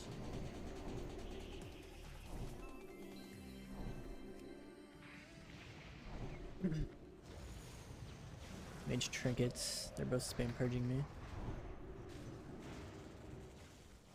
Locked him on sheep. Blinds the cast. Mage will blink in, and then I'll. Okay.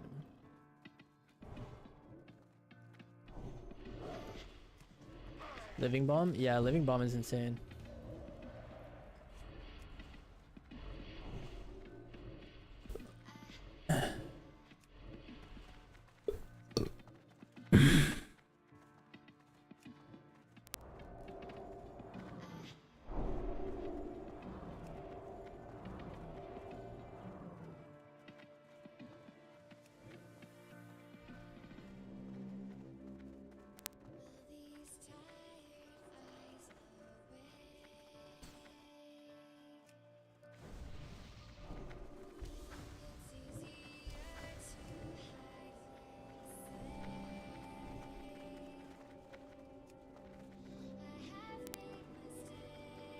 I see. So if someone dispels it, it spreads, or?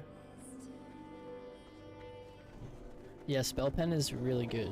Basically, like, everyone has a certain amount of resistance, and you need to get guaranteed no resists. You'd have your spell pen needs to match the amount of resist, I believe. So like, I have 70, for example. So most of my stuff is not going to resist unless they have some like extra resistance towards it. Like, for example, that guy has an extra 70 for Shadow. At least that's how I interpret it. It is AV weekend soon. Cool. Looks cool.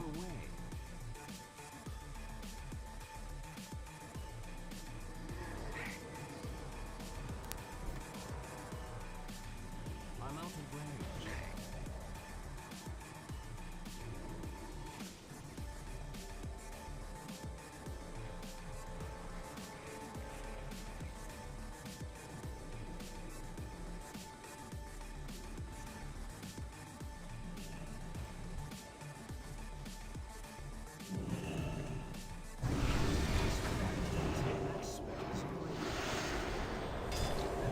Endgame or Grimoire?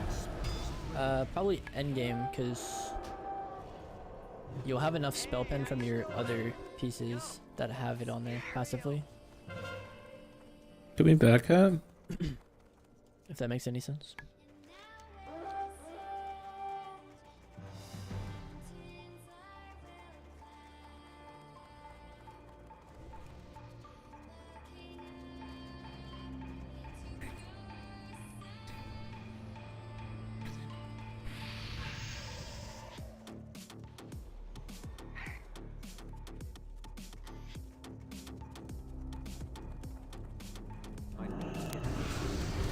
I'm out of range. It's too far away.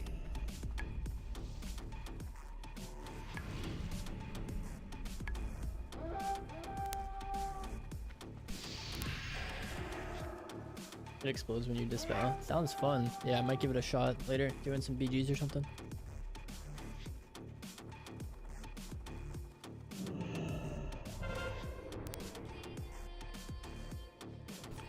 Bro coming up.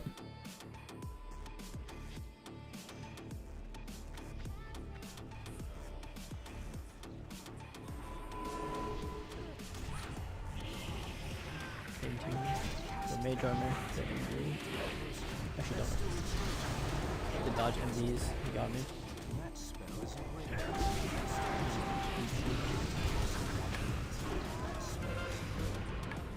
My pre-line is trinket, so I can cast here without getting silenced.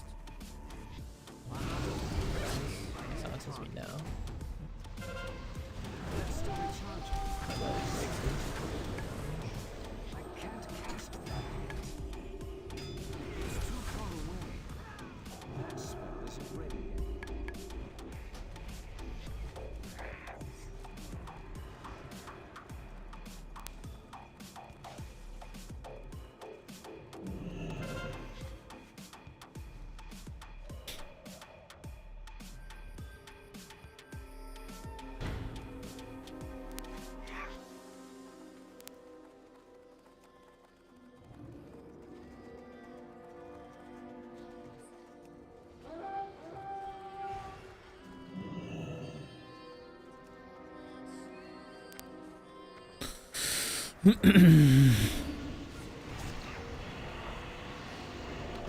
I'm going on my way to kill you now for that. Nice. It's a good game.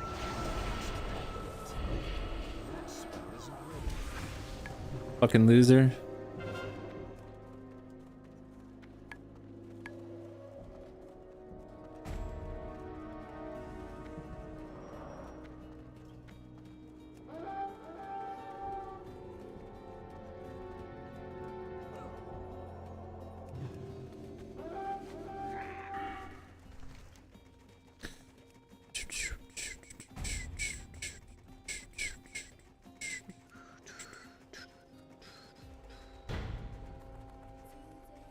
Keep back capping, boys.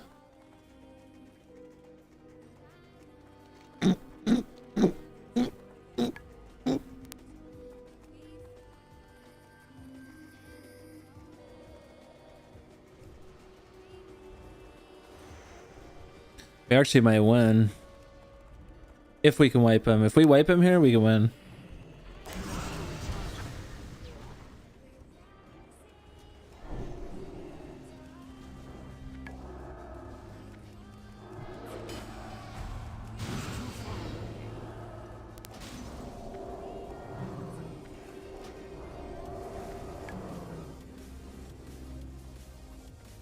Alright. Here we go.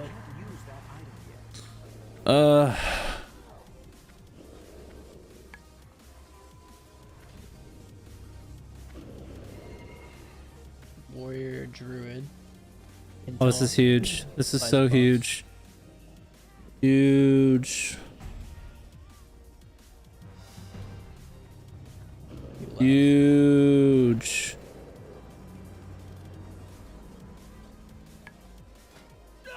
I'm out of range. I can't cast that yet.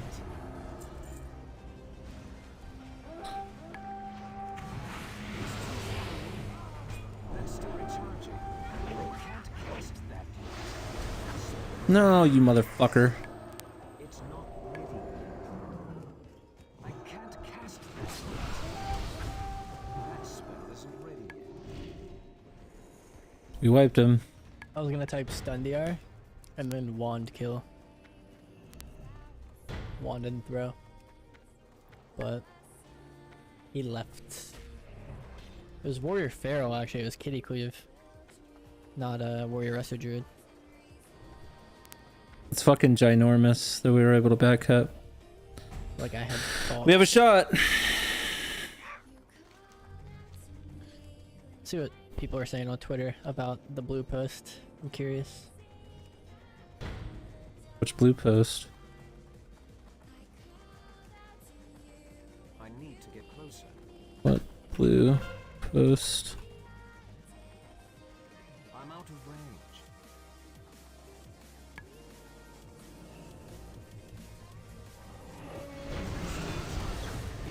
I don't actually see any posts about it. I figured people would be talking about it. That's still recharging. Guess I not. need to get closer. Dude, the worst part is like I have to make so many like things of food, bro. I swear this is actually the most annoying part.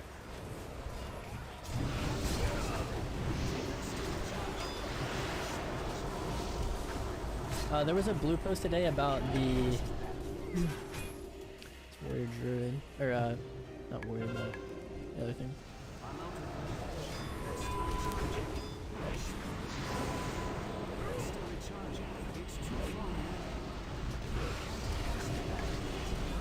Blankets me. Shaking. Kick on fire. I need to get closer. That spell isn't ready. That's still recharging. That spell isn't ready. That's still recharging. Yeah, there was a blue post about the queue times.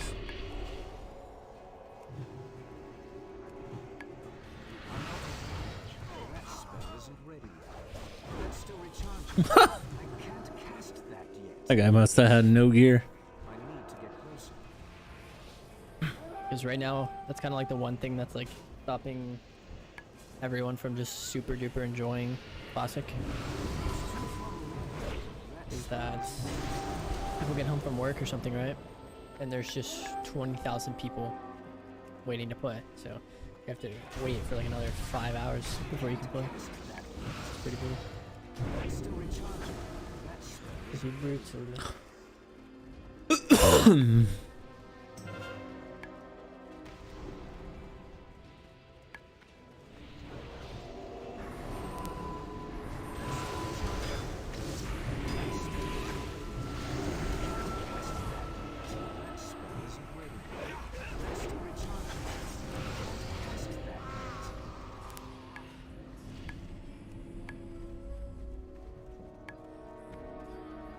Okay. Might win this. Oh. 12-0.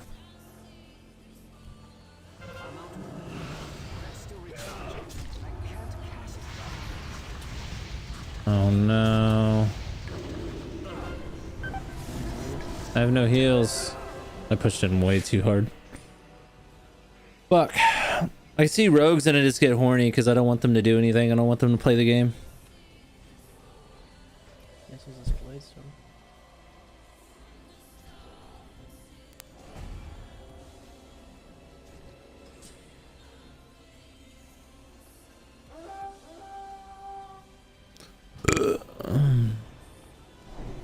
That's still recharging.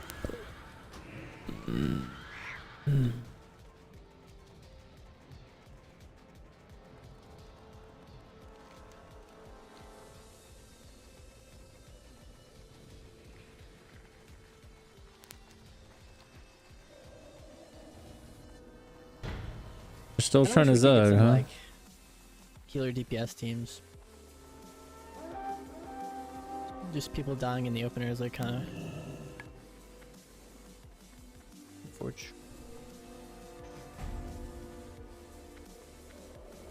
Or like trinketing weird stuff that like auto wins the game.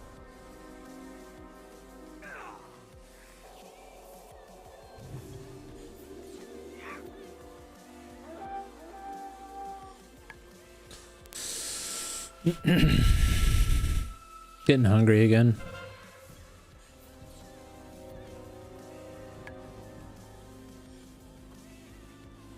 There's a rogue obviously fucking doing this. Like, clearly.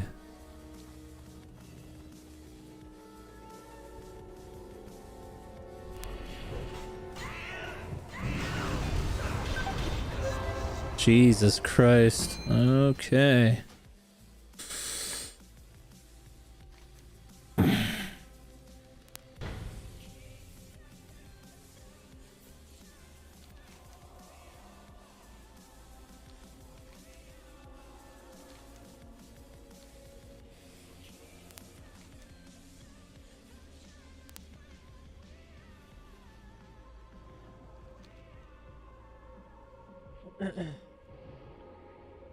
What buff am I missing? So what did they say in the blue post?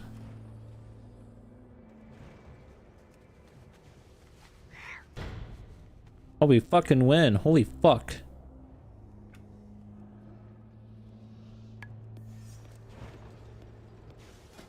We are owning. What do you mean? What?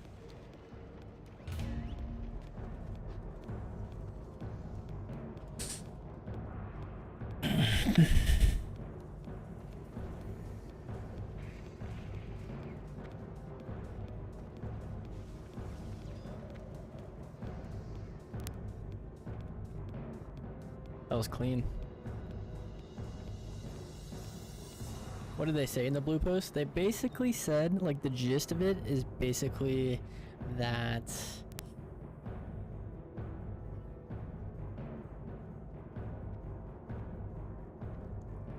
it's not gonna get better.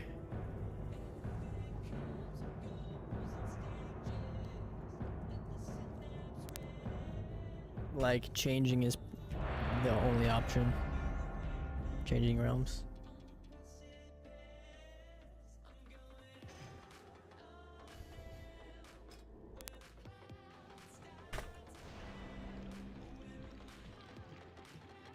I need to get closer. So clickbot? What do you I'm mean? out of range. Click program? It's too far away. I don't know what you mean by this. Are you fully geared? Yep. Fully geared, fully enchanted, fully socketed, everything.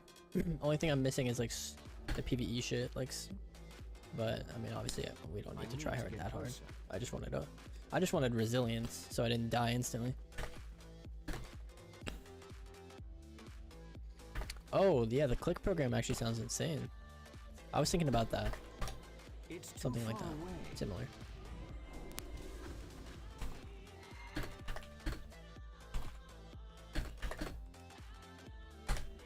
I'm out of range.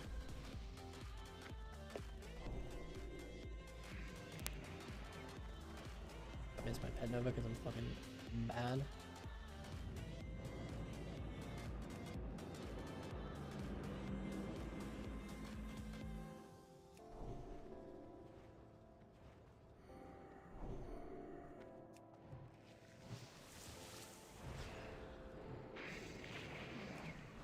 That's a pre-IBF.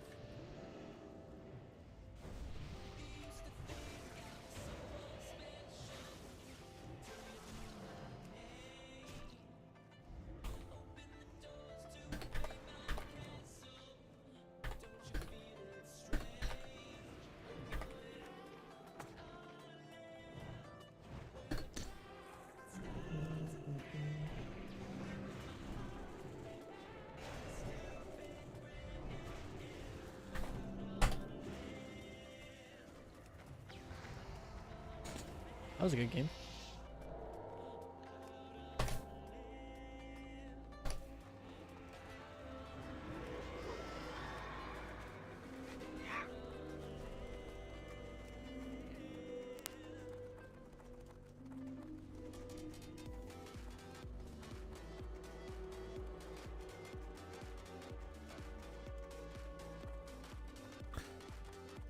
Marker clean too.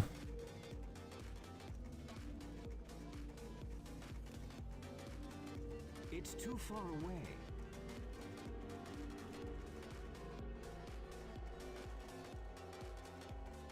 Oh, sorry. Wait. That's how I mark it, but it's supposed to be slash, not exclamation, so that's my bad. So when I go back in the VOD later, I can just watch the games without having to like click through and find individual games. But I forgot it's slash, not exclamation. Yo, what's up, Abdul? What's up? Wish they would change it to see the enemy health points. I hate that it's percentages for enemies, yeah. I hate that. I really, really do.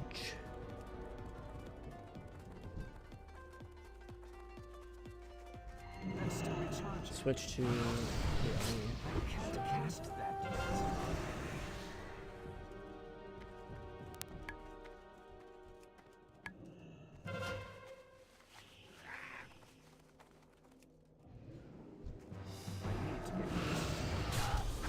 There goes my hands.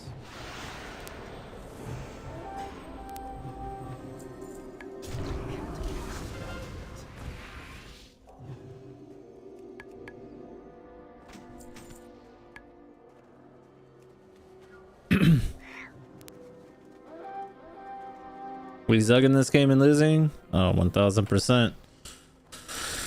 1000%, bro.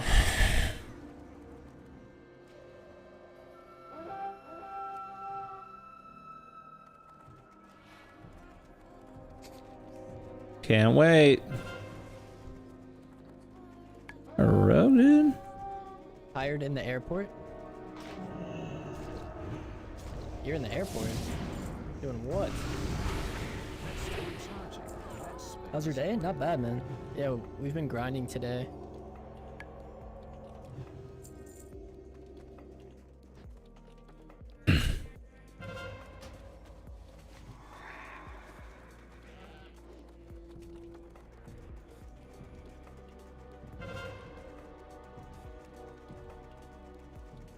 Me too. I've been grinding all fucking week, actually.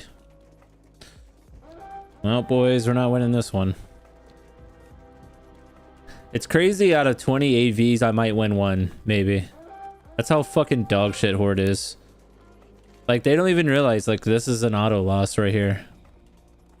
Show Explicit's talents? Or maybe they do and they just don't give a Yeah, fuck. I'll show Kagan's talents.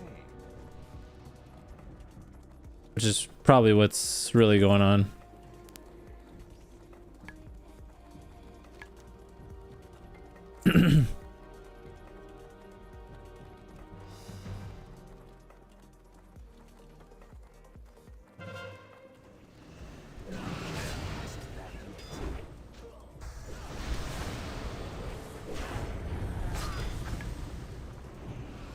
Give me 1 sec, so I got distracted. I had to respond to a text.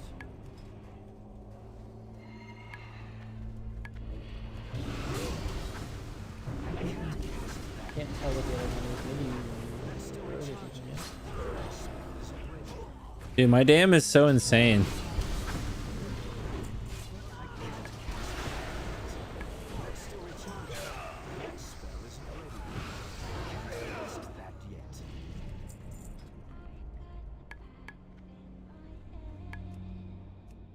My dam is so insane. Okay. Boy.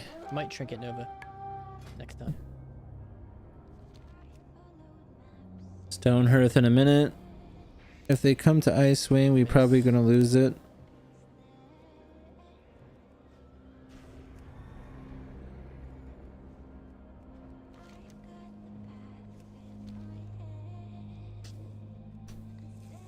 already over, guys.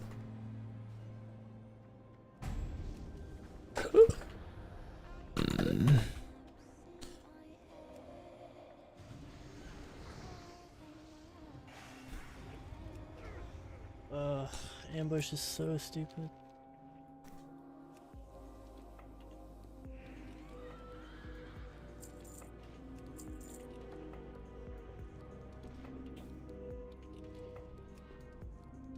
Cheesy one shots, baby. Have a good stream. Just wanted to say hi. Yo, have a good flight, or hopefully you get on it soon. Thanks for Ambush cheese. Ambush cheese. Yeah. Oh, they backcapped Stonehearth. It's over. Not really sure what to do in that scenario.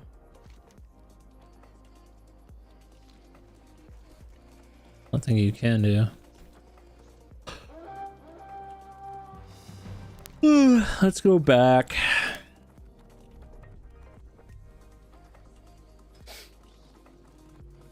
Reblock the ambush. Yeah. Right. I guess I Freedom. had to develop like a sixth sense almost. My bad.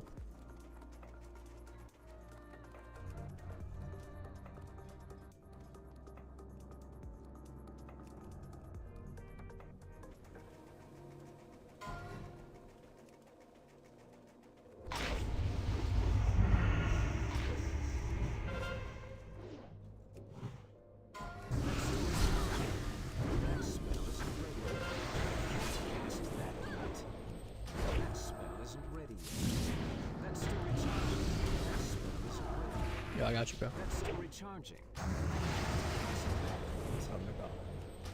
need to target someone first. More. All right, Alliance, rape and win.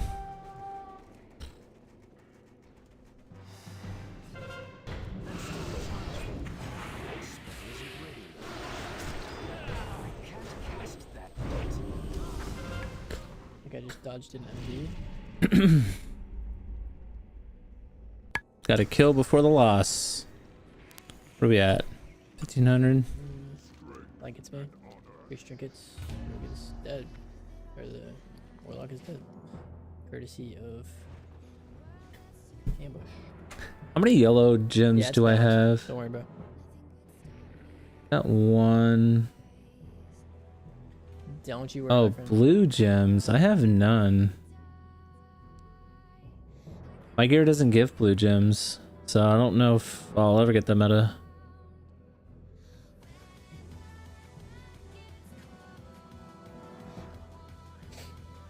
Well, that's stupid. Wonder if there's a way around that. I need to get closer. I'm out of range. Cryo freeze. Kind of like that you don't have it. It's different.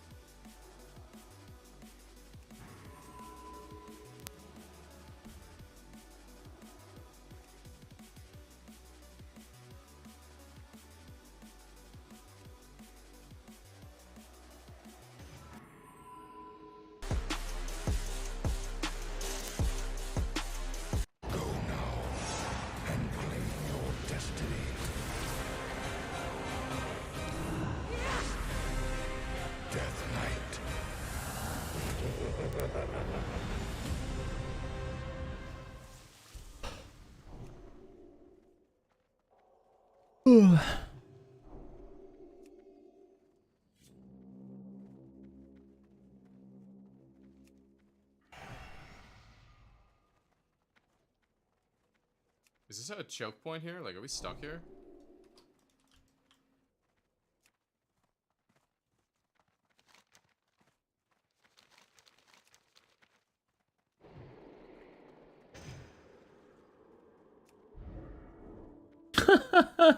You're so dead. You're so dead.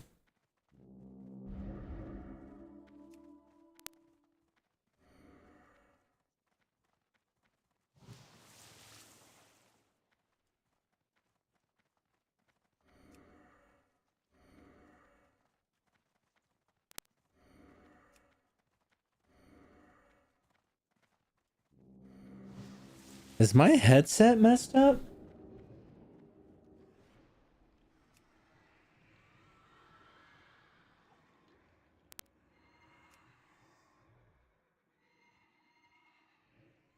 Oh shit. My bad. Hello?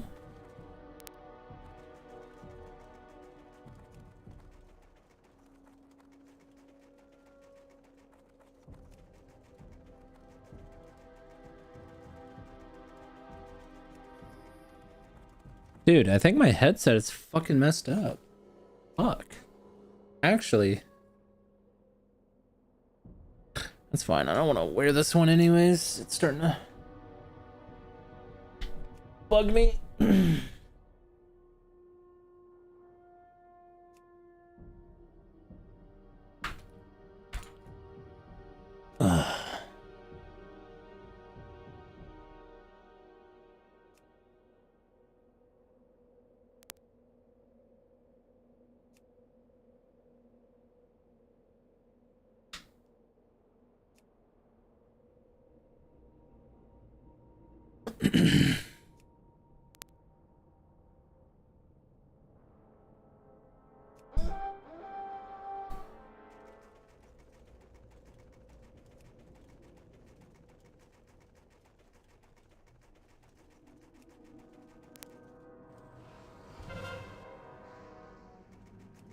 Oh, it's not bugged.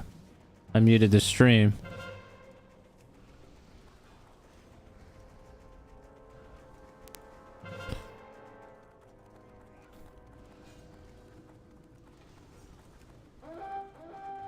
That's two. Oh shit, chat.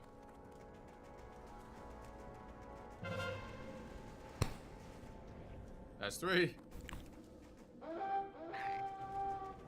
That's four.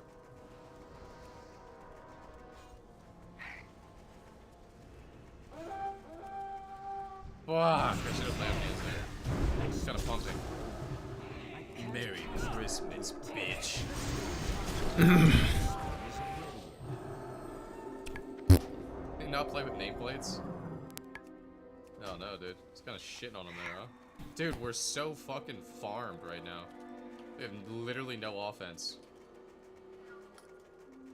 Or doesn't win AV, man. I would know. I've been playing this for fucking 5 days straight. I'm out of range. I need to get closer. Dude, every time I crit, it sounds like I'm buffing power with fortitude. You hear this shit?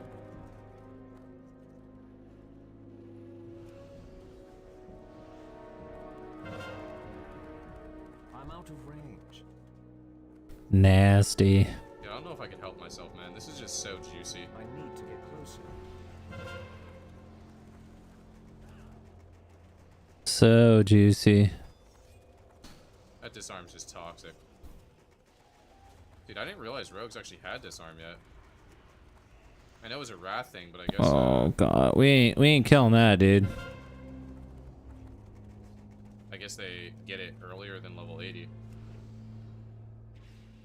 We ain't killing that, dude. Proc is an add-on. I don't know if I could really handle these guys. Like I said, I kind of need a pillar. They had in TBC? Bro, rogues did not have fucking dismantle in TBC. There's no fucking shot.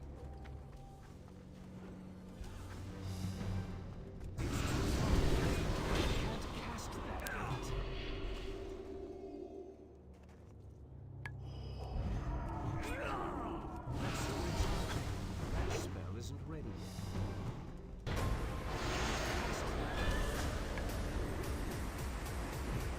Prepare yourself. The cut above the west. fate is in your hands. Whose hands? This could be the one fantasy show to rule them all. Sauron. Soon, Middle-earth will be ours. The Rings of Power. New episode Fridays, only on Prime Video. Oh, maybe I do go back to that. Juliana, Big Mac, no pickles, extra special sauce. And Jimena, quarter pounder with cheese, extra pickles, no onions. Thanks, Dad. You got it. Buy one favorite like a Big Mac and get another for just $1. Right now at McDonald's. Damn. We were a motorized bicycle company. They said you'll never be more than that.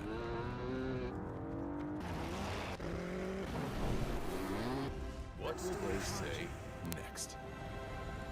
Honda, the power of dreams.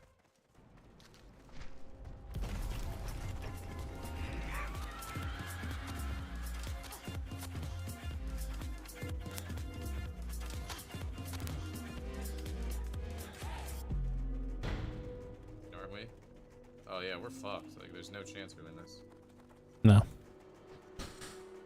Nope. None at all. Shot.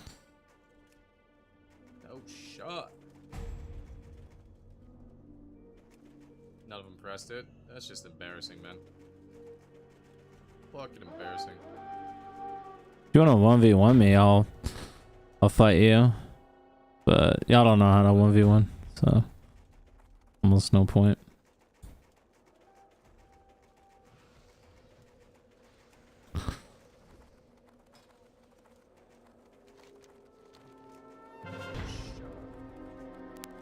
Guys, I think I might head off after this one, man. I'm kind of tired. I missed out on some sleep today. We'll go hard tomorrow, I think. Tomorrow's Thursday, yeah. We'll finish off the Paladin. Finish off the Paladin, and then we'll do some Ellie.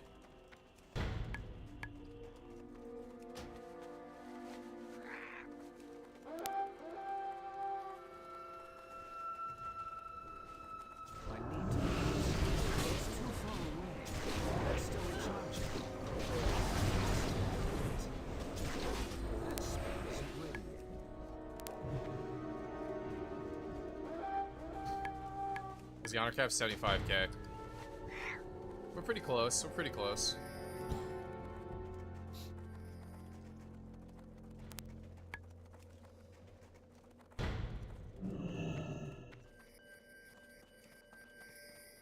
Come on up here, dudes. Close to the graveyard. We fucking won? Double back capped us. I don't know how. It's been a GG, but that's a mega GG. An omega GG. Let's get a little bit of honor before we get out of here. What do you need?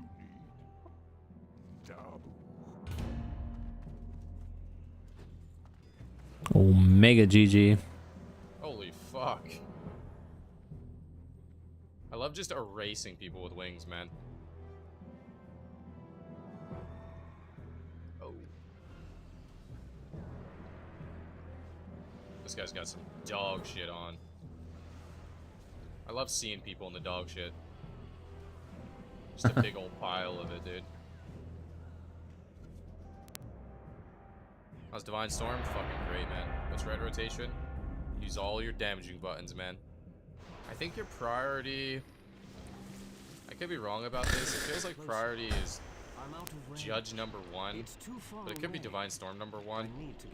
But I think you EXO over the other two as well. Crusader Strike definitely last priority. Well, maybe above, like, Consecrate, I guess. Yeah, probably above Consecrate. I'm not actually 100% sure what the... Like, I don't know what's better, Divine Storm, Judge, or EXO. I feel like I prioritize Judge in PvP, and then EXO, and then Divine Storm. But... yeah. Could be wrong. Oh yeah, Hammer Wrath, definitely number 1.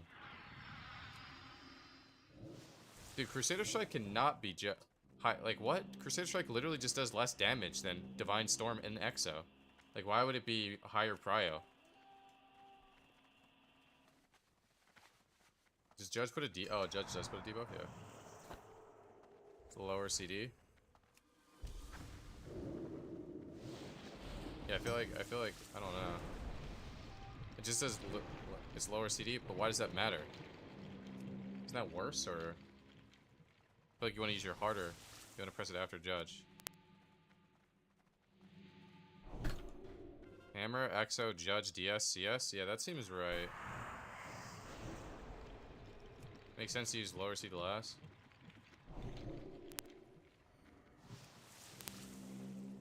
Definitely feels like it should be lowest prio.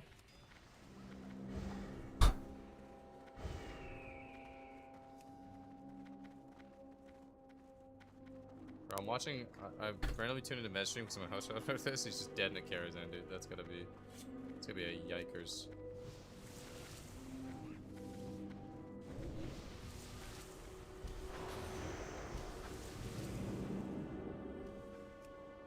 You get more Crusader Strikes if you use it first? I'm out of range. You don't, though, because you're literally wasting your globals, like... Steph, Judge, CS, Storm, CS. And then you don't EXO, which is better than both of those CSs. You could literally Judge, CS, Storm, CS. You could literally Judge, EXO, Storm, CS, and like that damage rotation seems like strictly worse. It's not, though.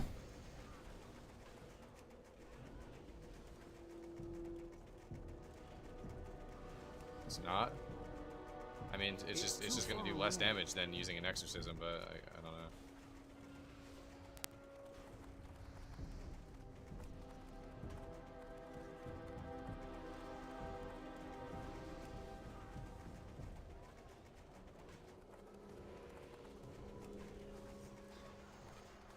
Oh, we actually somehow won this? Is this a joke? Holy fuck, these guys are so mad.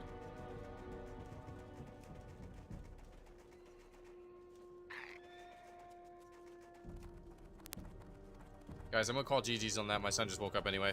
I'll see you guys, man. Take care. I'll be on tomorrow, boys. Have a good night. Peace, peace, peace. Appreciate. I'm out of range. Oh, I love it. I love it, dude.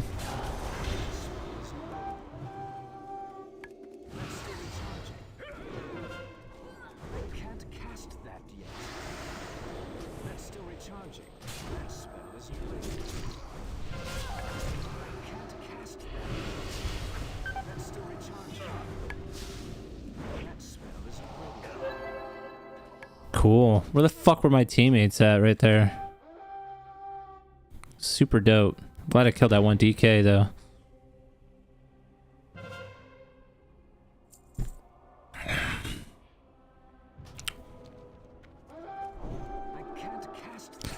I will avenge my own death. And we will do that right fucking now. Freest back cap ever.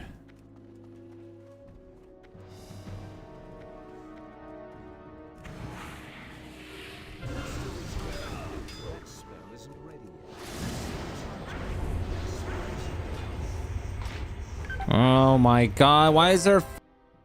Jesus fucking Christ. Two shitty fucking bullshit things in a row, man.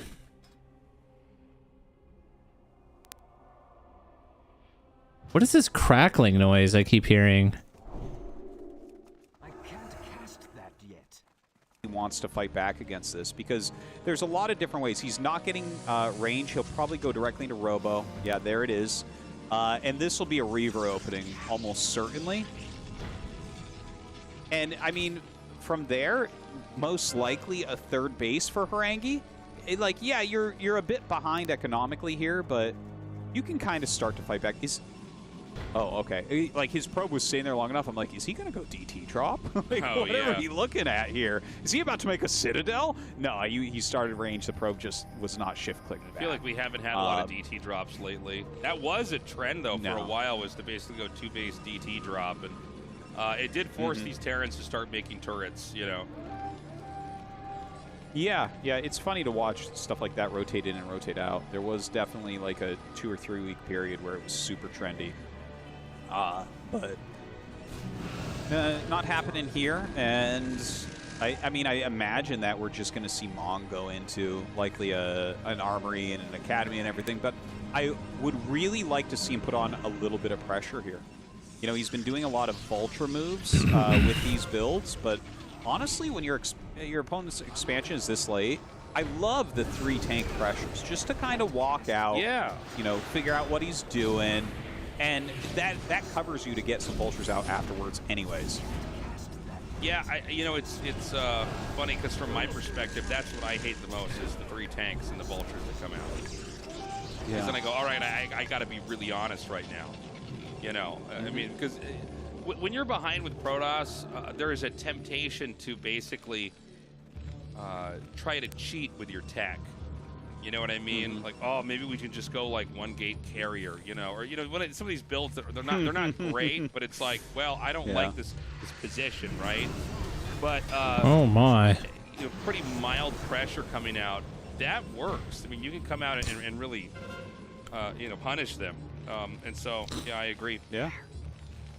Yeah, I mean, a lot of times, Protoss will just make range very slowly, and anytime range isn't done, tank plus Marine just does ridiculously well against Dragoons. But he doesn't do this. It's a very safe opener here from Mong, which I think you can't really blame him too much. He does scan and see the shuttle, so he's going to know that that's Reaver. That's very, very clearly Reaver.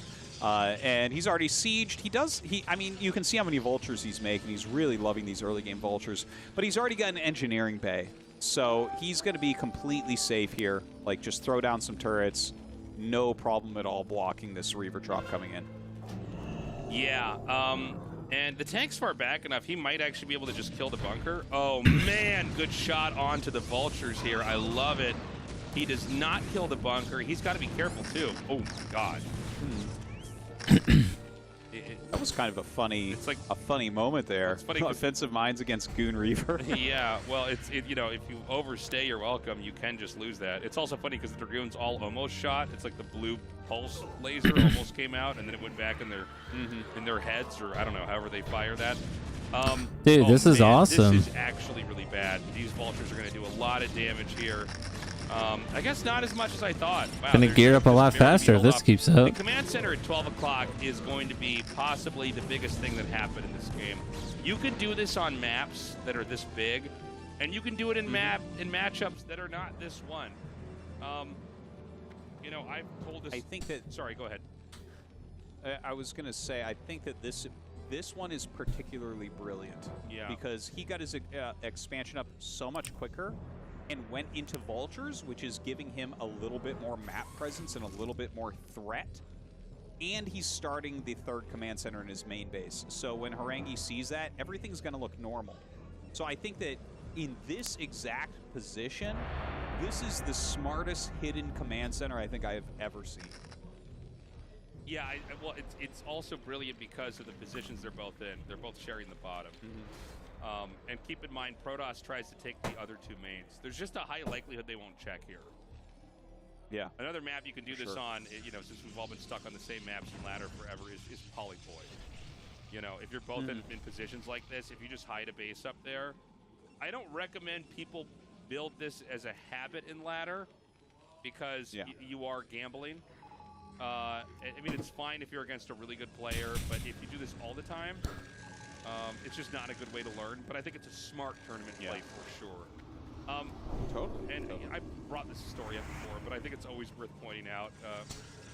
A long time ago, one of the ladders that we would all play on was called WG Tour. It was a European ladder. And the cool thing about this ladder was the winners and losers, they had to upload the replays. So you could look on the ladder and see the replays of players. And there was a guy named XDS Kiwi, same old school XDS clan. And this guy was playing random, and he was like, he had an incredibly good record. And I went and downloaded all of his replays, ready to be inspired, and I found out that in every game, in every matchup, he hid a Nexus hatchery or command center. Every game! I couldn't believe it.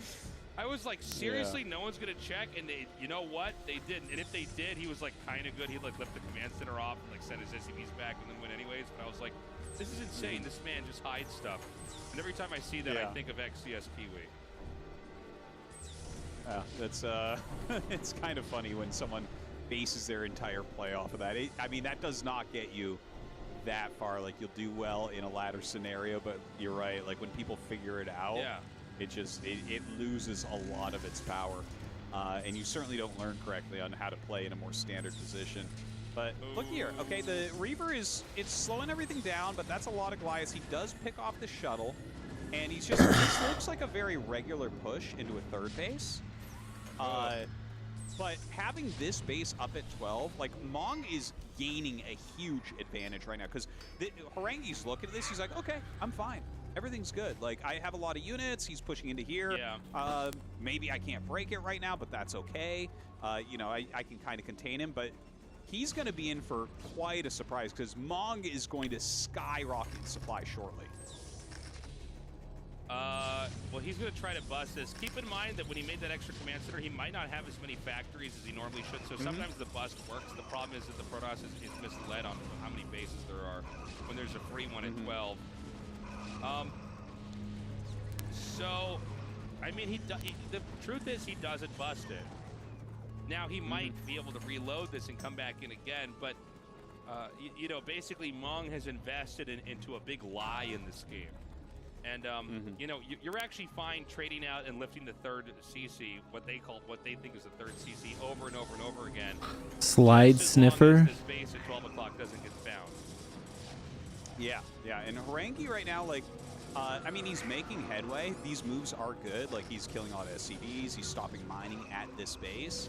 But he probably thinks that he's getting quite far ahead, whereas Mong is actually calm and okay. Look at all the factories he's adding right now. He's on a 3-base economy, despite lifting this. So he's going to be able to power out a lot of units. It's going to take a while, but eventually Harangi will probably feel a little bit confused as to how Mong has so much, and then he's going to be like, oh my god, is there a base on the map? That is what is coming, man. That's in his future for sure. And this is why everybody who's watching this, if you're a student of the game, just scout the other mains. Scout the top left, center, and top right. Because if you find these hidden bases, they have to lift and leave, and they lose the benefit, right? They have this command center that you'll probably kill. It's an easy win, right? But a lot of times in these very intense tournament games, players get a little bit tunnel vision. I think we've all been there, right? And you're so focused on getting the next wave of units out and making sure you get all your upgrade time. You kind of ignore the top of the map, because that's not the correct way to play. You're not supposed to expand up there, because if it's scouted, you stop it. But guess what? If you don't scout it, then they can basically win the game. And so, you know, Mong's playing a pretty smart game. Right now, Harangi thinks he's ahead and is healthy on 4 bases when they're actually even on 4 bases, which really means the Protoss is actually behind. Yeah, yeah. And, like, he has more supply and everything right now, but it's mostly just gateway units. Obviously, he's adding a little bit more in the shuttle, looking for a bit of harassment on the side. But Mong's macro is really starting to hit at this point. Now, out comes a Psystorm drop. Ooh, nice one there. It does all right, but again, Mong has more than what Harangi thinks he does. Honestly, Harangi is macroing pretty much like a beast. Like, he's putting out a high quality game right now. But I mean, it just goes to show how strong a hidden base really can be. Yeah, it really does. And so it seems like Harangi's going to try to maybe bust. Now, again, Harangi might have the wrong impression, right? I mean, again, it's kind of the dream for Terran when the Protoss just attacks in, as long as the Terran can hold. Really good control of the Vultures, by the way, sniping the Templars. Oh my god. Now, that was a good storm, but I'll tell you what, Terran is very happy with this exchange. Yes, 100%. Like, I think right now, Harangi has to be thinking to himself, okay, something's wrong. How does he have this? Right? Like, I think that battle in particular, because like, if this game, like, if Mong did not have 12, I think that attack would have done so much better, and Harangi would be like, yeah, man, I'm, like, really dominating here, because every other move he's made has been strong. Oh, yeah. So, we might see him send something around to scout at this point. So, this is going to be the big push. I don't know that Harangi is going to be ready for this. I think he may end up losing this game and not find out why he lost until he either talks to his friends who are watching from home, or maybe opens up the replay during the interview. I mean, There's too many up there. may make us so that Harangi never loses to a hidden base ever again in his career, because these are traumatizing experiences. You know what I mean? Yeah. You're assuming you're playing a, a tit-for-tat macro game, but in fact, he just kind of, he stole your watch and your wallet.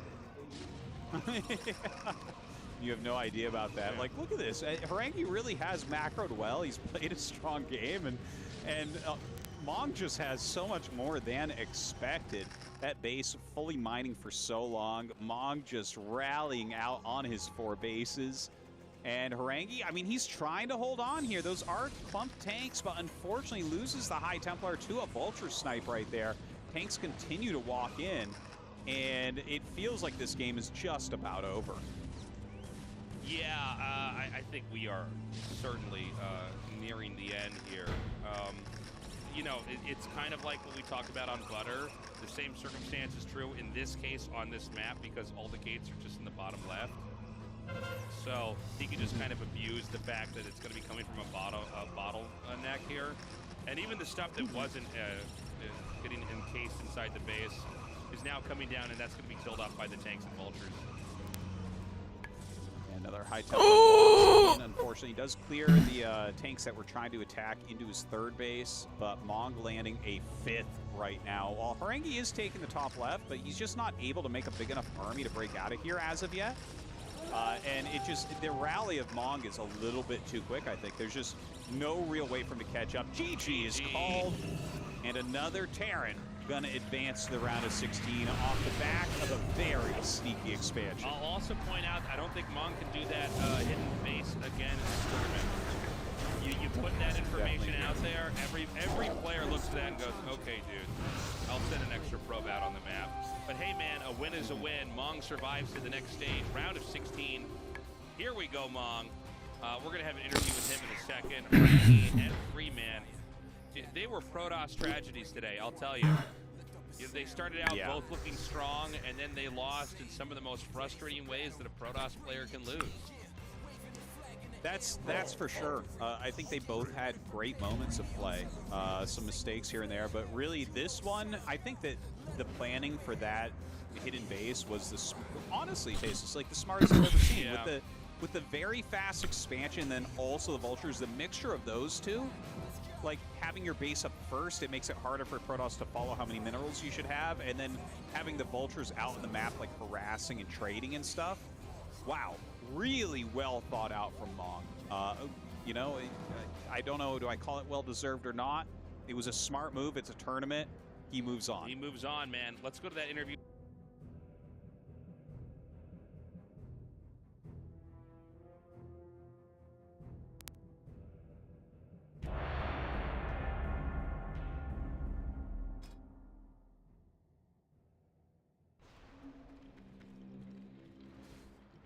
It's too far away.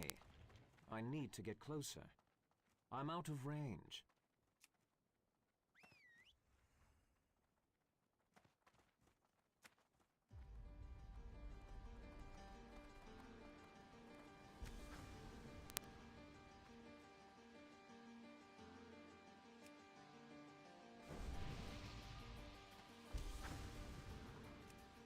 I need to get closer.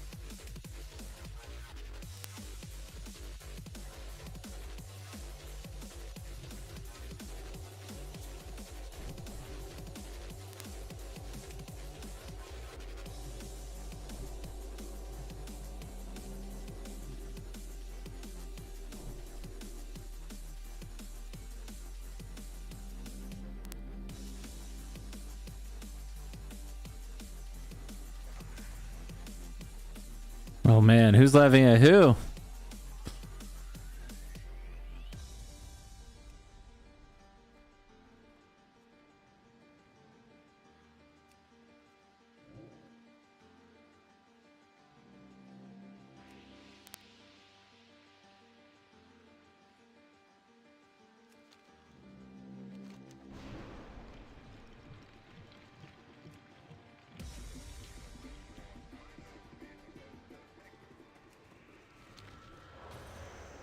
That's embarrassing.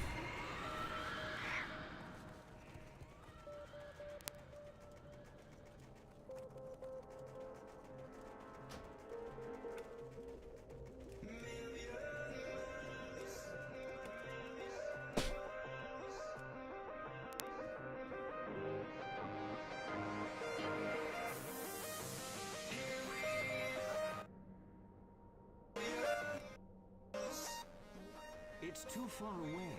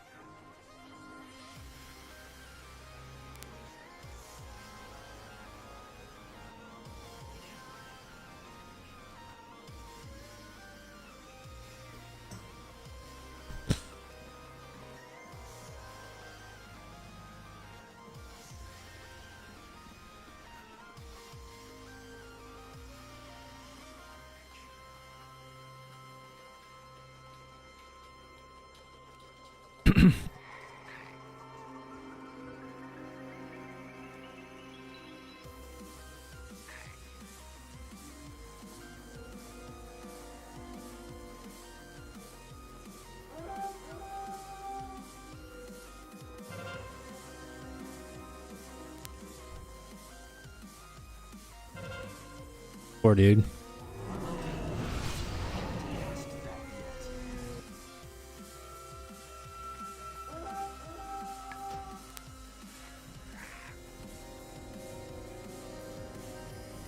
The good players are starting to get on, starting to win. It's so crazy. No more dipshits. Oh, that's a lot.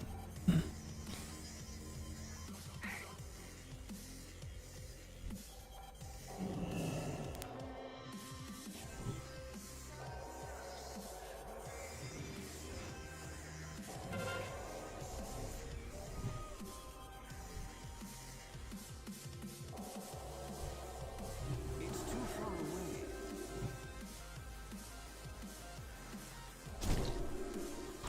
That spell isn't ready. That's still recharging. Can't cast that. That spell isn't ready.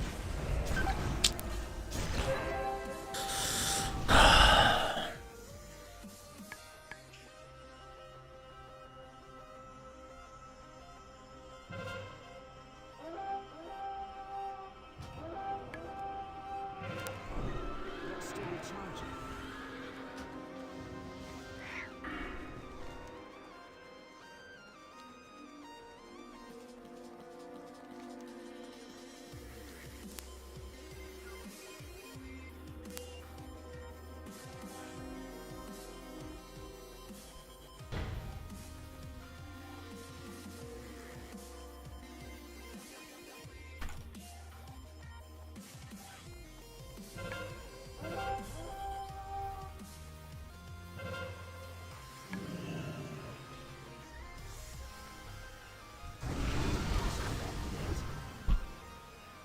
That's still recharging.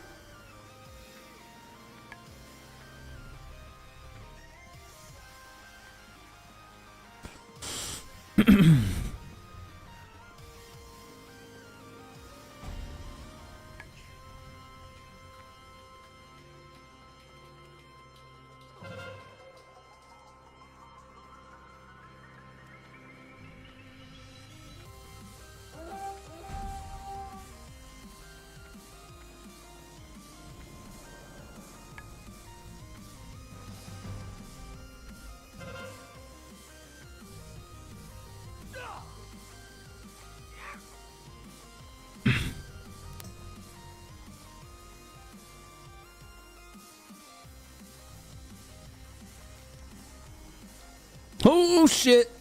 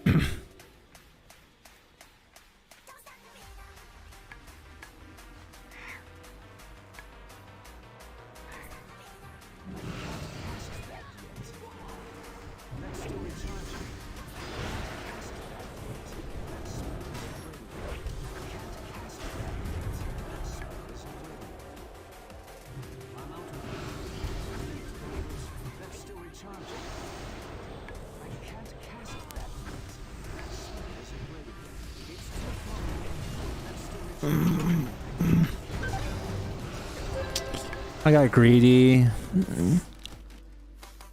I need to figure out a new keybind for that. I don't know if I like that. I keep forgetting I have bandages now too. Not that I could have done anything in that scenario.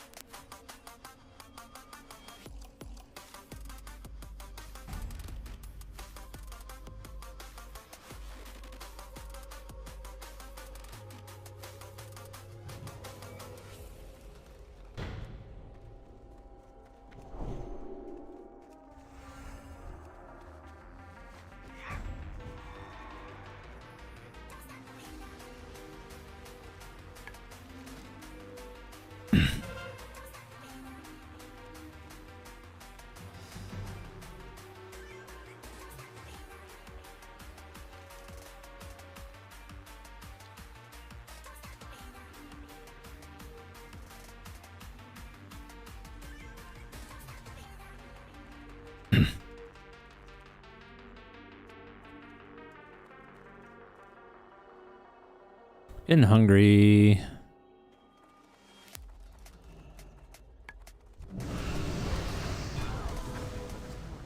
That's one.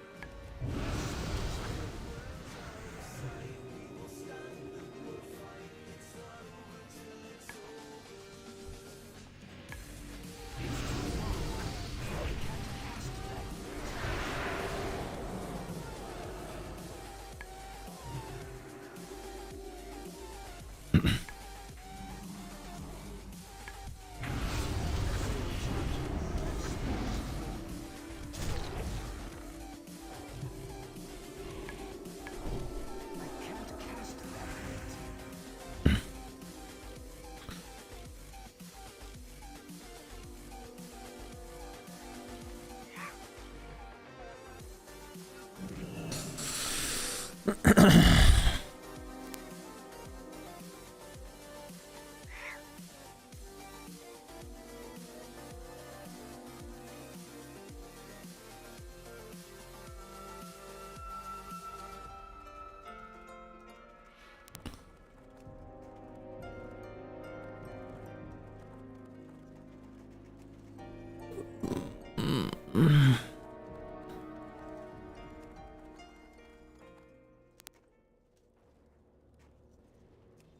You're need to get closer.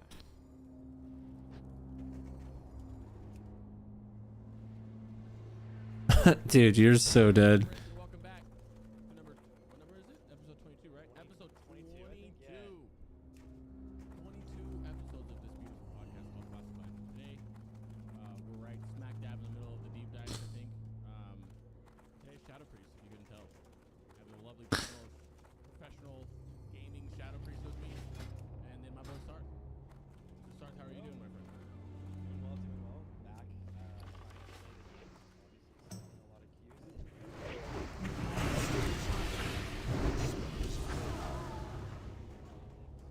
I can't cast that yet. I need a target. Which is crazy. Let's do it. I can't cast that yet.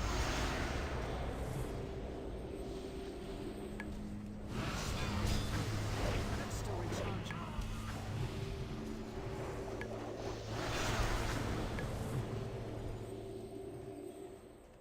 I can't cast that yet. It's too far away.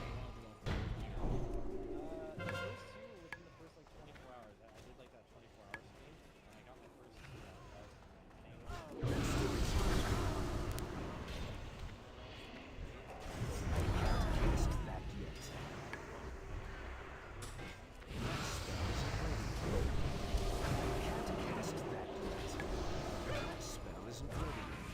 Let's still recharging. Let's still recharging.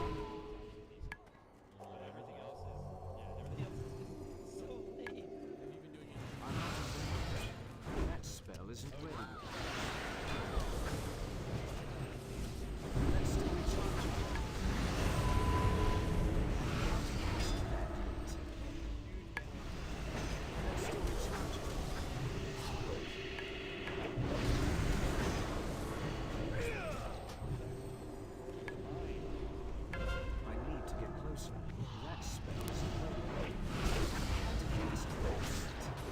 Let's still recharging. That spell isn't ready.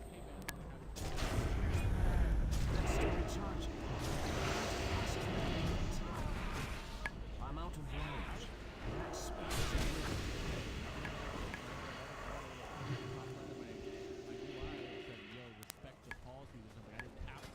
It's too far away. I did not do anything, dude. It was crazy. Yeah, at this point, people know they're going to get those bans, so...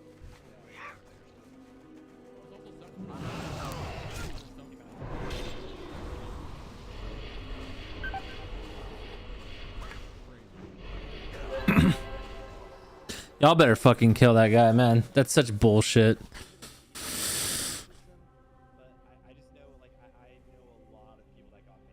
I can't fucking stand how a DK can just literally pop AMS and he's immortal. Like, you're literally just lucky I didn't have bubble, kid. If I had bubble, you ain't doing shit. You ain't living nothing. Like, literally nothing.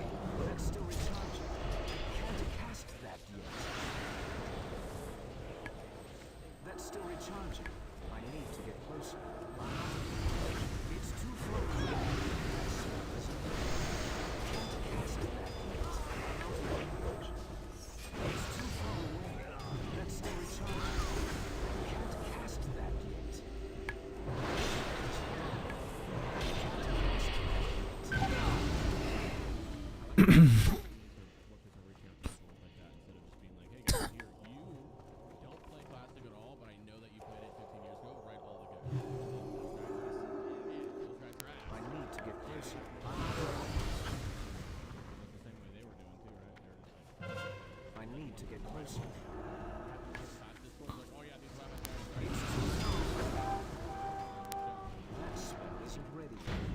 That's still recharging.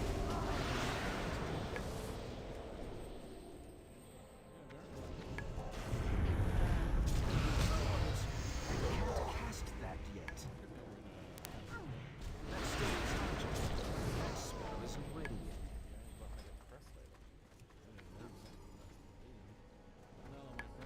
I'm out of range. That's still recharging. I can't cast that yet. That spell isn't ready yet. That's still recharging. That spell isn't ready. I can't cast that yet. That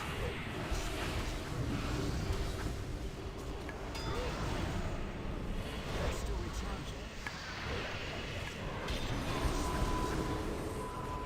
can't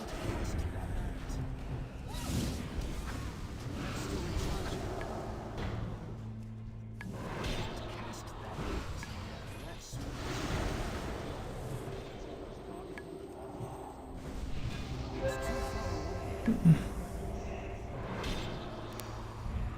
Cyber, he's helped me so much learning how to play this shit on the beta and everything. He's been there just holding my hand the whole way. But, kid, how are you doing, my friend? You want to introduce yourself and say your favorite Shadow I'm out Priest of spell, man? range. I'm Big Tickoff GF. I'm sort of the speedrunning representative for Shadow Priests. That's still recharging.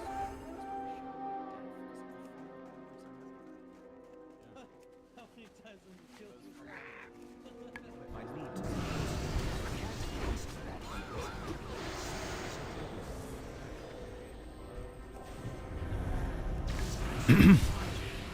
can't cast that yet. That spell isn't ready. That's still recharging. I can't cast that yet. That's still recharging. That spell isn't ready yet. I can't cast that yet. I need to target something. It's too far away.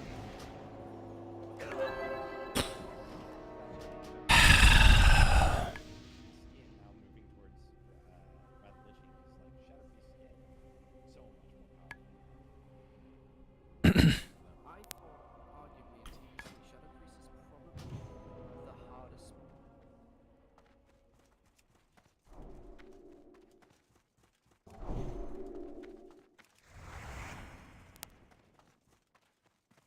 I'm out of range. It's too far away. Remember that Project Veritas video where it's an undercover video and it's someone at CNN. We're too sober for this.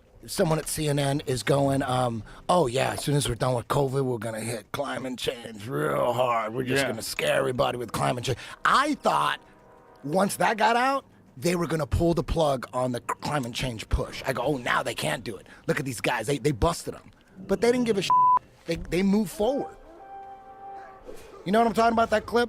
That CNN clip from Project Veritas? Yeah, they were saying that that's the next thing that they're gonna push really hard, the same way they push COVID stuff. Look, I don't know anything. I don't know shit.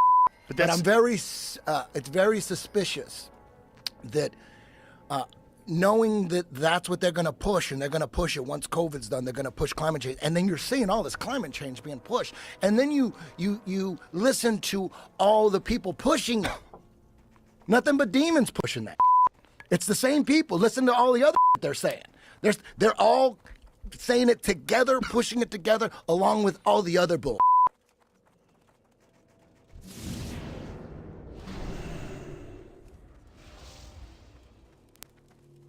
And now something I've been waiting weeks to bring you. It's the extraordinary Matt Walsh, the man behind the groundbreaking documentary, What is a Woman? What is a woman? Can you tell me that? Well, you're at the Women's March. You must have some idea. Please, if one person could tell me what a woman is. You are not here for women. We ask you to leave. What is that? A woman is not anything in particular. There is not one particular thing. It could be many things to many people. Some women have penises, right? Some men have vaginas. I like scented candles, and I've watched Sex and the City. Yeah. How do I know if I'm a woman? That's a great question. You're not a scientist. You're not a gender studies major. No. How do you know that you're a man? I guess because I got a dick.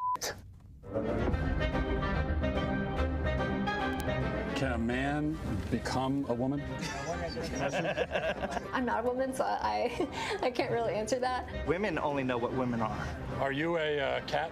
No. Can you tell me what a cat is? Do you want to tell us what a woman is? This 95-minute documentary is from author, speaker and podcast host Matt Walsh. He also has a book by the same name, and he travelled across America and other parts of the world seeking to answer that key question. I began by asking Matt why he made this documentary in the first place. Strength and honor.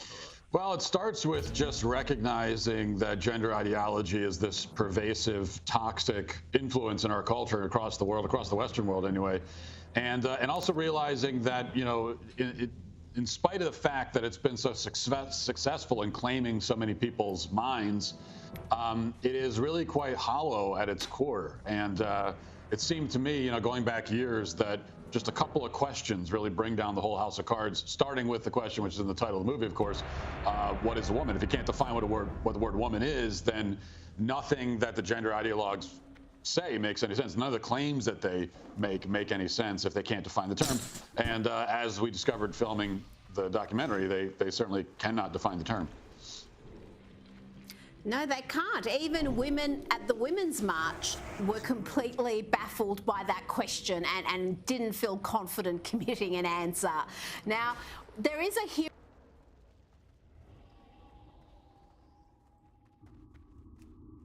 education story that we're covering right now. Another school, another administrator under fire. It's both controversial and compelling. Watchdog group Project Veritas releasing a new video, this time of a New York City assistant principal caught on an undercover recording admitting to engaging in hiring practices that discriminate against those with conservative beliefs.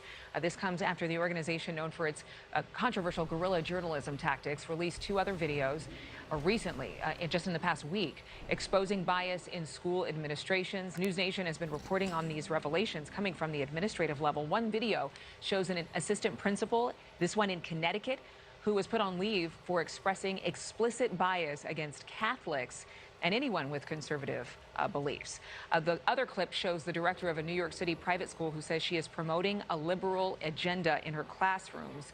She's also on leave from her job. So joining us right now to talk about all of this is Project Veritas's founder, James O'Keefe. So glad to have you on the show. Great to be with you. You know, I have to ask, what is the response? What have you been hearing from the schools, from parents since this investigation?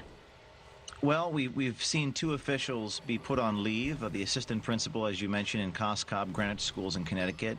Also, the New York City Trinity School putting that woman you just saw on paid leave. And then this latest expose we released yesterday, we are waiting to hear the employment status of Todd Soper, although as I'm doing this interview with you live, Todd has taken down his Twitter account.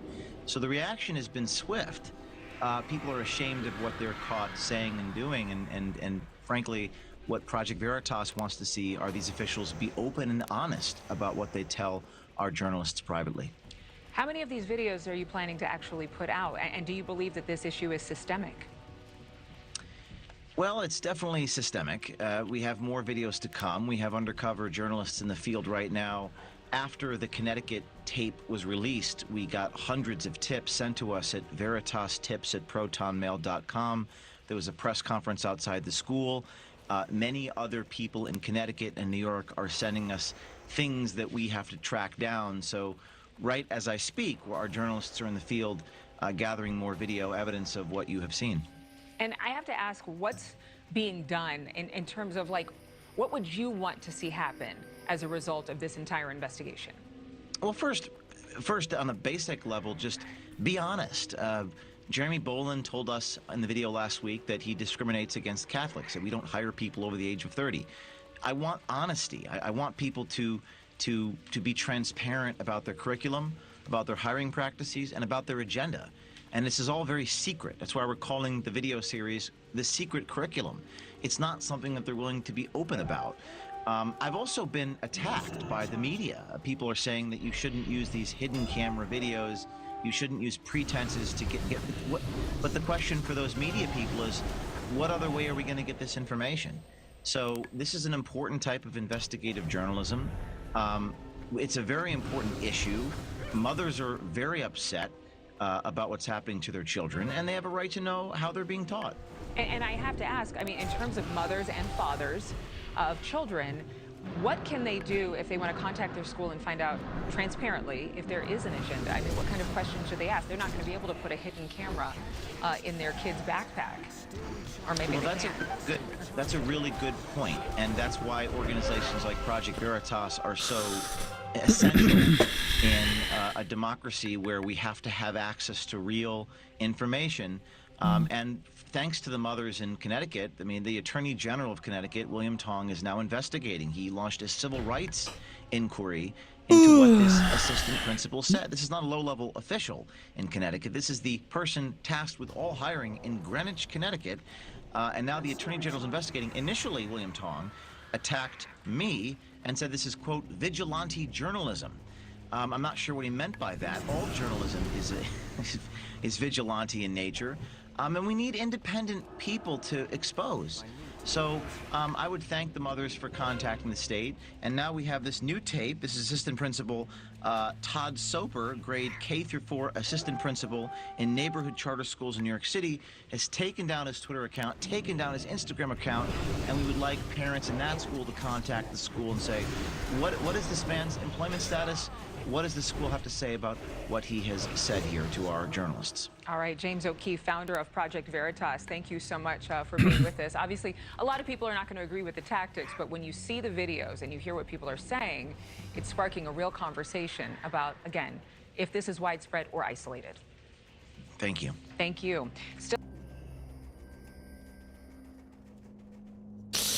That's a lot of versions. We've been talking about the migration problem at our southern border for a while, and in the last hour, we understand another bus apparently has arrived at the Port Authority of New York and New Jersey. It downloaded a bunch of people.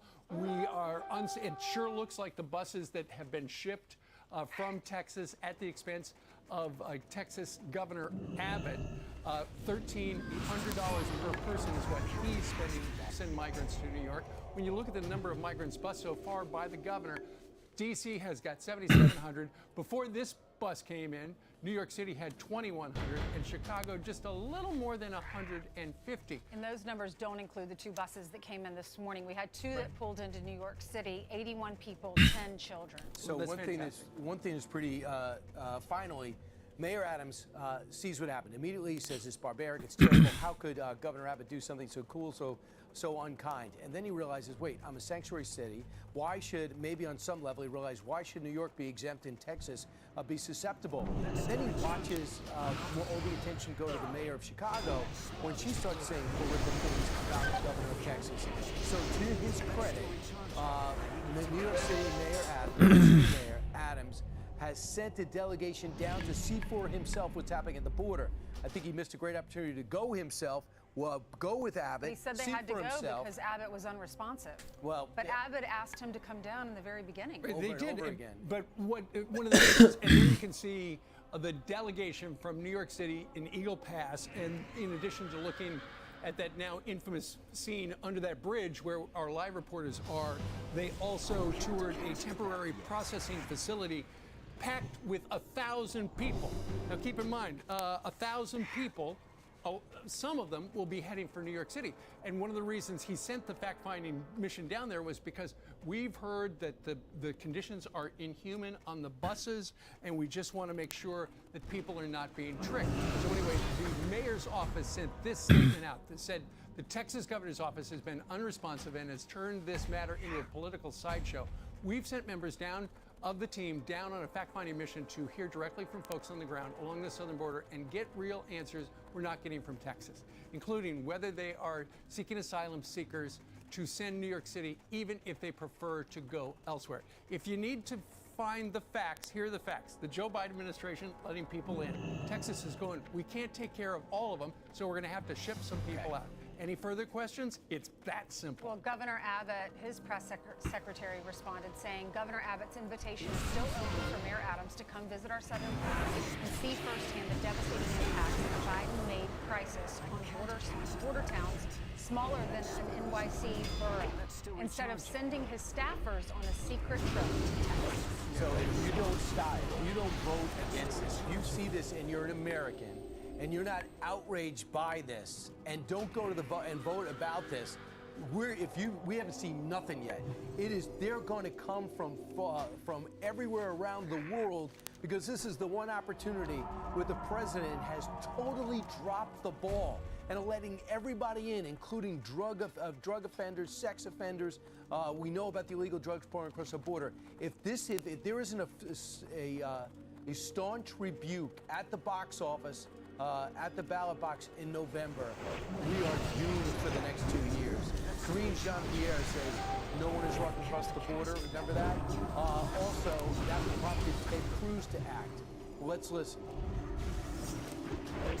But it's not like somebody walks over and that's not how. Exactly what's happening. It is not that simple. It's not just that people are walking across the border. Senator Ted Cruz has publicly invited, suggested that you come down to see that for yourself. Senator Ted Cruz, Texas.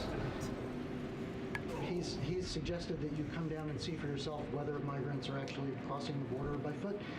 Is that something that you would take him up on? I certainly don't need lectures or invitations from Republicans about the border or border policies, and and I certainly won't take advice on border from anyone who voted against securing record level of funding for the Department of Homeland Security.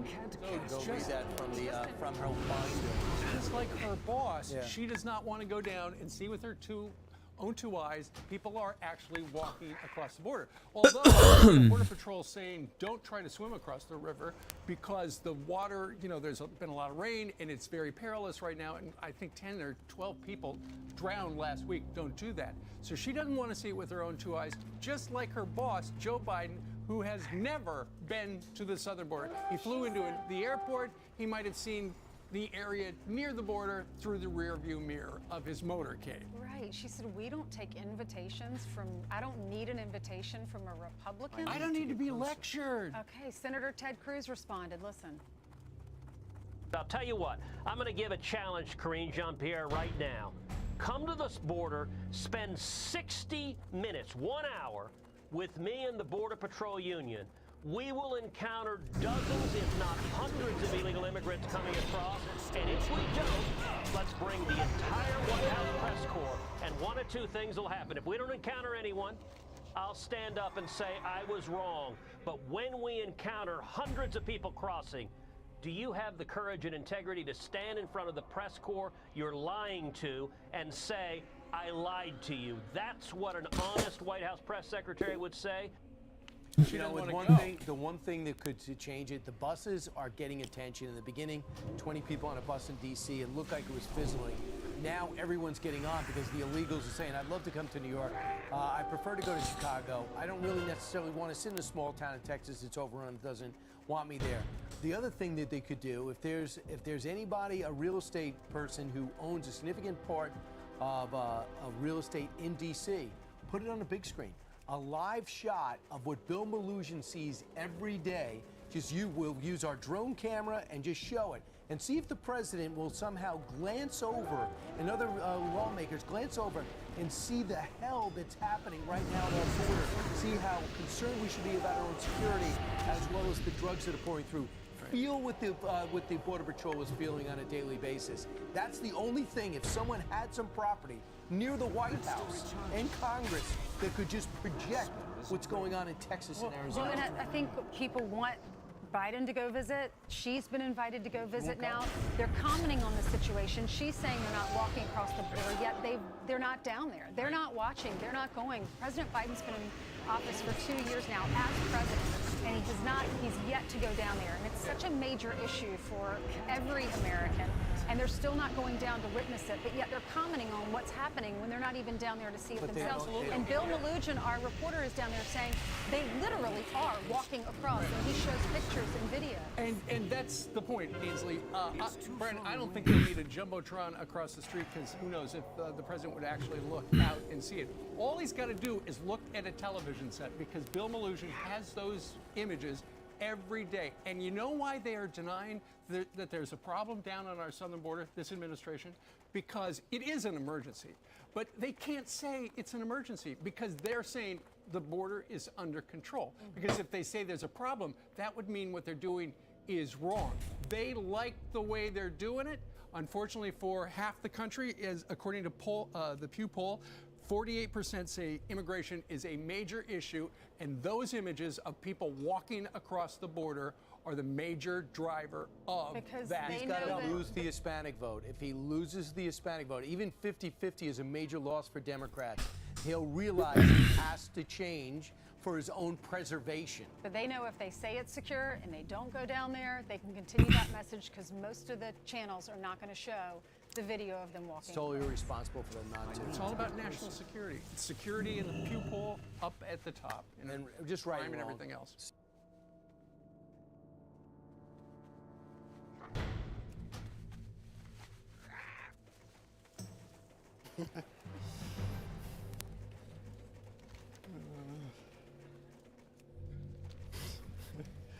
Good evening. My name's John Highbush. I have the honor of being the executive director of the Oh my God. Central Foundation. Oh, thank you. Thanks for coming this evening.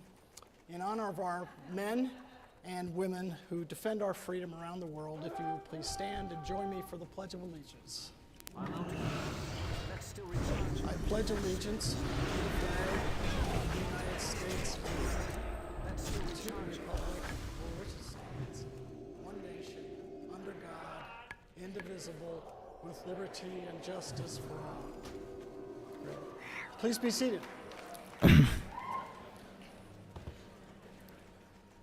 Okay, Greg, if I could have your attention, Greg. This may come as a surprise to you, but before you arrived here this evening, we conducted a 3-question survey of all those that came here tonight, most of the people. And the first question we asked, as they came through the door, was whether or not they wanted to hear a long-winded introduction of the Bible. Well, and it would also include the previous bestsellers you've written, the models that you've dated, the who you are wearing, and the fact that you are a star in the 5 and in your show on Fox. Now, we had about 700 people here this evening, and only 3 said that they wanted us to do that. Okay, so the second question we asked the audience was whether they wanted to spend an evening politely listening to you drone on and on in a well-crafted speech. They said that sounded nice, but like so many other speeches, they felt the odds were that by the time they got to their car, they weren't going to remember a word you said. So,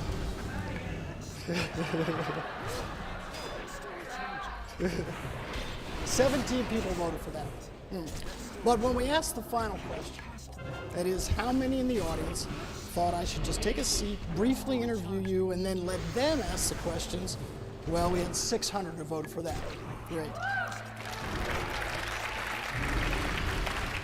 So, majority rules, but before we begin, in an interest of full disclosure, we found in that same survey that 227 people thought they were here to see Dana Perino.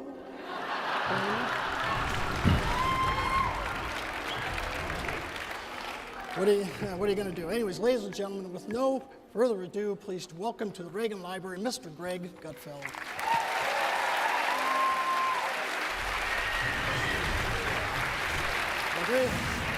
Here? There. I forgot. Always with the Dana Perino joke, huh? When you can't think of anything, you gotta bring up Dana and her dumb dog. Lovely dog. Her lovely dog. It's not a real dog, and we know it. Do I have to tell you the whole background of the dog, where it came from, who it really is? And kill me, right? It is.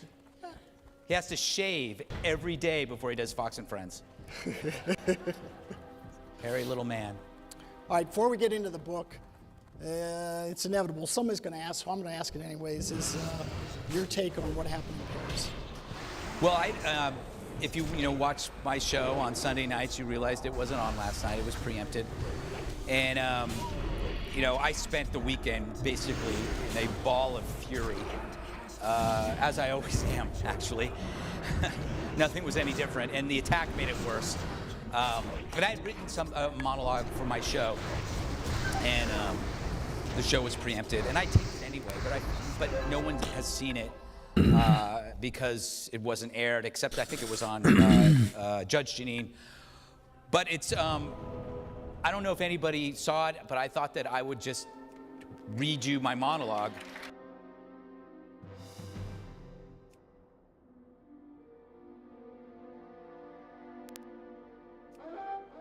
I don't think we could have picked a better example or a better antagonist and protagonist than awful, though hot, Olivia Wilde and Jordan Peterson.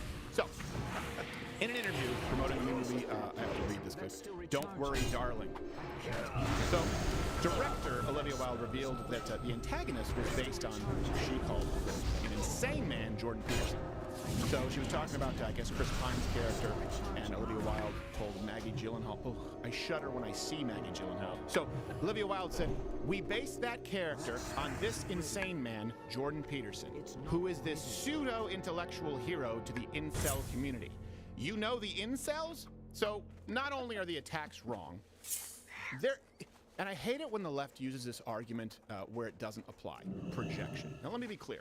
Projection is something that actually exists, and it's a psychology term, usually when dealing with repetitive negative behavioral patterns. But we're talking about things within the realm, certainly within the boundaries, the guardrails of normalcy. Like if someone says, hey, you're really selfish and you don't think about anybody else, and this person says it to you over and over, they might be projecting. However, the left will use it and say, why are you so opposed to pedophilia? Are you a pedophile? No, it's because I want to kill pedophiles. Right. Execute legally. Sorry. So in other words, or, why do you feel this way about monkeypox? Are you secretly gay? That's not projection. Projection is when you try and apply your character traits or flaws to somebody else. So she attacks Jordan Peterson as an incel representative and as an insane person and a pseudo-intellectual. Okay. And by pseudo-intellectual, you mean an intellectual? Yes. The most cited professor from University of Toronto. Right. The first claim here is Jordan Peterson is the champion for the incels. And that term, by the way, if you don't know, it comes from the term involuntary celibate. There's a group of people. And by the way, hit the like button. That helps with the algorithms if you're watching this right now. So, Wilde describes incels like this. She says they're basically disenfranchised, mostly white men who believe they are entitled to sex from women. And they believe that society has now robbed them, that the idea of feminism is working against nature, and that we must be put back into the correct place. Okay, a couple of things. I don't even want to get into the incel deal because she has no idea what she's talking about. Here's the truth. Dr. Jordan Peterson has little sympathy, if any at all, for incels and the people who not only has he not been a champion of theirs, he's called them to the mat and asked these people, incels specifically, to look inwards to find their own problems. That's not your problem. Your problem is why you can't find the woman you want. And you have to assume that's your problem, because otherwise you have to assume that it's the women's problem. And really, they're all wrong and you're right. So you're a young man, and all the women are rejecting you. Who's got the problem? It's not all the women. That's a bad road to go down. If all the women are rejecting you, it's you. Who was the first white supremacist he was talking to? Larry Elder. Yeah. Just want to be clear. So, look, and by the way, this is also what they try and do is muddy the waters and say you hate women. No, hate feminism. Despise what women like Olivia Wilde stand for. And by the way, that's not the same thing as an incel. They try and throw this all under this wide umbrella, a catch-all term, so they can vilify someone like Dr. Jordan Right, and they say that they're entitled to sex from women, right? This group of people who feels entitled, basically claiming ownership of women to see like, oh, that's what these people want to do. That's what people like Jordan Peterson want to do. They want to oppress women and take away all of their rights, right? So she's just trying to throw him into this broad category without having listened to any, like, just do a Google search.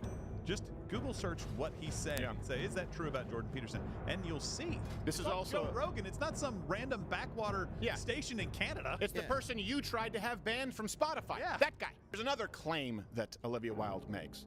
And then I want to paint a broader picture. But the claim, of course, is Jordan Peterson is a pseudo-intellectual. We kind of addressed this. Here's the truth. It's plain as day.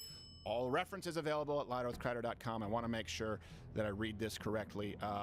Professor, is it Professor? How do you pronounce it? Emeritus. Emeritus. I thought it's okay. That's what I thought. Professor Emeritus of Psychology at the University of Toronto. Okay, we know that. He's published more than 100 scientific papers. He's one of the top 50 most cited clinical psychologists of all time, with over almost 19,000 citations. He's lectured at Harvard, at Oxford, at Cambridge, chancellor at Ralston College. Now, good schools. Yes. And I want to be clear, that doesn't make somebody smart. No. Right? You have plenty of people who've gone to maybe a Harvard, maybe an Oxford. But the catalog of work, this is someone who was respected, this is someone who was praised, this is someone who was academically trusted for decades, until he decided that he wouldn't go along with compelled speech, and you decided that he's a white supremacist. You decided to label him alt-right. That's what they did. They said white supremacist, didn't stick. They said alt-right, didn't stick. Yeah. And now it's incel leader, didn't stick. How about you do your research, Olivia Wilde? I know it's tough. Watch Louder with Crowder live, Monday through Thursday, 10 a.m. Eastern.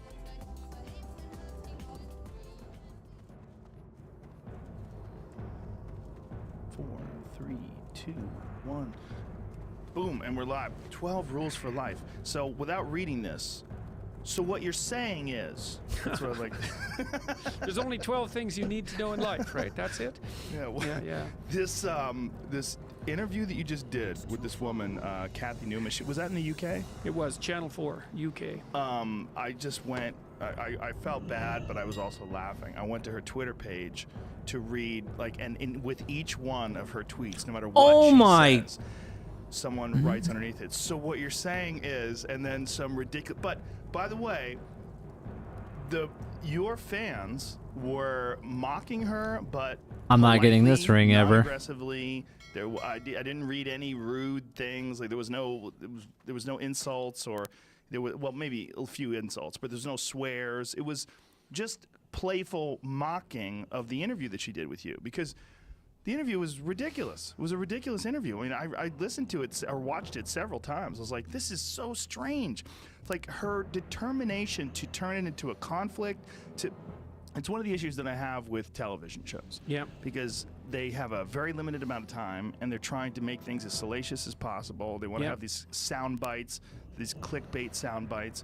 And she just went into it incredibly confrontational, not trying to find your actual perspective, but trying to force you to defend a non-realistic perspective. Yes, well, I was the hypothetical villain of her imagination, essentially. Yeah. Well, what happened was interesting, too, the way it played itself out, because I met her in the green room beforehand. You know, she was being made up, and then they put a little bit of powder on me, and we had a friendly kind of interchange, and then we went and sat in front of the cameras and for a couple of minutes, you know, before the show got rolling, and we had a pretty pleasant back and forth. And then as soon as the cameras went on, she was a completely different person. Ugh. And I thought, oh, I see. I see what's going on. Yeah. Yeah, well, so that kind of alerted me to, well, the fact that there was something rotten in the state of Denmark, let's say. Yeah, but, you know, this is also why YouTube is going to kill TV. Because television, by its nature, all of these narrow broadcast technologies, they rely on forcing the story, right? Because it has to happen now. It has to happen often in 5 minutes, because they only broadcast 5 minutes of that interview. They did put the whole thing up on YouTube. To their credit. Yeah. It hasn't ceased to amaze me yet. I think that they thought that the interview went fine. That's the scuttlebutt I've got from sort of behind the scenes, because I know some people who know what's going on at Channel 4, and they're shell-shocked by the response. You know, and then of course there was the counter response. The Guardian the next day published an article saying that you know, the head of Channel 4 had to call in police security because of threats. You know, well, first of all, you can call the police in about anything, and they never did detail out exactly what the threats were.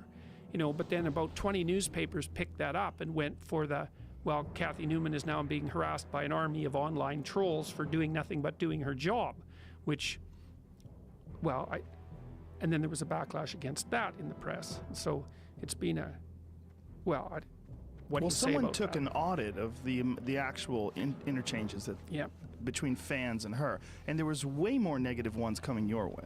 Yes, that were seriously negative. Yeah, that's right. Seriously negative, violent, harassing, just rude.